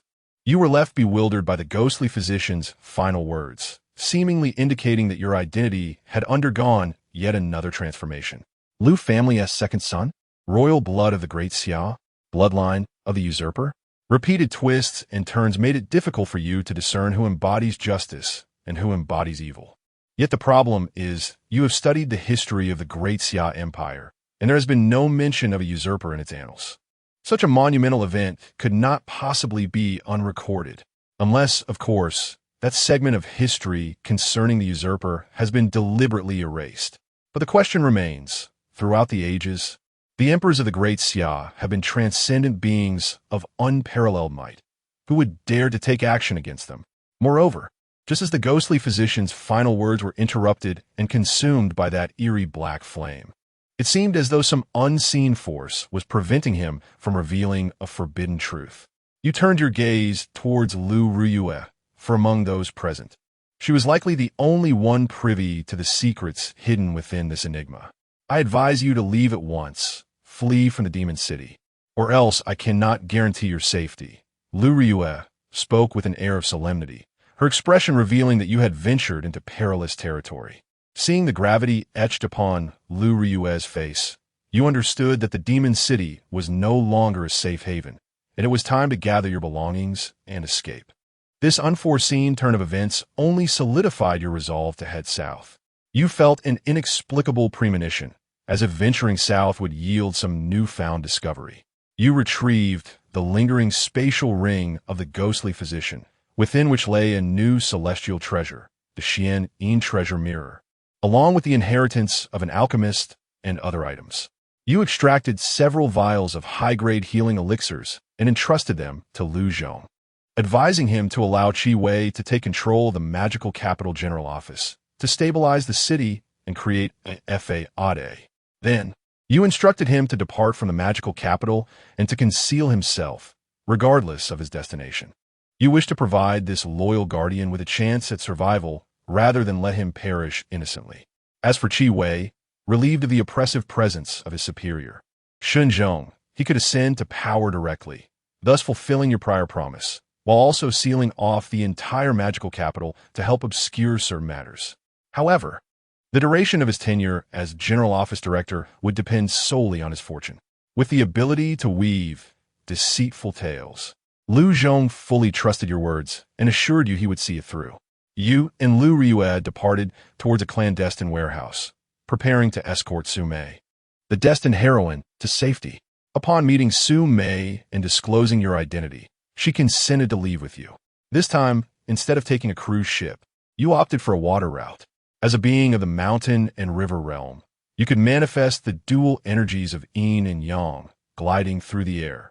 Coupled with the wind-driving talisman and the divine movement talisman, your speed far surpassed that of a cruise vessel. Carrying the blushing Su Mei across the surface of the sea, you journeyed southward, having avenged her brother's death by vanquishing the ghostly physician. Along with your intimate proximity and the presence of the supreme Emperor Bone within you to suppress her bloodline, she began to develop an affection for you. Meanwhile, Liu Ruyue dismissed your idea of carrying her while flying, asserting her independence. You interpreted her reluctance as shyness and chose not to comment further. Throughout the journey, leveraging your prior knowledge of Su Mei, you employed the art of romantic persuasion, swiftly advancing the relationship between you two. Liu Ruyue, witnessing the scene unfold before her, felt an overwhelming urge to strike you with her fists, seething at your attentions towards another woman. Women often engage in competition, and while you navigated your interactions with Su Mei, Liu Ruyue's frustration simmered beneath the surface, particularly as she noted Su Mei's enigmatic cursed eyes, suspecting some of your intentions. Yet, she remained somewhat displeased, feeling that you had never lavished such attention upon her. As you traveled, you began to impart the methods of cultivation to Su Mei, generously sharing the alchemical legacy of the ghostly physician, gifting her a cauldron and medicinal materials, embodying the role of a caring older brother. The bond between you blossomed rapidly. Liu Ruyue's ire only intensified as she observed the growing closeness between you and Su Mei, her fists clenched tightly in frustration. Yet, Su Mei did not disappoint. Her progress in mastering the toxic alchemy of the ghostly physician was swift, as she quickly grasped the fundamentals. Before long, you concluded your journey by water and commenced traversing the forested mountains, heading south without incident. After several days, you suddenly sensed a chilling wave of inspiration wash over you. Beside you, Liu Ruyue also halted her steps and addressed the affectionate pair, saying, "Someone is tailing us. Their strength is formidable, rivaling my own." You nodded in acknowledgement, your expression turning grave. It was evident that the approaching individual refrained from revealing themselves, likely intimidated by Liu Ruyue's presence, hesitant to act against you directly. A week later, you arrived at the outskirts of the 10,000 Great Mountains. Throughout your journey, the entity Liu Ruyue spoke of had not made an appearance nor attempted to strike at you. However, you could sense an increasingly intense, murderous intent drawing near. Clearly, the opponent was becoming restless, and it was merely a matter of time before they would take action. Just as you were about to venture into the mountains, Liu Ruyue suddenly spoke, "I can only accompany you this far. The remainder of the path must be traversed by you alone." You discerned the barely concealed apprehension and fear on Liu Ruyue's face, suggesting that within the depths of the 10,000 Great Mountains lay something that even she feared. This expression was one you had previously glimpsed when she mentioned Xianfu's eye. Chapter 71. Half-Step Celestial Being. The Blood-Robed Warrior. Very well, you still owe me a favor. Do me a kindness. Take Su Mei with you and ensure her safety, and consider it settled. You perceive the unusual hesitation in Liu Ruyue, as if she were reluctant to step into the 10,000 great mountains, and thus she acquiesced. Agreed. Liu Ruyue nodded without hesitation, accepting the request. Su Mei, possessing one of the 10 divine eyes, the enigmatic eye, was already a treasure in her own right, coupled with her extraordinary talent as an alchemist. For any formidable force, she was a coveted asset. Such a remarkable treasure, naturally, she would not refuse. With the assurance of Liu Ruyue, a fifth transition celestial being, Su Mei's safety was undoubtedly secured. Brother Liu, Mayor doesn't want to part from you. The 18-year-old Su Mei wept uncontrollably, clinging to you with desperation. Observing Su Mei's sorrowful reluctance, you could only offer gentle persuasion, whispering words of encouragement. You entrusted her with the entirety of the ghost doctor's alchemical legacy, assuring her that when you met again, she would have become a formidable alchemist. In this instance, you were subtly calculating. The esteemed identity of an alchemist was a coveted treasure among various powers. With her innate talent for alchemy, Su Mei might very well attract the interest of the forces behind Liu Ruyue, drawing their attention. Although Su Mei was not a traditional alchemist, but rather a poison alchemist, this distinction might prove more advantageous for those great powers, rendering her even rarer. In the future, should the opportunity for reunion arise, you might glean the true identities of Liu Ruyue and her backing from Su Mei. Of course, all of this hinged upon your survival. Yet previously Liu Ruyue had asserted that she could endure within the 10,000 great mountains. You made a pact with Su Mei, promising her that she would depart with Liu Ruyue, and once her cultivation had reached fruition and she could protect Brother Liu, she would return to the 10,000 great mountains to find you. Su Mei nodded, placing her trust in your words. All right, let us seal this promise with a pact, and no deceit shall be tolerated. Agreed, a pact it shall be. As you two engaged in your secretive vow, oblivious to the world around you, Liu Ruyue's irritation began to simmer, her fists clenched tightly with burgeoning anger. Ahem, has someone forgotten something? Liu Ruyue suddenly cleared her throat, ruthlessly interrupting your intimate moment, signaling something unspoken. Mayor, wait here for me a moment. I need to discuss certain matters with your sister Liu. You inwardly acknowledged Liu Ruyue's impatience and spun a small fib to Su Mei. Su Mei obediently nodded, watching as you and Liu Ruyue departed towards a certain direction for discussion. Several hours later, you re-emerged, having finalized your negotiations. You bore several wounds, your clothing somewhat tattered, as though you had endured a beating. In contrast, Liu Ruyue appeared as a proud peacock, her spirits evidently high. Su Mei, unable to see, seemed unaware, though her fists appeared to tighten momentarily. Liu Ruyue took Su Mei away, assuring her that, for your sake, she would take good care of her. Perhaps in a moment of buoyant spirits and clear thoughts, Liu Ruyue quietly entrusted you with a talisman sword, claiming it contained her utmost power, a safeguard for times of peril. You accepted it. You watched as the two women departed amicably, resembling sisters. You were acutely aware that once Liu Ruyue had left, you would be confronted with imminent danger. The enigmatic pursuers lurking in the shadows would no longer remain concealed. With a swift motion, you resolutely turned and plunged into the depths of the 10,000 great mountains. A fourth-tier, earth-escaping talisman adhered to your form, allowing you to vanish beneath the surface while you silently chanted, "You cannot see me," cloaking your presence. You navigated the underground labyrinth for a considerable time before an inexplicable chill enveloped you, causing your pupils to constrict as you hastily emerged from the earth. A tremendous rumble erupted. The ground within a 100-mile radius convulsed violently, akin to a great dragon thrashing, the earth heaving, colossal trees collapsing. It was a terrifying earthquake that spared no one. Had you lingered underground for even a moment longer, you would have been crushed into mere pulp.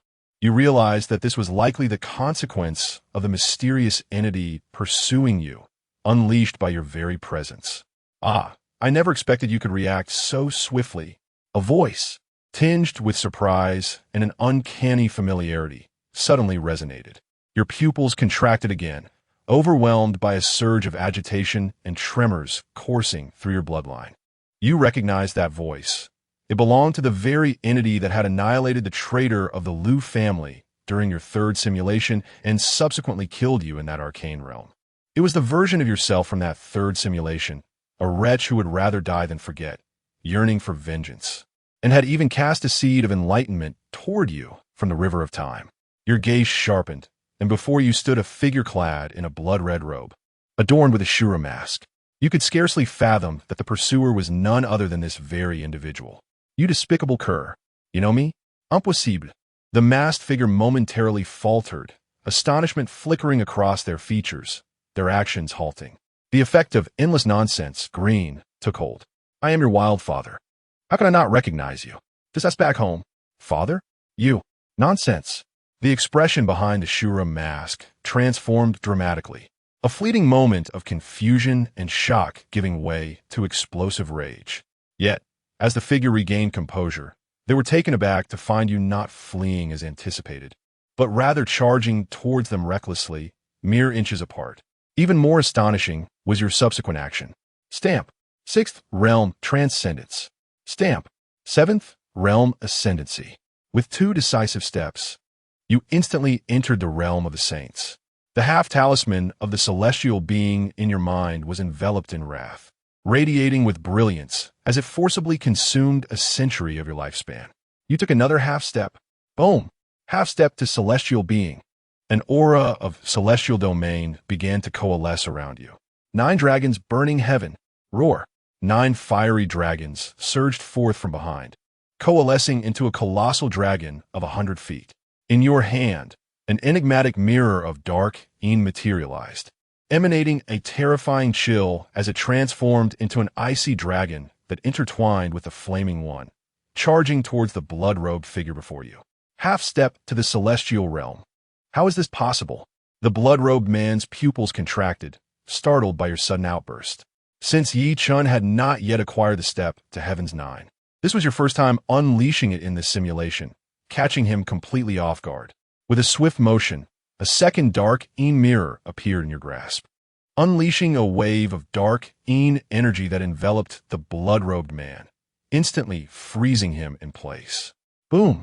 The entwined icy and fiery dragons collided with the blood-robed man, engulfing him in an instant. In that moment, you had unleashed all your hidden cards without reservation, driven solely by the desire to eliminate this wretched scoundrel. Chapter 72. The Celestial Sword Master. A single sword repels the blood-robed man. In the distance, Liu Ruyue, who had left with Su Mei, suddenly glanced towards your direction, her face displaying a hint of astonishment. She could sense that, at this moment, you were not relying on her talisman sword. Yet the power you unleashed was nearly on par with that of a true celestial being. Such terrifying might would leave even the esteemed ghost doctor with no chance of survival. Brother Liu, I must find Brother Liu. Su Mei suddenly struggled, attempting to break free from her restraints to assist you, but was mercilessly rendered unconscious by Liu Ruyue. With your half-baked cursed eyes, you could only deal with ordinary celestials. To confront that individual was nothing but a foolish dream, and your presence would merely complicate matters. That young man is far more formidable than you realize, and with my talisman sword, he will not perish easily. Once he enters the mountains, there will naturally be others to protect him. With all your might, you pondered that even a typical celestial would be annihilated in an instant, leaving no possibility of survival. Yet, the subsequent scene unfolded beyond your expectations. Suddenly, the ice-fire giant dragon was torn apart by a streak of bloodlight, disintegrating into countless shards of ice and fire that scattered in all directions. The blood-robed man, donning a Shura mask, reappeared before you, his entire form enveloped in the blood robe, showing no injuries save for a slight layer of dust. You underestimated me. No wonder the ghost doctor met his end so quietly, and no wonder that woman would protect you at all costs. Your pupils constricted in disbelief, realizing that despite your utmost efforts, you could not inflict even the slightest harm upon him. It was evident that you were no match and must retreat strategically. With your skills, another person would have surely faltered. Suddenly, the voice of the blood-robed man emerged from behind you. Not good. In an instant, you activated your supreme mode, your thoughts transcending mortal limits, your body seeming to twist as you unleashed the Tianming overlord fist, enveloped in an aura of frigid energy, clashing directly with the colossal blood palm. Your right arm was instantly twisted, as if propelled like a cannonball, crashing deeply into the ground. A mysterious Qian treasure was forcibly seized by the blood-robed man. Ah, you were unexpectedly able to detect my blood escape technique in advance and counterattack. What decisive combat awareness! The blood-robed man expressed surprise. Initially, his intent with that palm was to shatter your spine, but to his astonishment, you had utilized the mysterious Qian treasure to enhance your punch, blocking this lethal strike. When he glanced downward, he was taken aback to find that you had suddenly vanished once more. Another instance of that sudden disappearance technique? Huh! The blood-robed man scoffed, seemingly perceiving the flaw within, as he swiftly expanded his blood domain, enveloping all directions. Countless blood rains materialized, transforming into blood spikes that shot forth in indiscriminate attack. In terms of combat awareness, the blood-robed man surpassed the ghost doctor by an order of magnitude. In your concealed state, your expression subtly shifted, compelling you to activate the last layer of the mysterious Qian treasure mirror, conjuring a formidable ice wall to thwart the oncoming assault. I have found you. With a thunderous crash, the ice wall shattered, and a stream of crimson light surged forth. A blood-clad arm, clad in sanguine armor, pierced your chest, grasping your supreme emperor bone, nearly wrenching it from your very being. In less than a few breaths, you found yourself ensnared in an abyss of despair. The visage hidden beneath the blood robe's demonic mask contorted with malevolence, as a pair of wicked crimson eyes fixed upon you. Eager to witness the agony etched upon your face, wretched spawn embraced the pain. Yet in the next moment, those cruel blood-red eyes faltered. For within your gaze, there was no trace of the anticipated torment and despair, only an unwavering tranquility, laced with a hint of mocking triumph at the unfolding scheme. Ignoring the gaping wound in your chest and the grip on your supreme emperor bone, a chilling aura erupted from your form, freezing the blood-robed figure's south arm in place. Unbeknownst to him, a talismanic sword had materialized in your right hand, aimed directly at him. You resolutely detonated the talisman sword gifted by Liu Ruyue. Blade, arise! With a resounding explosion, a beam of sword light erupted, revealing a hazy silhouette that wielded the sword, cleaving through the air with an icy ferocity that threatened to obliterate all, aimed directly at the blood-robed figure standing mere inches away. Heaven! Mun! Sword! Cultivator! A terrified wail escaped the lips of the blood-robed man. The sword cultivator was renowned for their devastating lethality, and a heavenly sword cultivator was reputed to be invincible among equals. In such close proximity, even at the zenith of his power, he would not dare to confront this onslaught head-on, let alone evade it. It dawned upon him, from the very beginning, you had been preparing to engage him in a life-for-life exchange. With a tearing sound, the chilling sword energy severed the blood-robed man's right arm, along with half of his neck, a deluge of blood erupting forth as the frigid sword energy gnawed ravenously at the wound. Though this sudden injury inflicted pain, it also awakened his ferocity. He remained confident, believing that even in his diminished state, he could annihilate you. You aimed the now powerless talisman sword at him once more, as if yearning to ignite its power again. Sword. The blood-robed man, struck with terror, emitted a muffled cry of anguish, decisively abandoning his severed arm, transforming into a stream of blood as he fled into the distance without a moment's hesitation. As he departed, he did not forget to taunt. Wretched spawn, I shall not let you escape. With a resounding thud, you clutched the severed arm of the blood-robed man and the now inert talisman sword. Your chest bore a gaping wound, teetering on the brink of death. As you knelt upon the ground, gasping for breath, blood cascading from your form, the power of the 9 steps to heaven began to wane, and your cultivation level plummeted rapidly, soon descending from half a step into the heavenly realm back to the realm of mountains and rivers. In this confrontation, you emerged victorious. However, it was at a near-fatal cost that he managed to sever one of his opponent's arms, utilizing the power of the talisman sword, and subsequently frightened the adversary away with the now powerless weapon. To describe this as a narrow victory would not be an exaggeration. This battle could be deemed the most arduous struggle of your life. Every hidden card was revealed, yet none could inflict harm upon the opponent. Ultimately, it was external assistance and a stroke of fortune that turned the tide. He never anticipated that this insignificant foe would prove to be so formidable. Had it not been for the talisman sword bestowed by Liu Ruyue, the antagonist's simulation would likely have met its downfall. Liu Qian's eyes gleamed with ferocity as he intently observed the unfolding scenes within the antagonist's simulator, feeling a sense of relief wash over him in silence. Chapter 73. Breaking Through 3 Barriers, the Dragon of the River. The true strength of the man in the blood robe evidently exceeded Liu Qian's expectations by a considerable margin. He had prepared himself for the possibility of being slain during the simulation, ready to conclude the endeavor prematurely. To his astonishment, however, the antagonist simulator managed to devise a strategy, ultimately overcoming the adversary and forcing him to retreat. The actual combat prowess of the blood-robed figure was at least that of a 5th transformation celestial, if not higher. His blood-red cloak was an exceptionally formidable defensive celestial artifact, nearly nullifying all of Liu Qian's assaults.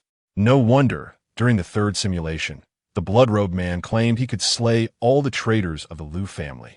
His strength was indeed terrifying. Previously, Liu Ruyue had mentioned that the blood-robed man's power was on par with hers, but it now seemed she had been overly modest. As a celestial sword cultivator, her blade nearly incapacitated him. Had she unleashed a few more strikes, the blood-robed man would undoubtedly have met his demise. This encounter with the antagonist simulator not only brought Liu Qian face-to-face with the blood-robed man who had previously annihilated the Liu family, but also unveiled Liu Ruyue's true profession and extraordinary combat abilities. A celestial sword cultivator. With a single sword strike, she could dismantle myriad techniques. His peculiar gaze fell upon the sleeping beauty beside him, cocooned in her blanket, curled up like a ball, occasionally twisting as if to shove him away. The enchanting campus flower of the Magic City. At first glance, one would hardly suspect her to be a celestial sword cultivator. He had severely underestimated her. As long as Liu Ruyue was present, most dangers aimed at him could be warded off in the short term. The hidden orchestrator's emissary, the ghostly healer, posed no more than a matter of 1 or 2 sword strikes before her. What kind of terrifying existence could lie hidden within the depths of the 10,000 Great Mountains? A place so formidable that even someone as powerful as her would hesitate to tread? This battle consumed 300 years of life essence, leaving him with barely half of his lifespan remaining. He would be unable to advance for at least 2 years and must repay the debt to the heavens and earth.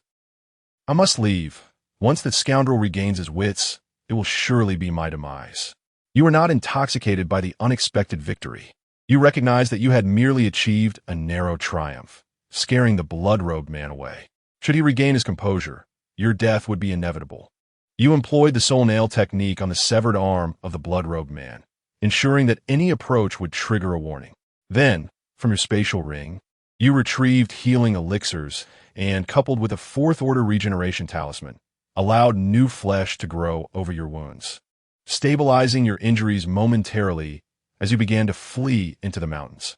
Upon entering the 10,000 Great Mountains, you discovered an array of human and bizarre alien corpses strewn across the ground, resembling a mountain of corpses and a river of bones, a truly horrifying sight.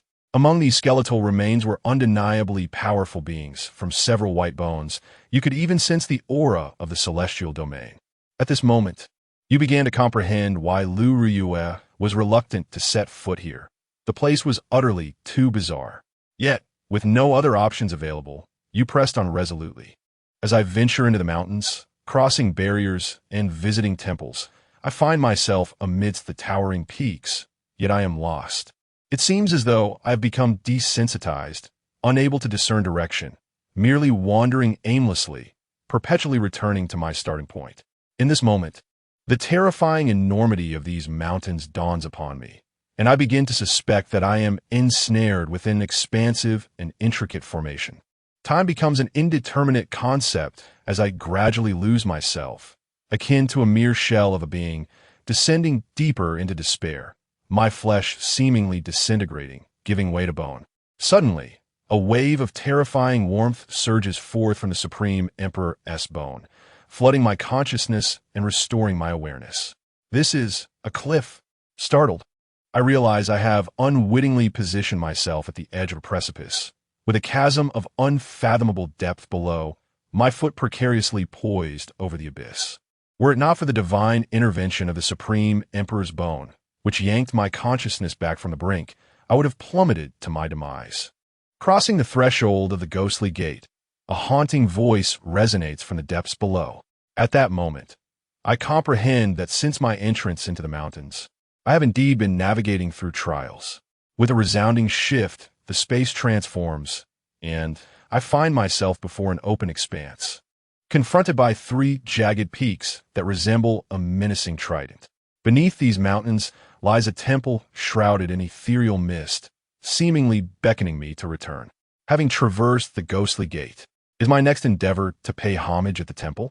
Without hesitation, I stride towards the temple entrance, only to my surprise, I encounter no resistance and gain entry with ease.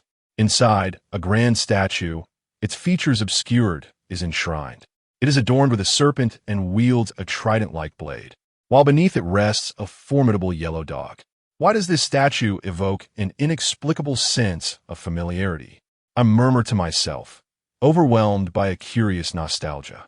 However, recognizing the gravity of the situation, I begin the ritual of homage, lighting 3 incense sticks and bowing respectfully before the statue.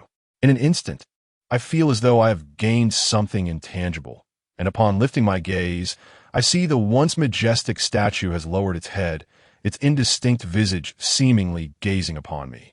Paying homage to the temple, accomplished, the haunting voice echoes once more. Why does this divine figure resonate with me so profoundly, as if I have encountered it before? Frowning in contemplation, I find myself connecting it to the image from the antagonist simulator, which bears a striking resemblance to something I might have seen in the imperial capital. Just as I am lost in thought, an unexpected shift occurs within the space of the ring, indicating a sudden disturbance. As the blood-robed figure's severed arm began to tremble, it coalesced into a blood arrow, pointing directly at you. Alarmed, you noticed the blood-robed figure was in pursuit. Your complexion shifted slightly, and without contemplating the statue's peculiarities any further, you hastily stepped out of the temple, glancing around in search of the river. You had traversed the mountains, crossed the barriers, worshipped at the temple, and now only one final step remained. Soon you discovered a winding, expansive river behind the temple. Little wretch, I have finally found you. The mocking voice of the blood-robed figure echoed from behind. Unbeknownst to you, his severed arm had mysteriously mended, now restored, transforming into a blood shadow that lunged toward you. Without hesitation, you leaped from the precipice into the river. However, as you plunged into the water, 2 enormous crimson lanterns materialized before you, suspended in the river. No, those did not appear to be mere lanterns. They resembled a pair of eyes. In the next moment, you discerned the true nature of that entity, and a chill coursed through your body, leaving you utterly frozen in fear. Before you lay a colossal dragon coiled within the river, its full form obscured, emanating an overwhelming aura of terror. Chapter 74. Young Master, the old servant has arrived. Heavenly Realm, the Dragon of the Abyss. At this moment, under the cold gaze of the colossal dragon, you feel a surge of dread, your body covered in goosebumps, nearly overwhelmed by an all-encompassing sense of suffocation. The oppressive aura emanating from this immense dragon is even more terrifying than that of the blood-robed man, a true celestial dragon of the heavenly realm. Before such a formidable being, you appear as nothing more than a mere morsel, and even if you were to unleash the 9 steps to heaven, it would scarcely graze your adversary.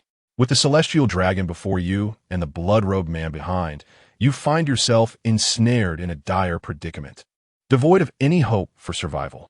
In that fleeting moment, You seriously question whether the information provided by the elder Liu Shou from the imperial capital was merely a ploy to lead you to your demise in the 10,000 Great Mountains.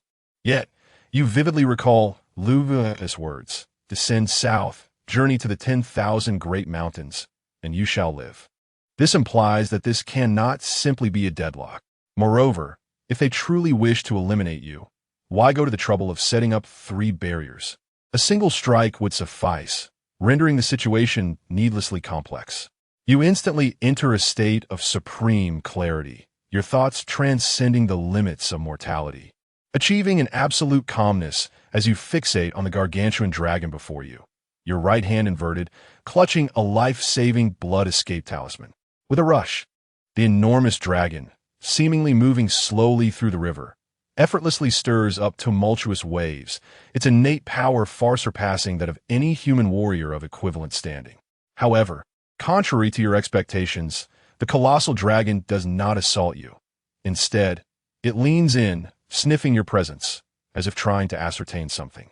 In this moment of absolute tranquility, you observe the behemoth before you and notice a faint golden fragrance emanating from your body, reminiscent of incense burned in the temple. This seems to be some form of special credential. Moreover, it dawns upon you that this immense dragon bears a striking resemblance to the one entwined around the statue in the temple atop the mountain. Could it truly be the same dragon? What kind of celestial being could adorn itself with such a creature? Wait, could it be that revered one? Your pupils constrict, a flurry of connections igniting in your mind, leading you to consider a legendary and fearsome entity of the Great Xia Empire. If it truly is that esteemed individual, there might indeed be a chance to safeguard him. In terms of sheer strength, the entire Liu family combined pales in comparison to that esteemed being. Remember, decades ago, that individual was hailed as the greatest war god of Great Xia. Just as you are enveloped in shock, danger descends upon you unawares. At some point, the blood-robed man has also infiltrated the river. His visage grotesque as he lunges towards you, countless blood arrows carrying the stench of death. Perish, you wretched cur. Roar! The colossal dragon, so near at hand, suddenly emitted a furious roar. In the next moment, you were engulfed by the surging waves propelled far into the distance. At the last moment before being consumed by the tide, you seem to witness the scene of the blood-robed figure being struck by the dragon's tail, gushing blood in a single blow. This divine dragon, in a critical moment, had inexplicably come to your rescue. Such a turn of events surely stings. This was the final flicker of consciousness that lingered before you succumbed to the waves. Time passed unmeasured. When you gradually awoke, you found yourself inexplicably on a shore, before you lay a valley resembling a paradise on earth. The spiritual energy here was extraordinarily dense. Although not as exaggerated as that found in the mysterious realms of the demonic sea, it was still several times more potent than the outside world. So, am I truly saved? Safe. You press your hand against the gaping wound on your chest, your eyes darting around in observation. With that divine dragon's intervention, it seemed the blood-robed figure would be unable to pursue you any longer. But then a voice, haunting and persistent, suddenly echoed, "You little wretch. Do not think you can escape me." Suddenly, the tranquil river surface erupted in waves, revealing a grotesque figure, a remnant of the blood-robed man. However, at this moment, he appeared in a dire state, his left side grievously injured, as if savaged by some ferocious beast. Seeing that the blood-robed figure could still doggedly pursue you, you could not help but think, I must have annihilated your entire family. Otherwise, how could you chase me with such fervor? Faced with such a situation, you still dared to speak with bravado. The blood-robed man's countenance was dark, his form battered, limping closer with each step, the intent to kill surging within him. "Let me not hide the truth from you," he spat. "First, I was toyed with by this little wretch before losing my hand. Then I was scared away, only to be deceived and subsequently mauled by that vile dragon." At this moment, his anger was palpable. He could not vent his rage on that monstrous dragon, yet he believed he could overpower you, a mere 5-tier mountain river cultivator. Let me inform you, the Liu family in the imperial capital has been branded as traitors, condemned to extermination, and I am tasked with slaying all those who defy the Liu family. The patriarch of the Liu family was besieged by our forces and ultimately torn apart, becoming fodder for spiritual pets. Your elder brother fell by my hand. In his final moments, he begged me not to take your life. Ha ha ha. It is because of you, little wretch, that so many have suffered. The entire imperial capital has been thrown into chaos. Listening to the blood-robed man's incessant provocations, although you remained in an absolute state of calm, a tempest of fury began to stir within your heart. Knowing the fate of the Liu family, you longed to rend the wretch before you into pieces. Even if you could not, you would rather die than not take a piece of him with you. Yet, at this moment, you had already reached your limit, finding it nearly impossible to move even a muscle. Had it not been for the rebellious members of the Liu family concealing you, you would have perished 18 years ago. The figure clad in crimson moved swiftly, seemingly filled with urgency, and soon stood before you, brandishing a bloody blade that had mysteriously appeared in hand, poised to strike your head with lethal intent. It felt as though he was wary of something. 3 trials have been surpassed. Where are those who would protect me? You were acutely aware of the trepidation that gripped your assailant, and you shouted fervently. Just as the bloody blade was about to descend upon you, a vortex of energy erupted from a distant point, crashing violently into the figure in crimson, sending him hurtling away. The sound of hurried footsteps echoed from the valley behind you. Those who could safeguard you had finally arrived. With great effort, you turned your head to glimpse the newcomer. Yet what met your gaze was an imposing, robust creature, a large yellow dog with a white muzzle and a beard, towering at half your height. Young master, your loyal servant has come. Chapter 75. My name is Yang Hong, but you may also call me Uncle. When you encounter a towering, yellow-faced, white-mouthed, majestic yellow dog barreling towards you, uttering words and addressing you as its little master, what would your reaction be? This unexpected scene leaves you utterly bewildered. The informant has transformed into a canine. Moreover, this dog possesses the ability to speak, and it dares to call you little master? In an instant, the grand yellow dog, its 4 legs moving in perfect harmony, kicks up a whirlwind of yellow dust and swiftly arrives before you. The next moment, an enormous canine visage is mere inches from your face, affectionately licking your bewildered countenance and chattering away like a loquacious companion. Little master, I rushed to Hidden Dragon Valley the moment I caught your scent, and at long last, I have found you. Do you still remember me? You once held me in your arms. That old fool, the old flood dragon, has become quite foolish, unable to even deter a dog, nearly causing you alarm. Rest assured, little master, having passed the 3 trials left by your master and successfully arriving here, not even the heavenly king himself could harm you.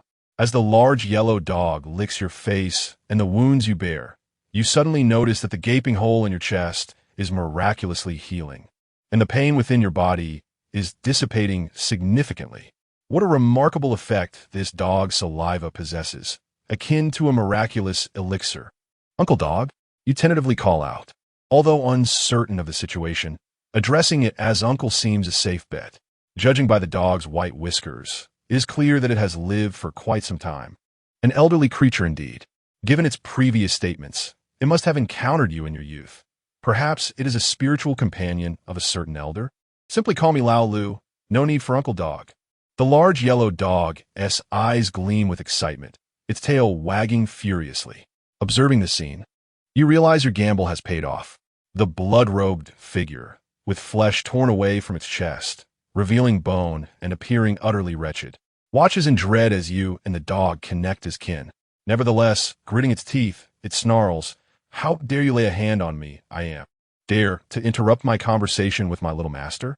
You seek death."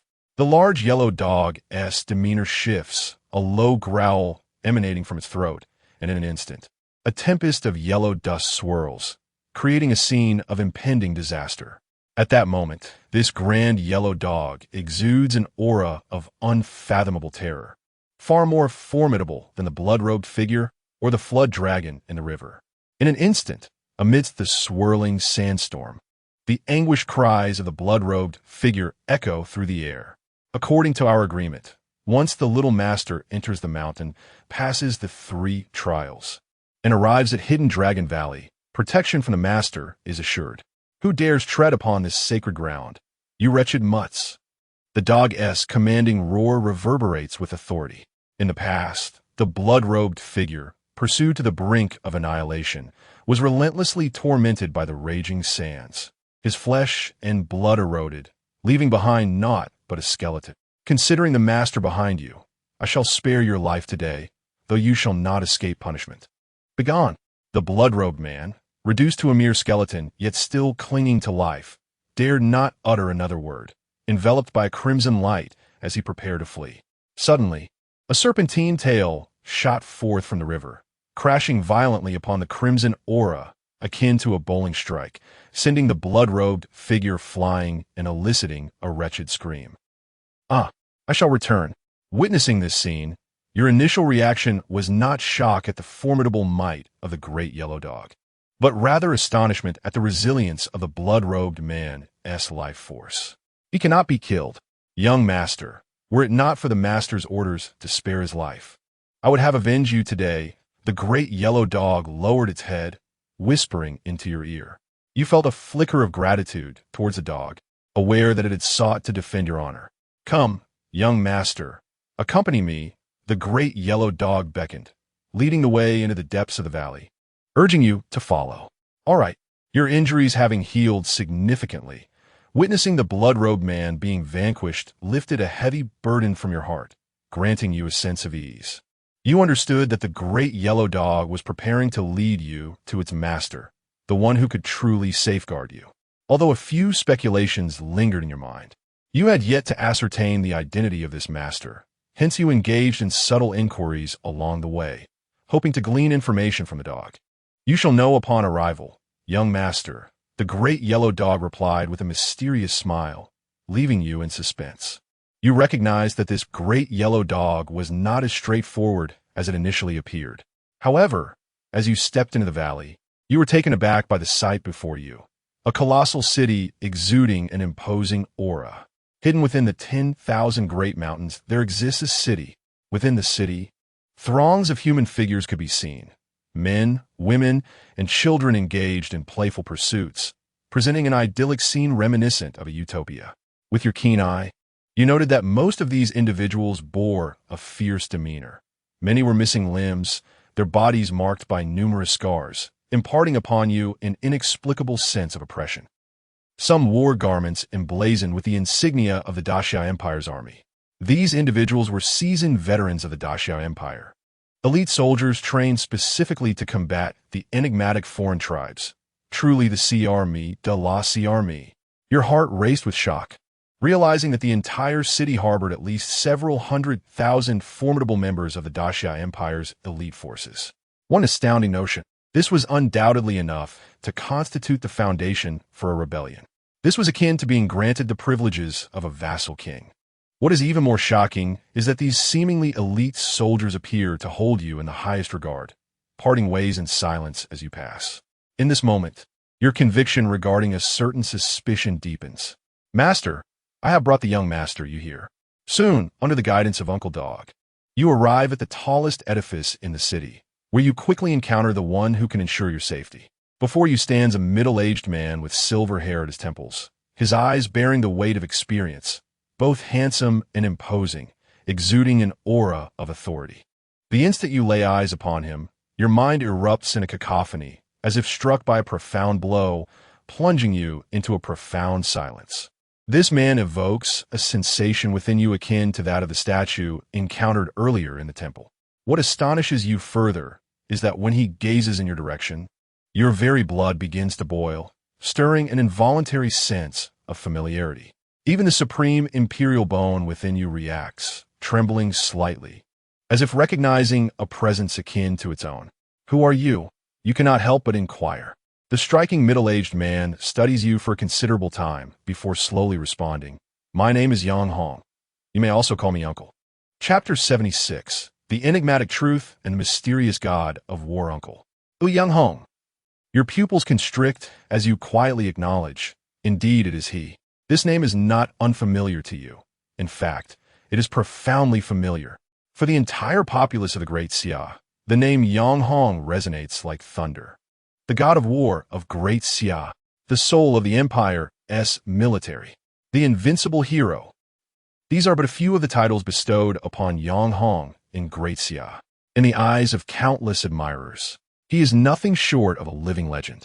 From humble beginnings, he enlisted in the military, quickly rising to prominence, and within a few short years, ascended to the pinnacle, becoming a leader within the Great Xia military. He single-handedly fought against 18 formidable extraterrestrial beings of the celestial realm on the imperial frontiers, wielding his fist and sword to forge an indomitable reputation. Leading the elite forces of Great Xia, he safeguarded the empire, instilling fear in foreign aggressors and striking terror into the hearts of domestic foes. Decades ago, it was an era belonging to Yang Hong, with his unparalleled talent, rendered the scions of noble families unable to hold their heads high. He promoted capable individuals within the Great Xia Empire, disregarding their origins and the veiled rules of the aristocracy, favoring commoners from humble backgrounds. His military discipline was stringent. Anyone who fell under his command, even the offspring of noble families, faced death for their transgressions. When a celestial family expressed discontent after one of their kin was slain, deeming their interests compromised and plotting against him, Yang Hong retaliated by annihilating the entire clan, leaving no survivors. The patriarch of the celestial clan met a grim fate, his head severed and displayed upon the military banner as a warning to all. In the aftermath, the emperor of Great Xia merely issued a mild reprimand, accompanied by a few cups of wine, for at that time, he was the sharpest sword of the Great Xia Empire. The noble families dared not voice their anger, fearing him like a tiger, while commoners revered him as a figure of faith, aspiring to emulate him. During that period, Yang Hong was regarded as the foremost figure in the empire, second only to the emperor of Great Xia. Yet, several decades ago, this living legend mysteriously vanished without a trace, as if he had perished. Subsequently, those who longed for the god of war of Great Xia crafted idols in his honor, seeking his protection. Previously, while at the Liu family in the imperial capital, you had also encountered an idol of Yang Hong. Who could have imagined that this god of war had been concealed within the depths of the 10,000 great mountains? Moreover, he is your uncle? No wonder your elder brother Liu Shou mentioned that there was someone in the south who could protect you. And no wonder Liu Ruyue claimed you could survive by heading south. Who could have anticipated that such a living imperial legend lay hidden in the south? And more astonishingly, that he is your blood relative? Liu Qian's eyes sparkled with astonishment as he fixed his gaze towards the southern horizon, unable to restrain his clenched fists. If the words of Yang Hong in the antagonist simulator are to be believed, then his biological mother is indeed the sister of this god of war of Great Xia. After employing the process of elimination, it became evident that the royal bloodline of the Great Xia within him originates from his paternal lineage. Simultaneously, the true source of all these calamities seems to point towards his elusive biological father, the most nefarious, wicked, and deranged bloodline of the empire, the suddenly reclusive war god of the Great Xia. And I, who have long been pursued by various factions, allow me to make a bold prediction. My enigmatic father, hailing from the royal lineage of the Great Xia, married the sister of Yang Hong, thereby seizing control of the military forces and instigating a rebellion that nearly fractured the Great Xia. Yet ultimately, this endeavor ended in failure. Liu Qian instantly transitioned into a supreme mode, embarking on a cerebral storm of analysis. However, there remained certain enigmas, notably why the names of his father and mother were shrouded in obscurity. If such a monumental event truly occurred, it should have been chronicled. Yet, there exists not a trace of documentation, as if an invisible hand had erased this chapter of history. Indeed, how could such a scandal be recorded? Perhaps only the elders from that era possess fragments of knowledge about it. If this is the case, then my so-called father must be deceased, along with the untimely demise of my unknown mother. At that time, the Liu family belonged to my father's sphere of influence, concealing and nurturing me in my infancy. Until recently, my identity was exposed, prompting a relentless pursuit. Am I not the son of the human emperor, but rather his grandson? Could this indeed be the so-called truth? Liu Qian furrowed his brow, sensing an underlying discord. If this were the case, how is Yang Hong still alive? According to the words of the ghostly physician, the Great Xia was on the brink of annihilation, indicative of the terror of that battle. It suggests that the human emperor of the Great Xia nearly met his end. Such actions are perilous. Surely, the human emperor would not be merciful.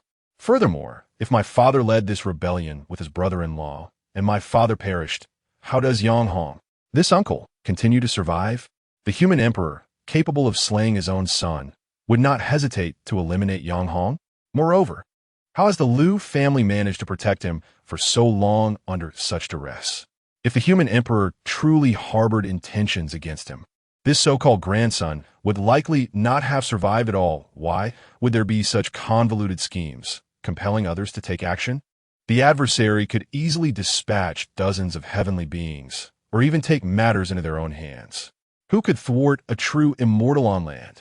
Even more perplexing is the audacity of Liu Ruyue and the forces behind her, daring to risk incurring the wrath of the human emperor, a true immortal, in seeking his counsel. Additionally, why would Liu Ruyue assert that Yang Hong could protect him, ensuring his survival? Something is amiss, absolutely amiss. This situation feels far more intricate than I had envisioned. What truly transpired back then? Having just unveiled a layer of hazy fog, Liu Qian now finds himself ensnared in an entirely new shroud of mystery. You appear to be in a state of bewilderment, as if the sudden turn of events has left you in a daze, reminiscent of an unsolvable enigma from the past. You gaze at your uncle before mustering the courage to inquire about your parents. Uncle, could you share with me the stories of my father and mother? My dear child, it is best not to delve into such matters. They are beyond your grasp. Here with your uncle, you shall be assured of a life filled with safety and peace. Yang Hong's eyes lowered slightly, evading the topic, clearly reluctant to discuss it further. Having spoken, he did not wait for you to respond before issuing a gentle dismissal. You may leave now. Whatever you desire in this place, you may express it to your dog, uncle, and he will ensure it is provided for you. Your sole responsibility now is to live well. Survival is paramount above all else. This is my solemn promise to her. Chapter 77, Advancement. 6th Rank Talismancer. Since time immemorial, the vastness of heaven and earth has always been overshadowed by the might of one's uncle. Under normal circumstances, it would be perfectly acceptable for Yang Hong, as your uncle, to adopt a protective stance towards you. In the absence of your parents, he stands as your sole remaining kin. However, he appears reluctant to divulge any details regarding the events of the past, withholding even the slightest mention of your parents. Now that you are safe, why does he refuse to reveal even a fragment of the truth? Is it possible that there are hidden circumstances surrounding those events? Furthermore, he seems to continually emphasize the importance of survival, simply living on. This series of peculiarities fills your heart with confusion. You yearn to voice your inquiries, yet you're pulled away by the dog uncle, who tugs at your pant leg, leading you outside. Come now, young master. The master is weary and requires rest. Let us depart and not disturb him further. I shall escort you to a place of repose. Dragged along by the large yellow dog, you find yourself obliged to follow. Yet you cannot resist glancing back at your uncle, Yang Hong. It is only upon the dog's insistence that you notice your uncle's pallor. His complexion is lacking in color, and his eyes are bloodshot, revealing signs of fatigue. Cough, cough, cough. Yang Hong cannot suppress a cough, and your keen eyes catch a glimpse of what appears to be a red stain on the white handkerchief he holds. What could possibly render this once great warrior of the Great Xia so utterly exhausted and even injured? It is well known that to be hailed as the foremost figure of the Great Xia Empire, Yang Hong's prowess must have reached the realm of the 9 transformations celestial being, making him the preeminent figure beneath the land's true immortals. Your heart is heavy with countless questions as the yellow dog pulls you out of the city lord's residence. Dog uncle, is my uncle injured? I thought I saw him coughing up blood. I happen to possess some proficiency in talismanic water techniques. You tentatively probe, hoping to glean some information from the yellow dog. You can discern that your canine companion possesses an extraordinary identity, likely a being of considerable authority. What? The master is injured? Is that so? The yellow dog tilts its head, a look of confusion adorning its face. You pause for a moment, then whirl around to steal another glance, only to find your uncle seated upon the throne, motionless, his complexion restored to a healthy hue, as if the previous pallor and coughing were mere figments of your imagination. A sudden, inexplicable chill courses through you, leaving you with an unsettling sense of something amiss. Yet, you've already been led outside. Afterward, no matter how you attempt to extract information from the dog, you find no success. Each time, it feigns ignorance and deftly shifts the topic. What a cunning yellow dog! It seems that this creature, with its unremarkable hue, is quite astute. You realize that the yellow dog may be privy to certain truths as well. Yet it too chooses to conceal them from you. The large yellow dog accompanied you as you aimlessly wandered through the city, familiarizing yourself with your surroundings. Everywhere you went, you were met with respectful glances, as all the inhabitants expressed their reverence towards you.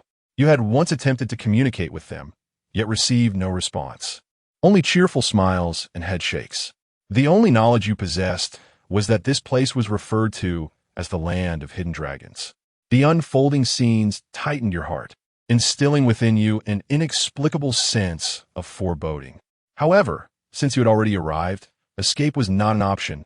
You could only proceed step by step. You were situated in a grand courtyard adjacent to the Lord's mansion, closely accompanied by your uncle, Yang Han. With the might of the Great Xia War God by your side, an overwhelming sense of security enveloped you. Realizing that you could not extract any information, you decided to cease your inquiries and instead focus solely on your cultivation. Given that your uncle had advised you to communicate any needs through the dog, you felt no hesitation in doing so. You directly requested from the large yellow dog talismans of 5th rank and above, as well as new cultivation techniques, martial skills, and Taoist arts. You have been unable to find high-level talismans, remaining stuck at the threshold of a 5th rank talisman master. Your primary cultivation technique, the ancient dragon elephant scripture, felt inadequate in the face of formidable adversaries. As for talisman mastery, your master had previously slain several talisman masters, thus possessing a wealth of inheritance in this regard, along with some techniques acquired through past conquests. The large yellow dog shook its head and directly led you to a hidden storeroom within the city, allowing you to select whatever you desired. Young master, these are the treasures accumulated by the master over the years. Take what you wish. You swallowed hard, gazing at the multitude of cultivation techniques and secret realms before you, left utterly astounded. Although you were already aware of your uncle's extraordinary nature, you never expected his wealth to reach such staggering heights. The collection included the 8th rank talisman diagram, the blood demon array resolution, the azure wood longevity technique, the undying profound art, and the nether demon cannon, among others. The techniques before you were nearly all aimed at transcending to the celestial realm, their potency far surpassing that of your primary cultivation technique, the ancient dragon elephant scripture. It was evident how powerful their original owners must have been in life. Yet, they ultimately fell at the hands of your uncle, their techniques and secret realms becoming treasure collections here. Ultimately, you chose an 8th rank talisman diagram, the azure wood longevity technique that could enhance your lifespan, a defensive celestial treasure known as the profound nether shield, and a plethora of cultivation resources. The azure wood longevity technique would allow you to extend your lifespan significantly when breaking through major realms, perfectly complementing the consumption required for the 9 steps to heaven. Upon returning to the courtyard, you commenced your cultivation. You discovered that after consuming the cultivation elixirs, your cultivation speed could be accelerated, and the repayment of the heavenly debt could be hastened. Until the heavenly debt was settled, you intended to refrain from practicing the azure wood longevity technique, opting instead to first embark on the path of talisman mastery. In the blink of an eye, 6 months have elapsed. Unlike previous simulations that required caution and meticulousness, you find yourself in the hidden dragon city, where you can cultivate without worry, surrounded by an abundance of resources and cultivation techniques. During this time, you have made attempts to investigate your surroundings. However, that large yellow dog has persistently appeared, like a specter, trailing behind you, as if it were continuously watching your every move. Under such circumstances, if you were to abandon your quest for exploration, over the past 6 months, although your cultivation has seen no advancement, the 2-year heavenly loan you possessed has dwindled to merely 1 year. with the repayment speed accelerating by a factor of 2. Simultaneously, you have comprehended numerous 5th-tier talismans, compensating for the lack of the Fire Dragon talisman, and have even begun to experiment with crafting 6th-tier talismans. You have successfully inscribed the 6th-tier talisman for thunder and lightning. You have triumphantly become a 6th-tier talisman master. Chapter 78. You have fallen into a coma. As a 6th-level talisman master, comparable to a transcendent of the 6th realm with adequate preparation, you could easily overpower several adversaries of the same rank, rendering you invincible among equals. The augmentation from the purple talent of the talisman Dao Seed has ensured that my expertise in talisman crafting remains significantly superior to my cultivation level. Having transcended to a 6th-level talisman master, your spirits soared, and you found yourself irresistibly engrossed in a vast ocean of talisman knowledge, continuing your profound comprehension. Yet, at that moment, an inexplicable chill surged within you, abruptly snapping you from your contemplative state. To your astonishment, you discovered a shadow had appeared behind you in the room, unbeknownst to you until now. A keen mental acuity is fundamental in becoming a talisman master, a criterion you have certainly met. Suddenly, a familiar voice resonated in the air. Upon hearing that voice, your taut nerves slackened instantly. You turned to find your long-absent uncle, Yang Hong, standing behind you, his gaze calm as he casually remarked, "You have done well, uncle," you exclaimed, somewhat reserved. It had been quite a while since you had seen this simultaneously familiar, yet estranged relative. Over the past 6 months, he had not visited, remaining within the city lord's residence. Although you had contemplated seeking him out, the formidable Great Yellow Dog had thwarted your attempts, claiming that the master was in the midst of a crucial cultivation phase. Yet, each night, the city lord's estate reverberated with the feral howls of beasts. Perhaps sensing your discomfort, Yang Hong's expression softened. His eyes suddenly lingered upon your chest, noting with interest, "Last time we met, I did not observe closely. It appears you are in a peculiar state, with your cultivation energy dissipating, returning to the heavens and the earth." Clearly, this formidable warrior of the Great Xia had discerned the anomaly within you. You were taken aback by your uncle's sharp perception. After a moment's hesitation, you revealed the circumstances surrounding the treading the heavens 9 steps technique. You could distinctly perceive a fleeting glimmer of emotion in his eyes upon hearing about the effects of treading the heavens 9 steps, followed by a spark of brilliance, only for it to dim slightly when he learned it could not be divulged. However, he quickly regained his composure, stating, "Such a technique indeed embodies the essence of seizing the world's natural transformations, resonating with the Tao. Allow me to see if I can assist you." An utterly pure aura surged into your being. You began to realize that the debt to the heavens was being repaid at an astonishing pace. Remarkably, you grasped the true application of treading the heavens 9 steps. It could indeed be employed in such a manner. As long as a powerful figure provided you with spiritual energy, the adverse effects could be preemptively mitigated.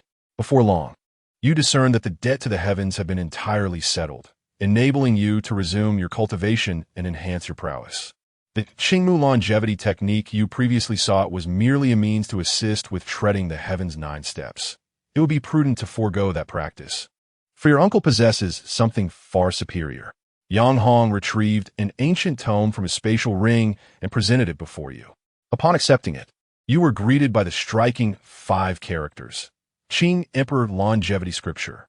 This was astonishingly a cultivation technique that could lead one directly to the 9th realm of terrestrial immortality. This artifact was acquired by your uncle during a fortuitous encounter, and it was said to bear some connection to the ancient Qing Emperor. Its effects were extraordinarily formidable. Each breakthrough could exponentially extend one's lifespan, but the difficulty of cultivation was exceedingly high. As you listened to your uncle's explanation, you couldn't help but gasp in awe. The prospect of multiplying your lifespan at the same level was indeed a perfect complement to the 9 steps of heaven. Once cultivated, it would enhance the endurance of the 9 steps of heaven, and with sustained power, what was there to fear? "Thank you, uncle." You expressed your heartfelt gratitude. By bestowing such a profound technique upon you, it was clear that Yang Hong regarded you as family. "No need for thanks. I am your uncle. Focus on your cultivation and survive. That is of utmost importance, Yang Hong remarked with a depth of meaning in his voice, his gaze towards you tinged with complexity. However, at that moment, you were so absorbed in the excitement that you failed to notice anything amiss. Soon, Uncle Yang Hong departed, and without the support of the heavenly loan, you commenced further cultivation. A month later, you successfully condensed the 8th step of the 9 steps of heaven, the celestial talisman. 2 months later, you began to shift your focus to the Qing Emperor longevity scripture, but the intricacies of this text made progress slow. However, the supreme imperial bone began to take effect. 3 months later, you successfully entered the first layer of the Qing Emperor longevity scripture, extending your lifespan by 30 years. 5 months later, your exceptional talent allowed you to break through to the 3rd layer, increasing your lifespan by a century. 1 year later, you reached the pinnacle of the 5th layer of the Qing Emperor longevity scripture, achieving a lifespan of 1,000 years, nearly double that of your peers. You had reached the pinnacle of the mountains and rivers realm, achieving the pinnacle of the mountains and rivers realm so swiftly, you were now poised for a breakthrough into the transcendent realm. The rewards from this villain simulation were indeed substantial. A 6th-tier talisman master, celestial talisman, Qing Emperor longevity scripture, and the pinnacle of the mountains and rivers realm. Although this seemed splendid, an unsettling feeling lingered. Lu Qian gazed at the version of himself within the villain's simulator, his brow furrowed in contemplation, devoid of the anticipated excitement, sensing something was amiss. He recalled the peculiarities of his elder brother Liu Shou and the unusual words of Liu Ruyue. Moreover, Uncle Yang Hong had his own quirks. Yet, the version of himself in this simulation appeared to have let down his guard. The subsequent villain simulations began to veer towards an eerie direction. You were experiencing, for the first time, the true joy of cultivation. There is no peril, no pursuers, and no persecution, only the serenity of cultivation. All the resources you require are readily available, allowing you to strive towards even greater heights. Under these circumstances, I could easily linger here until the end of time, waiting for my skills to mature, ultimately achieving the status of a true immortal on land, and then emerge to sweep away all opposition, becoming invincible across the realm. At that moment, those who orchestrated my plight and those who sought my demise would meet their end. In this moment, your confidence is soaring, your vigilance has waned, and you have completely forgotten previous warnings and events. Next, to transcend to the 6th realm of the extraordinary, you must seek assistance from your uncle. However, something feels amiss. A sense of dizziness envelopes you. As you prepare to step outside, an eerie fragrance suddenly wafts through the air, causing you to feel lightheaded, and you collapse to the ground. You have succumbed to unconsciousness. Chapter 79. Uncle, do you wish to excavate my bones as well? Indeed, trouble has arisen. Lu Qian's expression darkened as he fixed his gaze on the unfolding events within the villain's simulator. It is likely that only someone of formidable power could act so brazenly within Hidden Dragon City. Bang! The door swung open. Someone entered, unconscious. You were taken away by this newcomer and placed into a carriage, unaware of your destination. Silence enveloped the journey.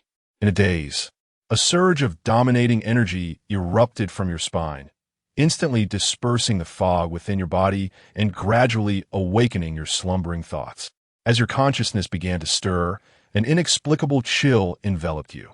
The supreme imperial bone within you seemed to issue a warning, urging you to save yourself. Trouble is afoot. I have been captured. Yang Hong is indeed suspicious.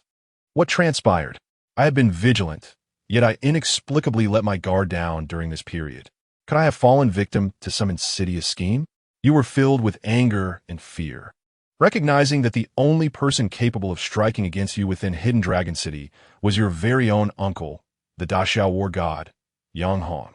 Moreover, you could vaguely sense 2 familiar presences within the carriage. One familiar presence belonged to the Great Yellow Dog, while the other, even more familiar, was none other than Uncle Yang Hong. You began to reflect on the previous anomalies, realizing that you had subconsciously overlooked certain matters, placing an undue trust in Yang Hong, even divulging the secrets of the heavenly 9 steps to him. This was entirely inconsistent with your original character. Though you were still unable to move, you could faintly hear disjointed conversations within the carriage. Master, must we truly proceed with this? The young master is your only kin in this world, and he carries half of the Yang family's bloodline within him. Master, perhaps we can devise an alternative plan. Although you are injured and have lost your former might, we still have other means. Master, you are the Daxia war god of Ur. You must indeed excavate the young master's bones. It is the great yellow dog. It is imploring on your behalf. Yet, in response to the great yellow dog's plea, Yang Hong remained silent, not uttering a word. Listening to the fragmented dialogue, a chill coursed through you, to think your own uncle, Yang Hong, harbored covetous thoughts towards your supreme imperial bone. Is it due to his injuries that he seeks to acquire your supreme imperial bone to restore his strength? No wonder you had often heard beast-like howls emanating from the Lord's manor in the dead of night. No wonder, ever since your arrival in this place, any movement on your part has been meticulously monitored, as if they feared your escape.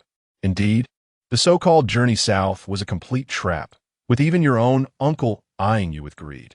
Conversely, that cunning great yellow dog harbored goodwill towards you and sought to intercede on your behalf, perhaps aware of the futility of pleading. The large yellow dog's demeanor grew despondent as it approached your unconscious form, gently licking your face. Forgive me, young master, but Uncle Dog cannot assist you. The peculiar fragrance previously encountered emanated from it. In the shadows, Yang Hong remained obscured, his features and expression indiscernible, silent throughout the ordeal. This man and dog, master and servant, seemed oblivious to the fact that you had been forewarned by the Supreme Emperor Esbone, leading to your awakening and gradual return to consciousness. Soon, the carriage halted in a small courtyard. Yang Hong, taking the lead, disembarked, while the large yellow dog stood upright, its form expanding as it cradled you down from the carriage and into the courtyard. Inside, you were laid upon a wooden bed where a butcher, exuding a palpable aura of malevolence and missing half of his face, was present. The butcher clutched a chillingly formidable cleaver, stained with blood. "Greetings, true monarch," he declared, standing respectfully to the side, seemingly awaiting the moment of feasting upon his prey. You were placed upon the wooden bed, and witnessing this scene, your heart sank. At that moment, you began to anticipate the impending events, activating your supreme mode, desperately striving to awaken completely. Yang Hong stood expressionless beside the bed, his gaze fixed calmly upon your slumbering form. The yellow dog's face contorted slightly, yearning to plead on your behalf, but was met with Yang Hong's merciless command: leave. The dog's tail drooped instantaneously, its spirit diminished as it turned and walked away. "Let us commence," Yang Hong instructed. The butcher nodded and, with cleaver in hand, prepared to advance, only to halt abruptly, astonished. With a sudden clap, you, who should have been in a deep stupor, unexpectedly opened your eyes, grasping Yang Hong's hand with disbelief, locking your gaze onto him as you uttered a soul-stirring inquiry. "Uncle, do you wish to carve my bones as well?" This unforeseen occurrence stunned everyone present, as none anticipated that a mere novice in the mountains could escape the entrancing smoke, a technique designed to ensnare heavenly beings.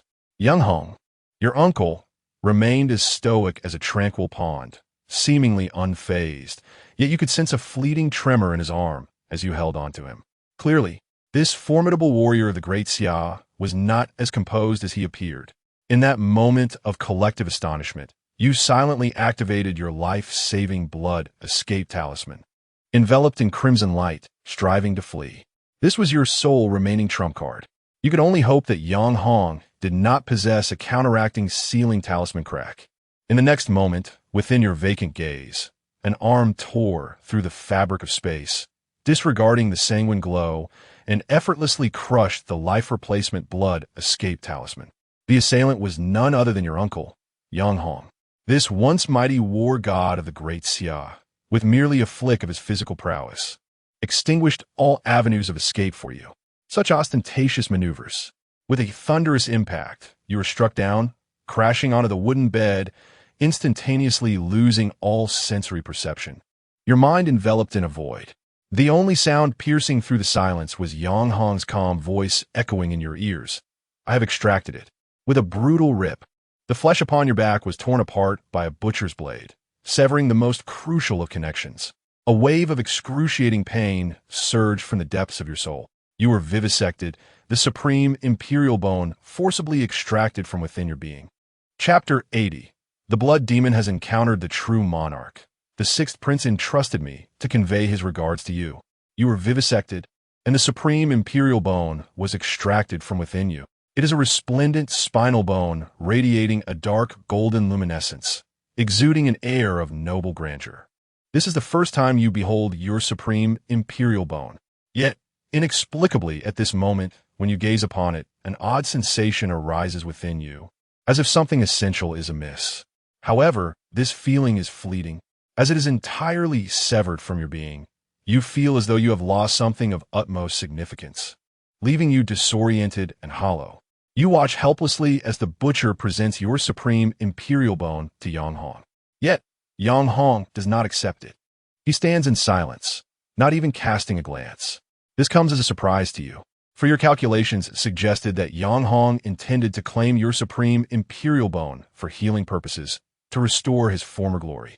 However, the sudden appearance of an uninvited guest stirs tumultuous waves within your heart. At some point, the blood-robed figure, who had been pursuing you, materializes in the courtyard and respectfully bows to your uncle, Yang Hong. The blood demon pays homage to the true monarch. The sixth prince has entrusted me to convey his greetings. Boom! Your pupils constrict, and a chilling dread surges through your heart. They are indeed in league. Your uncle, Yang Hong, is allied with the very forces that have tormented you. All previous events were mere performances, designed to compel you into the 10,000 great mountains.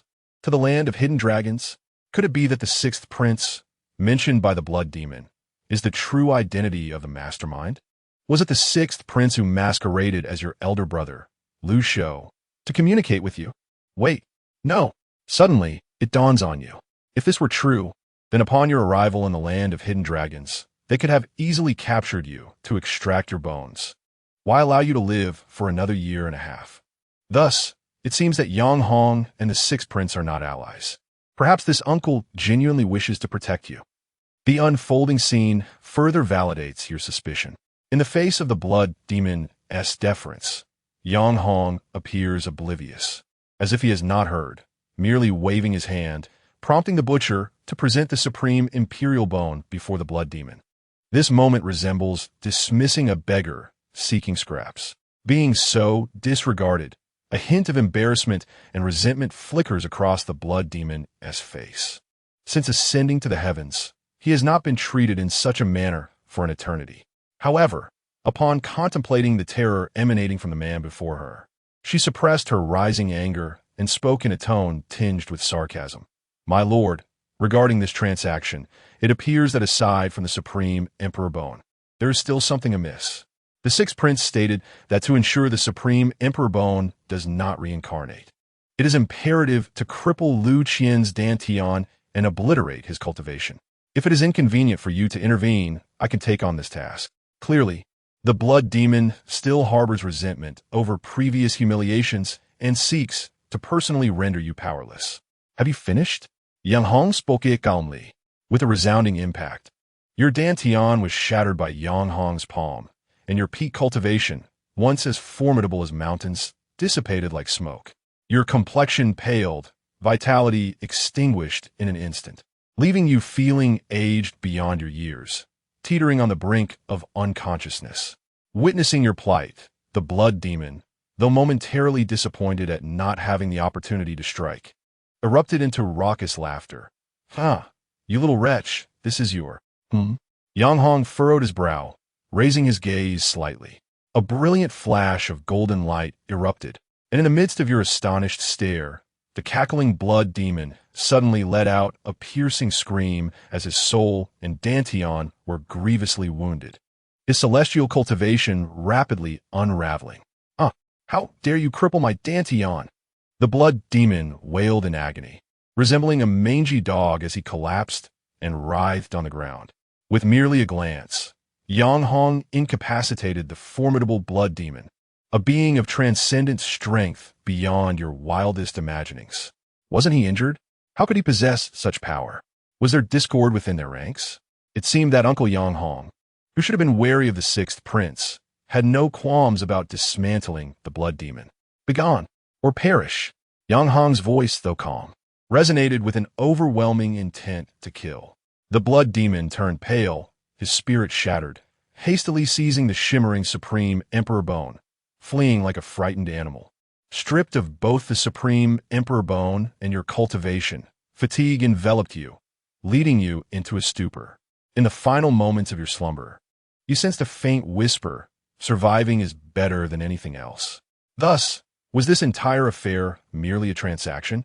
Trading my Supreme Emperor Bone and cultivation for freedom from pursuit and safety? Indeed, a powerless wretch devoid of threat necessitates no further pursuit. No wonder Liu Ruyue believed I could live. This was the manner of survival she meant. It is clear now why her expression was so peculiar. She must have known of this transaction long before. Lu Qian closed his eyes, rapidly processing the series of dramatic twists and explosive revelations from this villainous simulation. One thing is certain. Uncle Yang Hong harbors no malice towards him and genuinely wishes to protect him. The other party exhibited an utter lack of interest in his Supreme Emperor's Bone from start to finish. However, he appeared to be injured, or perhaps faced with some predicament, having lost the power of his peak period and opted to engage in a transaction with the unseen mastermind. Yet, if this were indeed the case, why did Yang Hong act so readily to incapacitate the blood demon? Was he not concerned about inciting the wrath of the mastermind and jeopardizing their prior agreement? It is worth noting that a formidable being, one who has transcended the fifth transformation of the celestial realm, is not to be trifled with. Could it be that the blood demon's derogatory remark, referring to him as a little bastard, was the catalyst? Lu Qian sensed that this statement might have provoked Yang Hong's ire. It appeared that this uncle held familial bonds in high esteem. Moreover, even in a weakened state, Yang Hong could easily subdue the blood demon. One could only imagine the sheer terror he would embody at his peak. Additionally, there was also the enigmatic sixth Prince Chun Tai, who seemed to be linked to the mastermind. Chapter 81. A reunion with an old friend, explosive news. The mastermind assassinated. Chun Tai, the sixth prince of the Great Xia Empire, is a figure of remarkable talent and exceptional capability. Having attained the sacred realm before the age of 30, he is celebrated as the foremost prodigy of the royal family. With the potential to transcend the realm of mortals before reaching 50, he aspires to stand shoulder to shoulder with the elder celestial beings of his lineage. His mother hails from the illustrious Chu family, renowned for producing celestial beings, and is currently the favored consort of the Emperor of Great Xia. Blessed with extraordinary intellect and unparalleled martial prowess, Chun Tai has been the center of attention since childhood. Deeply cherished by the Emperor and perceived by many as the heir apparent to the throne, he is, without a doubt, a true paragon of excellence. In terms of lineage, status, and aptitude, he represents the pinnacle of the Great Xia Empire. Fragments of information regarding Chun Tai flicker through Lu Qian's mind. If it truly is him, then everything falls into place. Given his status and the support of his maternal clan, coercing the notorious ghost doctor and the bloodthirsty demon would not be beyond the realm of possibility. Suddenly, Lu Qian has a realization. Lu Qian? Chun Qian. Have I unwittingly adopted the tragic script of the deposed princely Chun Qian, banished to the devil's city from the outset, with numerous adversaries seeking my demise? For although I am flawed, I still represent the legitimate lineage of Great Xia. There are indeed those willing to conspire and assist me. In a fit of agitation, Lu Qian strikes the bed, inadvertently waking the slumbering Liu Ruyue. Liu Ruyue? What on earth? Are you having a nightmare? It's all right, go back to sleep. Lu Qian offers a few perfunctory reassurances, gently pressing her head back onto the pillow, weaving a tapestry of comforting words until she drifts back to slumber. With the irate woman momentarily pacified, Lu Qian turns his attention to the villain's simulator. Although this simulation has been rendered ineffective, he has unexpectedly extricated himself from the maelstrom. A premonition stirs within him. Perhaps the simulation is not yet at its conclusion, and he may still glean valuable insights. Upon awakening once more, You find yourself nestled in a secluded paradise. Having had your Supreme Emperor's bone extracted and your powers rendered moot, you are now akin to a mere mortal. Perhaps even less than that. The extraction of the Supreme Emperor's bone has had a profound effect on you, nearly draining your vitality. Had it not been for your cultivation of the Qing Emperor's longevity scripture, which significantly extended your lifespan, you would have perished long ago. Wait, could it be that Yang Hong foresaw this very predicament, hence providing me with the Qing Emperor's longevity scripture? An epiphany strikes you. It indeed seems plausible. However, in your current state, it appears you can only expect to live a few decades longer, akin to an ordinary individual. You are now confined here, where all your needs are catered to, with provisions delivered to you. Everything you desire is fulfilled to the utmost extent, yet the outside world remains inaccessible. Your Uncle Yang Hong and that great yellow dog have not made an appearance, leaving one to ponder their preoccupations. Decades have passed, and this simulation can be regarded as an opportunity to genuinely experience life. Perhaps, in the aftermath of your tribulations, your mindset has attained a serene equilibrium, as if you have entirely relinquished your burdens. You began to live alone in the small courtyard, indulging in reading and cultivating half an acre of land to grow vegetables. In the blink of an eye, 10 years have elapsed. For a decade, you have resided in solitude, enduring the pangs of loneliness without succumbing to madness. Instead, your character has been tempered into something more resilient and composed, eradicating your earlier restlessness. You frequently peruse books on talismans and Taoist texts, gradually exuding an aura of Taoist elegance. In this tranquil state, the long-absent yellow dog returns, accompanied by an unexpected guest. "Little master, look who I have brought for you." You are taken aback, for the yellow dog has brought none other than Su Mei, whom you parted ways with a decade ago. Now, Su Mei has transformed from her youthful innocence into a figure of mature allure, akin to a blossoming bud, and she emanates the aura of someone who has entered the sacred realm. Clearly, this destined protagonist has undergone significant growth over the past 10 years. "Liu Ye," Su Mei calls out, her feelings for you as profound as they were when she left. "Mayor, it has been a long time," you respond, sharing a sense of nostalgia at this reunion. Observing your joyful encounter, the yellow dog, now a mere lamppost of sorts, wisely departs. You invite Su Mei inside. Gather fresh vegetables from the garden, slice some meat, and prepare a feast to honor your guest. Su Mei, touched by your efforts, wishes to assist but is gently rebuffed, as you remind her that the guest should not toil. Soon, the delectable dishes are laid out, and as you dine, idle chatter ensues. Though most of the conversation is led by Su Mei, she recounts that after your parting 10 years ago, she followed Liu Ruyue to a small courtyard in the capital, where she was casually settled. It is evident that the forces behind Liu Ruyue did not trust her.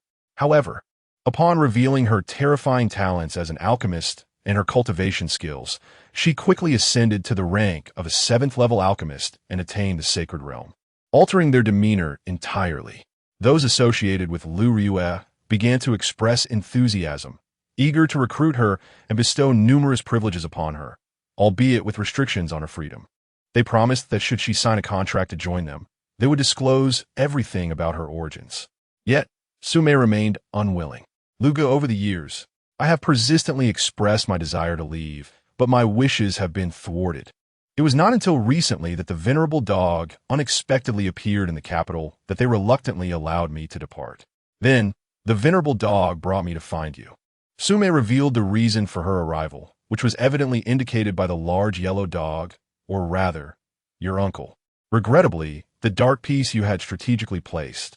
Su Mei failed to uncover the identity of the forces behind Liu Ruyue, yet she did acquire an intriguing piece of information.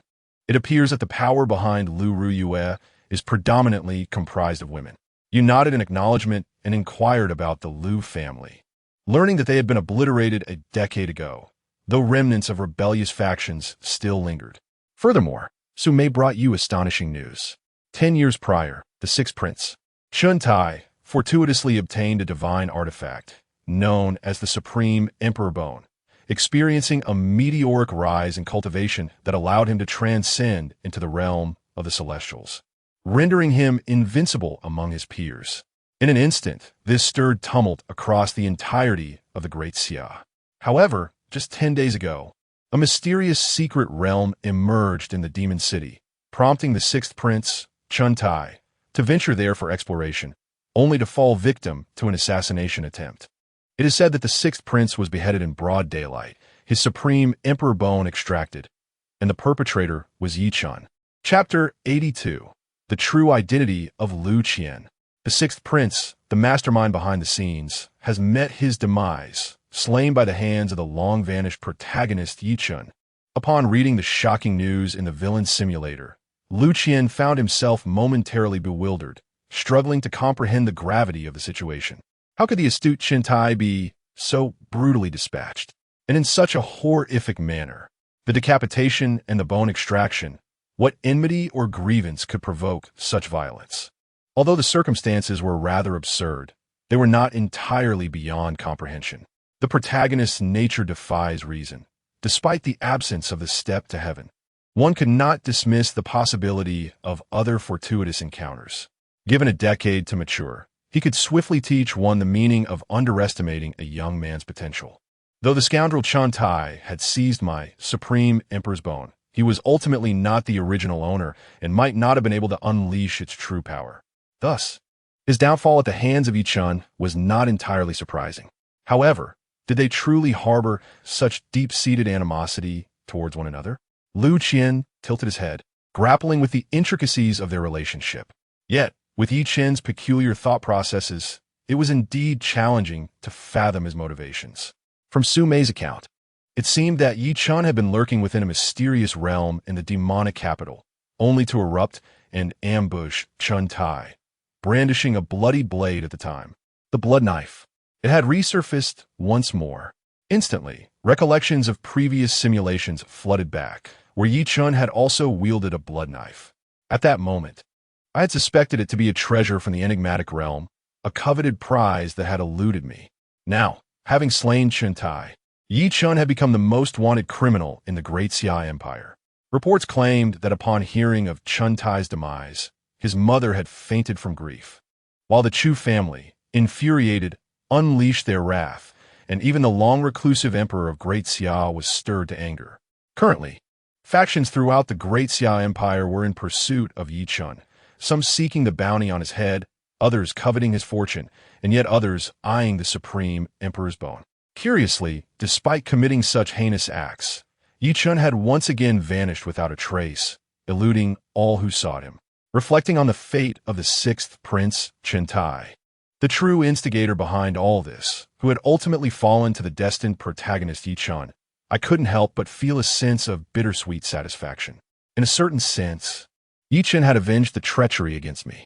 Brother Liu, there is one more matter I neglected to mention. 10 years ago, Sister Liu bore a daughter after 3 years of pregnancy. Su Mei's tone remained calm, yet carried an unusual undertone.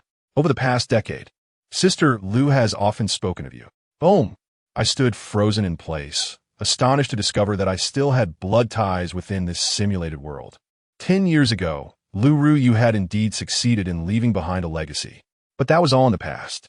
I sighed, acknowledging that I had but a few years left to live. Why concern myself with so much? The villain simulator, possessing such extensive knowledge, is already worth its weight in gold.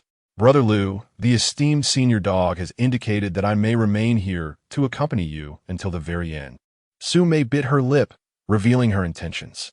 It was evident that she, too, was aware of your limited time and wished to be by your side. Observing this resolute woman before you, you understood that refusal would be futile, and thus, you nodded in agreement. Having lived a solitary existence for so long, the prospect of companionship was indeed a welcome change. With Su Mei's presence, life seemed to blossom with newfound novelty and joy. Although a decade had passed since you last saw one another, there was no hint of estrangement. In the blink of an eye, another 10 springs and autumns had elapsed. Despite the relentless march of time, you remained unchanged, retaining the appearance of youth. Throughout the years, you and Su Mei supported each other through thick and thin. Though not wed, your bond was akin to that of a married couple. A few years prior, Su Mei's belly began to swell. and her favorite pastime became gently caressing her abdomen while engaging in soft monologues. Over the years, aside from your interactions with Su Mei, you occasionally heard whispers from the outside world. For instance, Yi Chun, the destined protagonist, had suddenly emerged across the vast lands of the Great Xia. Facing numerous attempts on his life, yet miraculously escaping peril time and again. He resembled an indomitable cockroach, impossible to extinguish. Observers noted that he seemed to be in search of something elusive. You began to notice your own body growing increasingly frail. Even tending to your vegetable garden became a strenuous task, a clear sign that your time was drawing near. Is this the taste of death? You murmured to yourself. You were acutely aware that your days were numbered, and it seemed unlikely that you would live to see the birth of your child. Yet, to spare Su Mei from worry, you concealed your weakness, persistently putting on a brave face. As per usual, you reclined on the rocking chair in the courtyard, basking in the sun, enveloped in languor, not due to a lack of desire to work, but rather an inability to do so. Calculating the time, you anticipated the arrival of the supplies this month. Soon, someone approached, but the visitor was unexpectedly familiar. "Uncle!" you exclaimed in astonishment. The newcomer was none other than your uncle, Yang Hong, whom you had not seen in 20 years. Despite the passage of time, Yang Hong still bore the striking features of a handsome middle-aged man, though you noticed a few more strands of gray in his hair and a weariness in his calm eyes. "Child, I wish to take you to a special place." "Very well." You mustered your strength, exchanged a few words with Su Mei, and followed closely behind him. You walked side by side, venturing towards the outside world of the paradise. This marked your inaugural step into the outside, yet this time there were no barriers to impede your passage. After an indeterminate duration of walking, you accompanied your uncle Yang Hong to a steep cliff, where a gravestone came into view, marking a grave. Yang Xiao's tomb. This was your mother's resting place. Your uncle, Yang Hong, spoke slowly, his voice tinged with sorrow. Upon hearing his words, your body trembled. An indescribable wave of emotion surged within you as you approached, your trembling hand gently caressing the gravestone before you. You were acutely aware that Yang Hong had brought you here because he knew your time was drawing near and wished to impart some vital truths. With your head bowed, you remained silent for what felt like an eternity before your voice, raspy and subdued, finally broke the stillness. "Uncle, who is my father, and who am I?" This time, Yang Hong chose not to withhold the truth. "Your father is Chun Qian, the heir to the Great Xia Empire, and you are the great-grandson of the Great Xia Empire. The Emperor of the Great Xia is your grandfather." Chapter 83. The Truth of Filial Piety and Parental Love. Boom! Liu Qian's pupils constricted, and his expression instantly froze. Although he had anticipated some revelations, the suddenness of this news left him utterly astonished. "I am a crown prince. My father is the heir apparent. My grandfather is the emperor of the Great Xia. Not to mention, I have an uncle who commands the military might of the Great Xia. What an extraordinary lineage. There is power in their troops. In comparison, the mastermind behind the scenes, the sixth Prince Chun Tai, pales in insignificance. From the perspective of the ceremonial ethics of the Great Xia Empire, he embodies the very essence of legitimacy. Yet, how did it come to this dire state? He is, after all, the crown prince of the Great Xia Empire. What unspeakable deeds did my estranged father commit that led to my being entangled in this mess? You are the crown prince. Your heart races, clearly shaken by the unexpected revelation. In the end, you are the true heir of the empire. But how did matters devolve into such a grim situation? "Uncle, could you enlighten me about my father?" You are eager to uncover the truth. At this moment, you realize your time is limited, and thus you yearn to know what transpired in the past. You also wish to understand why you are labeled as the most sinful, most wicked, and most deranged lineage. Your father. Uncle Yang Hong's eyes lowered slightly, a flicker of anger crossing his face. However, upon seeing your frail and desperate gaze, his heart softened. Your father, Chun Qian, was a man of exceptional talent, born with extraordinary gifts, revered by your grandfather, and appointed as the heir apparent from a young age, becoming the foremost successor of the Great Xia Empire. After assuming the role of heir, he took on the responsibility of assisting your grandfather with imperial affairs. showcasing remarkable abilities, implementing reforms, and promoting commoners while suppressing aristocrats, paving a path to greatness for the underprivileged. His reputation soared within the Great Xia Empire, rivaling that of your grandfather. Countless voices proclaimed your father possessed the aura of an ancient human emperor. At that time, all matters from across the empire were first submitted to your father for review before being stamped by your grandfather. In a sense, your grandfather, the emperor of the Great Xia, was overshadowed by your father. In terms of capability, your father ranks among the most distinguished figures in the annals of the Great Xia Empire. As Uncle Yang Hong recounted your father's illustrious achievements, his expression grew complex, for he himself had also benefited from that era. Making a name for oneself amid the aristocratic dominance in the Great Xia Empire is no simple feat. At critical moments, one requires a helping hand. What a revelation! At this moment, while you are astonished by your father's formidable legacy, you also sense impending doom. As the crown prince, he overshadowed the true emperor. If no calamity arose, that would indeed be a miracle. If this were the case, it would be one thing, but this wretched man has proven to be unworthy of being a son. Before your uncle's rise to prominence, he shared a close camaraderie with your father, often visiting one another and exchanging friendly sentiments. At first, this was a mere fleeting moment, but as time passed, the situation began to take a turn for the worse. Your uncle, increasingly favored by your grandfather, commanded troops in battle. However, that scoundrel continued to frequent your uncle's residence. By the time your uncle returned, Xiao was already with child, pregnant with you. That rascal. If not for your mother's intervention, I would have surely taken drastic measures against him.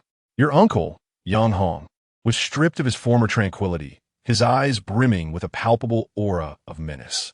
Which elder brother could remain sane upon encountering such treachery? That scoundrel! I regarded you as a brother, and yet you aspired to become my sister-in-law? Moreover, this rogue clearly intended to coerce him into choosing sides. Having become the heir apparent, he still coveted military power. Liu Qian, you have discerned the depths of your father's cunning. He is indeed a man of remarkable duplicity, unabashedly seizing opportunities in another's absence. To claim it was unintentional would be an implausible assertion. On one hand, perhaps it was genuine affection. On the other, it was evident that he sought to bind the formidable war god, your uncle, to his own faction. Ahem, uncle. It is true that my father has acted in a rather despicable manner. May we return to the main topic? You endeavored to soothe your uncle and redirect the conversation. In the aftermath, I learned that your grandfather suspected your father of hoarding arms and breeding assassins, intending to incite rebellion, and was planning to act against him. Yang Hong regained his composure and continued, elucidating the reasons behind your father's actions. Was it merely due to a suspicion? Your countenance darkened. Is that not sufficient? Yang Hong regarded you with a knowing gaze. In that moment, you found yourself at a loss for words. For an emperor, suspicion alone suffices. What need is there for further evidence? Thus, it was solely based on a baseless accusation that my grandfather took action, leading to my father's demise and the ruin of my family. Your fists clenched tightly, your body trembling. Is this the terror of those in power? The so-called familial bonds become trivial in the face of authority. Who claims it to be baseless? Yang Hong suddenly interjected, interrupting your thoughts. You were taken aback, staring blankly at your uncle. Do not look at me. That rogue of a father indeed engaged in such actions, hoarding arms, nurturing assassins, preparing to orchestrate a coup. You do not truly believe him to be an honest man, do you? Your grandfather's suspicions were not unfounded. He had merely anticipated the inevitable. Yang Hong gave your head a gentle pat, his expression one of patronizing affection, as if to say that you were still too naive and required further experience. The reason your father acted in such a manner was due to his foresight regarding your grandfather's suspicions, predicting that they would be detrimental to him and preparing to strike preemptively. Indeed, your father, in a bid to enhance his chances, managed to persuade a few comrades to join him in an insurrection against your grandfather, even expressing his willingness to share the world with them. Is this truly a display of filial piety? The elder brother takes the lead, rallying several allies to conspire against their own father. You find yourself utterly bewildered by this series of outrageous maneuvers, such a dramatic reversal of expectations. Uncle, are you certain you are speaking in Chinese? Can it possibly get any more absurd? Your lips twitch in disbelief. Is this truly how one plays the game, plotting rebellion at the drop of a hat? Even against one's own progenitor? Has your father lost his senses, unaware of the dire consequences that await failure? This is not as far-fetched as it seems. Your grandfather employed similar tactics in his day, Uncle Yang Hong remarked with startling candor.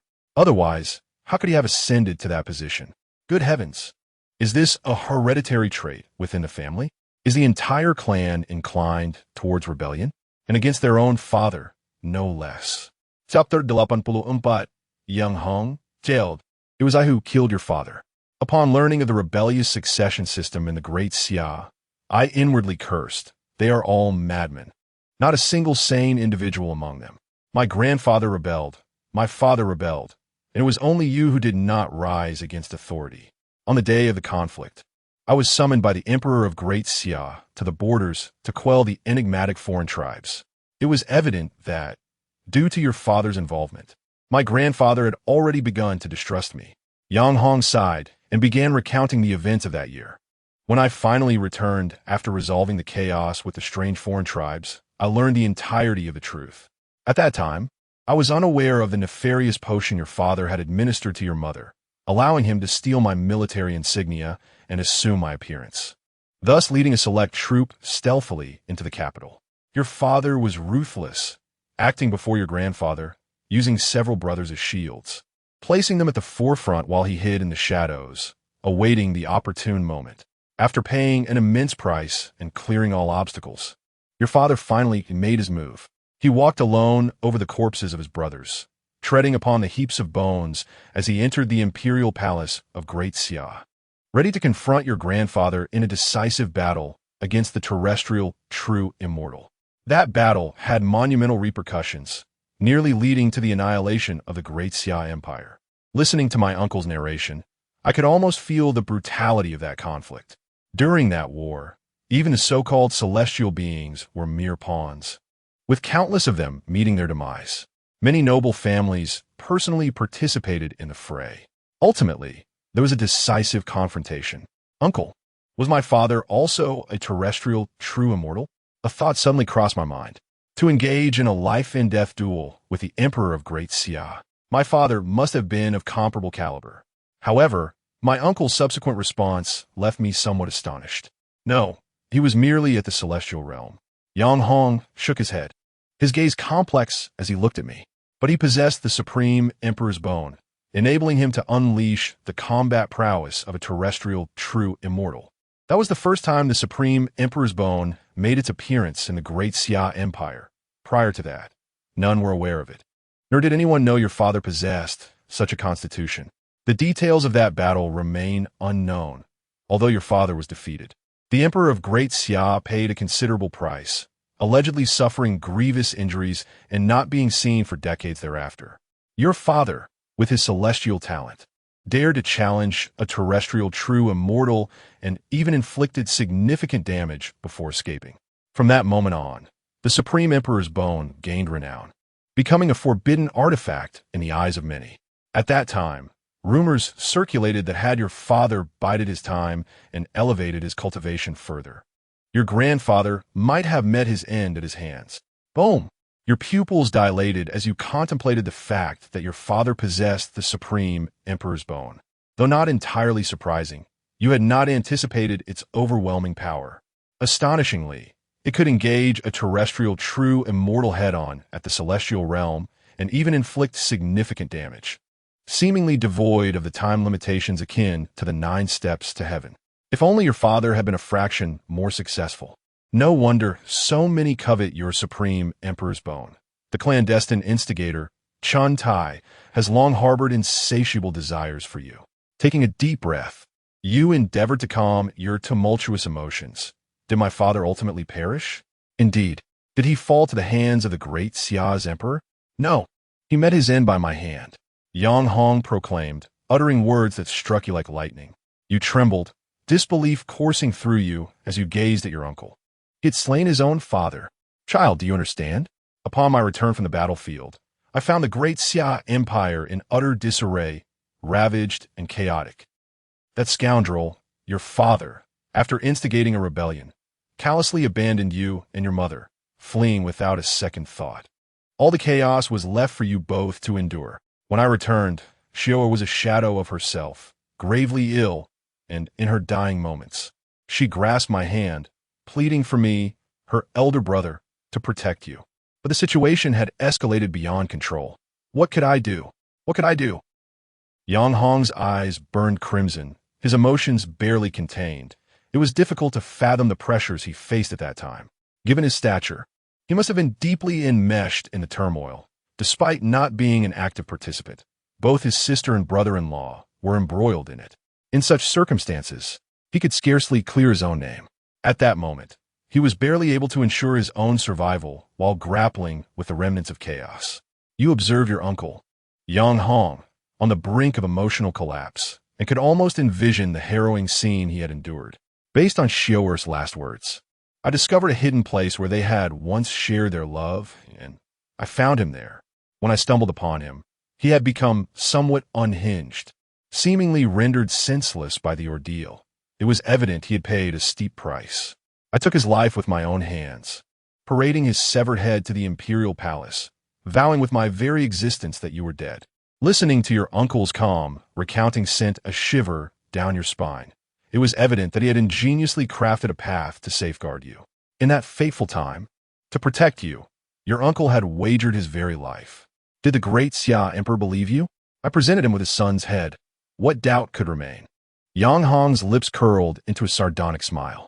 Yet, as a consequence, I was stripped of all I had, exiled to this place, condemned to never leave, nor return to the capital for the rest of my days.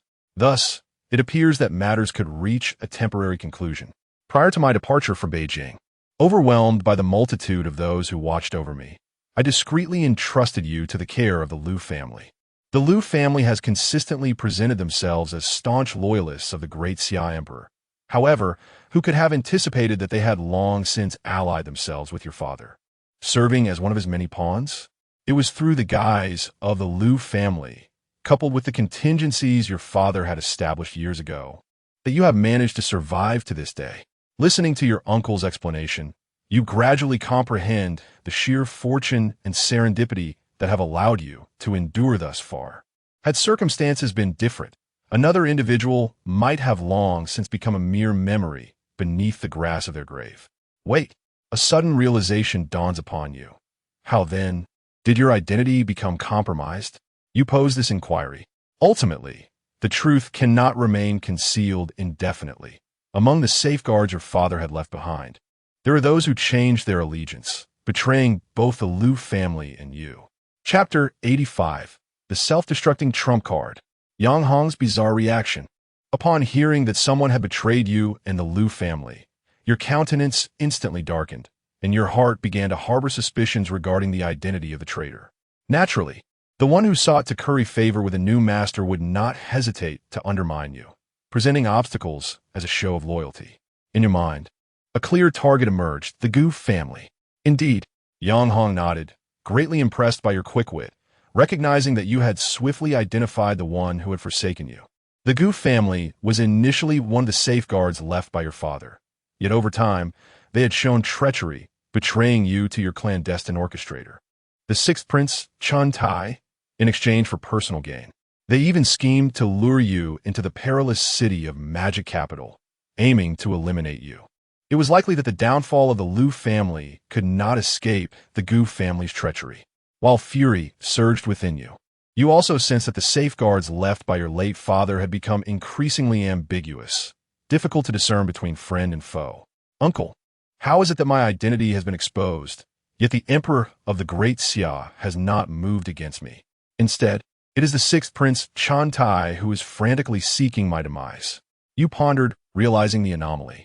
Under normal circumstances, the first to seek your life after such exposure would undoubtedly be your grandfather, the Emperor of the Great Xia. Why had it transformed into the sixth prince, Qian Tai? And why was he so urgent? Unless some unforeseen event had transpired. Yang Hong's subsequent words completely clarified your confusion. After the Gu family disseminated your information, the entire Great Xia Empire erupted in fervor, with countless individuals eager to witness the emperor's reaction, all wishing for your downfall. Unexpectedly, however, it seemed the emperor had recalled the bond of kinship, intentionally overlooking past grievances and considering acknowledging you as his grandson once more. Rumors circulated from the imperial palace, suggesting that the emperor often reminisced about you, expressing intentions to have you inherit the throne. What a revelation! No wonder Qian Tai wished to eliminate me. Initially, he aimed to use my life to gain favor with the emperor, only to find himself ensnared in his own machinations.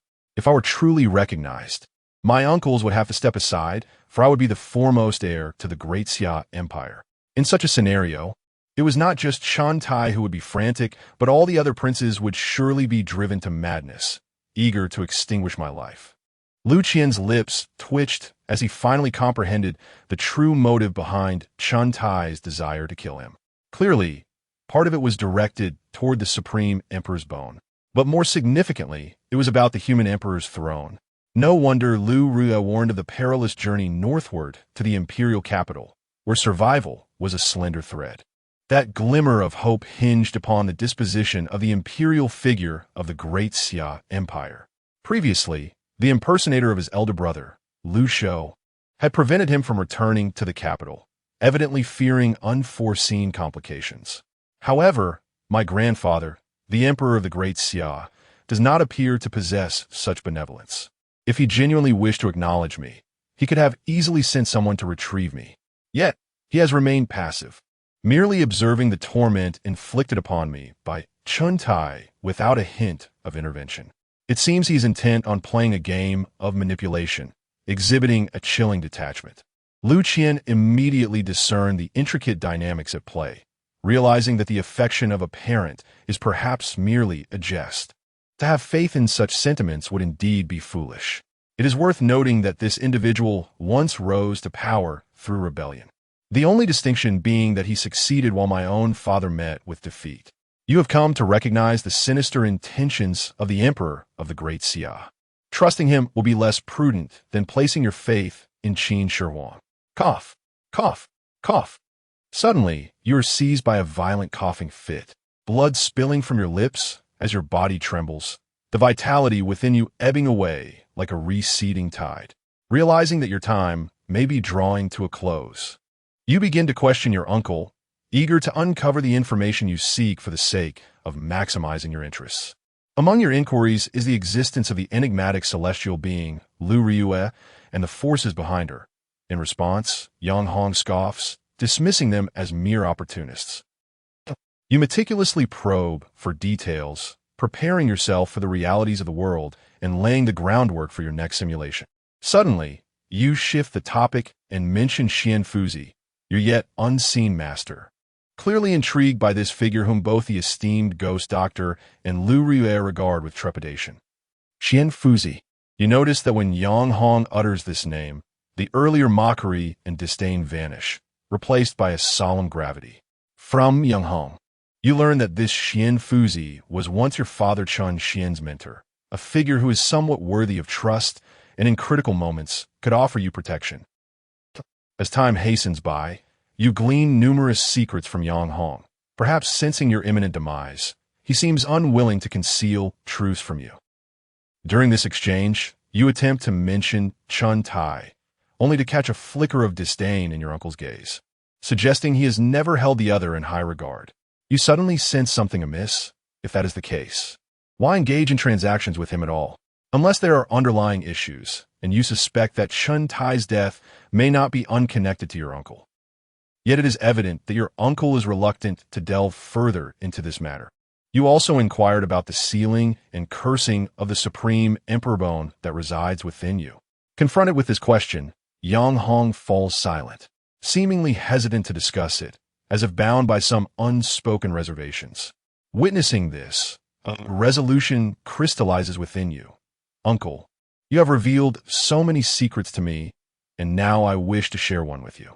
You suddenly broke the silence, walking slowly to Yang Hong's side amidst his puzzled gaze, and whispered, Uncle, I possess a peculiar treasure. Upon my death, it can activate a mechanism that allows me to be reborn in the past, and I cannot truly perish. In a certain sense, the villain simulator indeed serves this purpose. Boom! Yang Hong's pupils constricted, his complexion drastically altered. The calmness and silence he once exhibited vanished as he stared intently at you, seemingly attempting to discern the truth. Your demeanor and expressions, along with the transformation emanating from your soul, conveyed to him that this was indeed genuine.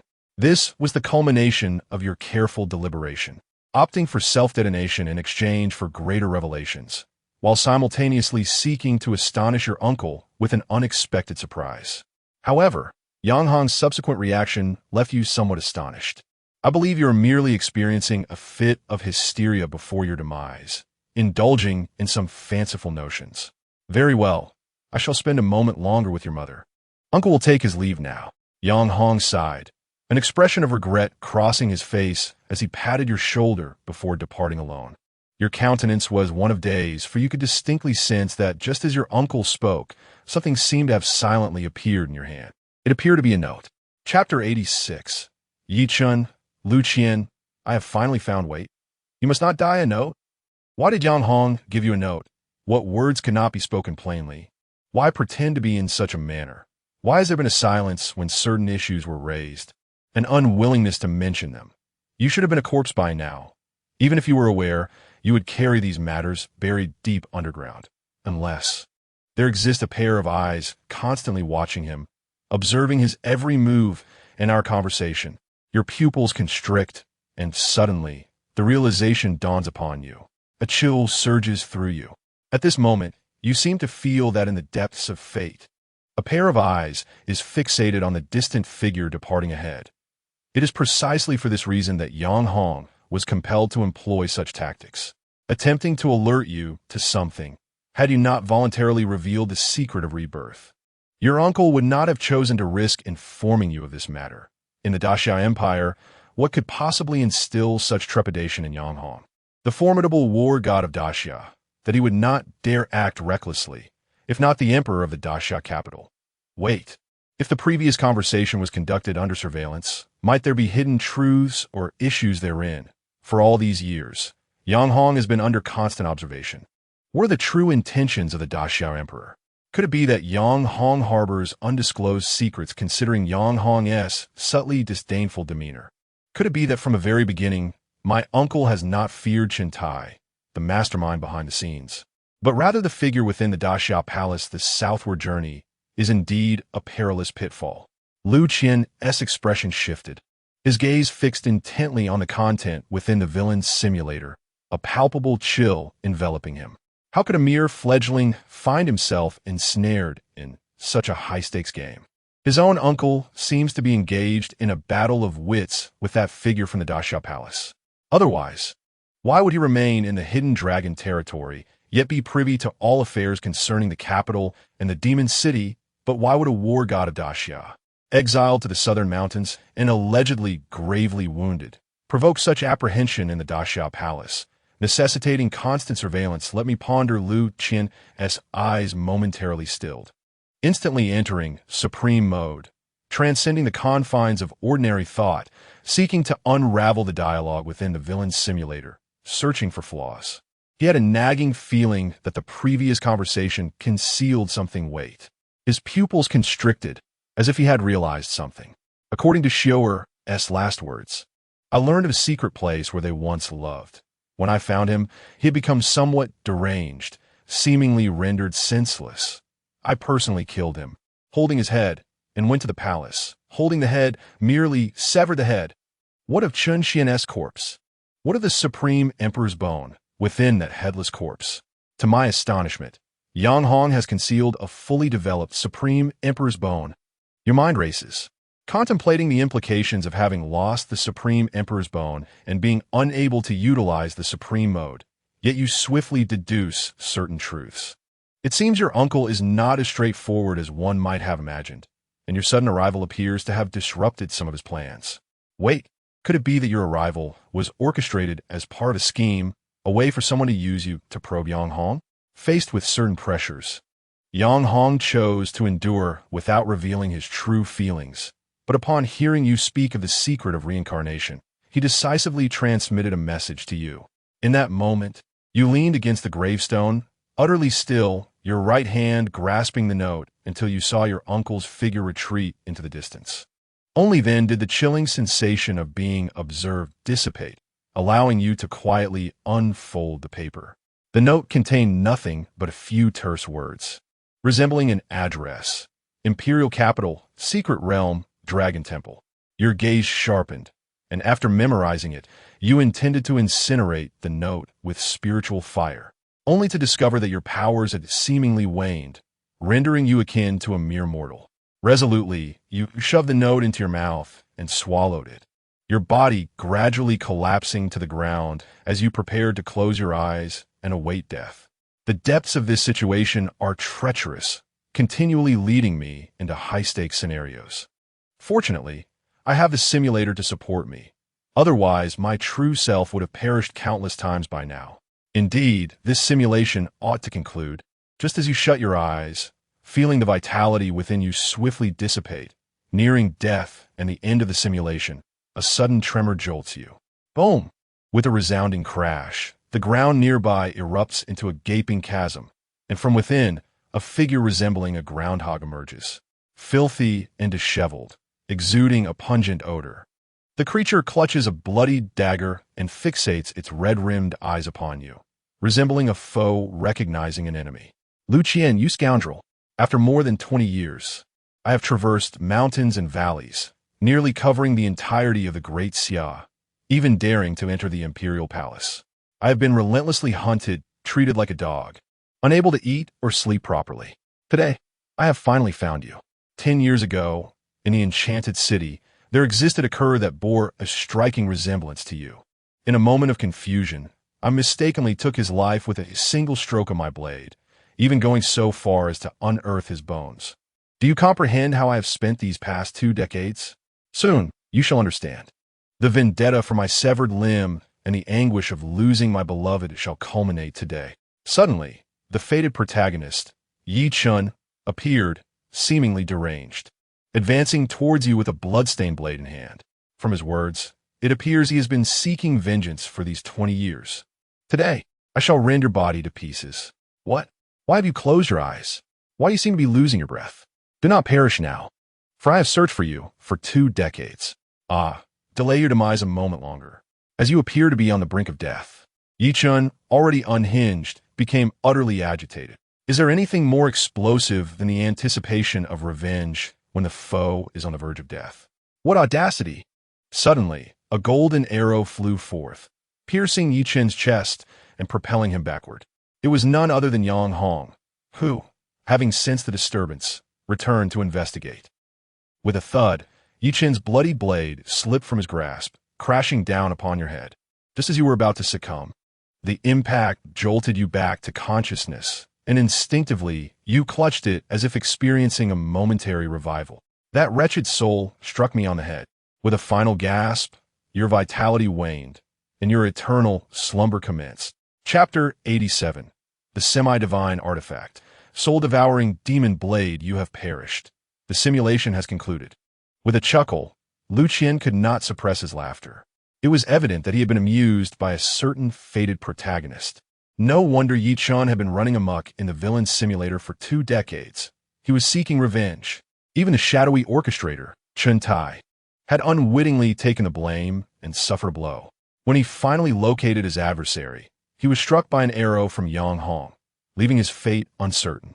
Yi Chun truly was an enigma. One could only wonder what thoughts occupied his mind as he consistently delivered unexpected surprises. Even as the plot reached its climax, it seemed not to conclude, presenting yet another grand twist. How peculiar that this character seemed somewhat endearing. Had he known, he would have gone easier on him from the start. Throughout 5 villain simulations, it appeared that this fated protagonist, Yi Chun, had repeatedly encountered misfortune. Yet none of these instances had ever posed a threat to his life. In fact, there were several critical moments where Yi Chun had inadvertently aided him. While Yi Chun's attacks inflicted little harm upon Liu Qian, they indeed wreaked havoc on others. Even Chun Tai, the puppet master, had met his demise at Yi Chun's hands, showcasing an extraordinary display of power. In contrast to the previous dismal experiences, This latest simulation was relatively flawless. Although stripped of his cultivation and deprived of the Supreme Emperor's bones, he had met a dignified end and gained numerous rewards. At this moment, the entire situation had become clear. Lu Qian's gaze shifted, seemingly imbued with a terrifying pressure. The fifth simulation has concluded, commencing final settlement. The cold, mechanical voice of the villain's simulator echoed abruptly. Boom! Once again, the familiar river of time cascaded down from the heavens, enveloping Lu Qian before him. Fragments of the fifth villain simulation replayed within the shards of the time river. Yi Chun, driven mad, was pierced by an arrow and nailed to the mountainside. Wailing, Liu Ruyue cradled a hungry infant, her expression dazed as she gazed at a photograph. Su Mei, heavily pregnant, stood at the doorway, resembling a stone of longing, awaiting a familiar silhouette to return home. And a young man's lifeless body lay silently before a grave, motionless. Clutching a blood-red long blade, Lu Qian regarded the fragmented memories before him with a complicated expression, as if grasping some deeper insight. Swish! The river of time began to coalesce rapidly. A pale visage emerged, with calm eyes exuding a stability akin to a mountain, weathered by the passage of time. Wielding a blade imbued with malevolent energy. On this spectral figure, an unprecedented 8 radiant glimmers appeared, swiftly coalescing into corresponding Dao fruits. The bounty from this villain simulation seemed remarkably abundant. Lu Qian raised an eyebrow, murmuring to himself. In the previous simulations, the final settlement had yielded merely 6 Dao fruits. Yet now, an impressive 8 Dao fruits had manifested all at once. Moreover, amidst the scene, 3 orbs radiating a faint golden light emerged, commencing the final settlement. The host may select 4 options from the following 8. First option, the 5th layer of the Qingdi longevity scripture, pinnacle of mountains and rivers. Second option, 9 steps to heaven, celestial talismans. Third option, fixed green talent, endless whispers, becoming one's innate talent. Fourth option, 6th-tier talisman master, talisman illustrations. Fifth option, Xian Gui's shield, celestial artifact. Sixth option, celestial relics, ghostly healer.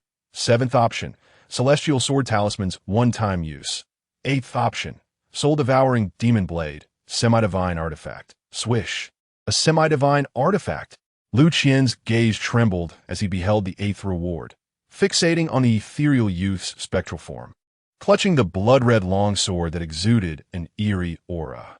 He never anticipated that this sinister blade, carried by Yi Chun, was, in fact, a semi-divine artifact. The caliber of such an item seemed exceedingly extraordinary. No wonder Yi Chun could slay Chun Tai with a single stroke. He wielded a semi-divine artifact. Without opting for 9 steps to heaven, he instead received a semi-divine artifact. The treatment of a destined protagonist left him envious beyond measure. Damn it. It seems that the destined protagonist lacks nothing, especially opportunities akin to a sheep whose wool can never be fully sheared. Fortunately, during the final moments of this simulation, he managed to seize the semi-divine artifact. Otherwise, it would have been a significant loss. Exhaling a deep breath, Lu Qian resolutely finalized his selection. I choose the 1st, 3rd, 4th, and 8th rewards. Swish, swish, swish, swish. Representing Qingdi longevity scripture, soul-devouring demon blade, 6th-tier talisman master, and endless whispers. 2 orbs shimmered in a light golden hue, 1 in deep purple and 1 in deep green, totaling 4 Dao fruits that instantaneously fell. The 4 Dao fruits transformed into streams of light, piercing into Lu Qian's body, rapidly merging. Boom, boom, boom. Lu Qian felt his cultivation level surging exponentially, instantly reaching the pinnacle of the mountains and rivers realm. An overwhelming force, the Qingdi longevity qi, pervaded his meridians, voraciously consuming other spiritual energies for transformation. In the blink of an eye, his lifespan doubled, reaching a millennium. His skin became fairer and more flawless, as though he had undergone a metamorphosis. Even his recovery ability exhibited a remarkable transformation, surpassing its previous strength tenfold. The myriad miraculous effects of the Qingdi longevity scripture, a terrestrial immortal level cultivation method, proved to be more formidable and tyrannical than any he had encountered before. At this moment, the intensity of the spiritual energy within him was at least tenfold that of other practitioners of the same level. Simultaneously, the extensive experiences regarding talismans from the previous simulation instantaneously merged, with countless 5th-tier and 6th-tier talismans being inscribed into his soul. 6th-tier Talisman Master achieved. The integration of this verdant talent is remarkably tranquil, akin to a drop of water merging into a river without creating a ripple. Suddenly, at the final moment, the pale golden Dao fruit erupted. A bloodied blade, exuding an eerie aura and inscribed with countless tadpole runes, materialized in his grasp. An inexplicable malevolence surged into his mind. Kill, kill, kill, kill, kill. A pure and potent intent, imbued with a sinister allure, swiftly permeated his thoughts, almost compelling him to transform into a mere puppet, driven solely by the urge to slay. A crimson light emanated from the blade, nearly engulfing Liu Qian's eyes. In that instant, Liu Qian seemed to grasp the reason behind Yi Qin's descent into madness, his mind fractured. Suddenly, the supreme emperor bone emitted a crisp sound, as if a slumbering giant had abruptly opened its eyes. Let me see what transpires. With a swish, the bloodlight dissipated and the malevolence receded. The soul-eating blood blade in his hand fell silent, adopting a suddenly docile demeanor. Damn it, there exists something even more fearsome. Soul-eating demon blade, semi-divine artifact, a sinister blood blade forged from the blood of celestial beings, possessing the ability to devour souls and steal longevity. Upon slaying a target, it can consume their soul and siphon a portion of their lifespan, briefly augmenting its own vitality. By burning its lifespan, it enters an immortal blade soul state, significantly enhancing its recovery and combat capabilities. This demonic blade is inherently malevolent, unconsciously bewitching its wielder, and consuming an excessive number of enemy souls will lead to soul fragmentation, forcing the wielder into madness, losing self-control until their lifespan is entirely consumed, resulting in self-destruction. Chapter 88. Journey North. Back to the imperial capital.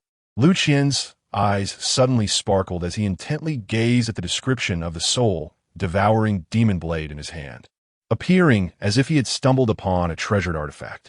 He paid little heed to the so-called immortal blade soul that could enhance recovery and combat capabilities.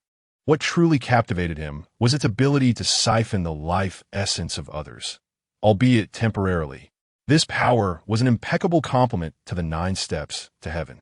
The more he killed, the more life essence he could accumulate.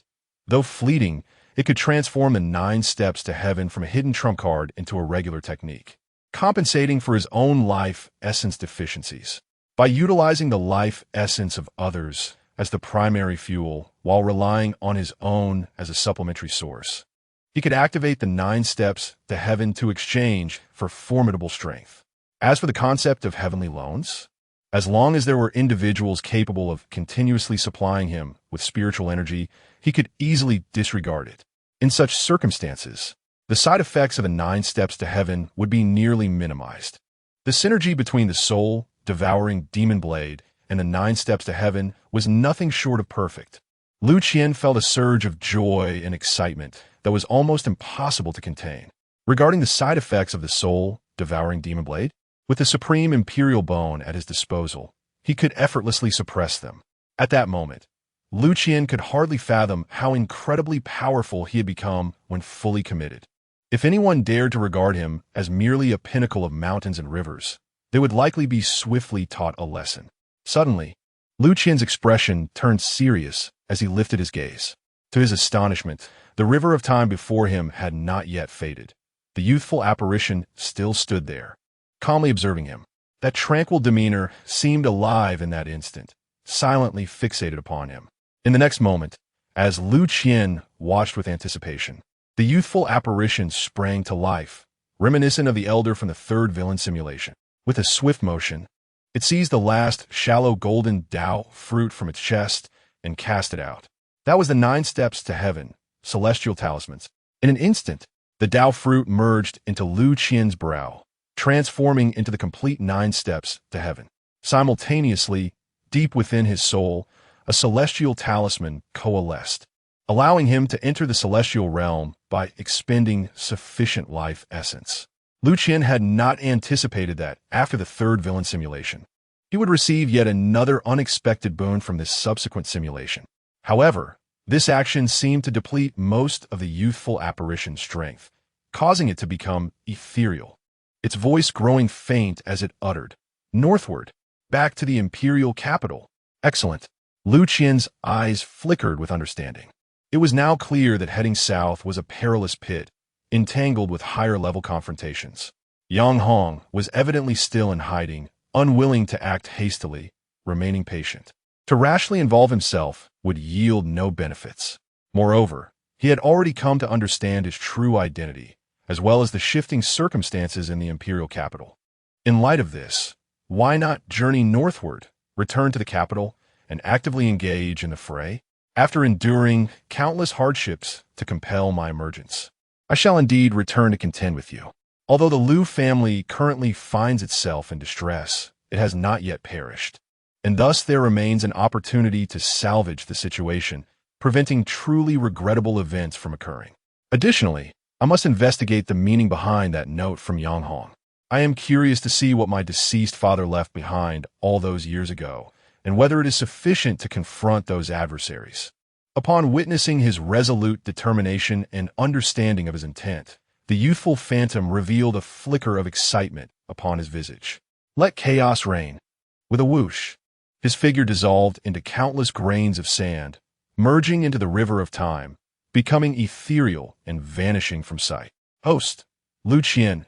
Age: 18, 1,000 years of life. Profession: Talismancer, 6th rank. Realm: Pinnacle of mountains and rivers. Techniques: 5th layer of the Azure Emperor's longevity scripture, earthly true immortal level. 4th layer of the ancient dragon elephant scripture, celestial level. 5th layer of the Thousand Shadows demon technique, celestial level. True record of talismans. Illustrations of talismans, divine abilities. Azure Emperor's longevity body, dragon elephant dominance body, shadow mimicry, shape shifting, Songmang overlord fist, supreme mode. 9 steps to heaven, physique, supreme imperial bone. Talents: greased lightning, blue, you cannot see me, red, talisman's root, purple. Prolific lies, green. Items: soul-devouring demon blade, half-sage artifact. Life-replacing blood escape talisman, Qian treasure mirror, celestial artifact. Celestial heritage, ghostly medical sovereign. Simulation attempts, 0, villain points, 58. 500. Having gathered celestial talismans, as soon as I take the 8th step, I can immediately attain the celestial realm. Coupled with the numerous hidden cards I possess, there are now few in the entire Great Xia Empire that I regard with trepidation.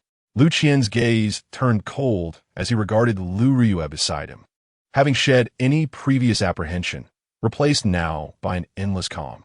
In contrast to the past, when he had to court favor and tread carefully, Liu Ruyue and the forces behind her were now crystal clear in his eyes. Furthermore, his current strength was unlike before. Therefore, his attitude towards Liu Ruyue no longer required such deference. From previous simulations, it appeared that the Liu family was destined to be annihilated within a week, which suggests I still have time. For now, I must attend to certain matters, beginning with the mysterious realm. Its flow of time differs from that of the real world, allowing me ample time to plan meticulously.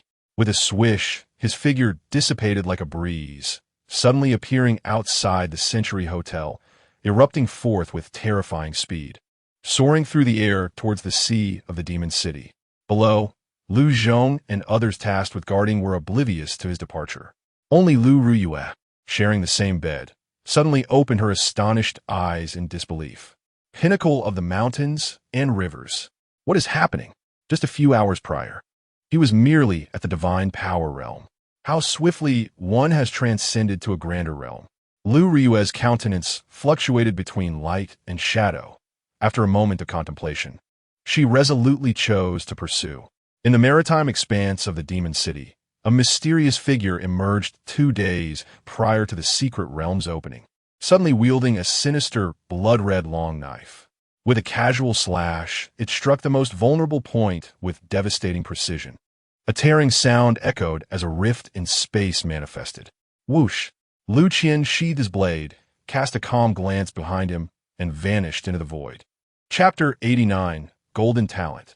Divine Blessing of the Heavenly Official in the Mysterious Secret Realm.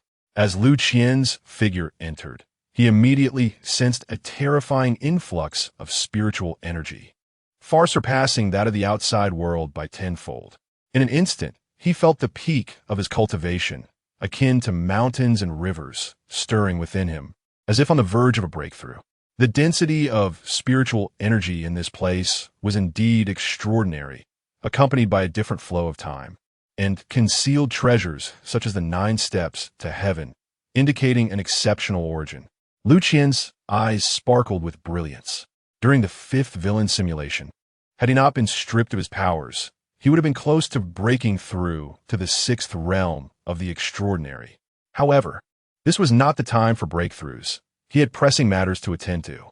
After a brief assessment of his surroundings, Lu Qian transformed into a fleeting shadow, recklessly making his way towards the ruins. Along the way, even when confronted by bizarre foreign entities attempting to obstruct him, they were effortlessly dispatched with a single strike of his blade. The souls and lifespans devoured by the soul-eating demon blade temporarily accumulated within him, entering a state of the undying blade soul. Yet, this accumulation of lifespan would rapidly dissipate, necessitating continued hunting. Otherwise, he would begin to consume his own lifespan. In the state of the undying blade soul, Lu Qian felt his vitality and mental fortitude heightened to a terrifying degree, almost as if he could slay gods and overcome all obstacles. Mountains and Rivers Realm. Extraordinary Realm. Entry into the Sacred Realm. All foreign entities attempting to impede him were powerless against his blade's might. Such fearsome combat prowess astonished Liu Ruyue, who followed behind. This rogue had concealed his depths so effectively.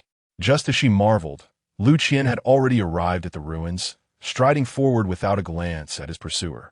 Liu Ruyue instinctively attempted to follow, but as she stepped forward, she felt her cultivation and spiritual energy inexplicably dissipating, returning to the heavens. This sudden change terrified her, prompting a hasty retreat. What manner of place is this? She stared incredulously at the mysterious figure disappearing into the mist of the ruins, her mind a blank. What is happening? How does he know of this place? How can he so easily enter? And that strange, surging power and realm. At this moment, the shock he instilled in her surpassed all previous encounters combined. It was as if he were shrouded in a veil of mist, forever elusive. In the ruins, a mysterious stone statue stood. A tattered parchment floated above the incomplete statue. Lu Qian, wielding the soul-eating demon blade, approached step by step, unleashing his perception to its fullest extent, probing his surroundings.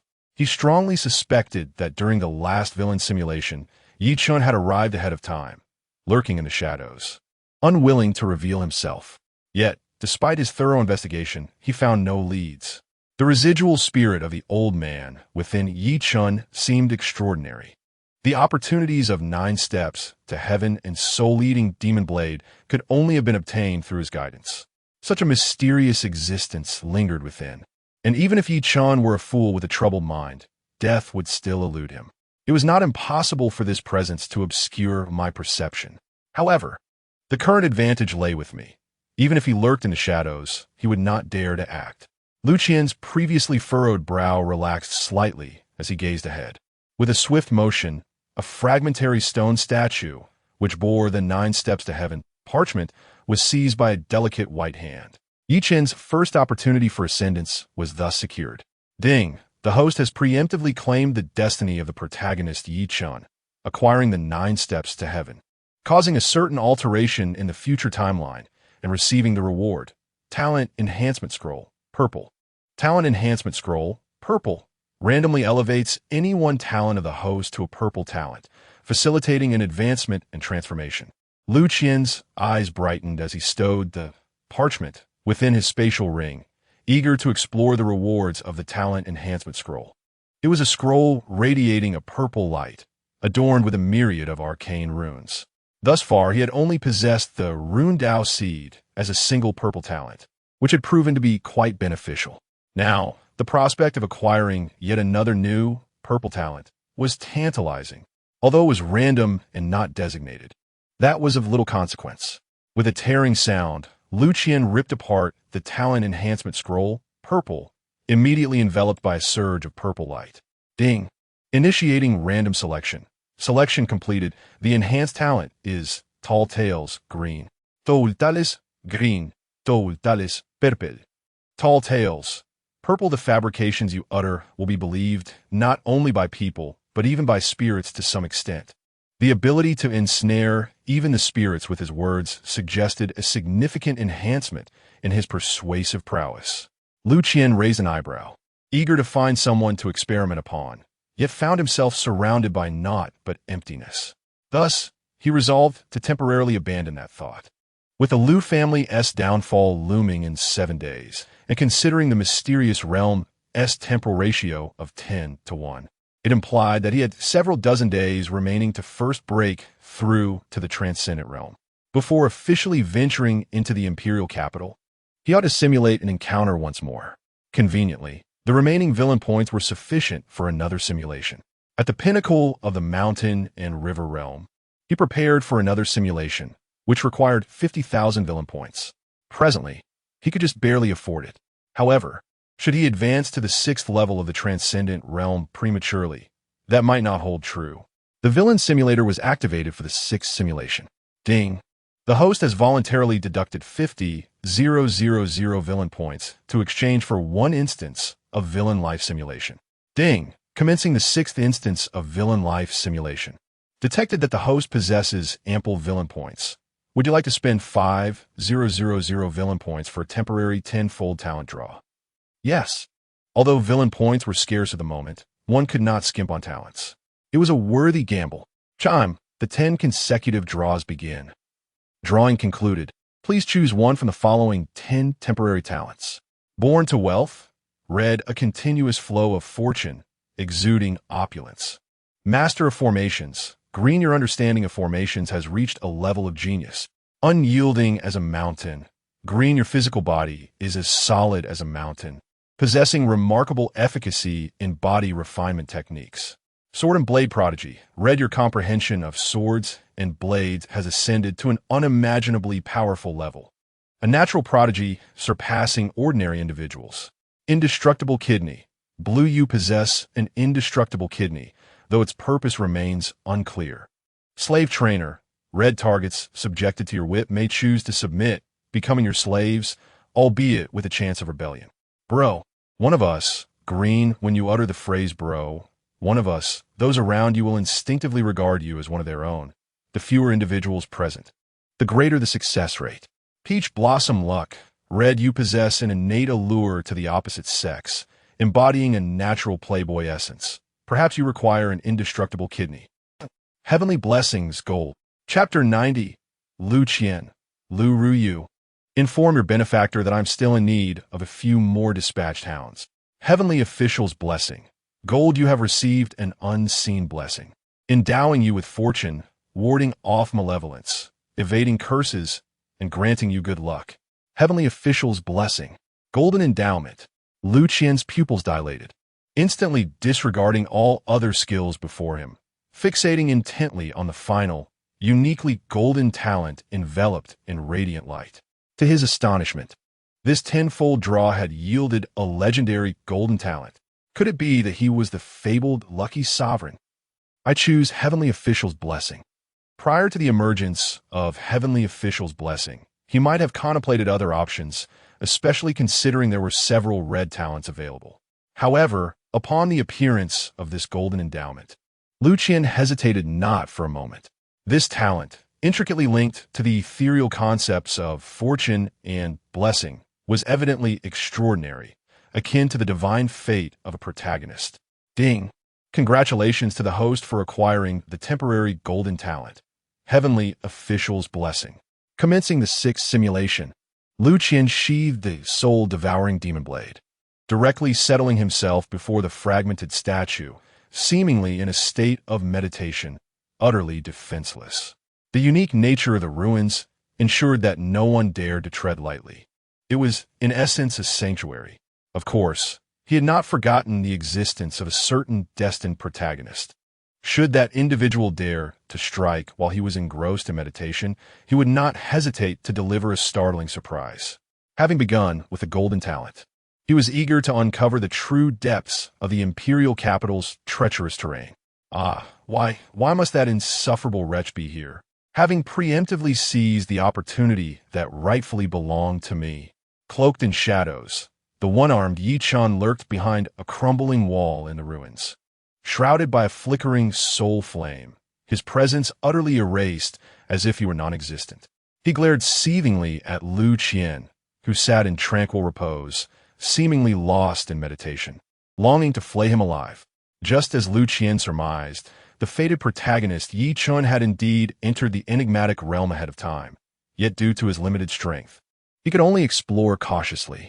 Witnessing Liu Qian's sudden incursion, he hastily trailed behind, but ultimately arrived a moment too late. The opportunity had been snatched away. "Master, did you not say that this opportunity was known to no one else?" Yi Chen's voice, laced with resentment, communicated with a certain lingering spirit within him. Yet he received no reply. It appeared that the mysterious spirit within him was also pondering the reason behind this turn of events. Suddenly, Yi Chen's eyes sparkled, as if an idea had struck him. "Master, that scoundrel seems to believe this place is secure, meditating without a shred of caution. Should I launch a surprise attack now? Victory would surely be mine, allowing me to thoroughly humiliate him." Just as Yi Chun indulged in this vision of overwhelming advantage, a somewhat exasperated ancient voice echoed in his mind. In the desolate ruins, Yi Chen's expression darkened, akin to being doused with cold water. Outside the ruins, Liu Ruyue seemed to have resolved to remain unwavering in her decision. Sigh. The journey to acquire wisdom is both arduous and protracted. As the simulation commenced, you, the foremost scion of the imperial capital, came to realize your true identity and began to orchestrate your plans, preparing to journey northward to the imperial capital for a grand upheaval. To this end, you had arrived early at the enigmatic secret realm, where you acquired the 9 steps to heaven and received an enigmatic blessing from the cosmos. Due to the differing flow of time within the secret realm, you commenced your cultivation of the Qingdi Longevity Sutra. You began to consume elixirs, activating the Supreme Emperor's Bone to accelerate your training. After 10 days, you broke through to the 6th layer of the Qingdi Longevity Sutra, attaining the 6th realm of the extraordinary. Your body and soul began their metamorphosis, entering the realm of the extraordinary, enhancing your longevity by 20-fold and extending your lifespan by 500 years. 20 days later, your cultivation advanced further, reaching the 4th stage of the extraordinary, and you acquired a new ability from the Qingdi Longevity Sutra, the capacity to forcibly siphon the spiritual energy from others to nourish yourself. You realized that this ability could potentially offset the side effects of the 9 steps to heaven, bringing you immense joy. 30 days passed, and your cultivation ascended to the 6th stage of the extraordinary. By the 40th day, you successfully broke through to the 8th stage without a hint of obstruction, uninterrupted by any interference. Meanwhile, for days had elapsed in the outside world, and the esteemed ghost doctor had arrived in the magic city today. The time was ripe to commence your plans. You ceased your cultivation, though your desire to continue lingered, as the plans were paramount. Any further delay could jeopardize the Liu family, potentially leading to their demise, which would be detrimental to your strategy. On one hand, you harbored considerable affection for the Liu family. On the other hand, their downfall would not only deprive you of invaluable support, but also instill hesitation and trepidation among the remaining kin of your deceased father. Considering these factors, the Liu family must remain steadfast. Regrettably, Yi Chun, with his cunning nature, had yet to make an appearance. You felt a pang of disappointment as you rose and exited towards the desolate ruins, fortuitously spotting Liu Ruyue stationed outside. From your previous simulations, you had gleaned enough about Liu Ruyue's background. She was affiliated with a clandestine faction known as the Misty Rainsword Pavilion. This hidden organization comprised women of exceptional lineage, each with diverse identities, solitary cultivators, matriarchs of prominent families, and business magnates, all harboring ambition and a penchant for opportunism in pursuit of substantial gains. The so-called Liu family of the Magic City was merely a subordinate faction under their control. As Yang Hong aptly remarked, this is merely a group of opportunists who seek to exploit every advantage, investing the least to reap the greatest rewards. However, the collective influence of these speculators is considerable, bolstered by an extensive network of connections. It is rumored that certain members of this group have ties to prominent aristocrats within the imperial palace of the Great Xia. These individuals are intent on subjugating her, compelling her to place her bets on their behalf. Naturally, such endeavors are not conducted with kindness. Liu Ruyue obstructed the path, intending to speak, but was abruptly interrupted. Inform those behind you that I am preparing to stir up some commotion in the imperial capital, to eliminate a few individuals while vying for that position. Currently, I am in need of a few loyal hounds. Those who wish to speculate must act swiftly. For once I gather the old guards left by my father, even the hounds will be in short supply. Chapter 91. Return to the imperial capital, the Liu family's calamity. How could this be? Has he perhaps discovered my true identity along with the forces behind me? Summon the remaining old guards. The former crown prince, Qian, indeed left behind many loyal subordinates. What my master said is true. There is not just one Liu family. Listening to your defiant words, Liu Ruyue's expression froze, not in anger, but rather in shock at your sudden and dramatic transformation. Your previous actions had already left her greatly astounded, especially with the added impact of your advanced purple talent for deceit. At this moment, despite her furious resentment at your metaphor of her backing forces as mere dogs, she began to unconsciously believe your words. Are you truly intent on returning to vie for that position? Liu Ruyue bit her lip. The situation seems to have far exceeded her expectations. You, who were supposed to be a pawn in the schemes of various factions, unexpectedly desire to leap from the chessboard and become the player. A weathercock swaying between sides, but also easily inviting trouble. The accounts of previous conspiracies have yet to be settled with you. You sneered at Liu Ruyue, forcefully slapping her face, leaving several red marks. The individuals behind Liu Ruyue wish to ensure their lineage, partly attempting to replicate the supreme imperial bone. Yet they also harbor thoughts of supporting their descendants as puppets to ascend. Whether Liu Ruyue is truly powerless, you do not know, but such matters are not ones you could ever acquiesce to. As you struck her face, you seemed to notice something amiss with Liu Ruyue. It appeared her cultivation had not reached the celestial realm, and her disposition was somewhat weak. Yet she had previously displayed the combat prowess of a 5-turn celestial. You realized there might be some hidden secret within Liu Ruyue. After all, a 20-something 5-turn celestial seems extraordinary, surpassing even the so-called first prodigy of the royal family, Qian. However, at this moment, you have no time to delve deeper. Disregarding her dazed expression, you strode towards the exit of the secret realm. Remember, you have only one chance. Liu Ruyue gazed at your retreating figure, her countenance fluctuating, her cultivation aura shifting as if two souls were quarreling within her. Yet ultimately, she refrained from taking action against you, as an inexplicable premonition warned her that should she strike, she would perish. You left the secret realm, stealthily arriving outside the Century Hotel. At this moment, the Century Hotel was under siege, the battle fierce and intense. Yet the cloaked figure of the ghost doctor had yet to make his entrance. Behind him stood the elder of the Li family and Shenzhong. Meanwhile, Liu Zhong, having received your orders in advance, did not impede the assailants, allowing the assassin to kill your substitute, Su Ming. Success. The ghost doctor rejoiced at the cheers emanating from the Century Hotel. You approached, unseen and silent, drawing forth the soul-devouring demon blade. With a swift motion, you executed 2 lethal strikes, instantly annihilating the ancestral figure of the Li family and Shenzhong, devouring their souls and briefly amalgamating their century-long lifespans, willingly igniting your own longevity to enter a state of undying blade spirit. Who goes there? The ghostly physician, a formidable celestial being, suddenly caught the scent of blood. his hair standing on end, instinctively preparing for action. "Scoundrel! Wretched lackey! Upon seeing me, you dare not kneel?" A voice thundered with authority, interrupting the tense atmosphere. The insidious words of the purple talent manifested with an effect tenfold, 100-fold beyond previous encounters, instantly taking hold.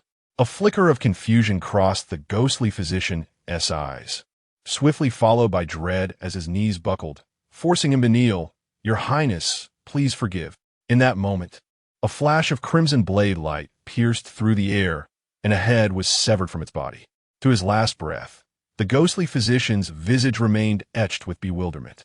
You, without invoking the step of the celestial, had managed to slay the ghostly physician, a formidable three-turn celestial being. The implications of the insidious words had grown increasingly terrifying. Reflecting on your newfound strength, you marveled at how the ghostly physician, once a persistent threat, now seemed scarcely more than a mere cur in your eyes.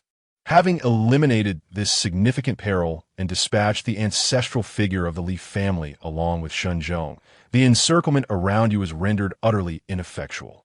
Before long, the previously vanished Liu Zhong reappeared, wielding the prowess of the 7th stage of sainthood, and proceeded to eradicate every assassin present.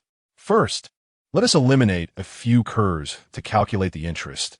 Next, it is time to journey to the imperial capital." You turned away, conjuring a talisman ship, preparing for your voyage to the imperial capital. This time, you chose not to engage with Su Mei, as you were destined for an elite gathering in the imperial capital. In such circumstances, the still maturing Su Mei would offer little assistance. Rather, she would be a hindrance. The events in the Magic City could not remain concealed for long. Soon, the imperial capital would be informed. However, it was unlikely they could match your swiftness.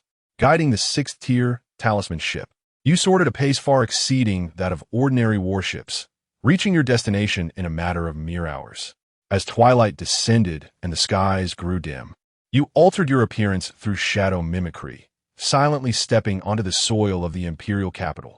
In this moment, no one knew that you, once the most notorious scion of the imperial capital, had returned. Upon your return, you found no news of the Magic City. Evidently, your speed had proven sufficient.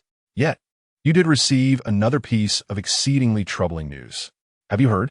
The venerable ancestor of the Liu family seems to have encountered a grave misfortune. Reportedly besieged by an enigmatic foreign race within a secret realm, sustaining severe injuries. Ultimately, he managed to return, albeit in a state of unconsciousness a few days ago. Unusual movements were detected at the Empire's Beast Communication Post, and according to the regulations of the Great Xia, all celestial families are required to dispatch their formidable celestial beings for defense. It is said that the head of the Liu family, a first-tier celestial, personally ventured forth, only to meet a tragic demise at present. The Liu family, a once mighty celestial lineage, is in disarray. The deceased, the injured, and the unconscious abound, leaving the young master, Liu Shou, to navigate the tumultuous landscape. It appears that the Liu family may have incurred the ire of others. As such a series of calamities is truly unprecedented, the current state of the Liu family is indeed one of vulnerability. Moreover, not long ago, the Gu family visited to humiliate Liu Shou, a stark reminder that times have changed. Observing the murmurs surrounding you, your expression grows increasingly grim. While you were already aware of the Liu family's precarious situation, you never anticipated it would deteriorate to such an extent. The entire Liu family has become the target of deliberate machinations. The pillar of the family, the venerable ancestor, has fallen into misfortune. The head of the family has perished. And other celestial beings have also faced calamities in the end. It falls upon the eldest brother, Liu Shou, a 7th-tier saint, to shoulder the burden. One can only imagine the immense pressure he has been under in recent days, alas. Enough of these unfortunate matters. It is said that tomorrow marks the birthday of the Gu family's venerable ancestor, Chapter 92, Liu Qian. The more monkeys there are, the more valuable the Gu family's hen becomes. The turmoil within the Liu family, a prestigious lineage, has become so pronounced that even ordinary citizens in the imperial capital have begun to take notice, highlighting the gravity of the current situation. In recent days, to safeguard you, The Liu family has borne an immense burden, enduring countless losses, and is nearing its breaking point. It seems I have arrived somewhat belatedly. You frown, realizing that your timing could have been better. The Liu family is now almost irreparably damaged.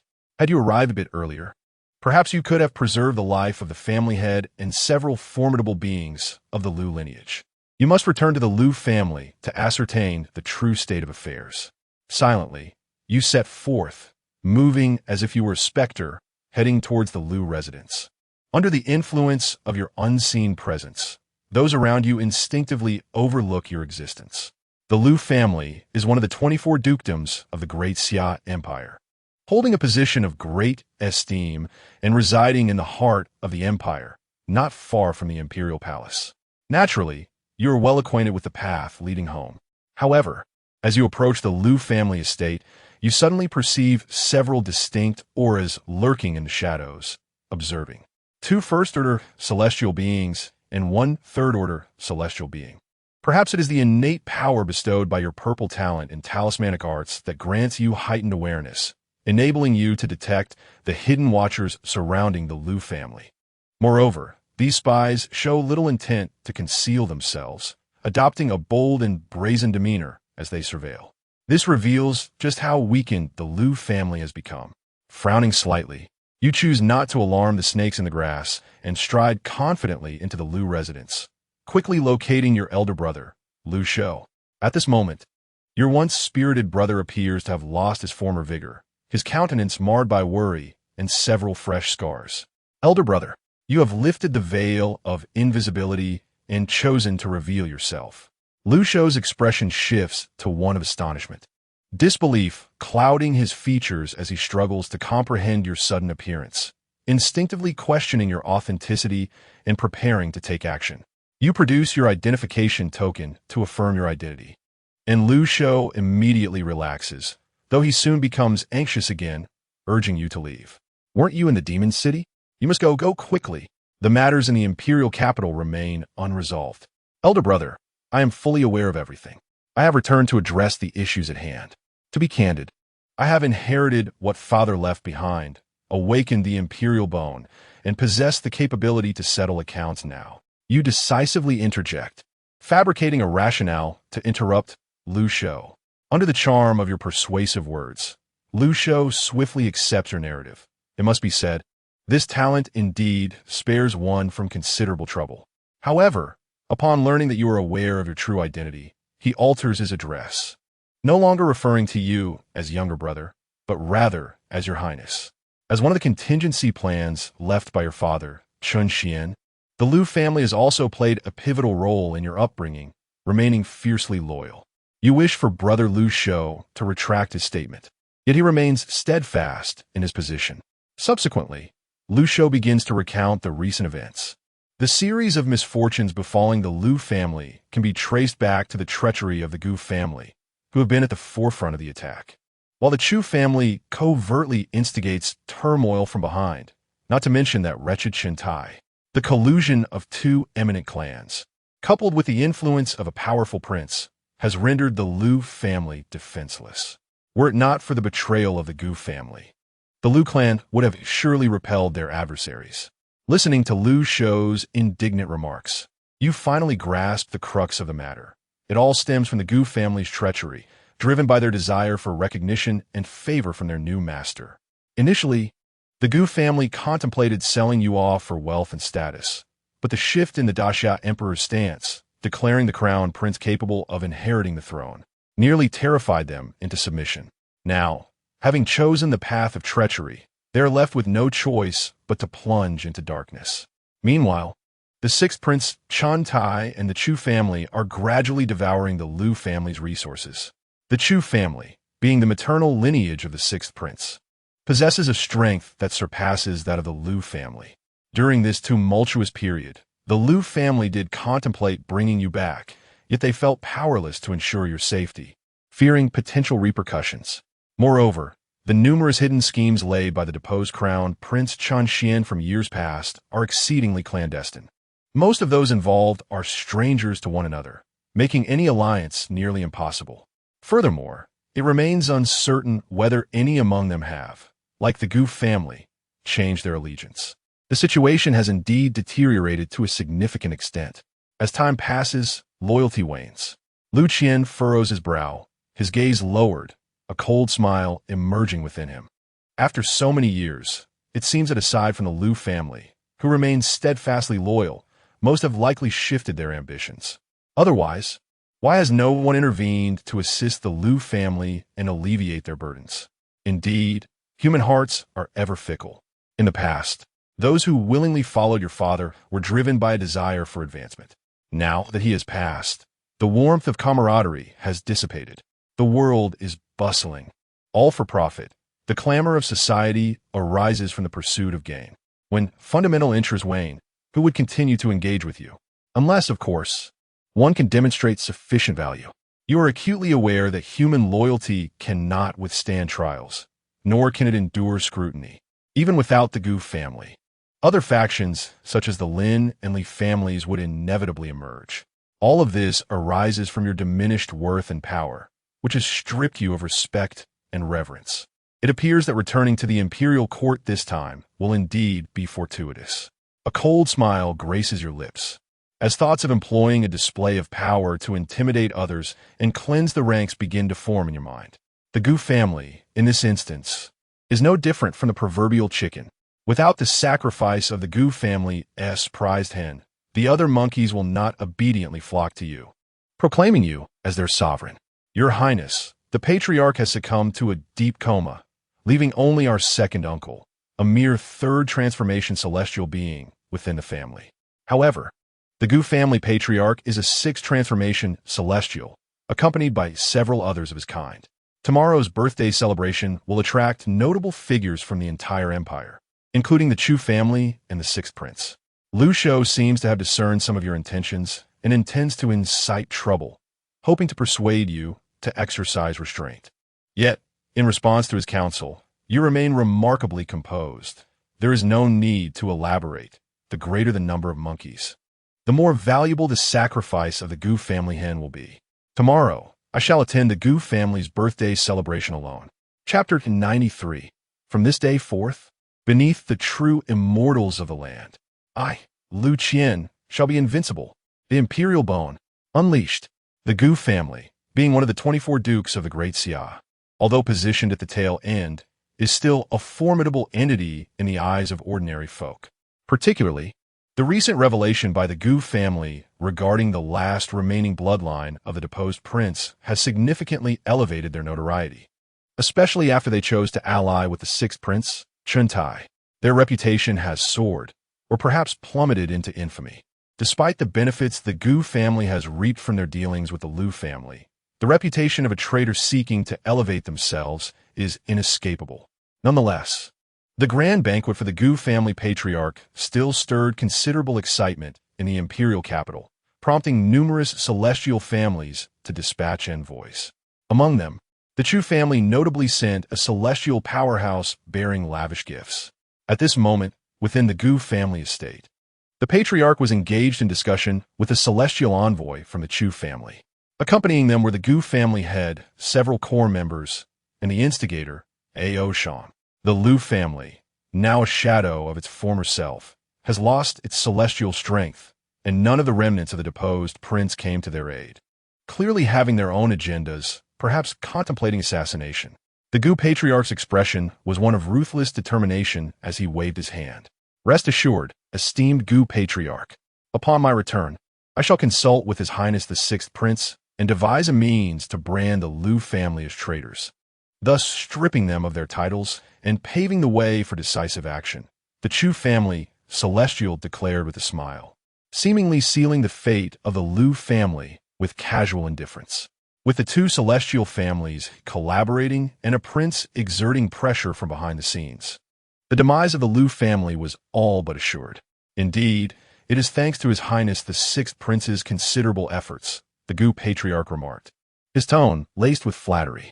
Currently overseeing the Ministry of War, His Highness has dispatched several celestial members of the Liu family to the borders under the pretext of national security, effectively isolating and dismantling them. The true reason behind the Liu family's tragic plight was revealed. Following the failed rebellion led by the deposed prince, Qian, their power was fragmented and redistributed among the remaining princes who did not rebel. Among them, the sixth prince, Qian, enjoyed the favor of the Great Xia Emperor and gained control over military affairs, making him a figure of substantial authority. Thus, the Liu family was systematically dismantled. Concurrently, the Gu patriarch obtained secret intelligence that the Great Xia Emperor had suffered severe injuries during his battle with the deposed prince and was not long for this world, raising concerns that he might not survive for many more years.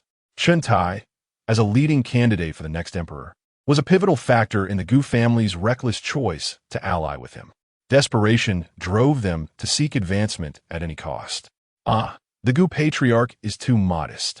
Were it not for your family's strategic maneuvering, sending that wayward scion to the capital of darkness, diverting the Liu family's attention and revealing their secrets, we would not have had such an easy time. The Chu family, Celestial laughed heartily, though a hint of disdain lingered in his eyes. For those who seek glory through dishonorable means, no one holds them in esteem, nor do they place their trust in them. The ancestral figure of the Gu family appeared oblivious to the disdain shown by the Chus, smilingly offering compliments while subtly delineating the division of interests in the Liu family. Once an agreement was reached, Gu Ao, standing respectfully to the side, interjected, "Grandfather, the guests have nearly all arrived. The majority of the 24 dukes are here, and the remaining have sent their gifts. Only the sixth prince has yet to arrive. I have heard that there are issues in the magic city that require the sixth prince's attention. Let the banquet commence," the Chu celestial figure suddenly declared. It was evident that the news of the situation in the magic city, including the death of the revered ghost doctor, had begun to circulate back to the imperial capital. The ancestral figure of the Gu family nodded, inviting the Chus to join him as they strode into the front courtyard. Addressing the numerous envoys from various celestial families, "I extend my gratitude to all of you for attending my 300th birthday celebration. The reasons for our gathering need not be elaborated. May you all enjoy the feast and drink to your heart's content." Suddenly, the grand doors of the Gu residence were flung open with a resounding crash, overturning tables and leaving numerous guests in disarray. This unexpected scene sent shockwaves throughout the assembly.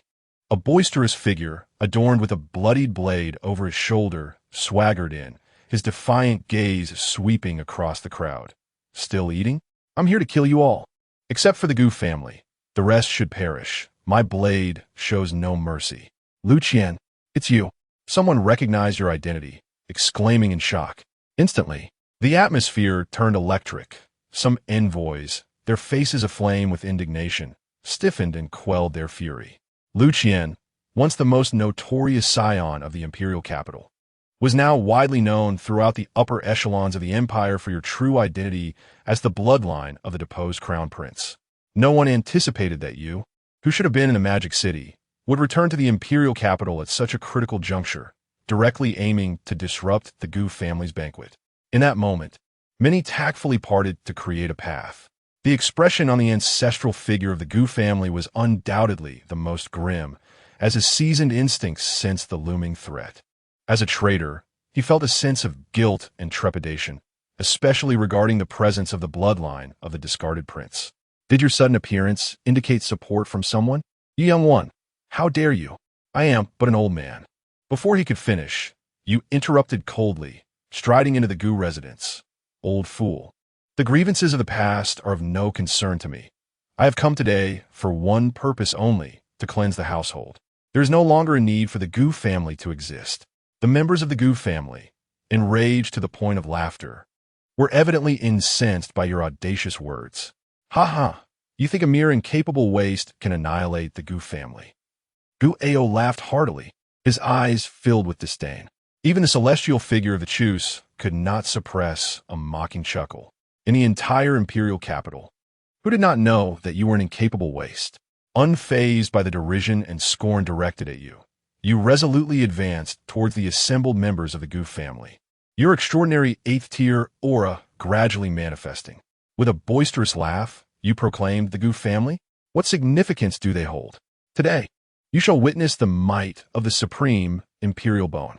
From this day forth, beneath the realm of terrestrial true immortals, I, Liu Qian, shall be invincible. Imperial bone, Awaken. With a thunderous roar, an overwhelming aura of supremacy erupted from within you, soaring into the heavens and cleaving the sky asunder. Your cultivation began to ascend at an astonishingly unreasonable pace. Chapter 94. The Annihilation of the Gu Family. The capital trembles. A terrifying aura of the celestial realm enveloped the entire Gu family, sending countless onlookers into a frenzy of fear. A dreadful crimson light erupted from the soul-devouring demon blade, engulfing you, while your once raven-black hair transformed into a blood-red hue, as if dripping with life's essence. In that moment, you appeared as a deity of slaughter emerging from the depths of a hellish abyss. With a resounding thud, under the overwhelming pressure of your supreme presence, the Gu family scions were crushed instantaneously into mere blood mist, meeting their demise on the spot. Unbeknownst to anyone, their souls and a fraction of their lifespans were siphoned away by the soul-devouring demon blade, augmenting your own power. In an instant, the elite forces of the Gu family were alarmed, and several celestials emerged, charging towards you with murderous intent. Ha ha ha, today, I shall make the entire capital of the Great Xia tremble in fear of me. Liu Qian, you ferociously ignited your lifespan, recklessly unleashing the celestial talisman from the depths of your soul to its utmost potential. Boom! Amidst countless terrified gazes, your cultivation surged beyond the first transformation of a celestial, continuing to escalate uncontrollably. You have awakened the supreme imperial bone. At that moment, it seemed as though ancient figures recalled the dread associated with the supreme imperial bone. The once disgraced prince, Qian, had nearly succeeded in his battle against the terrestrial immortals with the strength of a celestial. Now, his bloodline had also awakened the supreme imperial bone. Could this be the will of heaven? Impossible. How could this be? The ancestral elder of the Gu family's eyes burned with madness, his body trembling uncontrollably with terror. As a former minister who once followed that man, he understood all too well the horror of the supreme imperial bone. Quick strike. Kill him. A first transformation celestial of the Gu family, unable to contain his fear, was the first to act. A horrifying crimson blade light erupted. This Gu celestial stood no chance and was swiftly slain on the spot, his soul and lifespan devoured. Boom! Your cultivation soared to the second transformation of a celestial. Uncle 4 is dead. Boom! Yet another third transformation celestial had their head easily severed. Uncle 2 is dead. Boom! Your cultivation broke through to the third transformation of a celestial. So weak, all of you are worthless. You erupted into a maniacal laughter, wielding the soul-devouring demon blade, a semi-immortal weapon, as if slicing through vegetables, unleashing a massacre upon the Gu family. Before the multitude of horrified eyes, the celestials fell like mere chickens and dogs at your hands, easily decapitated. Your cultivation, seemingly unbound, continued to break through one after another. Fourth transformation of a celestial. Fifth transformation of a celestial. In the midst of chaos, the exclamations resounded. Sixth transformation to celestial being. Seventh transformation to celestial being. Ha ha ha. Who else dares to come forth? Your voice, filled with fervent arrogance, reverberated throughout the Gu family estate and the entire imperial capital of the Great Xia. The oppressive aura you exuded nearly caused the very skies to bleed. In an instant, the myriad celestial beings residing in the imperial capital were stirred, emerging in disbelief to behold you. It is Liu Qian. No, it is Qian. It is His Highness, the Crown Prince. He has awakened the supreme imperial bone. The terrifying might of the supreme imperial bone was laid bare, rendering the notion of cultivation level almost trivial, effortlessly transcended. Is this the power that once belonged to the discarded crown prince? It is truly boundless. The Gu family is doomed. This is the fate that awaits traitors. Ha ha ha. Have they blinded themselves, worshipping the false Buddha? As you unleashed the power of the imperial bone, a mighty force surged forth, causing tremors in the hearts of the celestial families. In this moment, they seemingly glimpsed an invincible figure through you. Some fence-sitters began to shift allegiances, swaying with the wind. In mere moments, you had nearly annihilated the entire Gu family, leaving only the elder ancestor, Gu Ao, and a celestial from the Chu family remaining. How dare you? I am of the Chu family. The celestial from the Chu family cried out in terror. With a swift motion, you severed his head. Why? Why did you not reveal sooner that you had already awakened the imperial bone? Had I known, I would never have betrayed you. The Gu family would not face such a calamity. The elder ancestor of the Gu family, a sixth transformation celestial, gazed in horror at the blood-soaked scene, as if driven mad, howling like a defeated hound. Had he known of your formidable strength, he would have submissively served as your most loyal hound. At this moment, he harbored grave suspicions that you had awakened the imperial bone long ago, but had concealed it to test the loyalty of those remnants of the discarded crown prince. What a ruthless heart you possess. In the midst of this massacre, many from the various celestial families watching felt a chill in their hearts. Enough with the idle chatter. I have no desire to listen. You sneered, having kept the elder ancestor of the Gu family alive until the end to achieve the most exemplary outcome of slaughtering a chicken to warn the monkey.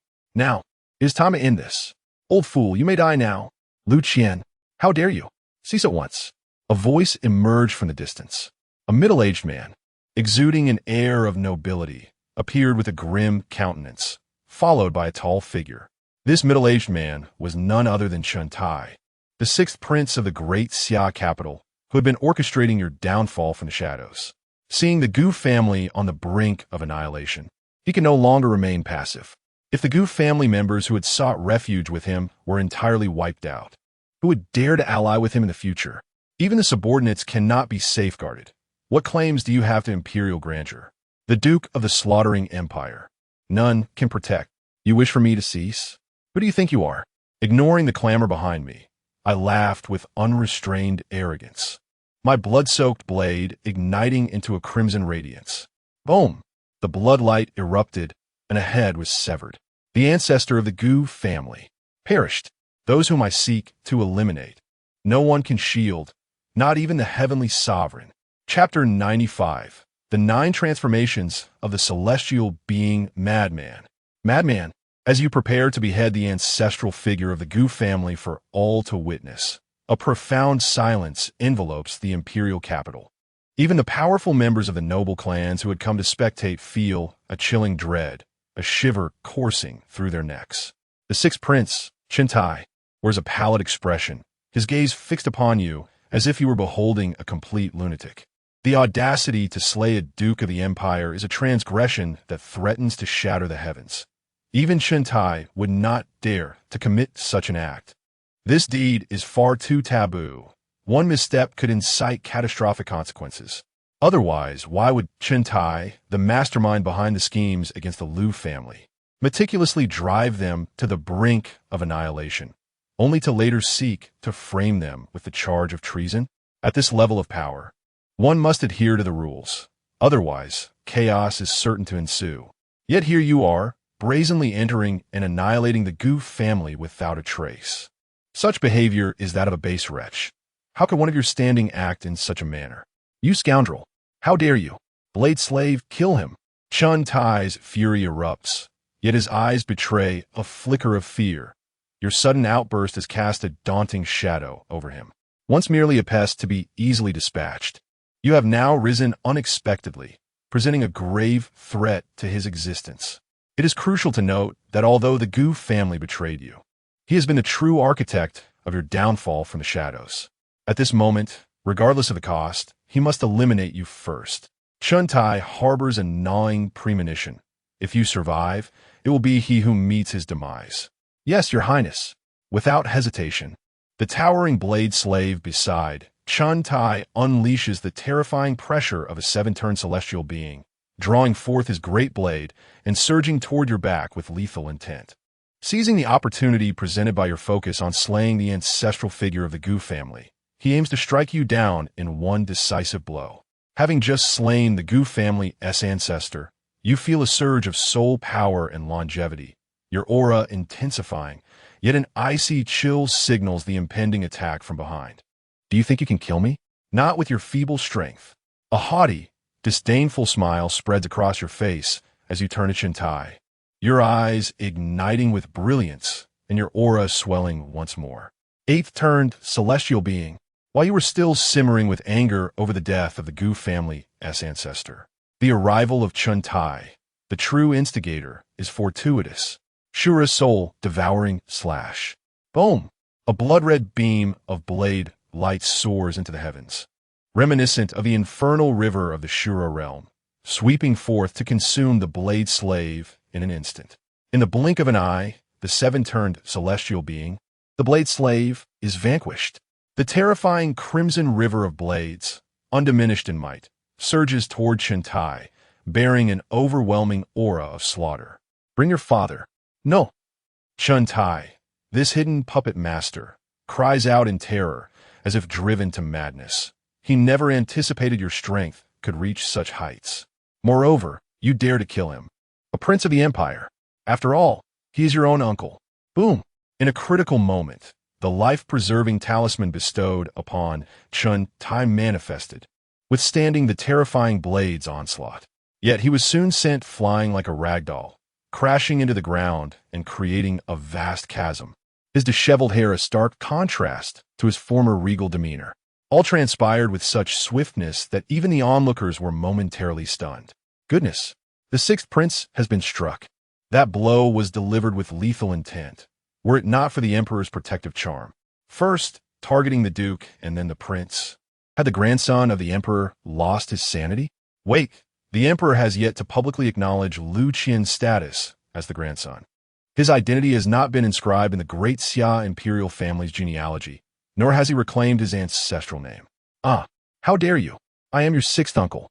Chun Tai spat blood, his attire tattered and disheveled, stripped of the dignity befitting a prince, resembling a beggar instead. Curse it, I must admit. Luck is on his side. He remains unscathed. Liu Qian mused silently as he observed the scene unfolding before him. The force of that strike could have felled 100 esteemed practitioners.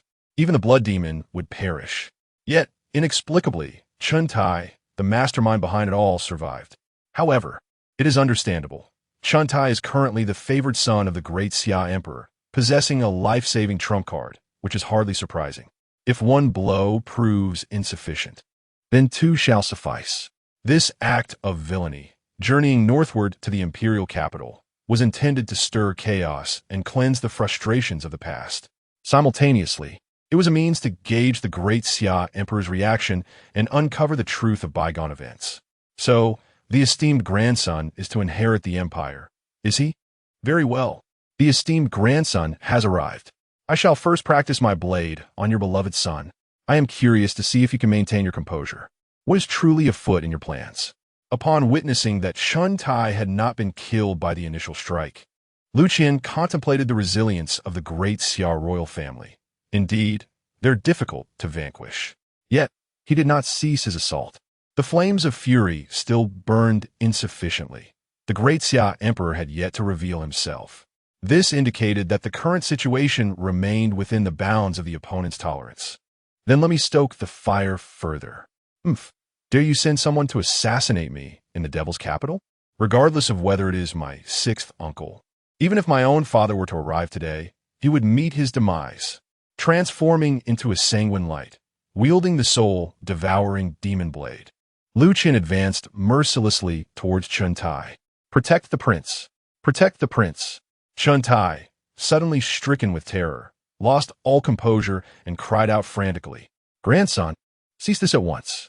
That is the king of Wu, the emperor's most cherished son, and your uncle. You cannot slay your uncle. Impudent Liu Qian. The emperor has yet to acknowledge your status as grandson. Who grants you the audacity to murder a royal prince? Halt at once. Little bastard, do not harm my grandson. Calm down, Liu Qian. Do not act rashly. You cannot kill him. As the urge to unleash his wrath surged, formidable celestial presences began to manifest, seeking to intervene. Among them are the maternal clan of Chun Tai, the Chu family, those who have sought refuge with him, loyalists to the Great Xia Imperial family, those with ulterior motives, and the neutral parties. In contrast to your sudden emergence as the crown prince, Chun Tai, who has diligently cultivated his power for years and hails from a formidable maternal lineage, evidently boasts numerous supporters. Among these individuals, There are certainly those who harbor intentions to covertly strike against you. In an instant, the atmosphere is thick with the presence of at least a dozen celestial beings, accompanied by various celestial treasures, some of which pose a subtle threat to you. Do you vile and wretched beings dare to impede my path? A glint of cold light flashed in your eyes as you regarded the formidable auras descending upon you. You chose to stoke the flames of your invincibility further, instilling fear in all. I have proclaimed that today, beneath the terrestrial immortals, I, Liu Qian, am invincible. Ignite. In the supreme mode, you audaciously ignited your lifespan, unleashing the celestial talismans from the depths of your soul to their utmost potential, radiating a resplendent array of colors. Boom! A terrifying crimson pressure erupted instantaneously, sending all the approaching celestial beings flying back, causing the entire imperial capital to tremble violently, the sky tearing apart as if heralding the end times. In this moment, your cultivation reached 9 revolutions, celestial being. Chapter 96. Liu Qian. Where there is a son of Fei Wu, there exists the father of Fei Wu. I am a 9-turn celestial being. Who can possibly impede my path? Is there anyone else? A terrifying crimson radiance emanates from your being, overwhelming the audience as you proclaim your invincibility. In this moment, you seem to have touched the pinnacle of existence in this world. Everyone present is struck with disbelief, their faces drained of color, engulfed in a profound silence. The aura of the 9-turn celestial being surrounding you, augmented by the purple talent of endless blabber, renders all present acutely aware of your invincibility beneath the earthly true immortal Liu Qian, the 9-turn celestial being. No, even Chun Tai stands frozen in place, paralyzed with fear, overwhelmed by an impending sense of doom. As you advance, poised to eliminate Chun Tai, an overwhelming pressure akin to that of a divine being descends upon you.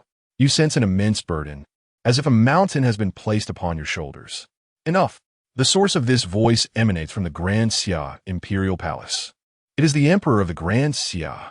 This mysterious and rarely seen terrestrial true immortal of the Great Xia Empire can no longer contain himself. Is this the power of the terrestrial true immortal? Your pupils constrict as you feel your body stiffening, rendered immobile. And beneath your seemingly arrogant facade lies a grave seriousness. With merely a single utterance, he can subdue the 9-turn celestial being within you. At this moment, you can distinctly perceive the pressure from the Great Xia Imperial Palace, far surpassing your own strength by 10-fold, 100-fold, even 1,000-fold. Deep within your soul, the celestial talisman begins to tremble, struggling against the oppressive force, on the verge of collapsing, nearly falling from its realm. In this moment, you finally grasp why your uncle, Yang Hong, the Great Xia War God, has been relegated to the hidden dragon territory, remaining dormant. The true power of the Great Xia Emperor, your grandfather, appears to be even more terrifying than you had imagined. What is more alarming is that this may not even be the peak of his capabilities. He is still in a wounded state. How formidable must the father who once severely injured this venerable elder have been? Boom! A surge of warmth suddenly erupts from the supreme imperial bone, instantly liberating you from your constraints, restoring your freedom. However, in this moment, you choose not to proceed further. You are acutely aware that with the Great Xia Emperor intervening, you shall not be able to eliminate Chun Tai today. Does it not involve blood relations? Is this the line that cannot be crossed? Or are there other underlying reasons? Liu Qian's gaze falters, a hint of gravity appearing on his face as he looks towards the north, as if peering through the secret realm to glimpse a certain presence within the Great Xia Imperial Palace. Through the villain simulation, he has indeed gleaned a glimpse of the true power of the terrestrial true immortal. It seems to exist in another realm altogether. Given the current strength, there truly seems to be no chance of victory should a confrontation arise. However, according to Uncle Yang Hong, there exist individuals in the imperial capital who can provide protection at critical moments. Suddenly, a chilling and bone-tingling terror swept over him, as if a formidable presence from the shadows had sensed his scrutiny and cast its gaze upon him. To his astonishment, Could this malevolent entity perceive him from such a distance, even across the mystical realm? Liu Qian's expression drastically changed as he hastily activated the Supreme Emperor's Bone. Entering the Supreme mode, his aura completely retracting, resembling an inconspicuous stone. Crack! Crack! A frigid essence emerged from the Qian treasure mirror, encasing him in ice, transforming him into an orb of frost, devoid of life, and sinking into the earth below. Master, what has that scoundrel Liu Qian done, so suddenly concealed in the shadows? Yi Chun, feeling a lack of opportunity to retreat, was momentarily stunned, gazing at Liu Qian, who had unexpectedly morphed into an ice sphere and descended underground, astonished. What is happening? Not good. The consciousness of a true immortal has descended. Run. Yet, that mysterious remnant spirit seemed to sense the impending danger, instantly enveloping Yi Chun in ghostly white flames before erupting and fleeing. In the Daxia Empire, within the Imperial Hall, deep within the hall, on a jade couch veiled by purple golden gauze, a ruler with an indistinguishable visage and tightly closed eyes seemed to sense something, slightly parting his eyelids to glance southward. However, upon failing to discern anything further, he promptly closed his eyes once more. Outside the ruins, that was indeed the consciousness of the Daxia Emperor descending. Liu Ruyue collapsed to the ground, cold sweat streaming down her face, her eyes wide with terror, clearly shaken. A sword spirit radiating brilliant cold light stood beside her, safeguarding her safety. Although that divine consciousness merely brushed past the ruins, not even casting a glance at her, the mere proximity instilled a suffocating sense of impending doom. Were it not for the protection of the sword spirit, she feared the consequences would have been dire. Liu Qian, what on earth have you done to attract the attention of His Majesty the Emperor? Once the presence of that divine consciousness dissipated, the ground erupted, revealing an ice orb that quickly melted away, unveiling Liu Qian's true form. His countenance was grim as he lowered his head, murmuring to himself, "Damn it!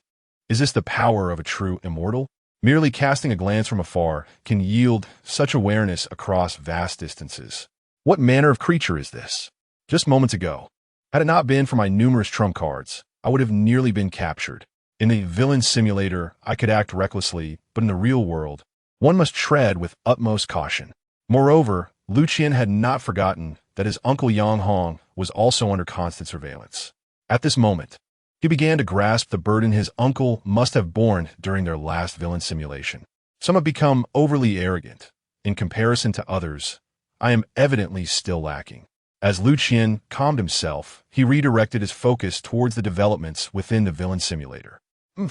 With a dismissive snort, he paused, allowing the effects of the heavenly 9 steps to dissipate, his aura plummeting as he returned to his true essence.